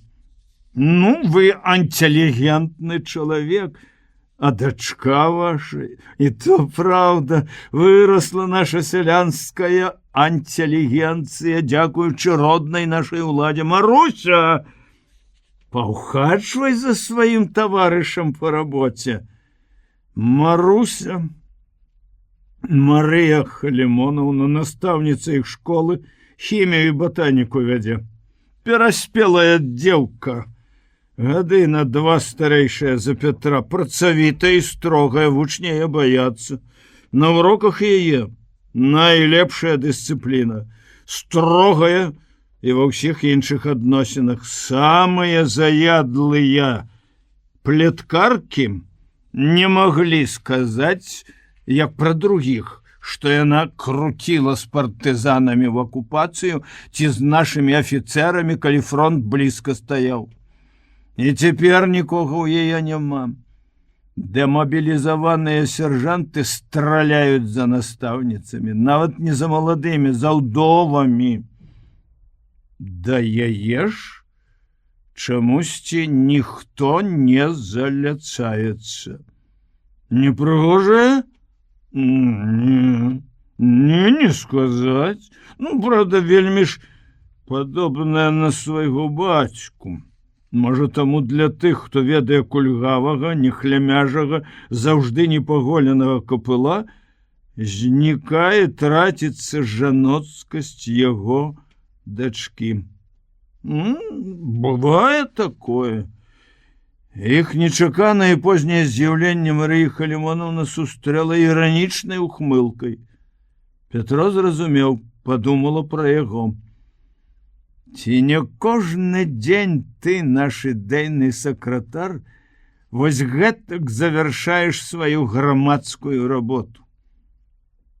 Яму было все адно, чорт з табою, думай, што хочаш. На загад бацькі хутчэй сабраць на стол для дарагіх гасцей адказала нехаця, рабіла ўсё знарок павольна, паказвала свой гонар і строгасць. Але за стол села за гаспадыню, бо старая не села, знікла, схавалася, быццам і няма яе ў хаце. Правда, Петро Андреевич, што гэта вы нейкі сёння не ў гуморы? Давайте вып'ем за нашу настаўніцкую прафесію. Хто не ведае, думае, што яна лёгкая. Мария Халімоновна, паважна усміхаючыся, взяла цёмную доўгую пляшку, каб наліць яму і сабе, але бацька перапыніў яе. Чакай, Маруся, да гэтай чарга дойдзе, а цяпер вось гэтую. Як сляза, чыстенькі ратифікат. Капыл хоча, каб мы хутчэй з капылоў, пажартаваў Пятро сур'ёзна, без усмешкі. Пра гэта ён падумаў раней. Капылы бабкоў зарагаталі. Іван Дзямідавіч, выпіўшы, адразу аджыў, павесялеў, забыўся на ўсе непрыемнасці дня. Пятро зайздросціў яму. Пі, Петя, не шкадуй.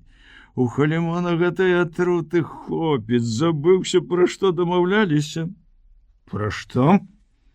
Накапыліцца. Ну што ж, давай накапылімся. Гаспадар засакатаў, запырскаў ліслівым смехам, ад отца яго гэта яўна не спадабалася. Яна скрывіла тонкія вусны, зняважліва хмыкнула. За хімію, Мария Халімоновна, без хіміі было б сумна жыць. Яна глядзела на яго насцярожана, з падазронасцю. Ці няма тут якога падтэксця? Відаць, не адразу зразумела, што ён мае на ўвазе. Пятро, чакаючы з узнятай шклянкай, растлумачым: чым было павесяліць душу, каб не хімія? Вот, праўдачка ваша, закатаў стары капыл. Мария Халімоновна усміхнулася, прыветліва чокнулася. Петро з залпам выпіў паўшклянкі спірту неразбаўленага. Абпёк горла, як сляпы пачаў мацаць па стале конаўку з вадой. Мария Халімоновна сунула конаўку яму ў руку, ён прагна выпіў ваду. Капустай закусвайце, капустай! Яна шчодра наклала яму з глінянай міскі ў пажаўцелую ад часу талерку капусты. Пятро пачаў есці і... Капуста спадабалася яму. Зноў адчуўся голад, капуста прыпраўлена цыбуляй, скрылькі цыбулі сакавітай, надзіва салодкія. Ён паволі выбіраў іх відэльцам. Ды бярыце ж вы сала, кілбасу, Петро Андреевич. Мария Халімоновна сама сваім відэльцам наклала яму гару рознай закускі. І тады яго зноў апанавала злосць. Ён баяўся падняць галаву, каб не выдаць сябе такога свайго стану. Пачаў нехаця есці, але больш налягаў на капусту. А тут на тое гаспадар пачаў скардзіцца, што Федька балотны, старшыня калгаса, чапляецца да яго. Сядзібу перамерыў, лішнія соткі знайшоў, 5 сотак нейкіх пагражае абрэзаць. Які ён вам Федька?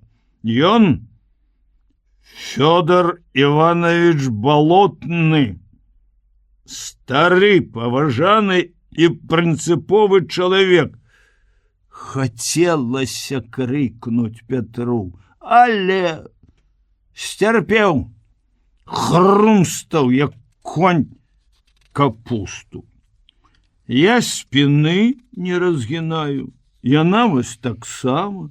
За 3 кіламетры штодня на работу ходзім.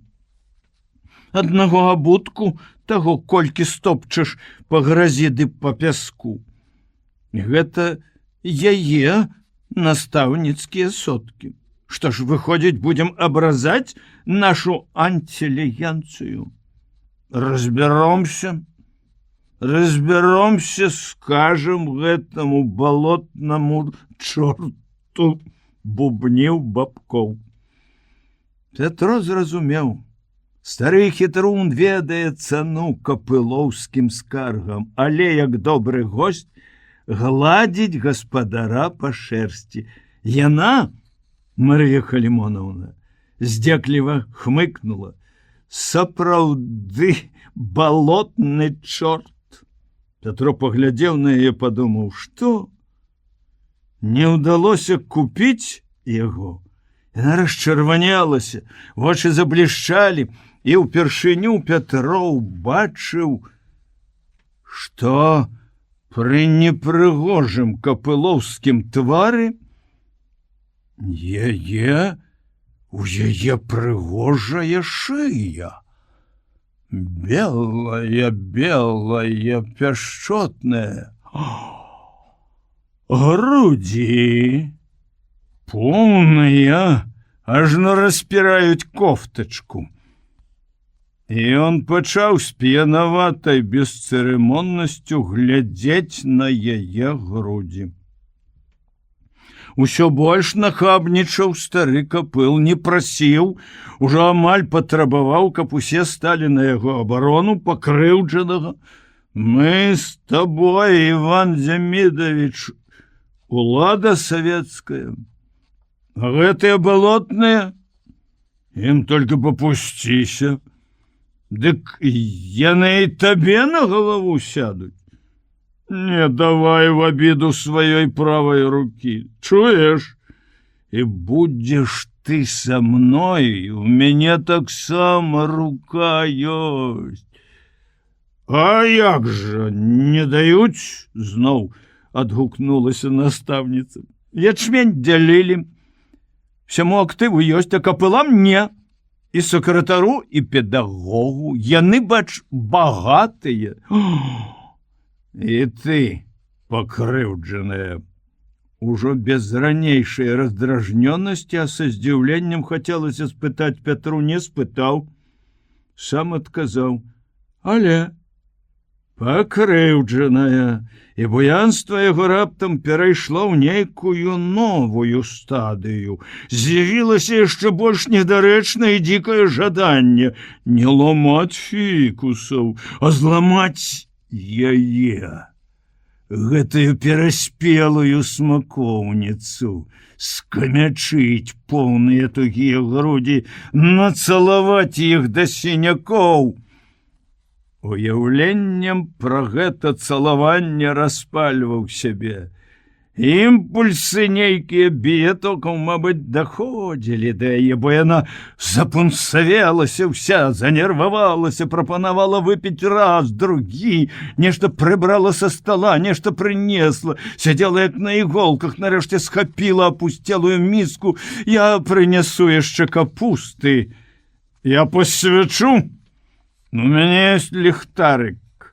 Старыя, занятыя сваёй размовай, не звярнулі ўвагі на іх. Пятро выйшаў следам за ёю і адразу за дзвярамі на ганку абняў.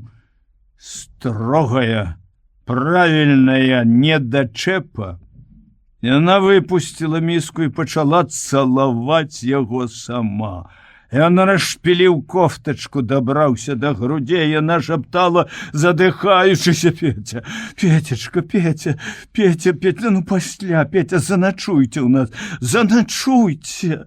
Словы гэтыя яе, як удар. Адразу, умиг, наступіла поўнае працверазенне.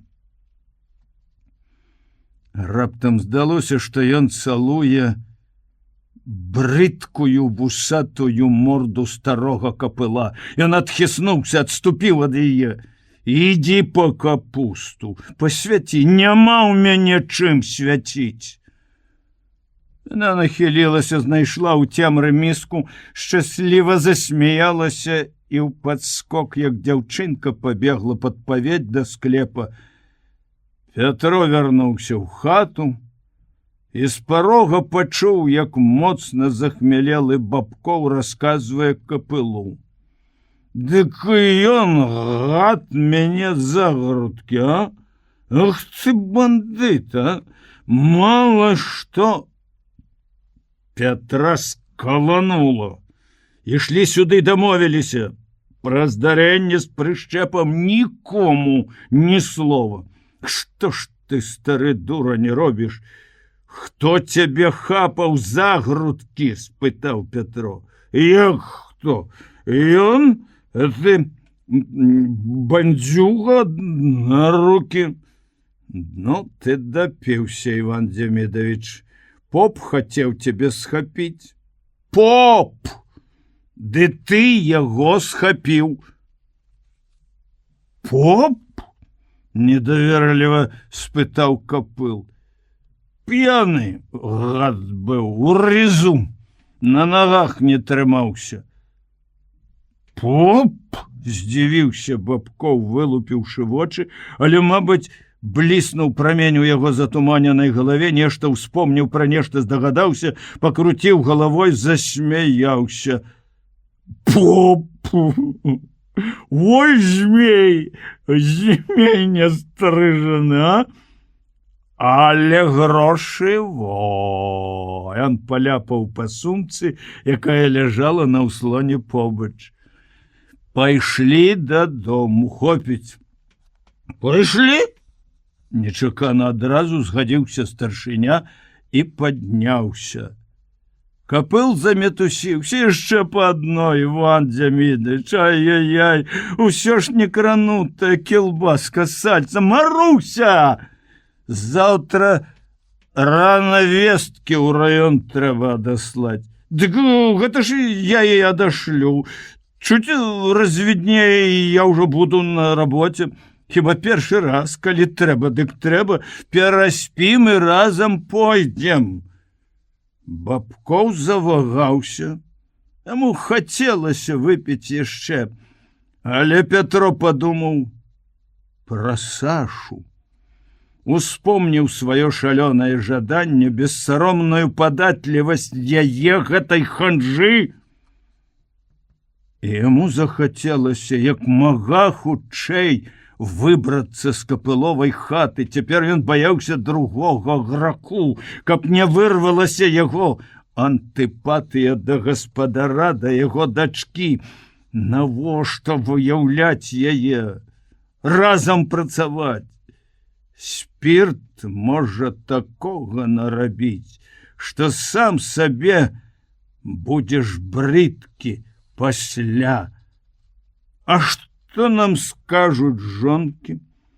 Соня табе апошнія патлы вырве. Падзейнічала. Бабкоў баяўся свае маладое жонкі, на людзях ціхай, маўклівай, але, відаць, бабы з характарам, недарма Саша гаварыла пра яе.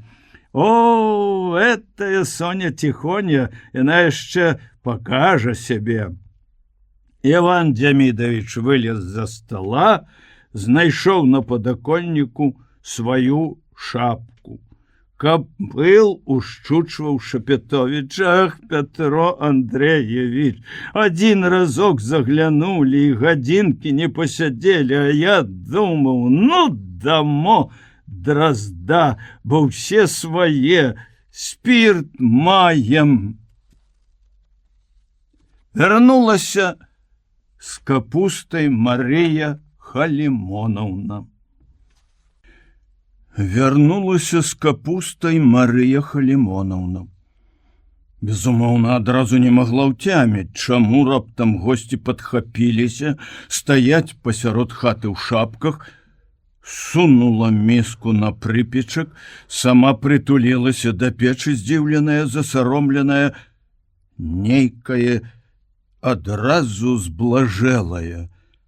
Абраза, крыўда, магчыма, з'явіліся пазней, а тады, калі яна, баючыся глянуць Пятру ў вочы, працягвала на развітанне руку, пэўна, была ў роспачы ад таго, што цякае яе кароткая жаночая радасць, спадзяванне на якую так нечакана ўзнікла. Уначы балела галава, прачнуўшыся ад гэтага болю на світанні, Пятро праглынуў колькі парашкоў, якія знайшоў у Сашыным чамаданчыку, запіў з вядра нагбом. Было брыдка ў роце, паскудна на душы. Другі раз яго разбудзіў школьны званок. Сапраўды, недзе зусім блізка званок настойліва клікаў у класы. Не дзіва, што дзяжурны бегае па ўсім парку. Майскае сонца і праз тыя некалькі цьмяных шыбін заліло пакой не толькі да болю ў вачах яркім святлом, але і цяплом бадзёрым і радасным. Пятро адразу адчуў гэтую бадзёрасць. Галава не балела, начны боль здаўся далёкім, як боль ад ваенных ран. Трохі быў устрывожыўся, што прапусціў урокі, але глянуў на гадзіннік і зразумеў, што Саша знарок не разбудзіла яго. Напэўна, дамовілася з дырэктарам, каб яго замянілі. Пераставілі урокі. Разумніца. Уначы, калі адчыніла і ўбачыла п'янага, слова не сказала. Пятро прыгадаў учарашнія падзеі, правда, чамусьці ў іх адваротнай паслядоўнасці, ад вечара ў капыла да нарады ў сельсавеце і... Дзіўная з'ява. Нібы ўсё свяцілася зусім іншым святлом. Вось гэтым, майскім, вясёлым, што льецца праз шыбы, нават выпадак з прышчэпам не здаваўся такім сур'ёзным, палітычным, як здаўся учора. Цяпер гэта выглядала амаль смешным, бытавым, трагічным толькі ў нейкіх дэталях, а на самай справе камічным, як гэта часта бывае ў штодзённым сялянскім жыцці. Многія факты з іх падпісной кампаніі можна расказваць як анекдоты, з папом, напрыклад. Увайшла Саша у халаце у марлевай касынцы. Пятру заўжды асабліва падабалася жонка ў сваім медычным убранні. Вельмі ж яно пасавала ёй. Прачнуўся, мой слаўны мужанёк. Ой, п'янчушка. Села на ложак, як каля хворага. Мала што нейкай вонючай гадасці насмактаўся, дык яшчэ адразу па 4 парашкі глытаеш, калі-небудзь атруціся, дурань такі. А галава перастала. Светлая, што дзень гэты, добра, што аспірын. І запатрабавала. Ён не зразумеў, сур'ёз ці жартам. А цяпер расказвай пра ўсе твае прыгоды. У Петра ёкнула сэрца, ці не сказала капыліха ад злосці, што я п'яны прыставаў, лез цалавацца. Расказаў падрабязна ўсё, акрамя, безумоўна, гэтага цалавання з Марыяй Халімонаўнай. Са страхам чакаў, што Саша спытае, а што яшчэ рабіў у капыла? Не. Яе ўстрывожыла другое, што п'яны Бабкоў все-таки прагаварыўся свайму сакратару пра выпадак з прышчэпам. Ой, дурні вы, адзін стары, другі... Які дурань ён, Петро, Саша не сказала. Загадала няласкава, падымайся, лежабок. Я ледзь угаварыла дырэктара, каб замест твоіх урокаў правесці гутаркі аб гігіене. Пакуль ён галеўся, умываўся, Саша сабрала на стол, знікла. Вярнулася праз колькі хвілін і...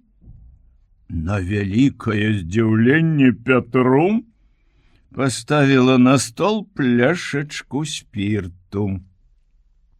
Следам за ёй прыйшоў Бабкоў, задаволены запрашэннем, вясёлы, з парога паведаміў Пятру, што ёсць ужо 83%, 83,2% подпіскі, і што сельсавет на 4-м месцы ў раёне.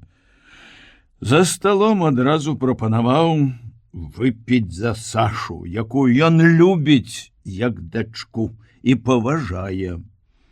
Ажно праслязіўся ад замілавання, ці, можа, ад успамінаў пра сваю дачку. Саша перапыніла яго, сказала з дзіўным бляскам у вачах: «Я вас, Іван Демідович, таксама паважаю, але я вас узненавіджу». Пятро і Бабкоў страпянуліся, аднеслі ад рота налітыя шклянкі, і не адна я. Калі вы дасце ў крыўду гэтага неразумнага балбатуна прышчэпу, вы ж не яго пакрыўдзіце, дзяцей. Мала яшчэ сірат? Пятра уразіла, што Саша сказала тыя ж словы, што і ён учора каля рэчкі. Бабкоў паставіў шклянку. На маршчыністым сухім твары яго выступілі фіялетавыя плямы. «Ды што ж я, па-вашаму, Александра Фёдоровна, звер, а не чалавек? Ці не ведаю, што такое гора? Ды мне цяпер няхай язык вырвуць, а калі што, я лепш сам сяду». «Ну, все», — зноў перапыніла яго Саша. «Вып'ем». Панас Грамыка выклікаў Шапятовіча з урока. Выгляд ён меў дзіўны. Здавалася, закураны твар яшчэ больш чарнеў у гэтую майскую ясную раніцу. Ва ўсякім разе Пятро ні разу не бачыў яшчэ аптымістычна разважлівага старшыню такім панурым.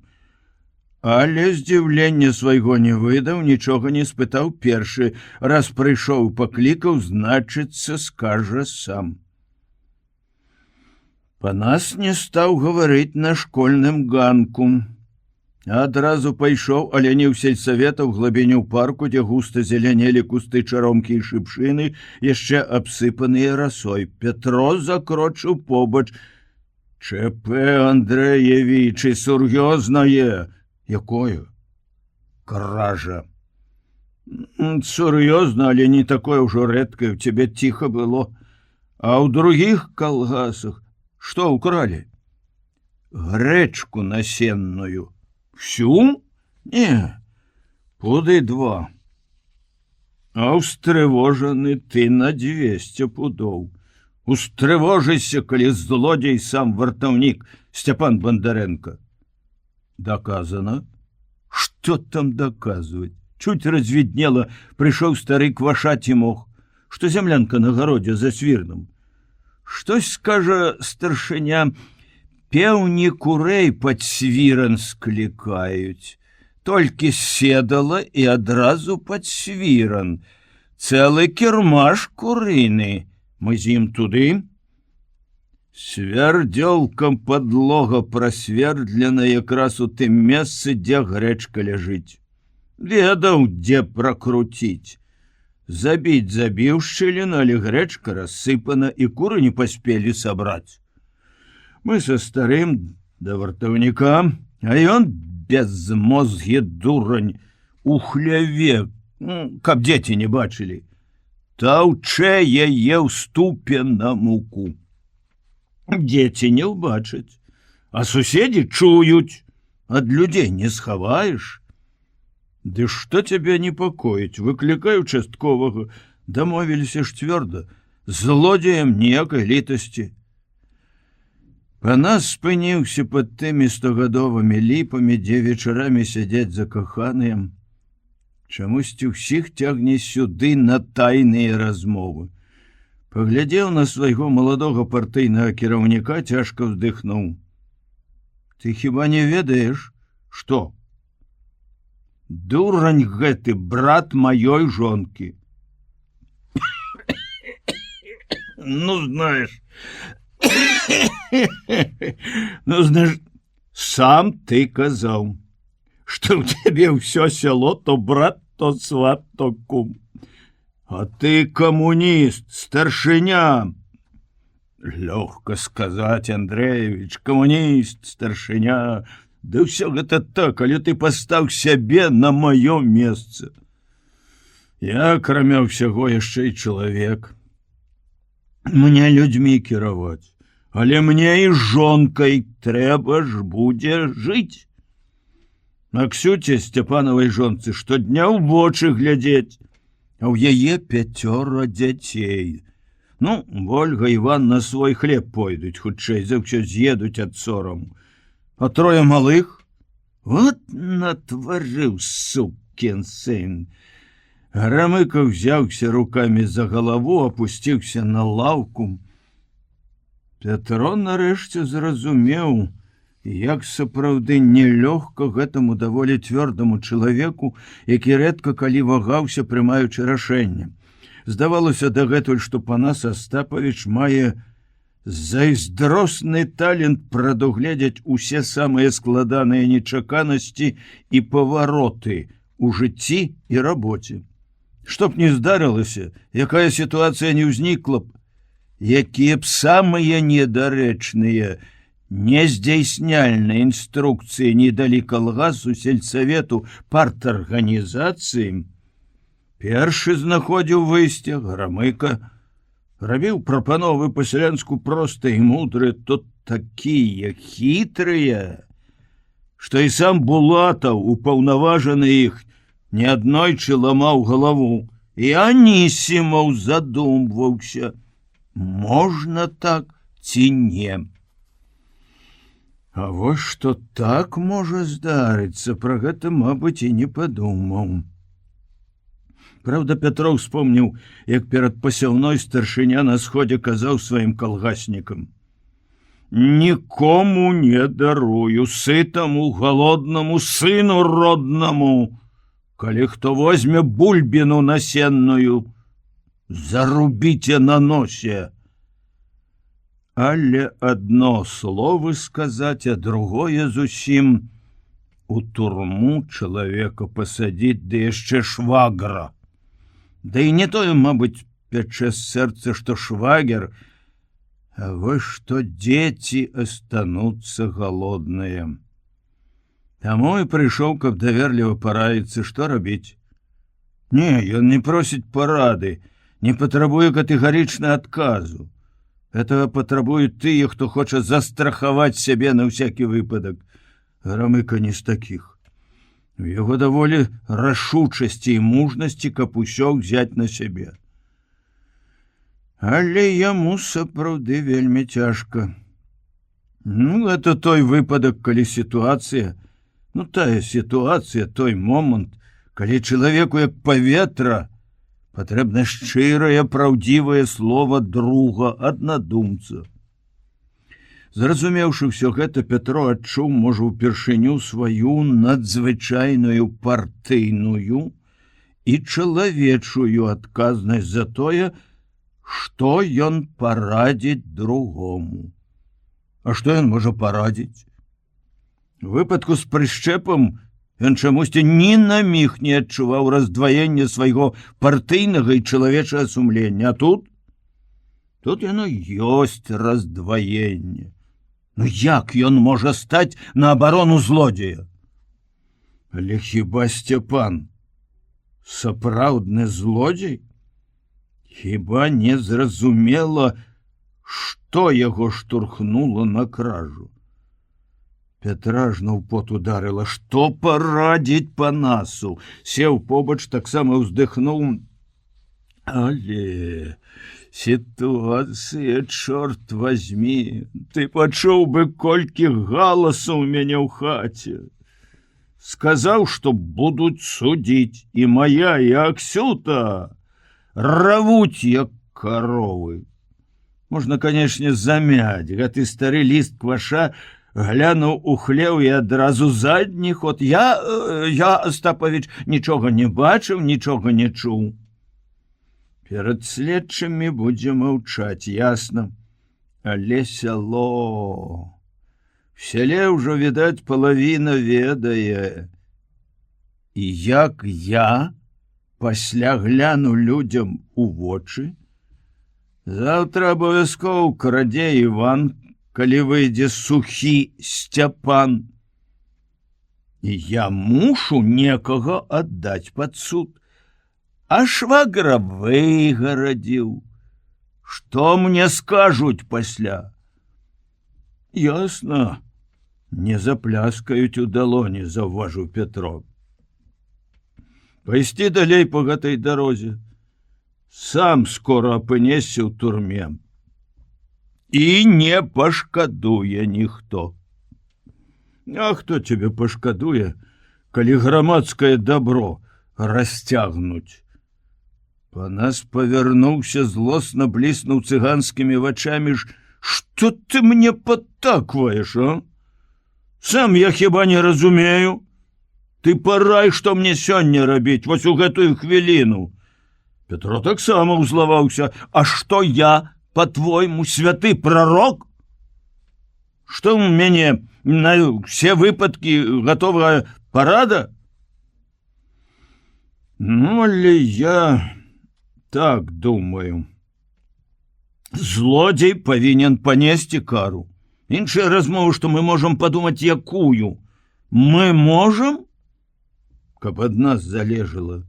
Я придумаў бы кару, ён 10-му заказаў бы унукам сваім і праўнукам не лазіць пад калгасныя свірны. І сама Ксюта падпісалася пад такім прысудам, і Гаша моя. Але тут такая сітуацыя, што або сюды, або туды. І калі ўжо туды,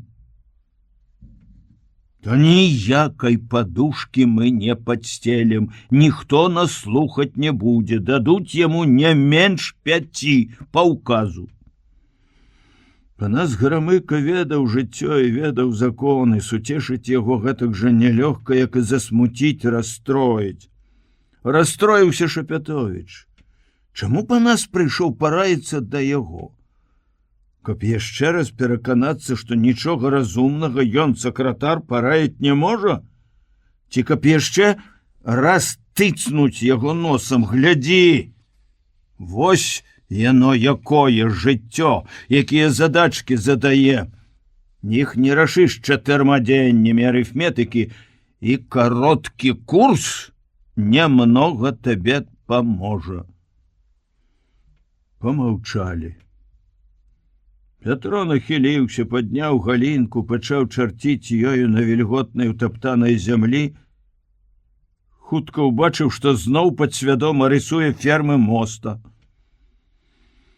І зноў пашкадаваў, што ён не будуе мастоў, а займаецца вось чым. Ой, Бог ведае чым.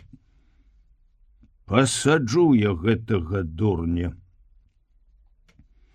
Але жыцця мне ў хаце не будзе. На чорта мне штодня слухаць папрокі ды слёзы. З'еду. Панас быццам адсек. Пятро павярнуўся, каб спытаць, куды ён з'едзе, і сказаць, што нікуды яго райкам не адпусціць, але не паспеў. Панас загаварыў зноў зусім іншым голасам. Але засумаваў я, Андрэевіч, за вайну. Па дзецях, па ёй, па дурніцы, па Гашы. І зямлю люблю. Ён развёў рукамі навокал, вось такую, зялёную. Як конскі пот пахне, люблю. Ралля, салідол каля трактара. Сказаў ён гэта з такім болем, што ў Пятра таксама зашчымела сэрца. Але любіць, моцна любіць. Таму і цяжка яму, таму можа і адважыцца на ўсё, і ніхто яго не стрымае, ні жонка, ні райкам. Нельга казаць яму ў такі час слоў казённых пустых. Можна толькі так сказаць, як ён сказаў пра сваю любоў, проста скупа, але так прачула і шчыра. А ў Пятра не знаходзілася ні такіх слоў, ні такой прачуласці. Думкі чамусьці вярталіся да свайго, да моста. Вось даўся яму гэты мост. Пасядзелі і, не дамовіўшыся ні пра што пэўнае, разышліся. Пятру здалося, што Панас пайшоў расчараваны, адчужаны, аддалены. Пятро перажываў, вельмі даражыў дружбай і даверам гэтага чалавека. А з трэцяга урока яго паклікалі зноў, на гэты раз рыжая Надзя, паштарка ў сельсавет. Бабкоў сустрэў у агульным пакоі, быў ён і ўзбуджаны, ажно вушы гарэлі, і неяк дзіўна ашаломлены, разгублены, таму, відаць, і паклікаў яго Пятра. Бабкоў не ў прыклад грамыку, мог прыняць самае недарэчнае рашэнне, самаўладна зрабіць глупства, але калі губляўся, тады даверліва раіўся з усімі, хто трапляў на вочы. О, Пятро Андреевич, паглядзі, што толькі не валіцца на нашы з табой галовы. Моя сівая ўжо адмаўляецца рашаць, што рабіць. Давай разам думаць, а? Ну, калі ласка, палюбуйся, дзіва дзіўная. Старшыня выканкама шырока адчыніў дзверы свайго кабінета і сам адступіў у бок, быццам там за дзвярамі было штось небяспечнае, а там на лаве каля сцяны ціха і сціпла сядзела жанчына, жонка Сцяпана Бандарэнкі Аксеня. Пятро не з усімі вяскоўцамі яшчэ пазнаёміўся, але гэтую жанчыну ведаў даўно, з першага месяца свайго цывільнага жыцця. Перш за ўсё праз дачку яе Вольгу, прыгажуню з незвычайнай біяграфіяй. Да і сама кабета неяк вылучалася сярод сваіх равесніц, жанчын у гадах, якія ў пачатку, пакуль не пазнаёміўся бліжэй, здаваліся Пятру падобнымі адна на адну. Аксеня ў свае 45 год была маладжавая, прывабная з твару, поўная, нягледзячы на такое жыццё, павольная ў рухах і надзіва спакойная і паважная. Ніколі і ні перад кім не мітусілася, не ліслівіла, каб тут хоць пажар загарэўся, ці хоць сам Бог з'явіўся. І цяпер яна сядзела гэтак жа спакойна, без разгубленасці, без страху, без жадання разжаліць каго-небудзь. Толькі разы два трывожна прыслухалася ці то да голасу за сцяной в амбулаторыі, ці то да нечага, што адбывалася, магчыма, недзе далёка. Можа, ёй здавалася, што плача яе двухгадовы сынок? Пятро убачыў каля яе ног клунак пуда на 1,5. Зразумеў, што ў мяшку. І амаль дакладна здагадаўся, чаму і як гэтая жанчына апынулася тут. Падумаў: ваша? Ці Панас падказаў? Няўжо ён мог пайсці на такое? Было да болю непрыемна думаць, што такі чалавек, як Грамыкаў, склаў цяжкі крыж на плечы гаротнай жанчыны, каб толькі уратаваць брата свае жонкі. Расказвай яшчэ раз, Аксеня. Будзем разам думаць, што з табой рабіць. Яна выцерла рогам хусткі вусны Пачала расказваць павольна, як бы нехаця і зусім абыякова, як пра справу чужую і даўнюю, сведкай якой яна сама была. Ды во! Папутаў чорт дурную бабу, зладзейкай зрабіў. Мой гэта Сцяпан. Занядужалася яму, жывот схапіла. У яго ж гэта здаўна да вайны яшчэ. Ну, я з поўначы пайшла вартаваць за яго. Мне і не хацелася. Што там, кажу, вартаваць? Пусты свіран? Ды не, кажа мой. Грэчка ляжыць насенная. Праўда. Грэчку гэтую я сама чысціла. Сяджу я. Ноч. Спяць усе. Нечыстая сіла лётае, шэпча мне: а што ты, Аксюта, заўтра дзецям зварыш? Праўда. У хаце хоць шаром пакаці, ні крупінкі. Ну і нашапталі нячысцікі. Пайшла да сябе ў двор, взяла свярдзёлак пад паветкай. Свіран жа гэты стаіць, як на палях. Ну, вось.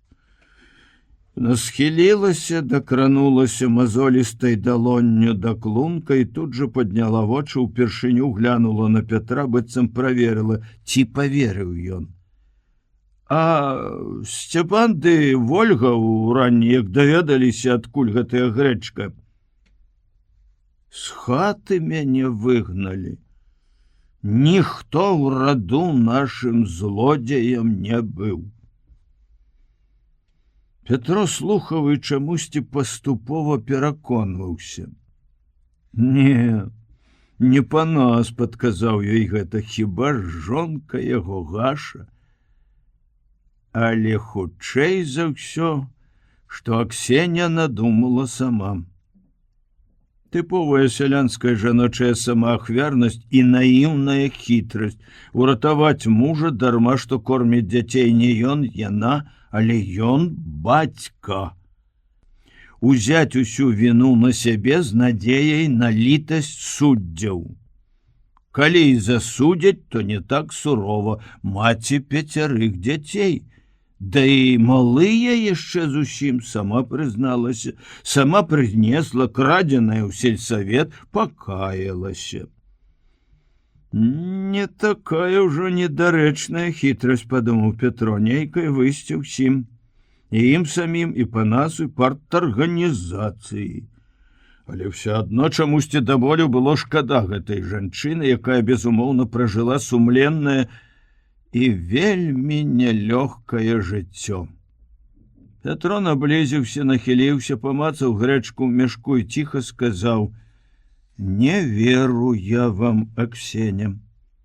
Яна трывожна ўстрапянулася, і ў вачах яе бліснуў спалох, але сказала гэтак жа спакойна: а як хочаце.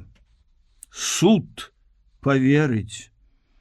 Тут увайшла Саша і паклікала Пятра да сябе ў амбулаторыю. Чакайце, Александра Фёдоровна, у нас справы важнейшыя, сказаў Бабкоў. У мяне не менш важная. Куды званіць? Адразу ў міліцыю? Ці можа з райкамам параіцца? Іван Демідович яўна спяшаўся хутчэй скончыць з гэтай непрыемнай гісторыяй. Пачакай. У амбулаторыі сядзела Вольга. Не сядзела. Ляжала тварам на стале, і плечы яе сутаргава ўздрыгвалі. Падняла галаву, глянула чырвонымі вачамі на Пятра, схліпваючы, задыхаючыся, замаліла: Петро Андреевич, не судзіце маму. Яна не крала, это ўсё бацька бесталковы. Всё жыццё мама пакутавала ад яго. А цяпер і мы. Ну што мы будзем рабіць без мамы? Мы ж па свеце пойдзем. Чым далей, тым не лягчэй, ужо не толькі з болем, але і з раздражненнем, падумаў Пятро. Нейкі клубок заблытаны, сапраўды трэба быць прарокам, каб разблытаць. Што мне рабіць? Все няшчасці на маю галаву. Адно клеймо на ўсё жыццё, цяпер другое. Мы дамовіліся з Пецем, што заўтра запішемся. Згуляла, называецца, вяселле. Вольга закрыла твар далонямі, цела яе скруцілі страшныя сутаргі. Саша накапала ў шклянку нейкіх лекаў, ласкава абняла яе, попрасіла: «На, выпі. Супакойся, Оля. Нельга так, а Петя, калі любіць, трохі пазней запішацеся. Я сама, калі маму...»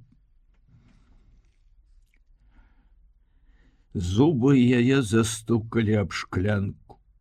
«Не пойду. Я яму свет закрыть. Петя, скажите вы яе бацьку. Сам напаскудзіў, сам няхай адказвае, а не падстаўляе жонку. Звыклі на жонках выязджаць». Петро крыкнуў пра сцяну: «Иван Демидович, никуда не звони, пакуль што пачакаем». Грамыку знайшоў на гародзе, дзе калгасніцы садзілі памідоры. Той выслухаў, гневна вылаяўшыся, адразу размашыста закрочыў праз гароды ў вёску. Я загадаў яму: «Прынясеш грэчку ўпраўлення, пакаяшся, папросіш людзей, даруюць. Будзем абараняць, калі і да следчага дойдзе. А ён, гад, жонку падстаўляе. Вот дурная авечка, Аксюта гэтая». Степан Бондаренко пад павеццю сек сухое ламаччым. Калі ў чалавека трывожна на душы, яму хочацца заняцца чым-небудзь. Убачыў іх, спалохаўся, застыў з паднятай сякерай. У яго не было і крупінкі той паважнасці і спакою, што ў жонкі. І он увесь быў насцярожаны, як загнаны заяц, таму і з выгляду мізэрны, варты жалю. Худы яжна-жоўты, рэдкія рудаватыя валасы склеіліся на лбе, барада, шчокі непаголеныя, таму здаваліся бруднымі, сарочка падраная. Ты што ж гэта за глупей пракляты, а? Грамыка назваў яго вулічнай мянушкай, матюкнуўся. На Аксюту рашыў зваліць. Колькі разоў валіў на яе свае гракі?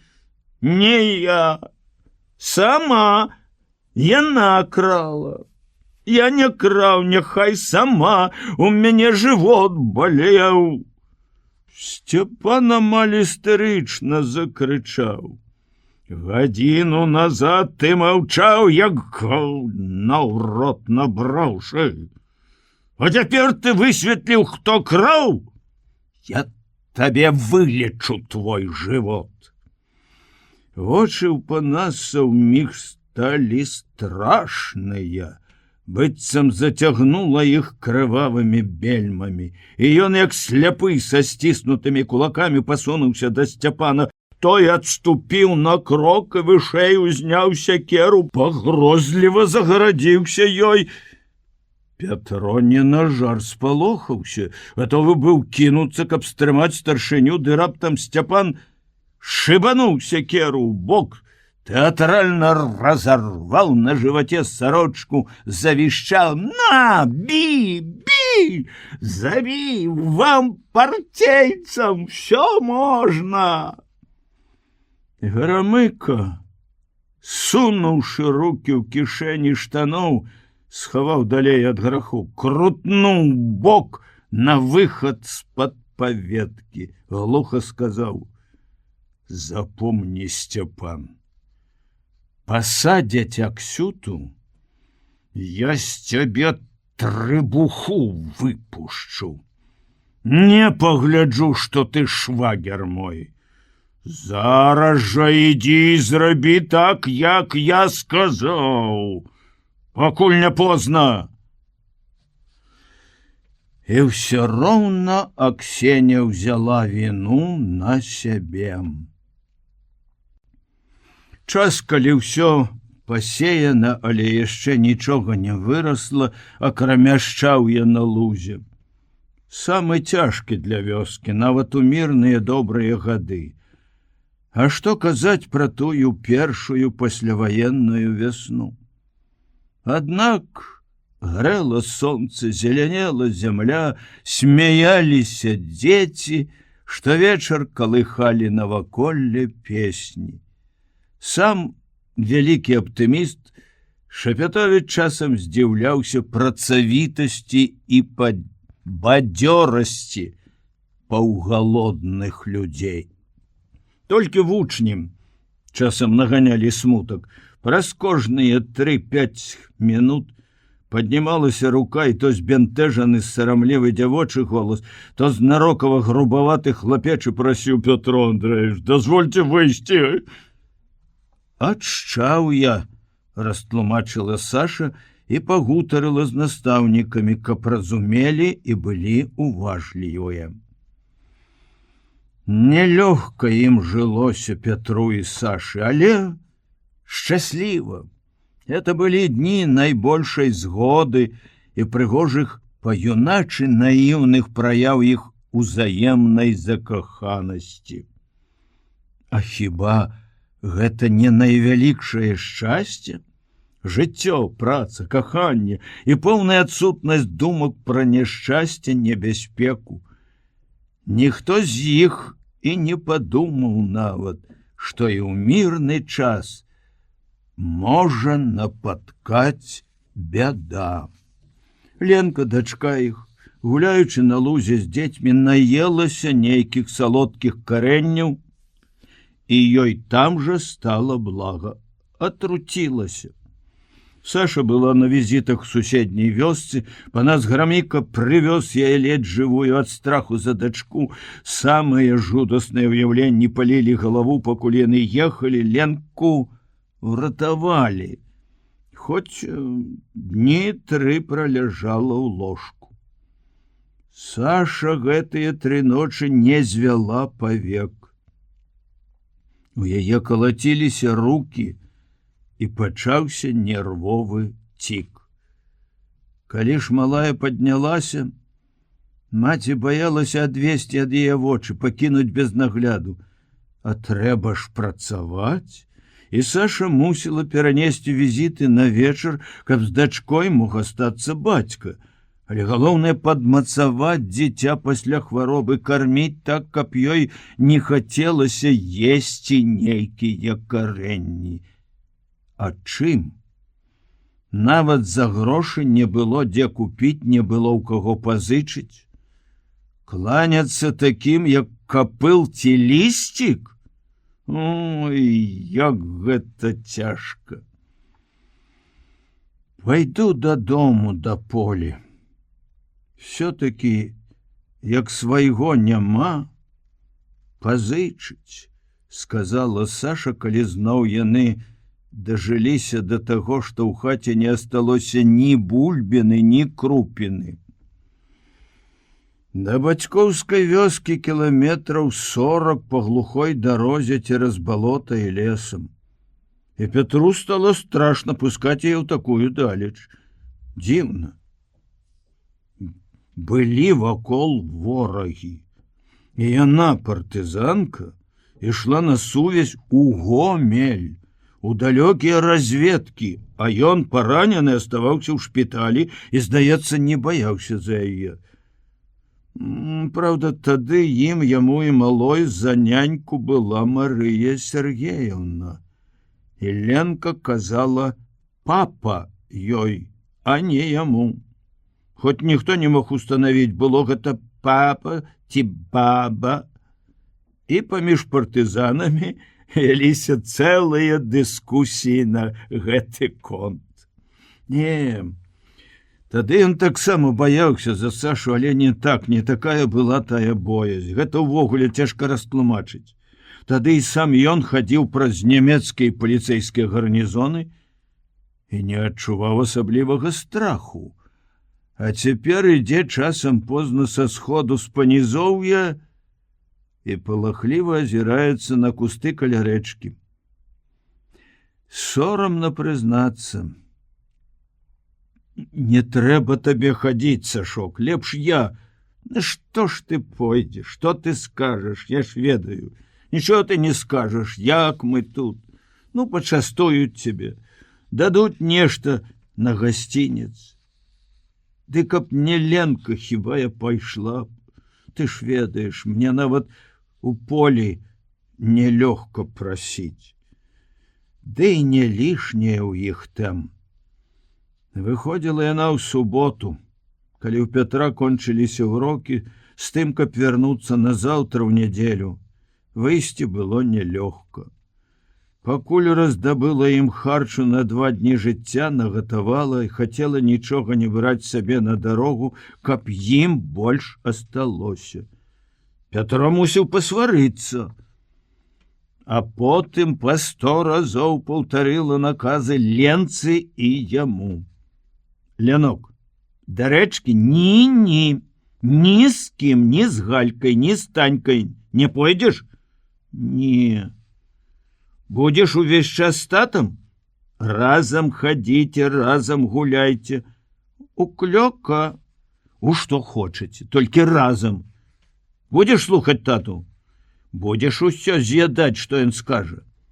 Это не было праблемай. Ела яна цяпер, калі ежы не хапала, добра з апетытам. Не толькі з'ядаць, а нікуды без яго ні ў парк, ні на луг, ні ў школу.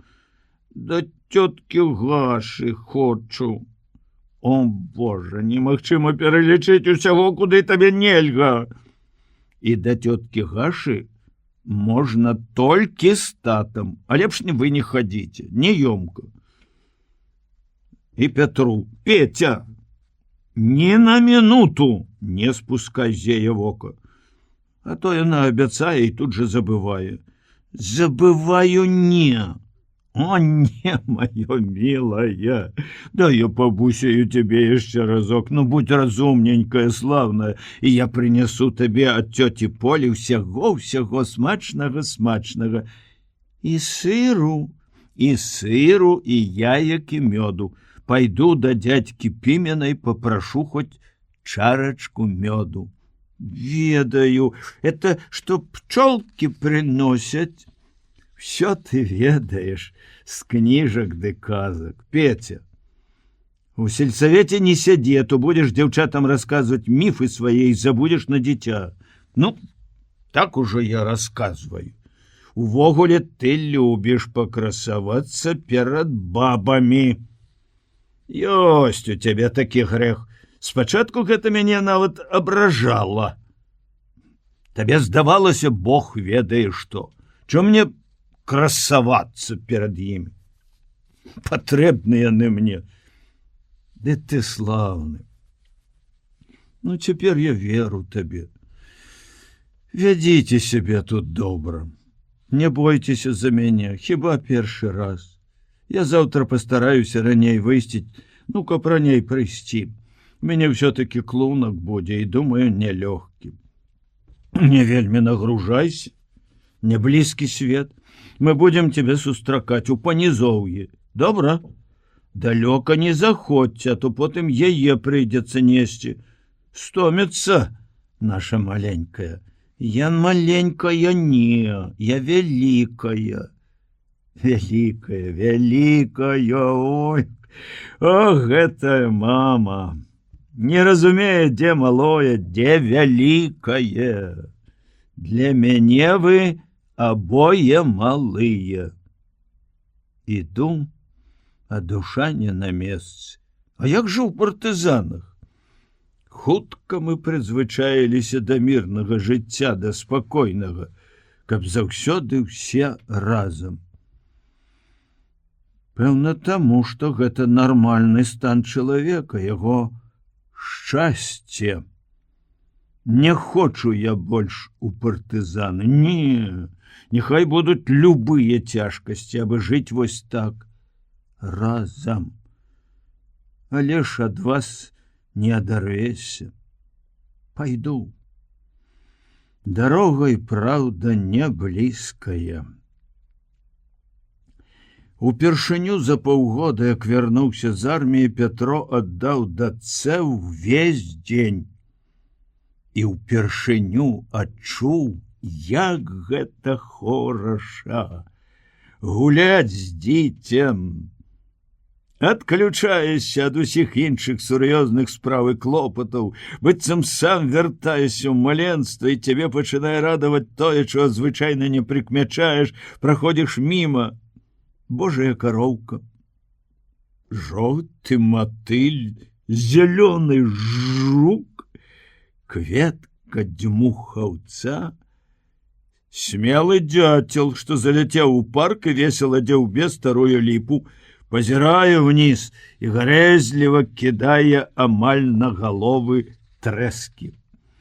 Ленка пачынае расказваць пра нейкую дымную птушку, якую яна з Танькай і мішкам бачыла не то ўчора, не то немаведама калі, і птушка гэтая ў пачатку пакуль не распалілася дзіцячая фантазія, жаўна далей ператвараецца у казачных не то жар птушку, не то арла, які хацеў украсці мішку і панесці далёка-далёка. А ён слухае гэтае неўмелае яшчэ фантазіраванне з захапленнем і замілаваннем.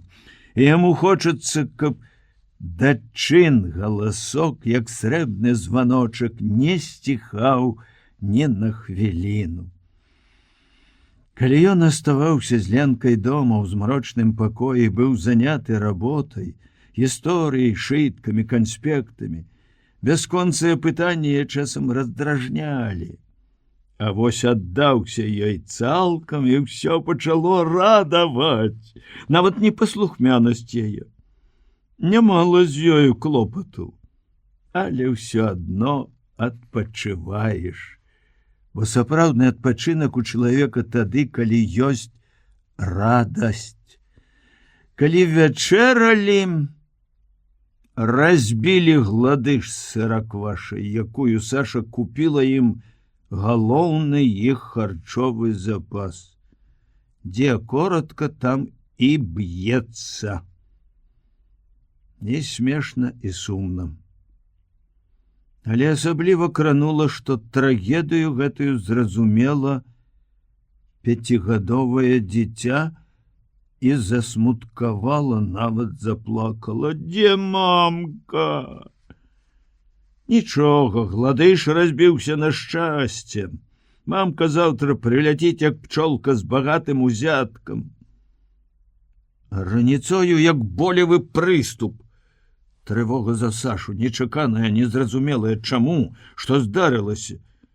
Жанчына пайшла ў госці ў роднае сяло, але так казаў розум, а сэрцам нельга зладзіць. Каб хоць Ленка была такая вясёлая, звонкая, як учора, а то таксама суцішылася, засумавала, раз-пораз пытала, калі прыйдзе мамка. Знікла радасць. Пабляклі фарбы вясны. Пятро ледь дачакаўся другой палавіны дня, калі па часе можна было ісці сустракаць Сашу. Ішлі доўга, павольна, сядзелі на дарозе, чакалі. Сонца даўно схілілася з поўдня, наступаў на адвячорак, а Саша не ішла. І трывога расла, як снежны ком у гарах. Неспакой, мабыць, перадаўся і малой, яна пачала плакаць. Ой, як гэта пакутліва, калі на душы так трывожна, а тут яшчэ пачынае плакаць галоднае, зморанае на сонца дзіця. Дайшоўшы да панізоўя, Пятро з неймавернай цяжкасцю ўмаліў Ленку астацца ў настаўніцы іх школы, а сам ужо амаль бягом кінуўся далей па дарозе, па якой павінна вярнуцца жонка. Выбегшы з сасонніку, убачыў у полі на пустой дарозе адзінокую постаць, далёку пазнаў яна. Адразу адлягло ад сэрца. Нарэшце спыніўся, выцер пот. Але чаму Саша ідзе так павольна, як бы хістаецца, так змарылася гаротная? Хутчэй памагчы, забраць клунак. Пабег, і за якія 5 крокаў спыніўся, уражаны і спалоханы. Саша была без клунка і бледная. Думкі адна страшнейшая за другую бліснулі ў галаве. Што з табой? Цябе ж пазнаць цяжка. Саша сумна усміхнулася. І гэтая, хоць і дзіўная усмешка, трохі супакоіла. Але здалося, што яна хоча сесці на траву. Ён падбег, падтрымаў, яна прыпала тварам да пляча, горача дыхала ў шыю. Што з табой? Захварэла. У дарозе? Што ў цябе баліць? Нічога. Заўсёды ты з загадкамі. Яна доўга не адказвала, потым прышаптала ціха, быццам баялася, што хтосьці чужы падслухае тут, у чыстым полі. Не будзе ў нас дзіцяці. Петро адхіснуўся. Ты... Яна на міг зачырванелася. Турны. Что ты подумаў? Само. Ад недаядання, відаць, ад стомленасці, клунак цяжкі. Это цяпер так часта ў жанчын. Я ведаю. Мне не трэба было ісці. Сама вінаватая. Сядзем. Я поляжу трохі. Табе блага? Голова кружится. Петро осторожно помог ей легче на траву, спалоханы, разгублены. Он не ведаў, чым дапамагчы яшчэ. Што нам рабіць? Иди попроси в болотнага коня. Я схавала ў лесе клунак. Трэба забраць. Цяпер тым больш нам трэба ўсё, што сабрала поле. Пакуль я чуняю... Скімленка. Учора Петро посмяяўся з Сашынага страху, які яна выказала, калі прыйшла гэтая павестка. Ну і зайчыха ты стала, а яшчэ партызанка. Мало чаго можа выклікаць пастаянны упаўнаважаны па сельсавету. Упаўнаважаныя так не выклікаюць. Я не за сябе баюся, за людзей. Это з-за прышчэпы. Нагадала пра ўжо амаль забыты выпадак з інвалідам. І ў Петра таксама з'явілася трывога, але ён нічым не выдаў яе, смяяўся, жартаваў. Увечары, праўда, між іншым запытаў у Папкова. Яго ў раён не выклікаюць? Не. Гэта зусім заспакоіла. Але калі сёння раніцою, праводзячы яго, Саша шэптам попрасіла: я адно прашу цябе, будь разумны і асцярожны.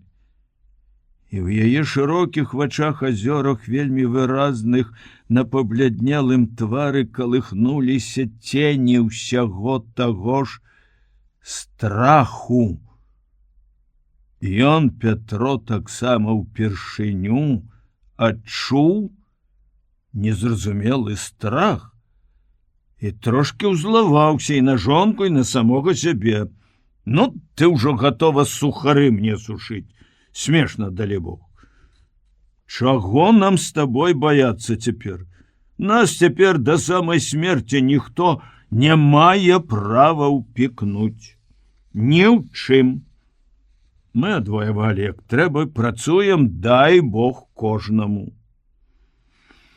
Можа, Саша зразумела, што і ў яго трывога на сэрцы, бо тут жа заспакоіла. Не звяртай увагі на мяне.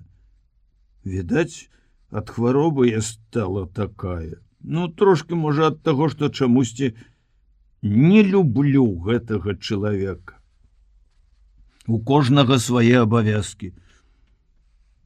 Ты лепш не тупай. Навошта ты паднялася? Поляжы яшчэ. Я паляжу. Пятро ішоў міма зялёных пералескаў, міма палеткаў першых усходаў ярыны, свяціла сонца, ласкава дыхаў па-летняму цёплы ветерок, звенелі ў небе жаўранкі. Пятро любіў гэтую дарогу ад вёскі да райцэнтра. Тыдзень назад яго выклікалі на бюро райкама, і ён, хоць і ведаў, што могуць добра прапясочыць за адставанне асветніка з сяўбой, ішоў 10 кіламетраў і спяваў. Так хораша і радасна было ад адчування міру цішыні, ад сузірання ўсходаў, што дадуць людзям хлеб. А цяпер ішоў і быццам нёс цяжкую ножку, як той мяшок бульбу Сашынага страху.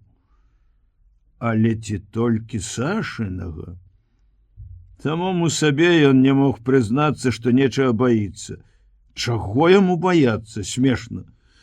Булатаў, безумоўна, чалавек загадкавы, но з дзівацтвамі ён можа выклікаць вельмі неспадзявана з-за нейкай недарэчнай дробязі. Ёсць у яго такая рыса. Часам гаворыць з людзьмі, як дарослы з малымі, гэта смешна. Зрэдку, як суддзя з падсуднымі, тады слухаць яго непрыемна. Ну, увогуле чалавек, як чалавек, член партыі, як і ён, Пятро, разам працуюць, разы 2 разам абедалі, нават выпілі. Адзін раз, здаецца, у Балотнага, другі у адпускніка афіцера, які прыехаў праведаць маці. Там у гасцях Булатаў паказаў сябе сімпатычным і вясёлым чалавекам. 3 дні назад бачыліся, гутарылі. Але чаму ён нічога не сказаў пра гэты выклік? Зноў б'е на нечаканасць. Шапятовіч, у вас прыёмнік ёсць? Грамыка, здайце пісталет. Пра што ён з такой жа нечаканасцю спытае сёння? Няўжо сапраўды стаў вядомы той, неразумны ў гарадцы выкрык балбатуна прышчэпы. Пятро пашкадаваў, што не схадзіў учора адвячоркам у панізоўе і не пагаварыў з гэтым няўрымслівым інвалідам. Але ж па сутнасці, сапраўды, нічога не здарылася. Камічны інцыдэнт. 2 аднарукіх схапілі адзін аднаго за грудкі. Цяпер сустракаюцца, вітаюцца, жартуюць. Ды каму патрэбна ствараць з гэтага дзело? Навошта я ўвесь час думаю пра гэта? Толькі таму, што Саша сказала: ты сапраўды, моя любая жонка, зрабілася падазронай. У нас з Булатавым, можа, была 1000 усялякіх іншых спраў. Пятро мог бы сябе супакоіць, каб не прыгадвалася другое. Андрэй Запечка і размова з Лялькевічам, глыбокая да смутку і болю заклапочанасць сакратара райкама тым, што выходзяць Булатавы з-пад партыйнага кантролю. Яшчэ на паўдарозе з'явілася такая думка. А можа, наведацца раней у райкам да Владимира Ивановича, расказаць яму? Але разважыўшы, Пятро адмовіўся ад такога намеру няёмка, што ён падумае. Баюся зайсці да свайго ўпаўнаважанага, да члена бюро райкама. Адразу лезу ў райкам застрахавацца, нібы ў мяне сумленне нечыстае. І ён не пайшоў. Не пайшоў бы ў райкам, каб на станцыі не ўбачыў прышчэпу. Грыгор стаяў каля гандлярак, што сядзелі як на сеткі пад старымі ліпамі, і закусваў бульбяным піражком з фасоляй. Мабыць, ужо глынуў самагонкі, што тут жаўпотай прадавалася. Петра сустрэў насмешліва, спытаў весела: «Як жывём, сакратар?» «Неблага. Вы не з-за мяне тут?» «Не». Невядома, чаму Петро не прызнаўся. Значыцца, тут така свае дзелы ёсць. Ну, то тады тупай, закручвай свае дзелы. Варта было з ім пагутарыць па шчырасці. Петро не здолеў, не адважыўся. Цяпер ужо сапраўды яго апанаваў страх не за сябе. Саша і тут, як у ваду, глядзела за яго, за гэтага задзіру, крыкуна, мацюжніка, але ў недалёкім мінулым баявога армейскага разведчыка. Не, неправда, і за сябе быў той страх. На таму, адышоўшы ад станцыі, ён рашыў: спачатку пойдзе ў райкам да Лялькевіча параіцца, той усё зразумее. Такі чалавек не можа не зразумець. Баяўся толькі аднаго, што Владимира Ивановича не будзе на месцы, а таму, калі сакратарка адказала, што Лялькевіч у сябе, Петро радасна ўздыхнуў і выцер рукавом гімнасцёркі пот. Здавалося, вялікі цяжар, які ён нёс ад вёскі, зваліўся з плеч і з сэрца. Праз нейкія паўгадзіны Лялькевіч імкліва ўвайшоў у кабінет першага сакратара райкама Анісімова. Яшчэ ад дзвярэй загаварыў з абурэннем: «Анісім Петрович, што это ў нас робіцца? Хто ў нас кіруе раёнам? Райкам? Мы з табой, выбраныя камуністамі, зацверджаныя цэнтральным камітэтам, ці Булатаў?» «А што такое?»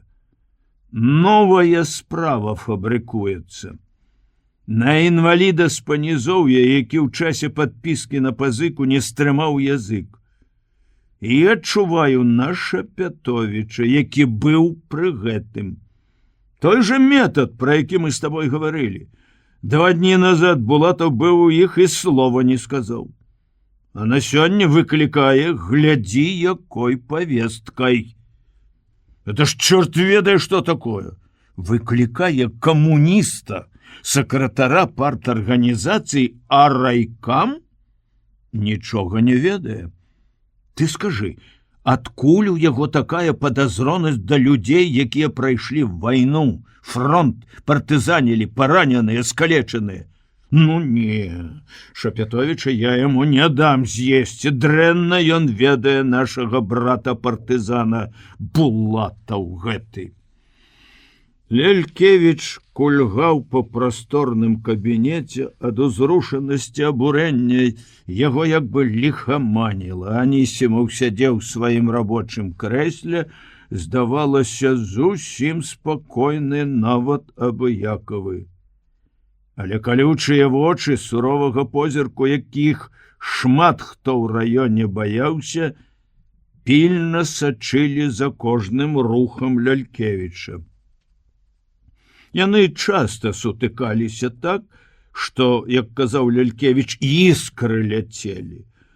Але пад настрой Анісімаў неаднойчы прызнаваўся: «Люблю я цябе, чорта, за 2 твае якасці: адукаванасць і смеласць». Цяпер ён таксама залюбаваўся сваім другам, яго палымянасцю ў абароне, безумоўна ж, без доказаў, ясна, сумленных людзей. Але было не да выяўлення добрых пачуццяў. Невясёлыя думкі апанавалі пасля таго, што сказаў Лялькевіч: «Пасадзіць ён нас з табой, гэты тып». Лялькевіч спыніўся пасярод кабінета ўражаны, пастаяў анямелы, потым пацвердзіў: «Пасадзіць!» І, закрочыў да першага сакратара, нахіліўся над ім: «Пасадзіць! Калі мы будем маўчаць, калі не паставім яго на месца, не возьмем под контроль. Калі яму ўсё будзе сыходзіць. Сышло з інвалідам за печкам, хоць усе разумелі, што гэта ліпа. Людзі на бюро, калі ён дакладваў, вачэй не паднімалі, сорамна было. Сышло з дырэктарам школы Гаевым. Ён дабіраецца да сакратара парторганізацыі. Чаму ж не дабрацца да сакратара райкама?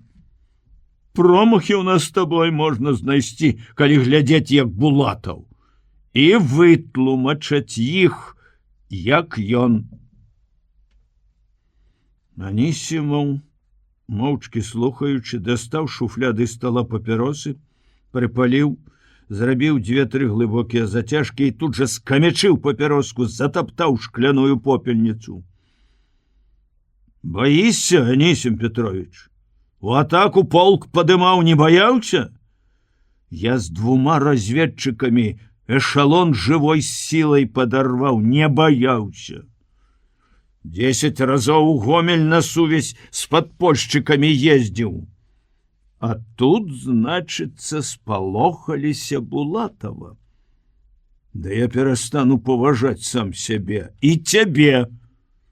Рука Анісімова пацягнулася да тэлефоннага апарата, што вісеў на сцяне за крэслам, але дацягнулася толькі да шнура ад трубкі і застыла на ім. Лялькевіч адступіў, чакаючы.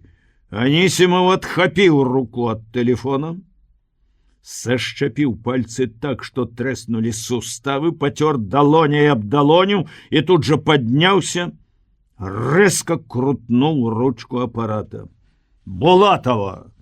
Булатаў? Захапіце справу на Шапятовіча і з'явіцеся да мяне. Якую? Якая ў вас ёсць, ясна? Выконвайце! І кінуў трубку на рычаг. Лялькевіч добра ведаў нораў Анісімава. І ўпотай, усміхнуўшыся, адышоў да акна, пачаў глядзець на вуліцу. Анісімаў зноў запаліў папіросу, курыў прагна, глытаючы дым. Мінут праз 5 Лялькевіч убачыў, як з брамы дома насупраць, дом стаяў у глыбіні двара за парканам, вокны яго былі закрыты высокімі кустамі бэзу і шыпшыны, выйшаў Булатаў. Владимир Иванович не без злорадности подумал: бежишь? С такими, як ты, видать, только и трэба так. Ясно? Выконвайте! Стары вояка Анісімаў гэта разумее. Ён вярнуўся да стола, стаў збоку, Анісімаў глянуў на яго з запытаннем, але, пачуўшы крокі ў прыёмнай, зразумеў, і твар яго зноў наліўся крывёю. Натапырыўся вожык валасоў, самі па сабе сашчапіліся пальцы рук. Булатаў увайшоў, не пастукаўшы, не спытаўшы дазволу, размашыста адчыніўшы дзверы, каб паказаць, што ён роўны тут, але выгляд сакратара, той, які яны, члены бюро, называлі паміж сабой перад бураю, асадзіў яго, нават спалохаў. Уласна кажучы, спалохаўся ён ужо раней, пасля такога нечаканага званка, як усялякі, хто не мае веры ў высокія ідэалы і дбае толькі пра сваю кар'еру, Булатаў быў баязлівец. Ён падумаў, данесці ў райкам мог толькі нехта з яго работнікаў, не інакш. Значыцца, хтосьці сочыць і за ім, і дакладвае. І, безумоўна, не толькі райкаму. Невядома, што там у гары думаюць пра яго. Ён спытаў амаль лісліва: чаму такая паспешлівасць, Анісім Петрович? Вы статут партыі, Булатаў, ведаеце? Спытаў Анісімаў і, не атрымаўшы адказу, павысіў голас: партыя для цябе існуе? Не разумею. Яно і відаць, што не разумееш. Заводишь дело на сакратара парт-арганізацыі, а райкам я лічыў, што пакуль яно не закончана.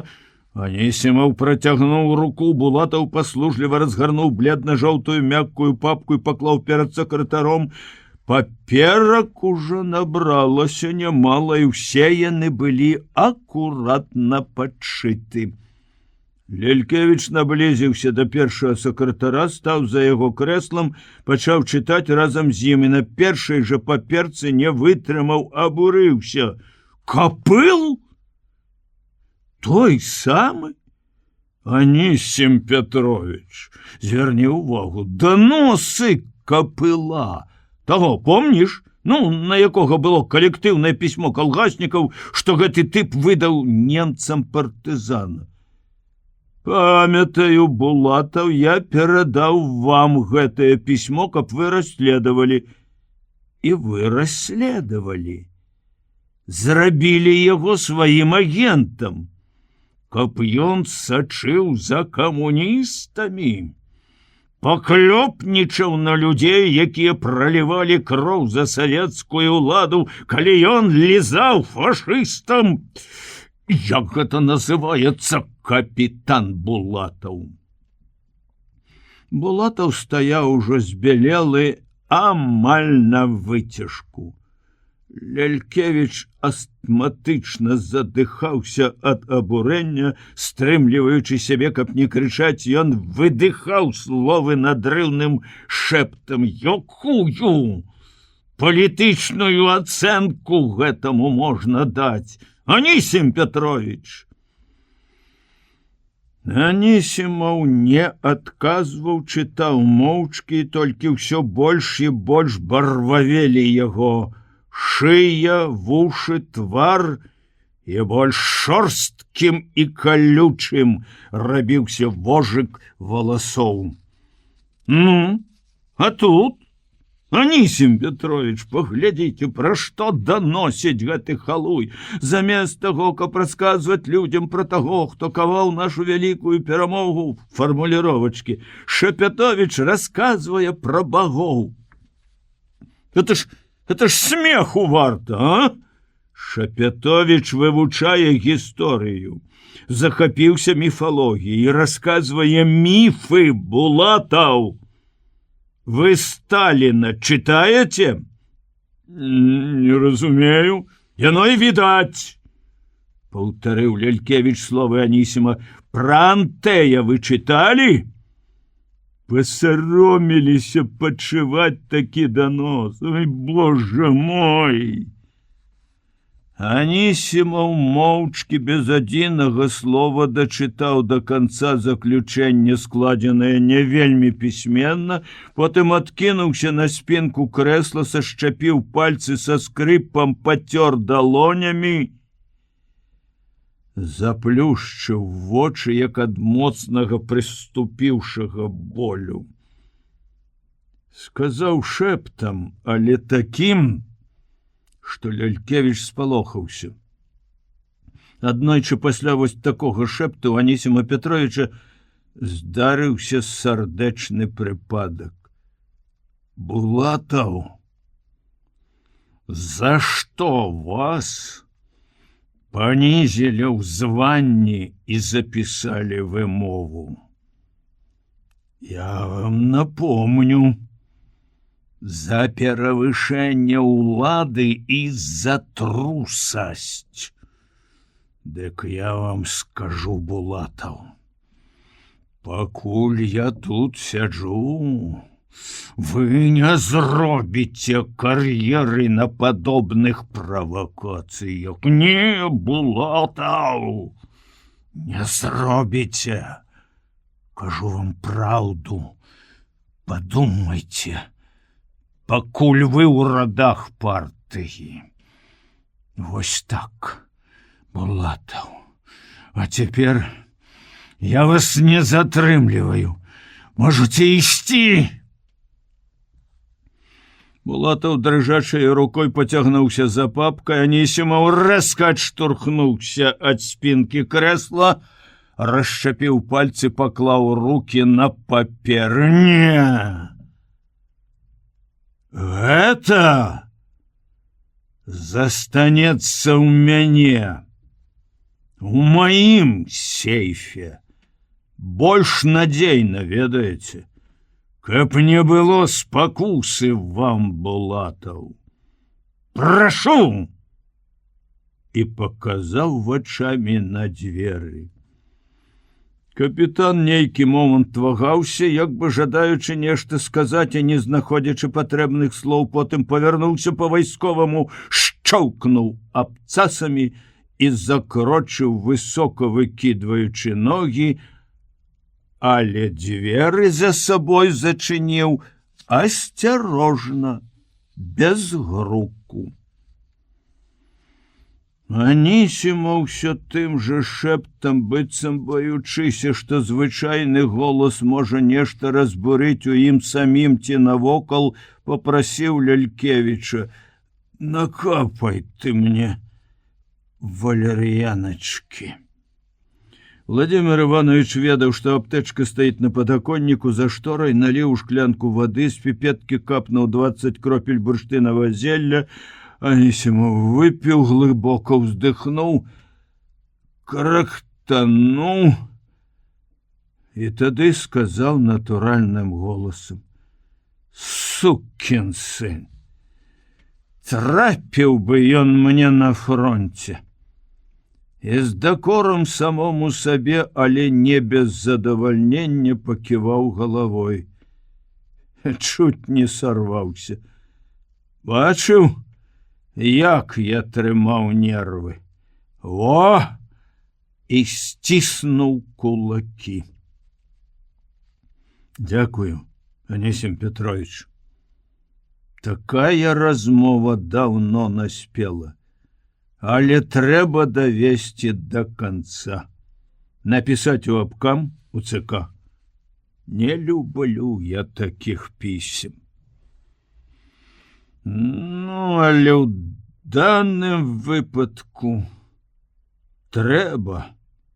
А то ад гэтага тыпа ўсяго можна чакаць.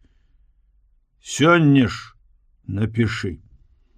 Анісімов падняўся з крэсла і ўжо зусім бадзёра і весела гукнуў: «Дзе ён, гэты твой Шапятовіч? Тут? Кліч яго, пагаворым». Лялькевіч адчыніў дзверы, попрасіў сакратарку: «Валя, паклічце з майго кабінета Шапятовіча». Пятро, змучаны працяглым сядзеннем в пустым кабінеце, невясёлымі думкамі, увайшоў нясмела, разгублены, спыніўся каля дзвярэй. Анісімов загудзеў: «Ты што гэта, як мокрая курыца? Праходзь, сядай. Раскажы нам з Лялькевічам пра багоў».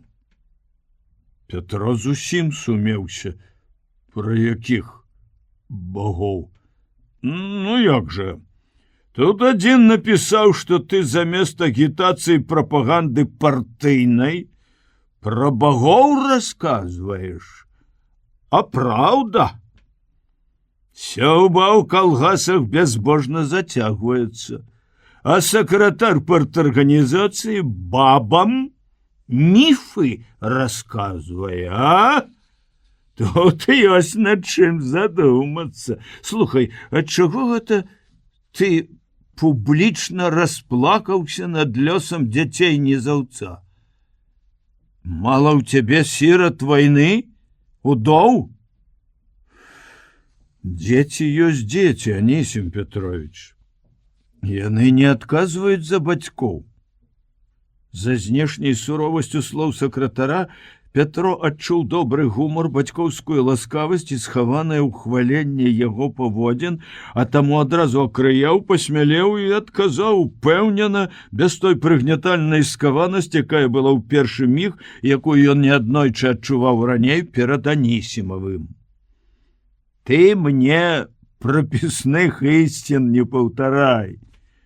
Дачка нізаўца траціла на уроках прытомнасць. А я сам бацька і педагог.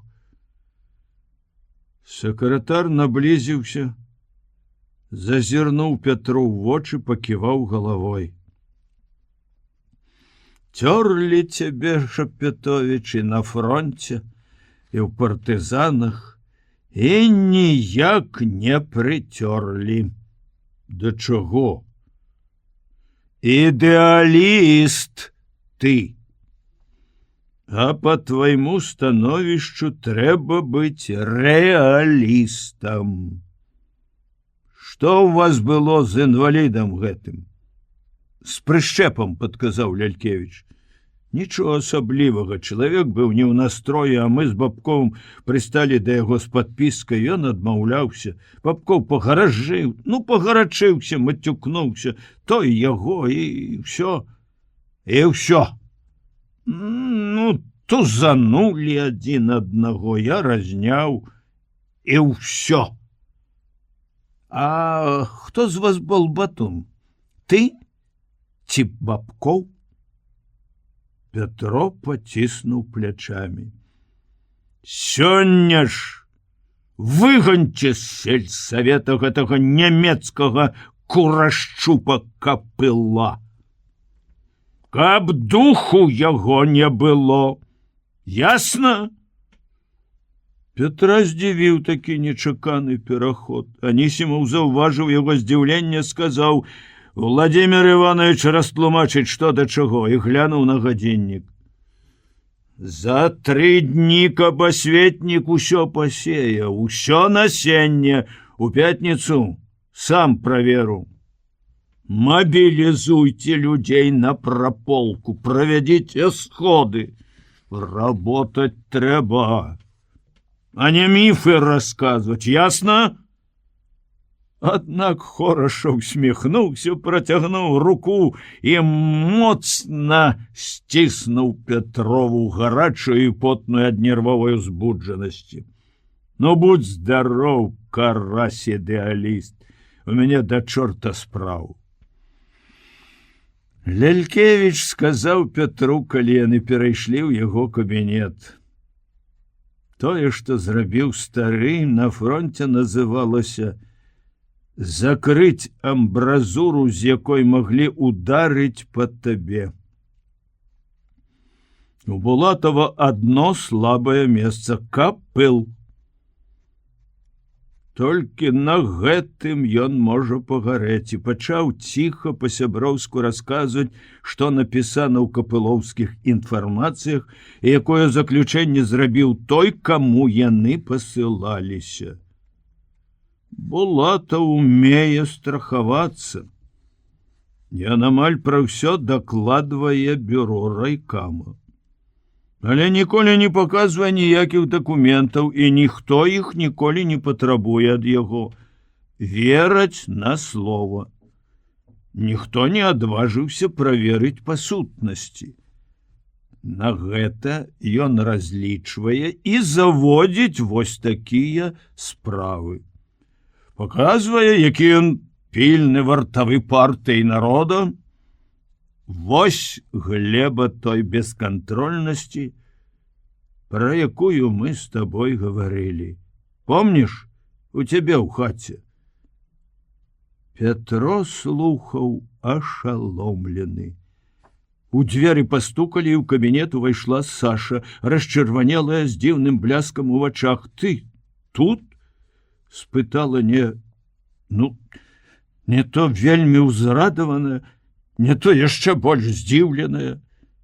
Петра яе здзіўленне спалохала, бадай большым усё, што адбылося дагэтуль. Саша, як ты сюды? Табе ж трэба ляжаць. А мне не ляжалася, прызналася яна, і тут жа засаромілася Лялькевіча. Той усё зразумеў і заключыў. Добра, Петро Андреевич, дагаворым пасля. Я прыеду да вас. Яны сышлі з райкамаўскага ганка, як дзеці, узяўшыся за рукі. Нікога не бачылі, нічога не чулі. Толькі на вуліцы Петро схамянуўся. Ты пехатой? Мне так страшна стала, калі ты пайшоў. Я сабралася і следам. Ды як ты магла, от дурная, зусім хворая яшчэ, вернуся, папрашу ва Владимира Ивановича машыну. Не трэба. Я зусім хораша сябе адчуваю. Цяпер нам няма чаго спяшацца. Хадзем ціхенька. І вось яны адпачываюць, недалёка ад райцэнтра, чуваць, як на станцыі пыхкае паравоз. Там на станцыі яны купілі ў гандлярак тварагу і халодных бульбянікаў, паабедалі. І так хораша ім. Хто б мог падумаць, капыл, такі ціхенькі, ласкавы падлюга, да смерці падлюга. Цяпер я не сумняваюся, ён такі выдаў партызана. Анісімаў сказаў: «Ганіце сёння ж сельсавета, каб духу яго не было, і нас папракнуў, і вы, лапухі». Да і лапухі, добранькія бабкоў і ты, грэлі гадзюку. Пятро ляжыць пад абветранай шурпатай сасной, Саша сядзіць побач, ён трымае яе руку.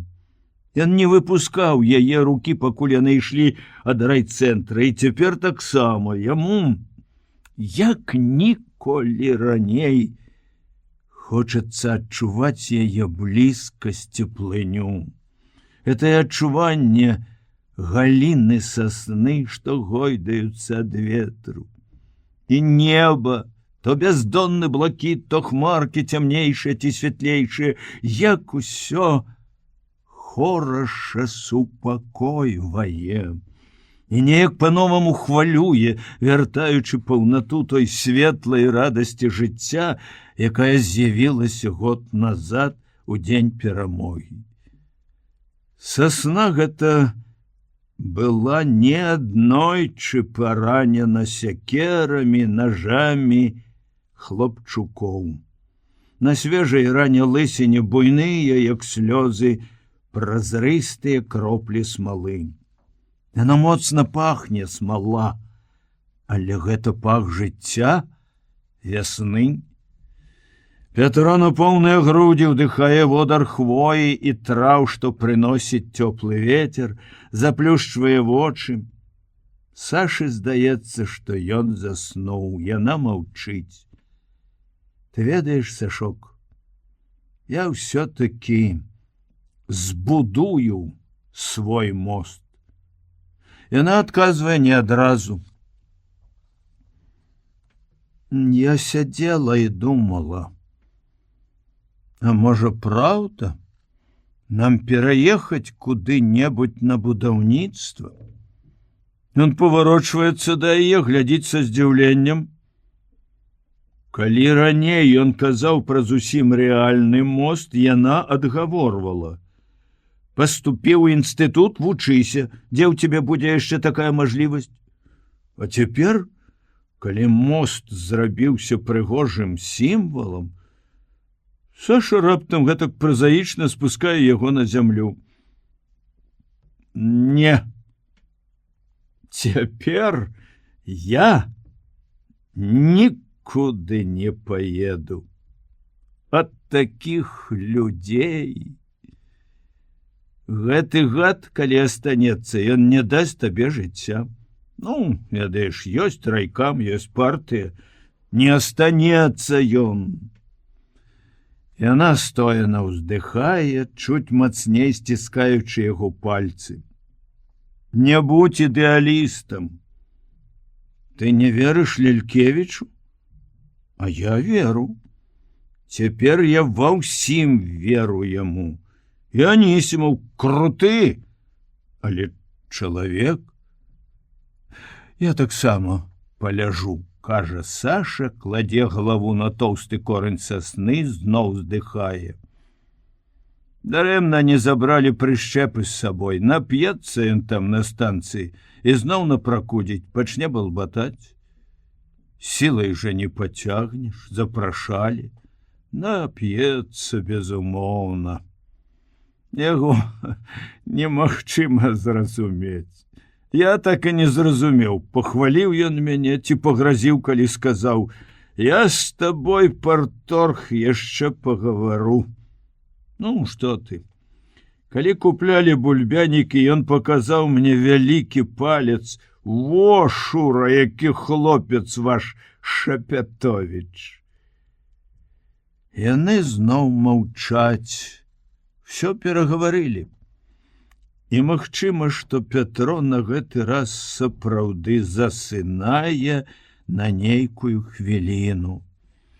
Бо замест карункаў хваёвай галіны на фоне блакіту перад ім паўстае казачна прыгожая арка незвычайнага моста, такога доўгага, што той другі бераг, куды перакінута гэтая дзівосная вясёлка, расплываецца як у тумане.